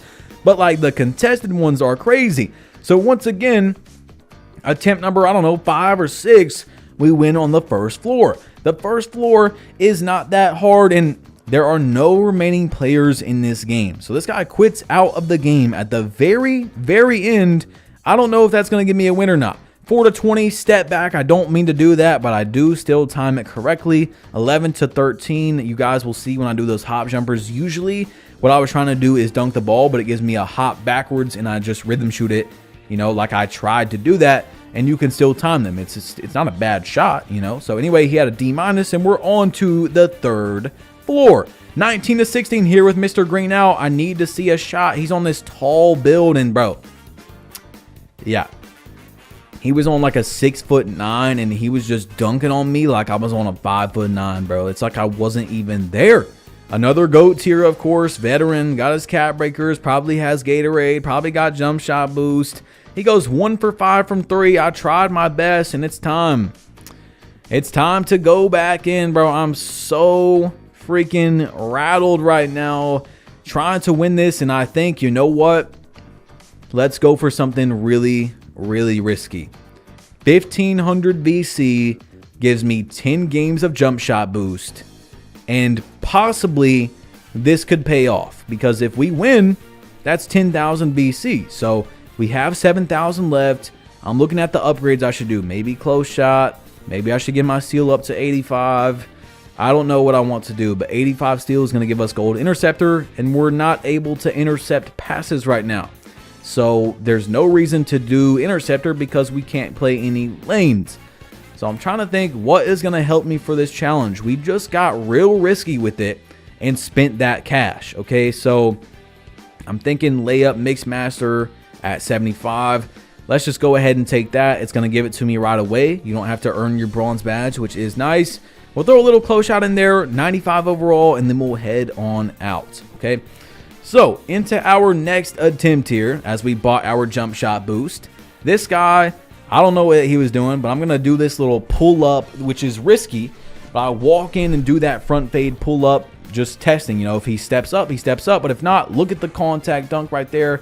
And we are kind of flowing through these games into floor one. Like floor one, we were just running through it, bro. We were running through it over and over. So this is attempt number 7. I just looked at it. Our 7th try to win in here, guys. I mean, it's crazy, bro. It is actually crazy that the skill-based matchmaking is wild, dude. I'm at a big disadvantage in like every single game. 19 to 11. I want this guy to miss. Once again, he's got to shoot for game, and he greens it. 4 for 5 from 3. I mean, bro, I'm trying out here, guys. I'm telling you, this is the last big test, okay? So, into our 8th floor, this is where it's going to get really interesting. Oh, man. 2K. You guys know we've won every time on the first floor. Well, we load up, and a problem has been encountered that prevents gameplay from continuing. This won't be counted, which, by the way, that does count and give you a loss every time. Every time it says that, it gives you a loss. So that is pretty annoying. But anyway, we load up and we're playing a veteran 4. However, he's on a 78 overall. Now, at the time, I wasn't really thinking about it. I'm like, why? Why would he? I don't know what's going on here. And for a 78 overall or whatever, this guy was actually pretty good. You know, he was able to put up some points. And then it happens. Hold up. 6, 5, 4. I break his ankles, dunk it. And check this out. 20 to 5. I'm coming up to take the ball. A problem has been encountered that prevents gameplay from continuing. This game will not be counted. So it gives you a loss, but it doesn't actually move down your jump shot boost. It's really weird. What that guy just did is, there is a thing for the people that use the Titans, the cheating to time their shots. They also pay for this thing where they can kick you out of a game and it doesn't give them a loss, and it also gives me a loss. You see, we have no win streak. We should have won that game. We should have won that game. He kicked me out of a game, bro. It's that serious. I mean, dude, what is wrong with this community? That's a thing that I just started hearing about towards the end of 2K24. I'm not making this. This is no conspiracy. This is a real thing that people can kick you out of a game. This is like DDoSing from back in the day when someone could kick your whole internet off, except they're just kicking you off the game. So you see, we still have 8 jump shot boost. It gives me a loss and on my, on my park record, but it doesn't reset your jump shot boost, which I figured out because I don't think I've ever been, maybe I have actually before been kicked out of the game. I just didn't notice it. But yeah, it happened. I got kicked out of a game by a Titan, and that's not the end. It's gonna happen more in this challenge, bro. It's crazy. Actually crazy. So anyway, this dude quits the game, right? We're up on him. He just knows we're going to win. He's got no chance. I'm just beating him into the ground, 15-0. He's not even playing anymore. There are no remaining players in the game. So he quits out, and it doesn't give me a win. So I'm like, dude, are we serious right now? There's no way. No way that doesn't give me a win. So now we got a GOAT tier. Again, of course, he's a 6'4", so we're going to try to do our best to establish the post, hit our KD go-to into the crossover. And I'm thinking this is it. We might actually finally have it, guys, on our 8th try after playing through the ringer. I mean, good player after good player, possibly a few cheaters in there. Bro, again, guys, 20 points left, kicked out of the game. I mean, do you understand how frustrating that is, bro? You are getting beat by a starter 2 Michael Jordan build. You gotta kick me out the game, dude. It's almost February at this point. It's that serious? You can't just win 4 games by yourself? These people need to be... I'm not kidding on this, because earlier I said, 2-week ban, whatever, for people to dashboard. But if you're using a cheating software to kick someone out of a game, they need to be permanently banned, IP banned, never be able to... They gotta get a new router, they gotta get a new system, console banned, IP banned. I mean, whatever you gotta do, the maximum amount of banning. That is crazy, bro, that you can do that. 99 3-point, 94 speed, veteran 1, 6'4", and he's got a Michael Jordan face scan, if you guys can't tell. So I immediately had to lock in. I'm already sitting elbows to knees. And by the way, this is the day where my stress on my whoop meter was almost 500% higher than a normal day. This was on a Saturday. 500% higher compared to other Saturdays. And I don't take, I'm a YouTuber, so my job isn't like, okay, on Saturdays I'm off, so that is kind of different. No, some days I do play the game and stuff on Saturday. I was that stressed out from this stuff, bro. Like, these dudes are kicking me out of games. I'm having to lock in to win with a Michael Jordan build. It's not like it's a bad build, but once again, it's not like meta. You want to have 99 3-point like these guys have, Patty Mills jump shot, and just be able to shoot over people, get that De'Aaron Fox crossover. Look at this. I finally get him to miss. He probably could have made that. It was still open, even though I'm right there, because Patty Mills is that good. He leaves me open, just enough space, and I got to show him that we can shoot that thing. So we're establishing early on for my opponent to say, okay, if he steps back, I might have to step up right there. When he does it, I go for the bread and butter, and we're able to get the ball in the basket. So this is just insane to me that I possibly could have already won, and I get kicked out, dude. Like, what is actually wrong with people in this community, man? It's insane. But we're gonna go for our bread and butter once again. We get a Spider-Man dunk, hang on the rim, and as we're building up our takeover, that helps us on defense as well with the speed and agility. I wanted to change our takeover, guys, and kind of switch it up a little bit, but it's just perfect for this build. Driving dunk, speed, agility, you get the poster machine that helps you dunk on people better. It's more entertaining, it's more fun. It's just the perfect takeover for this build. Midi Maestro is nice too, because you have a 93 mid-range maxed out. So in level 1, as soon as you hit level 1, you'll be able to get 98 mid-range. So you'll be just knocking down mid-ranges. You see what I'm saying? So that's a good one as well. Then of course, when you unlock it, you will be able to drop people, break their ankles more. So you see, I'm taking 6'4" MJ into the post. I'm doing what I can. I'm getting down there and establishing dominance in the paint. He's already seen that I can shoot threes, and he knows that I'm trying to abuse him around that paint. So look, crossover, and he takes me out, but we get an open. I'm guessing he didn't have much interior on his 6'4", so that's our probably our biggest advantage when we play a smaller build is being able to finish above the rim. Look, I do it again. Oh, cancel it out that time.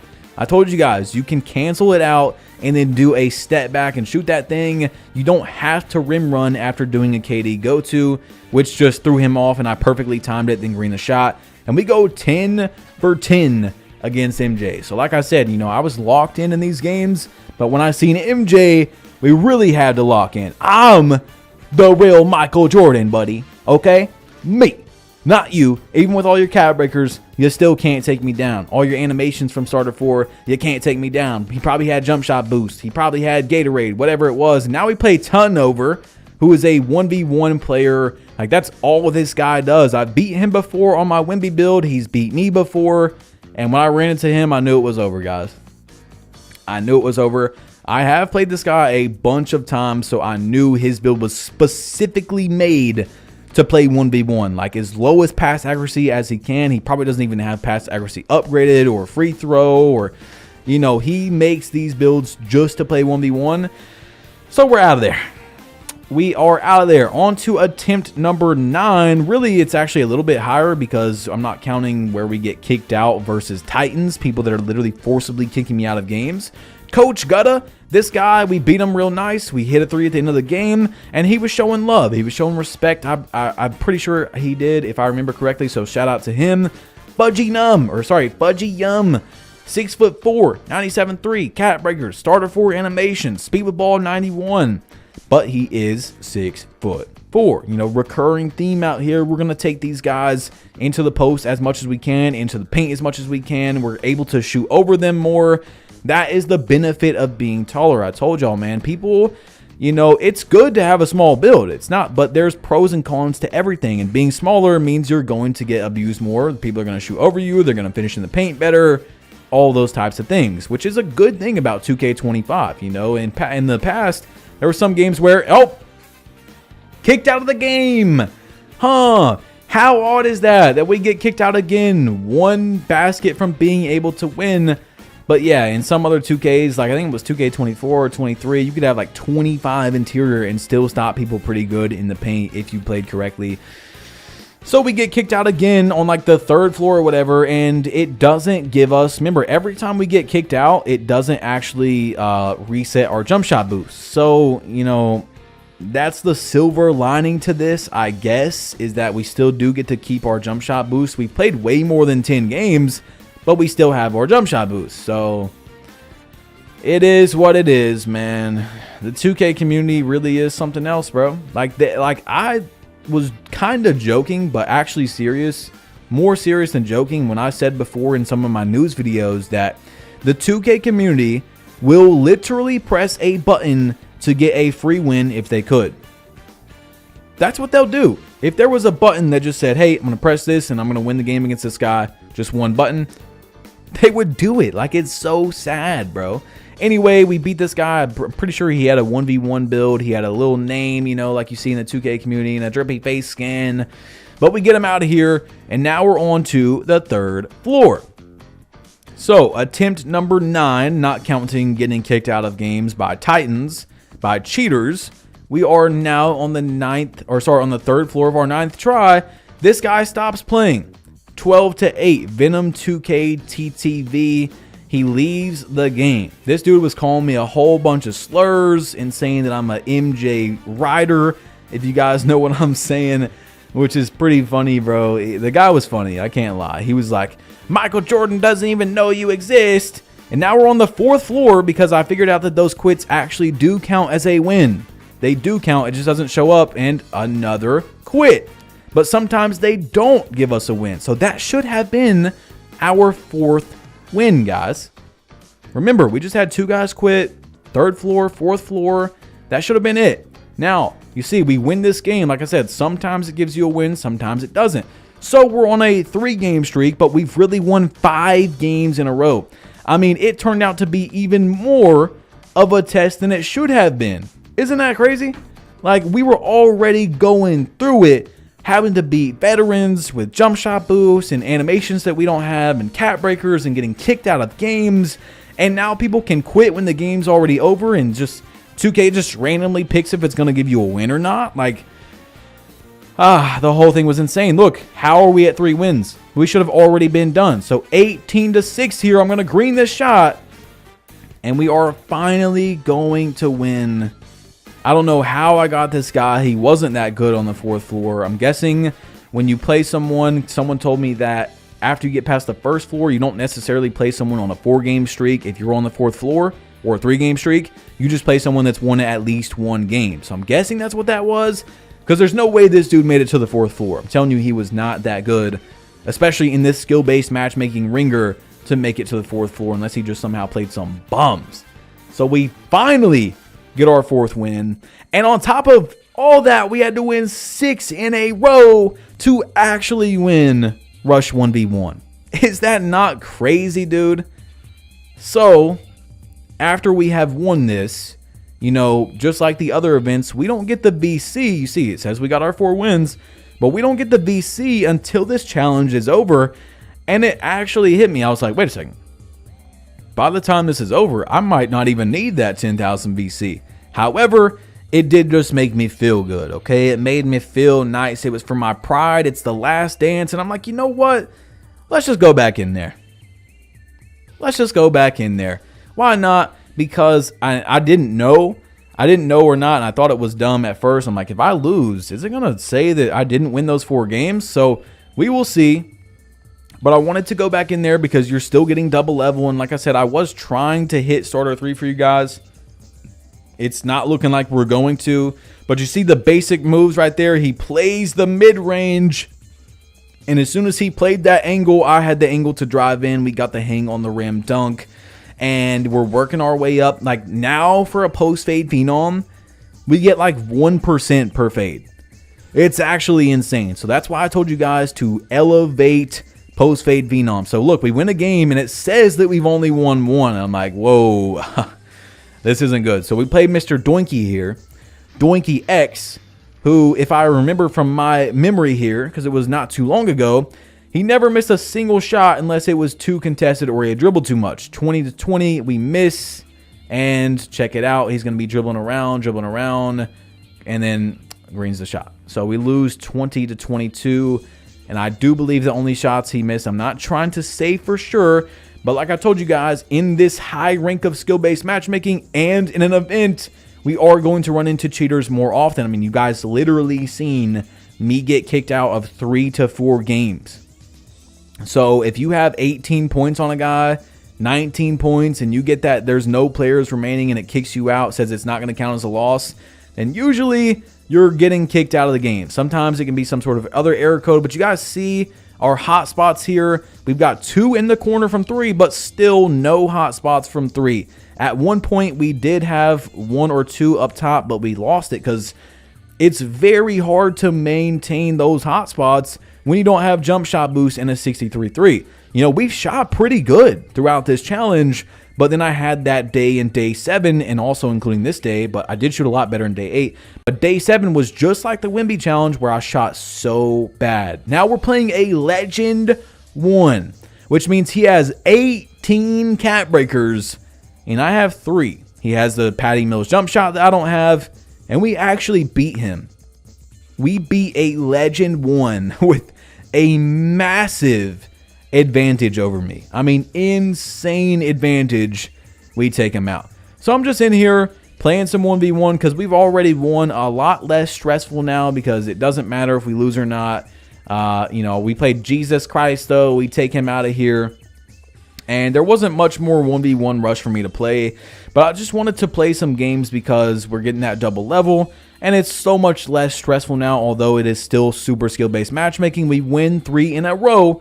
We make it to the 4th floor, and then Bicey or Bicky X is going to take us out of our misery finally. I just wanted to try to win it one more time in there, and we are not able to do that. It's kind of wild how many people were talking trash, beating a build that's starter 2. That's kind of insane. And now if they watch this video, they know I've got no jump shot boost, no Gatorade. That just starter 4 and 3 is a massive advantage, especially because these guys all got Patty Mills jump shot. They all got the De'Aaron Fox crossover. They got more cat breakers. I've got 3. They've got 8. So anyway, we hop out of here. We have 6,700 VC, and this is going to give us silver physical finisher with that 80 layup, which is so nice. And I'm thinking, okay, some close shot. Look, we're still getting stuff for our build. That's important. Isn't that crazy? It was like I was telling you guys earlier. So we head into 3v3 Pro-Am. Magic is going to green that for game. It was a rough one. I had 2 turnovers, 3 for 5, pass out, shoot over with the patty, and we're going to get that one done. So the last dance has been completed, guys. There is nothing else for Michael Jordan to possibly accomplish again. We just three-peated, retired, came back, three-peated again. The legacy is complete. 6-6 in the finals all time. Hit the game-winning shot for the national championship. Cut from his high school team before that. I mean, we're kind of going backwards to forwards in this story, but the greatest legacy ever. However, I will tell you guys, I think it is really dumb to use the argument that LeBron has lost multiple times in the finals. The only real loss he's got is against the Mavs. You could count one against the Spurs, but dude, we're really gonna count the finals loss where LeBron lost to the Spurs when he was on the Cavs in his first run? It was a miracle that he even got that team to the finals, you know? So, and then, you know, we had KD versus on the Warriors, a 73-9 added Kevin Durant. That counts as a loss. That counts as a, a bad stain on LeBron's legacy. I think that's crazy. I don't want to get too deep into basketball talk, but of course, the biggest stain on LeBron's legacy by far is losing to Dallas. That's a big one. That is a very big one. But it's weird how people don't count how long it took MJ to get to the finals. You know, it did take him a while. He did need Scottie Pippen. Everybody needs team around them to be able to win a championship. You can't win by yourself. And why are we counting that as a bad thing for LeBron? Winning, bro, he had Ilgauskas and Bibby. Bro, I mean, he had a decent team, but taking that team to the final, that team wasn't going to win. You could put Michael Jordan in the exact same spot, and they're not winning that series. He's not winning that series with KD. It's just impossible. And that's another what if in history when LeBron had 50 in the finals against the Warriors and J.R. Smith didn't, he just brought the ball out, and you know that famous meme of LeBron. What would have happened if they were able to steal game 1? That was it. You knew the series was over after J.R. Smith sold. If they were able to win game 1, it could have shifted the entire thing, but it was over. LeBron put his heart and soul into that game, and that was it. So, I just wanted to throw in some basketball talk there because I do love the what ifs, and I don't LeBron's got two losses that he could have won in the finals, okay? But what about the losses before the finals? Why is that not talked about? Anyway, 250 player of the game for the VC. Shout out to LeBron as well. I'm going to say it again. 2 legends can coexist, guys. I believe that it's GOATs of the era. We had MJ was the GOAT of the 90s. Kobe was the GOAT of his era, which was late 1900s, early 2000s. And he had another era where he won. Then it's been LeBron's era. And inside of LeBron's era, we had Curry's era. We've had things like that. I mean, LeBron had the 3-1 comeback, the greatest comeback ever against a 73-9 team. It was amazing, right? So anyway, 7-8 into this game, we were hooping. And we're getting another player of the game, guys. It is almost time to get off the Bulls. We've been on the Bulls for a while, but obviously it made sense because that's where MJ spent so many years. We spent 3 days on UNC. We also even did more games per day as we led up to his last year in college. Some of these things were planned. Some of them we did them on the fly. Just we could not get that 45 jersey number for a few games. That's really the only thing I can think about that we weren't able to do. We even did MLB The Show, guys. Come on, if you haven't dropped a like yet for me, I'm pretty sure everybody that's made it this far has, but if you haven't yet, just do that for me. But you see, it's a new week, so also this entire time we've had 93 stamina. And that's not nothing crazy, but it's just another disadvantage you can think about. We've had 93 stamina almost the entire challenge, guys. So I'm looking at some of these takeovers here, and this one's nice, man. 98 perimeter, 99 mid-range, and you get post control. So imagine when you put that +1 onto post control, if you guys make this build next season and you get Hall of Fame post up poet, that is a great takeover to use right there. I mean, just the build is awesome, guys. It really, really is. I love it, man. I love all the variations you can do, and it's awesome, bro. I do love how this turned out. And you know what? Once again, I'm gonna do the last one, because I said I was going to do some random giveaways in this video. Another $100 of BC. Okay, so we're giving away a lot. Of course, you got to be subscribed. You got to drop a like. Another $100 of BC that only you guys are going to be able to get into, because some people didn't make it 7 hours into the video. So I'm trying to reward you all. Type in Wizards Mike. Okay, Wizards Mike. And I'm going to pick the people that comment that down below within 30 days of the video being out. Okay, so it's gonna be within that 30-day frame. All right, so that is our last giveaway of money. There's actually gonna be one more giveaway in the video. Yes, another one. For those of you that have seen my no money spents before, you probably know what the last one is going to be, but we're gonna get there. Okay, we are going to make it there. All right, so we have in this Pro-Am, 4 assists. We're just running through some games here. And, we're trying to get into 99 overall. Like, we're trying to make it to the end. Look at the dunk. Oh, my gosh. Knocking that man to the ground. Come here. And, wow.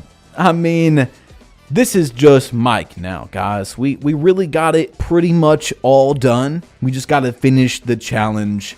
This is day number 8, so 7 days of playing awake to sleep the entire time. And, it's just playing a video game.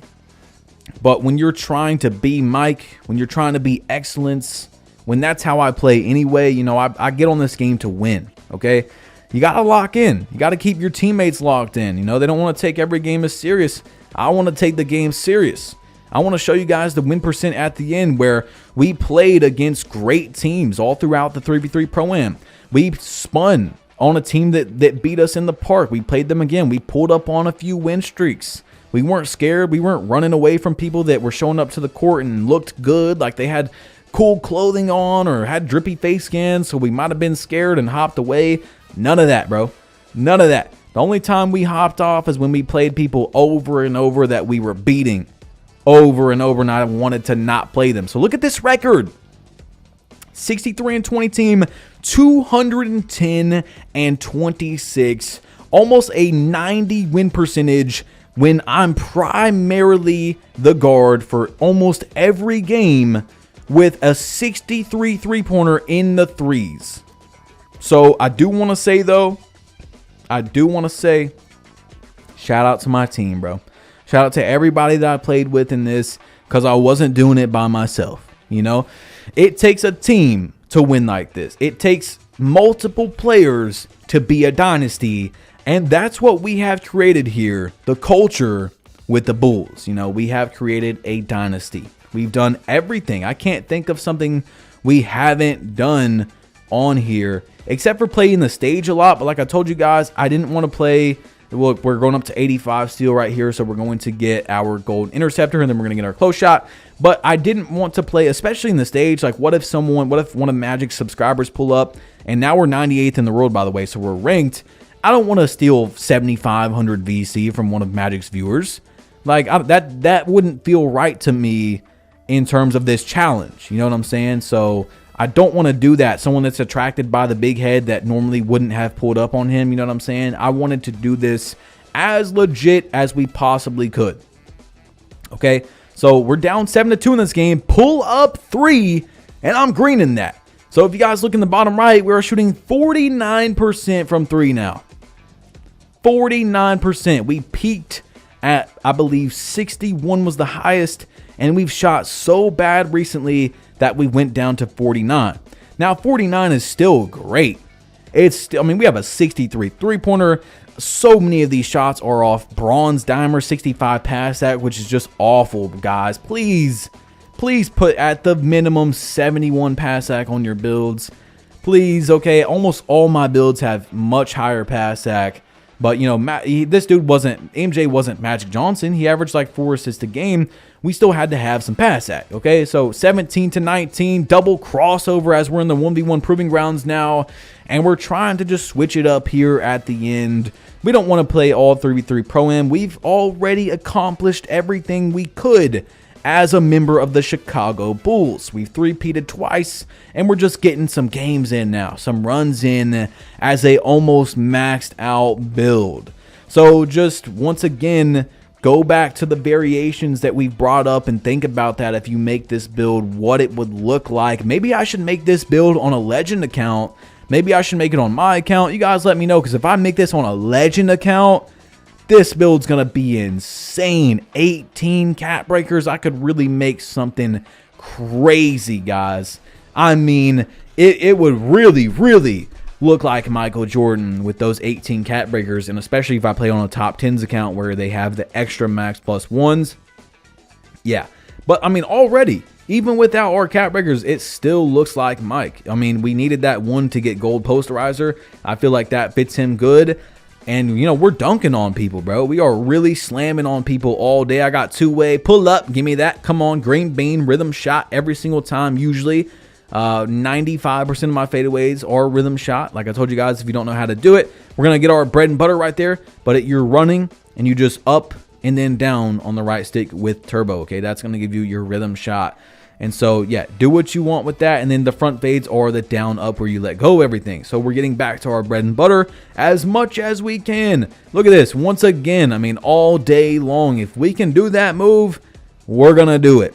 6.6s are decently limited. They are not nearly as bad as I thought, though. They are not nearly as bad as I thought. I mean, this whole year, look at us grabbing the rim right there. I thought 6.6s were the worst dribbling style. And now I know that with lightning launch and all that stuff and you being able to shoot better and get different stats, 6.6s are pretty close to tied with 6'10 to 7'3. Now that Giannis crossover at the 6'10 to 7'3 area is nice, okay?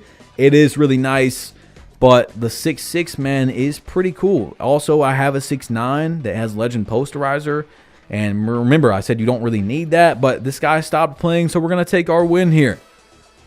I don't know why dude wasn't playing, but I'm just going to show it just in case for you guys. You know, sometimes I can't control that. I'm playing in a matchmaking game mode, and there is people that apparently are able to boost improving grounds. I don't know how they do that with the matchmaking, but I mean, you guys are seeing all these games, bro. You think I would just randomly boost a few of the games? That just wouldn't make any sense. You know what I'm saying? I'm showing you 600 games almost, and then 5 of them I'm just going to randomly boost. Like, that wouldn't make any sense. So we're going to shoot a 3 here because this guy actually did play the next game. We got matched up again against each other, and it didn't matter. So he wasn't going to win the first game probably anyway. We kind of gave him the business, okay? So we're working towards that starter 3, trying to get those cat breakers, but it's not looking like we're going to in this video, and it's still fine. Like I said, we made it actually perfectly to where even if we don't get them, we're not missing out on anything. We still have that 91 for the gold clamps. We needed the agility to play more defense anyway.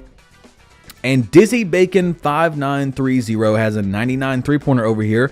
We are silver now in proving grounds, so we are going to play better people. Also, with our seal-based matchmaking, we're going to play some good people. I was surprised by this guy's name, Dizzy Bacon 593. Like, that's a crazy name, but he was actually hooping a little bit. Okay, so we're gonna get into this. We're gonna see he's behind the back. Okay, doesn't take the shot, snatch back. I'm like, is this dude gonna shoot the ball? And after all that dribbling, 2K lets him green. I mean, bro, like after all that dribbling, are we serious, 2K? So it comes down to the same thing over and over. I'm like, he's got to miss, bro. He's got to miss, but I get the ball back. We're going into our bread and butter right there. He can do a million snatchbacks all day. 16 to 11. Give me that dunk right there. And we are going to end day 8 on a great note, guys. Like, we did it. We did it. We finished the last really hard challenge, and now it's just kind of getting these games done. I'm not going to lie to you to try and get better retention and be like, guys, there is still some really big things up next. There is kind of, you know, like the end, showing the stats, showing the games played, but now we're kind of just being able to enjoy playing as a high overall. So this is the same thing that happened during the Kobe no money spent and the Wemby no money spent as I go back into 1v1 rush, because it was hard to find games in there. I'm guessing most people were in 1v1 rush. Is that now it's starting to become bittersweet. As we're getting into day 6, day 7, I'm like, damn, I've been on this game so much. I wish I was almost 99 overall. But now that I'm almost 99 overall, I'm like, wow, it's really over. You know, I'm starting to have a lot of fun playing out here, and yet, you know, it's going to be over soon, guys. So, you know, we're getting our overall up. We're super close to finishing, but we still have a good amount left as a 96 overall, man. It's time to play some more skill-based matchmaking games. So by this point, I had figured out exactly how I want to play on this court. It's not going to be the same as 1v1 stage because of the court size. The court size does change it a lot, so that was something to figure out. It is a little bit different than 1v1 Proving Grounds, I think, but I'm going to miss the shot, and check out this. I mean, bro. Like, yeah, he timed it, but dude, are we serious? Are we serious right now? Like, bro just made that shot? Like, okay, so I'm thinking this dude's not that good. Look how he's moving. Like, look what he's doing. He misses that shot. Like, he's not really doing anything, right? And so I'm going to come over here, fade away, and I get a moon ball.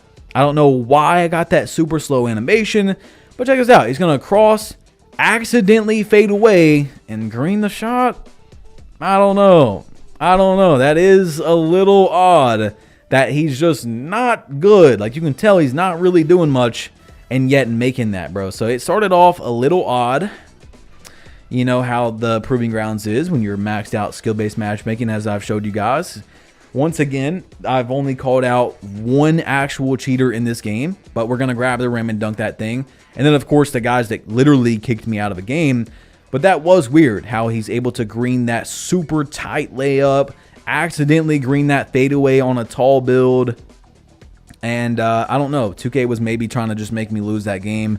But you see our MVP skill level is literally fully maxed out. We're getting 395 VC that game. And somehow, some way, I get a guy who's a rookie for 94 overall. 7'3". I don't know what happened, but the skill-based matchmaking tripped out, and you guys can now see, like, you're like, oh, he hasn't played that, like, almost the entire time.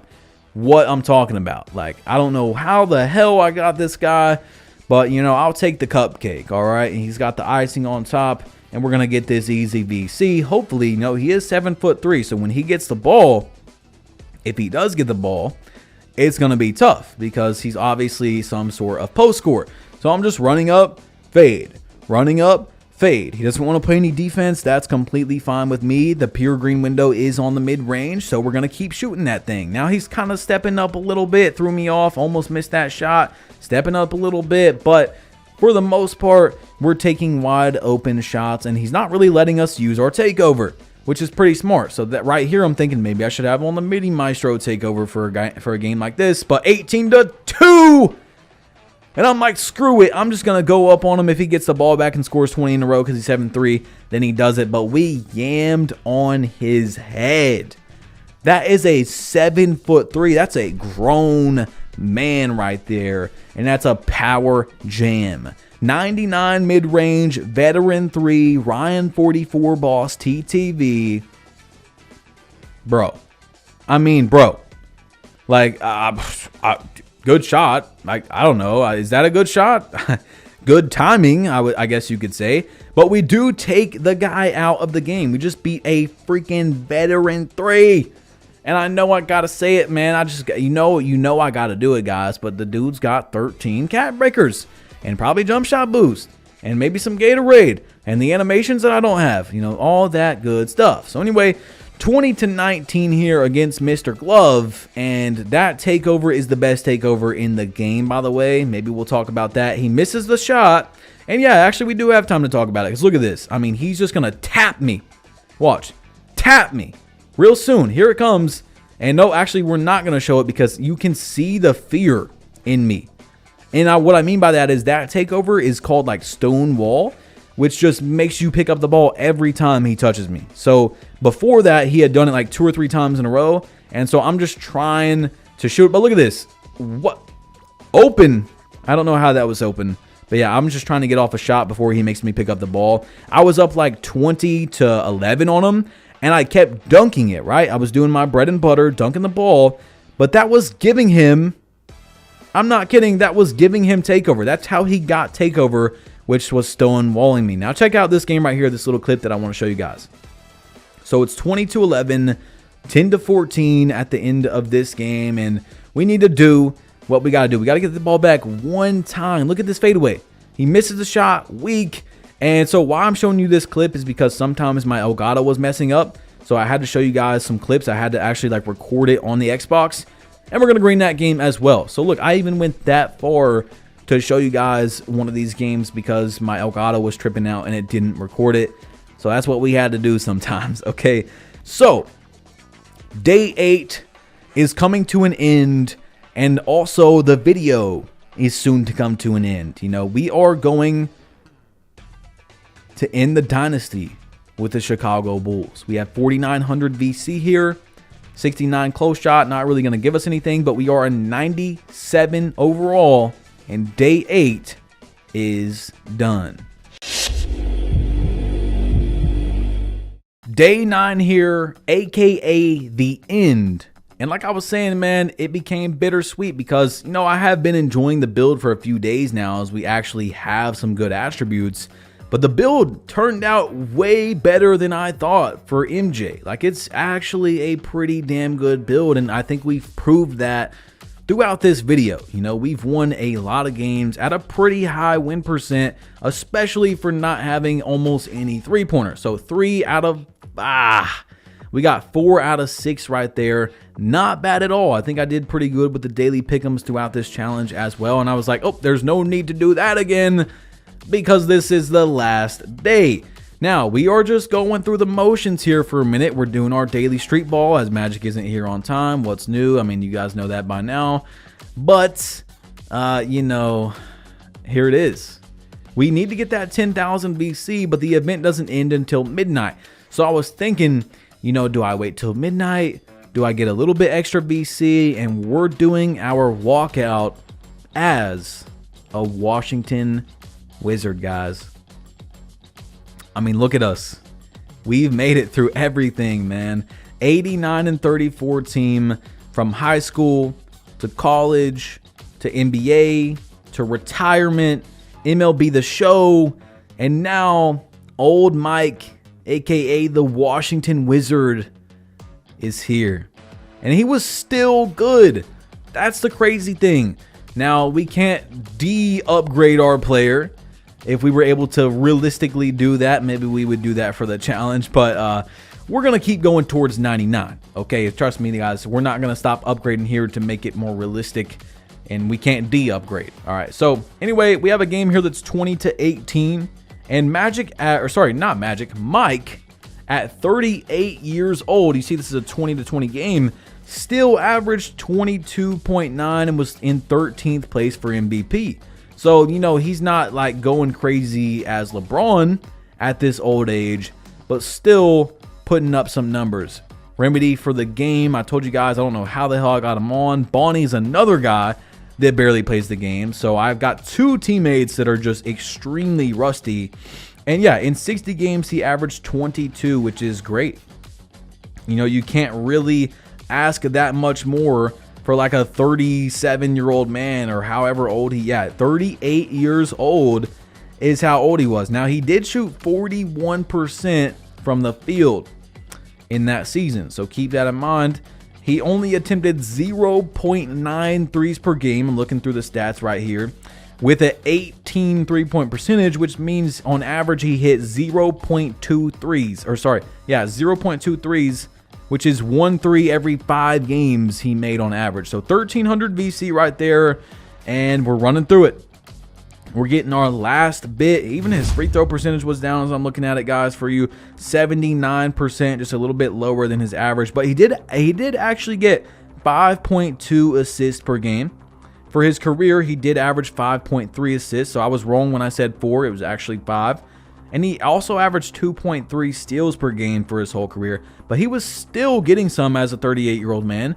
1.4 steals per game. And then his very last season, 1.5 steals per game. So, I mean, take it how you want it.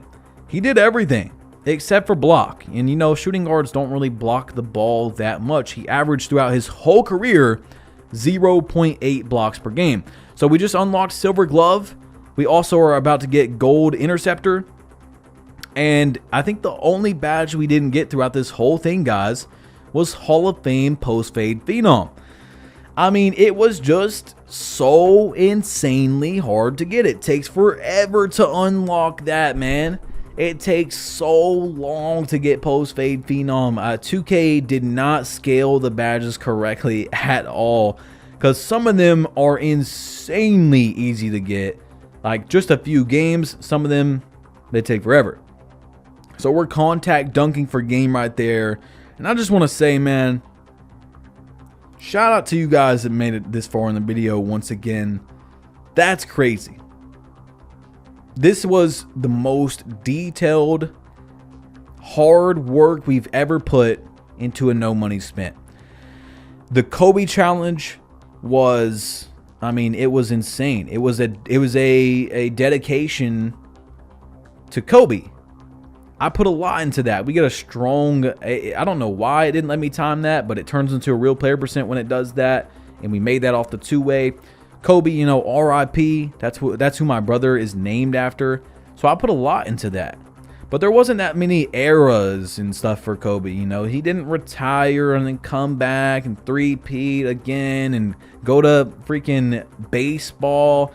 You know, there was so much to do in here, guys, and we really did it. We really did it in 9 days, which is insane.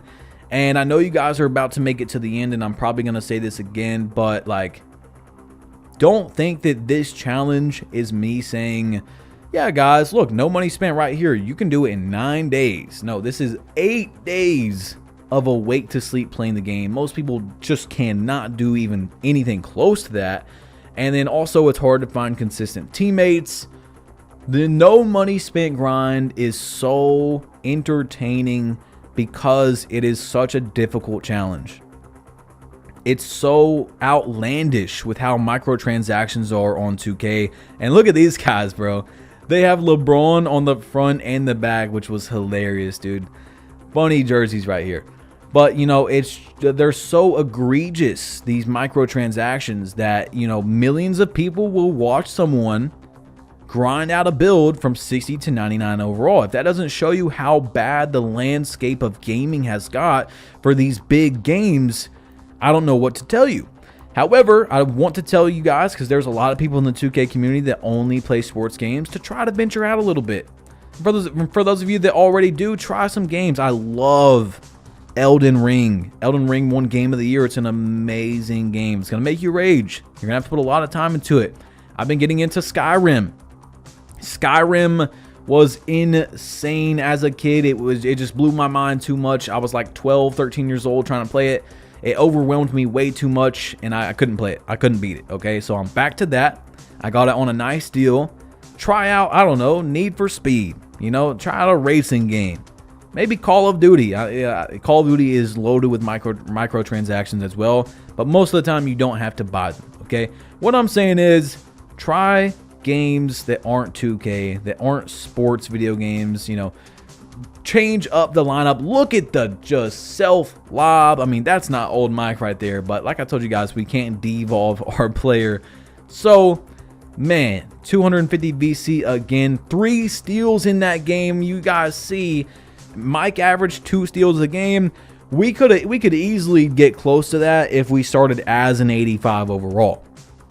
You know, we could easily shoot a higher 3-point percent than we do at the end of this video if we had lethals, if we had jump shot boost. You know, we could win more games. We could have a higher win percent if we started as a 99. But I think that's the whole point of the challenge, is to see that, one, it's insane, but two, you know, at the same time, it is possible.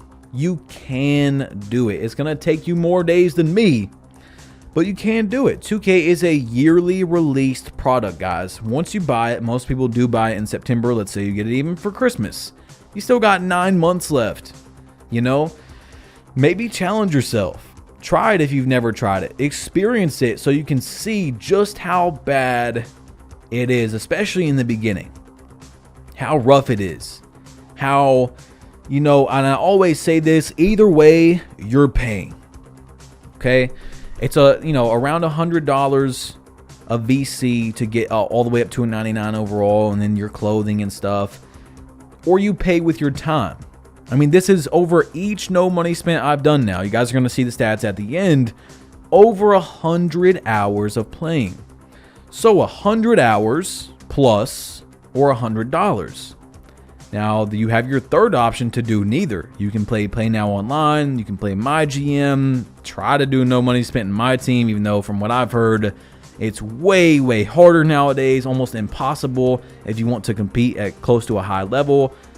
You know, there's other methods, but a lot of people want to play a basketball game. They love basketball. 2K turns off the servers every 2 years. A lot of us are multiplayer guys now. I love to play multiplayer. It's sometimes hard to get into single player games because I want to compete against other people.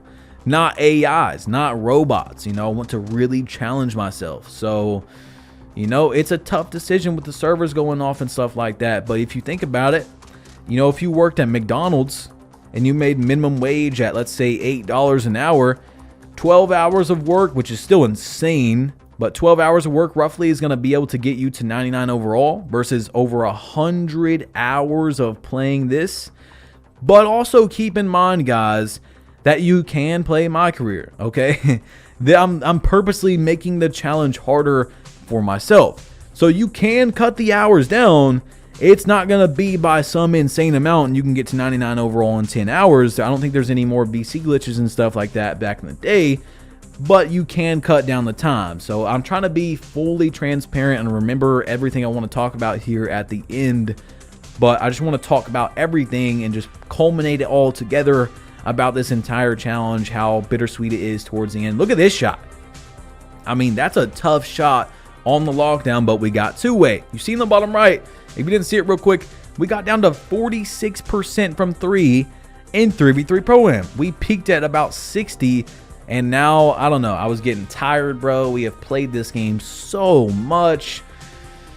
So just understand all of those. But another thing is, if you, let's say you can do it in 50 hours playing MyCareer, almost, you know, 90% of people that are going to do that are going to be miserable during those 50 hours. So that's another topic. That's another discussion. You're going to be miserable. Some people do enjoy the no money spent grind. Shout out to you if you do.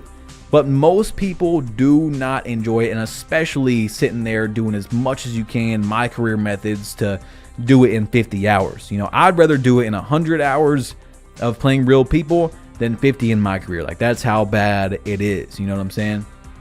I don't want to play bots all day. That's just not what I do, unless it's Skyrim or Elden Ring. You know, I did like Power World for a minute, which is maybe controversial for you guys. I went back and played Resident Evil 4 a few years ago, Need for Speed. I mean, I played the old Call of Duty servers that are still up to this day so much that we went back. Skate 3. I mean, all these games. I recently beat Pokemon again, one of my childhood favorite games. So much you can do. I downloaded Yu-Gi-Oh! I still haven't really got to it yet, but you know, there's a lot of other games besides 2K, but, you know, for us basketball addicts and a multiplayer, you know, we want to challenge ourselves, guys. It's tough. It's tough to sit there, and on top of all that, it's only $100 for one build. So the meta can change, 2K can patch things, which makes your build not as good. And it's unfortunate that sometimes you're going to want to make another build. Not even that. There's a whole bunch of different play styles. You know, we lose this game right here 19-22. But that's really the way that I can have fun playing this game. Like, if I was to only be able to play on one build or two builds for the entire year, I'm not going to have nearly as much fun, obviously. You know, I want to play on a 6'6" Michael Jordan, kind of a do-it-all, all-around player. I want to play on a 99 3-point, play some meta sometimes. Then I want to play on my Wemby build, 7'3", dribble around, learn how to dribble on a 7'3", which almost nobody does on this game. You know, switching up the play style. Sometimes I want to play on a pure lockdown. That's what I do when I play at the highest levels of competition. I actually don't like guard in stage and stuff like that. I play lockdown. I won a tournament in Indianapolis during 2K22 as a pure lockdown, guarding the highest cheese ever.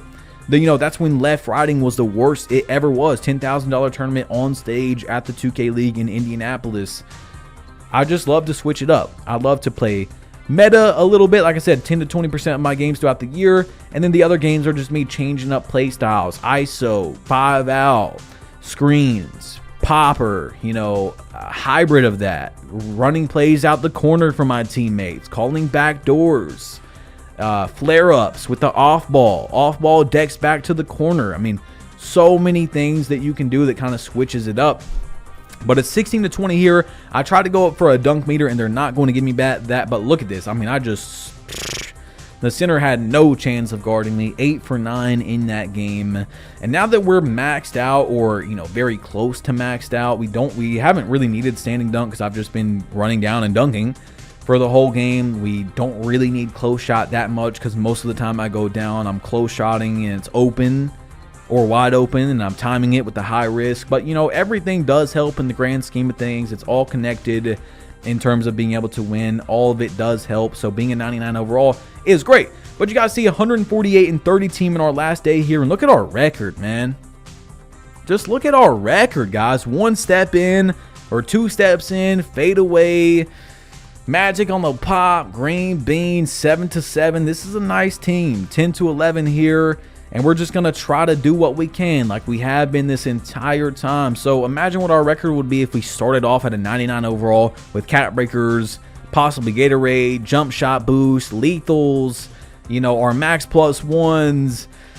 We could have had an easily 90+ win percentage in here, which is crazy. We almost have a 90 win percent in 3v3 Pro-Am. Look at the Euro contact dunk. Little man, you need to stay in that corner, buddy. You need to stay in that corner on that little guard build. I mean, look what we're doing out here to teams, bro. But, you know, at the same time, we're not meta, but we're playing usually, you know, we're scoring very efficiently, which can make up for another team trying to 3-hunt and then living and dying by the 3. See what I'm saying? So that's something to talk about during the video, is that we played a lot more efficient. And we just hoped on playing good defense and a team not going 7 for 7 from 3 while we're trying to go 11 for 11 from 2. You know, so there's all that mixed in there with the no money spent talk and the microtransactions, and doing this with randoms would just be so hard. I don't even know if I want the video to get 15,000 likes like I told you guys, because that's going to be insane. But so is that contact dunk. So is that contact. We also just did over 8 hours of commentary. So guys, once again, man, if you haven't dropped a like on this video, please do for me. Hit that subscribe button. This could possibly be the video that gets me to 1 million subscribers. So please comment, enter in these giveaways, man, because I'm trying to just do as much as I possibly can. This is the hardest we've ever worked on a video. I would say close to tied with the Kobe. The Wemby was just an odd thing. You know, doing a no money spent with a center was odd, okay, to say the least, because for 2-3 hours we weren't a serviceable or fun, entertaining build at all. We've been an entertaining build since 65 overall, 70 overall, you know, when we had to win TKO by ourselves, not by ourselves, but, you know, being the primary ball handler. We added a new rule where after 50 games, I've got to bring the ball up. And maybe we went a little over in total throughout the whole thing, but you get the gist of the point if you count the rec games, which was black and white. But we play this team again. we play this team again. I'm going to call a backdoor because we didn't really do it in the first game, but I'm like, Remedy, let's just backdoor this guy into hell. He is a 5'9". That ain't my fault. So look, backdoor, he almost gets the steal. Now off of this, guess what we're going to do? We're going to call a backdoor, but this time Magic's going to pop out from the backdoor. And we get out of that game real easy. So I'm calling these plays. Like, I'm calling a backdoor, and then I'm telling Magic to pop out because the center's going to drop down to try and help the guard. All these plays, all the right decision making has led us to having almost a 90 win percentage while playing very good teams throughout this challenge. We did lose to a few bad teams. We lost to a 2-9 team, guys. I punched my door so bad. I can't remember what day it was, 6 or 7. We lost to a 2-9 team. We lost this game as well right here. Remedy goes 0 for 4 from 3. We were trying to get him onto a new jump shot. Like I said, he doesn't play the game. He didn't even know about Kevin Porter Jr. I had to tell him about that. I had to tell him about that takeover that I showed you guys in the 1v1 court that was just so good. We lose another game. I go 3 for 4. I mean, what do you want me to do? Magic's 1 for 3. Remedy's 1 for 3. I didn't play the best. You know, I did have a turnover. But, I mean, what am I supposed to do sometimes in these games? It's a team game. You win as a team. You lose as a team. I've said it 10 times now. That's just how it is, man. You're going to win some. You're going to lose some, especially on 2K. On 2K, you can play a lot better than the other team, and that doesn't mean you're going to win the game. And, you know, we've had games where the other team played better, and we won. So, anyway, 41-2 team here. As we lost to this team before, I forgot to show their record, but we lost to this team when they were 38-2, and they were talking crazy trash. We got our get back.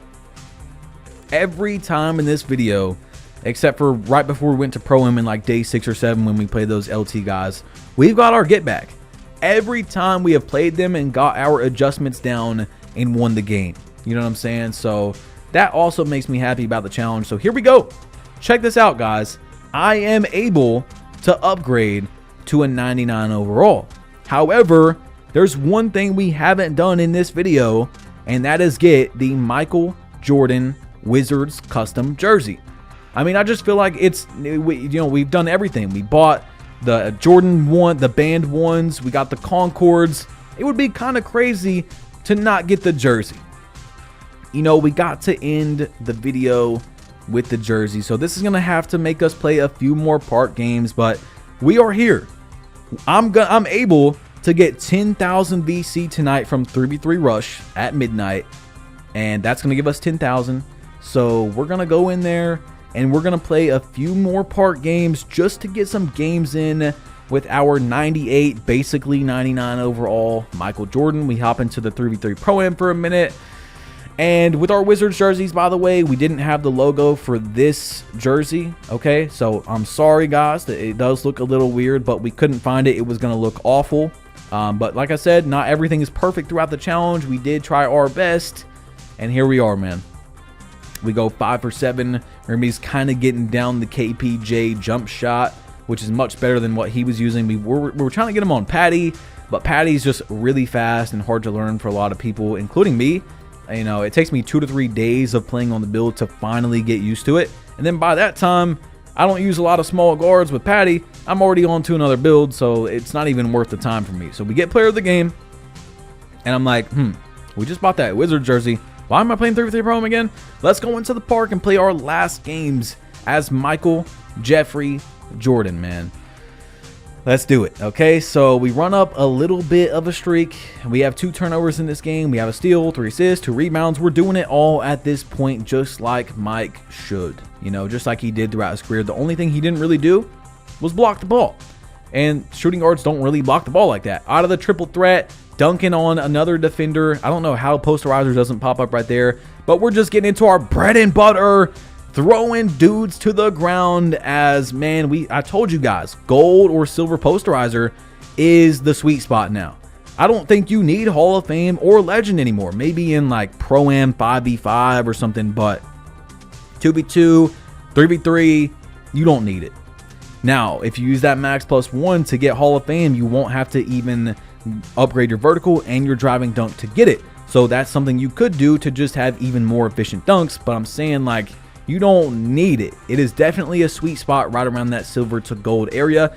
And with that takeover, you're good. You know what I'm saying? You're good. I figured that out throughout this challenge. It's unfortunate that I figured that out in like February of 2K25, but maybe this is something I should do earlier in the game next year so we can try to figure out these little things which you do figure out. You know, like the pass accuracy, I told you guys, the difference between 65 and 71 is crazy. And we figured that out through this challenge officially. Look at that double clutch dunk. We get a double clutch dunk, which was beautiful. And we're almost there, bro. We have, I believe, right now, I just wanted to play a few more games to make sure. Look at the contact. Booming on them.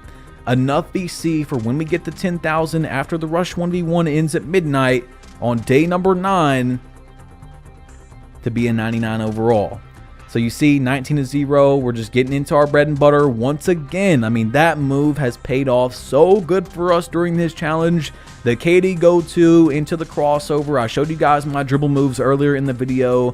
I showed you everything except for when I changed my jump shot. But you don't want the jump shot because I shot better with the first one, the Jarrett Culver. And I had played the game too much and shot too many shots, if that makes sense. Like, I was the reverse of Rusty, which is crazy, you know? Like, I just played too many games. We were at one point shooting 61% from 3 with a 63 3-point build. I mean, we do have legend set shot. I'm not trying to act like we don't, but no jump shot boost. And most of this challenge, no hot spots from 3 in a place where the sliders are on Hall of Fame difficulty, not superstar like the park. Okay, so, and that's also counting our 3s that we attempted before we had legend set shot, before we had 63 3-pointer, you know? So all that factored in, I was very happy with this build, and we know for sure now, as you see me greening that tight, that you can shoot decently consistent, especially if you guys do what I told you about putting the lethals at the 3-point range instead of the mid-range, because the mid-ranges are going to be way easier.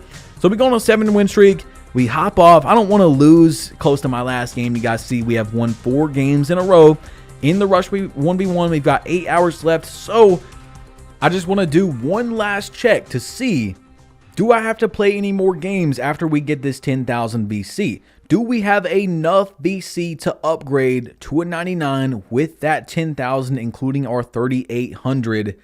And we do. We actually do. It's over. We've already won the Rush 1v1, the last dance, and now we're back to midnight.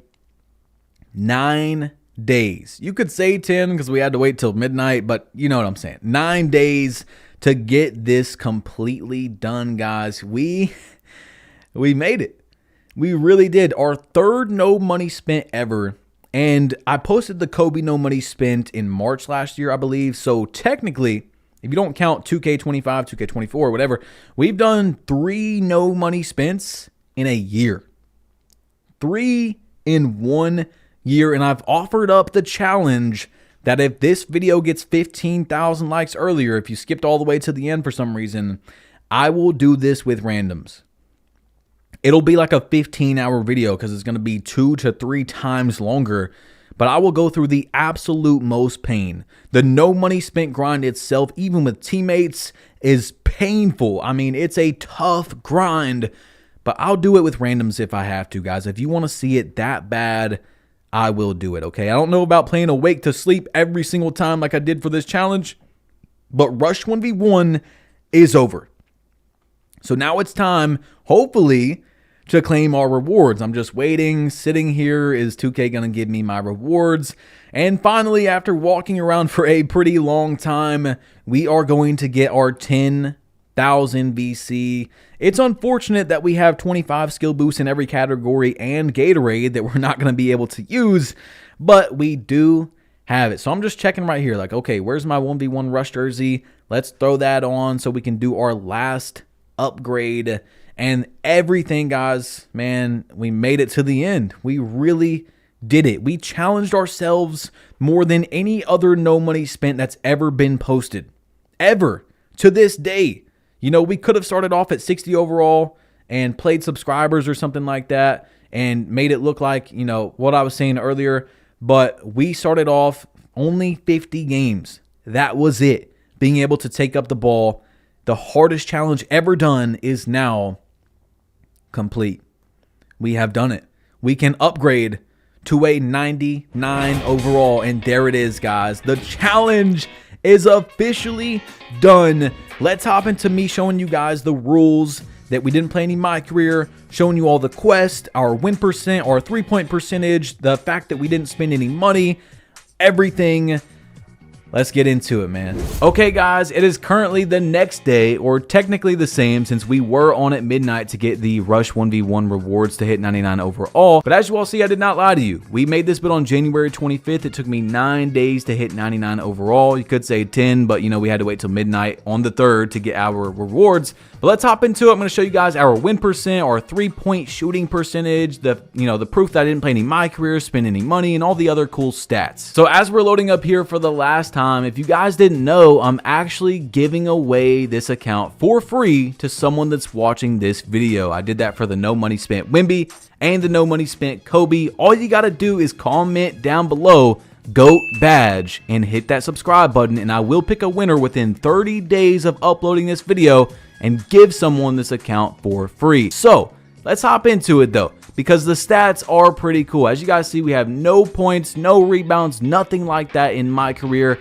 And I just want to show you, man, the hot zones. For most of this challenge, almost the entire challenge, we had no hot spots from 3 because we can't play MyCareer. So you got to earn them by playing the game. And it's really, really hard to shoot consistently when you got no jump shot boost and you can't even start off with hot spots. Now, if I was to make this build on like my account or something where I'm allowed to play MyCareer, I would get my hot spots and then also put my lethals in the 3-point range, and that would make me shoot, I believe, a pretty good percentage from 3. But as you guys see, we actually ended up with a 41 3-point percent in the park with 240 games played at 85 win percentage, which I think is pretty good because we did the rule of I have to be the primary ball handler after 50 something games. We had a 67% field goal, very little amount of turnovers. I mean, we only got one every like 3 games.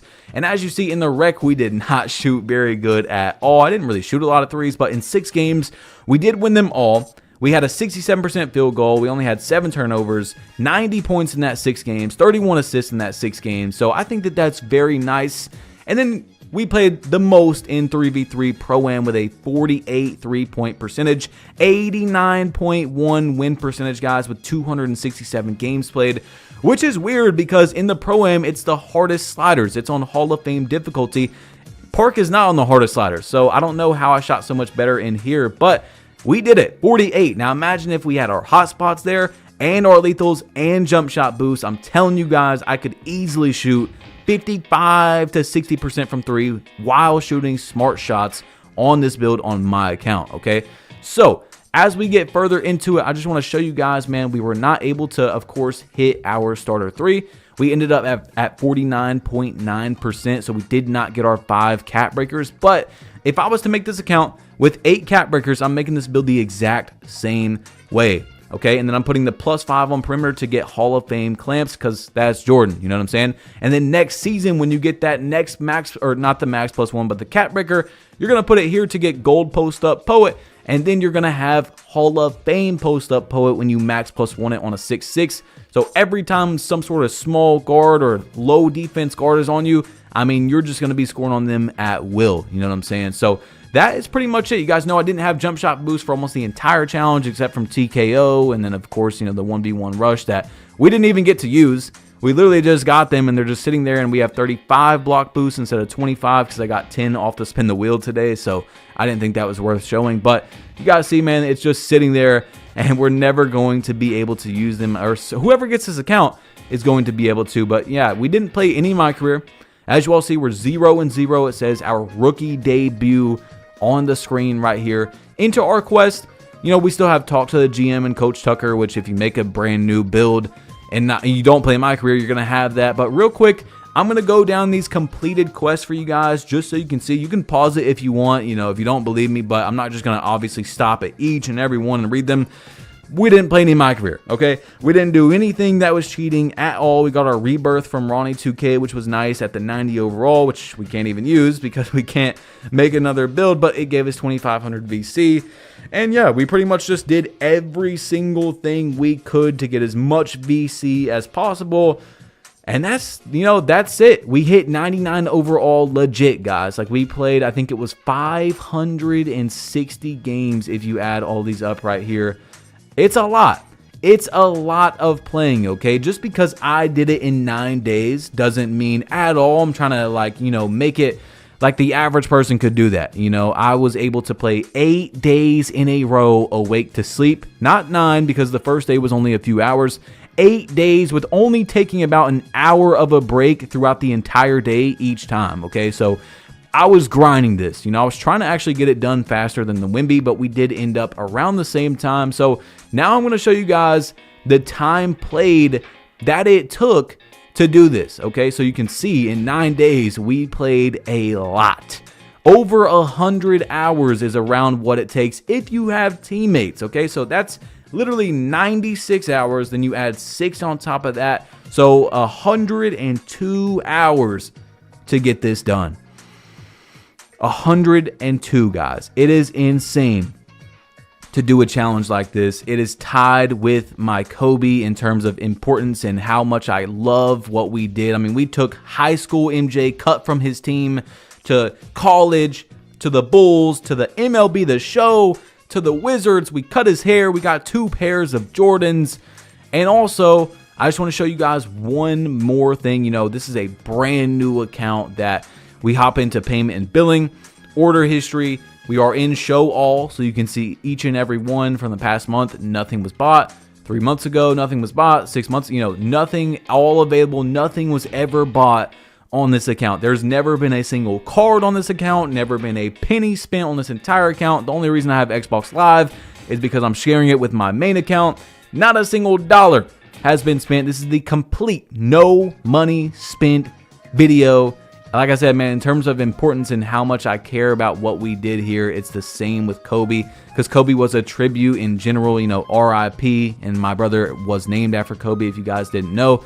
So it's important, but like, I put so much love into this one that it's just got to be even tied with that one. So I hope you guys really did enjoy it, because I put everything into this. I mean, I feel like I did everything that we possibly could have in this challenge. And no, by the way, this was not tied to the unbannable event. I have nothing to do with this. I'm not paid by 2K. I'm not sponsored by them. I didn't even know they were doing this. Okay, I had no idea when I made this build. So there it is, man. The GOAT is a 99 overall, or one of the GOATs. You know, let's let them live. Let's let them coexist, LeBron and MJ. And that's it, guys. I'm out of here. Hope you enjoyed. Drop a like if you haven't yet. Enter in that giveaway to win this account. I'm giving it away for free. I'm out of here. Peace.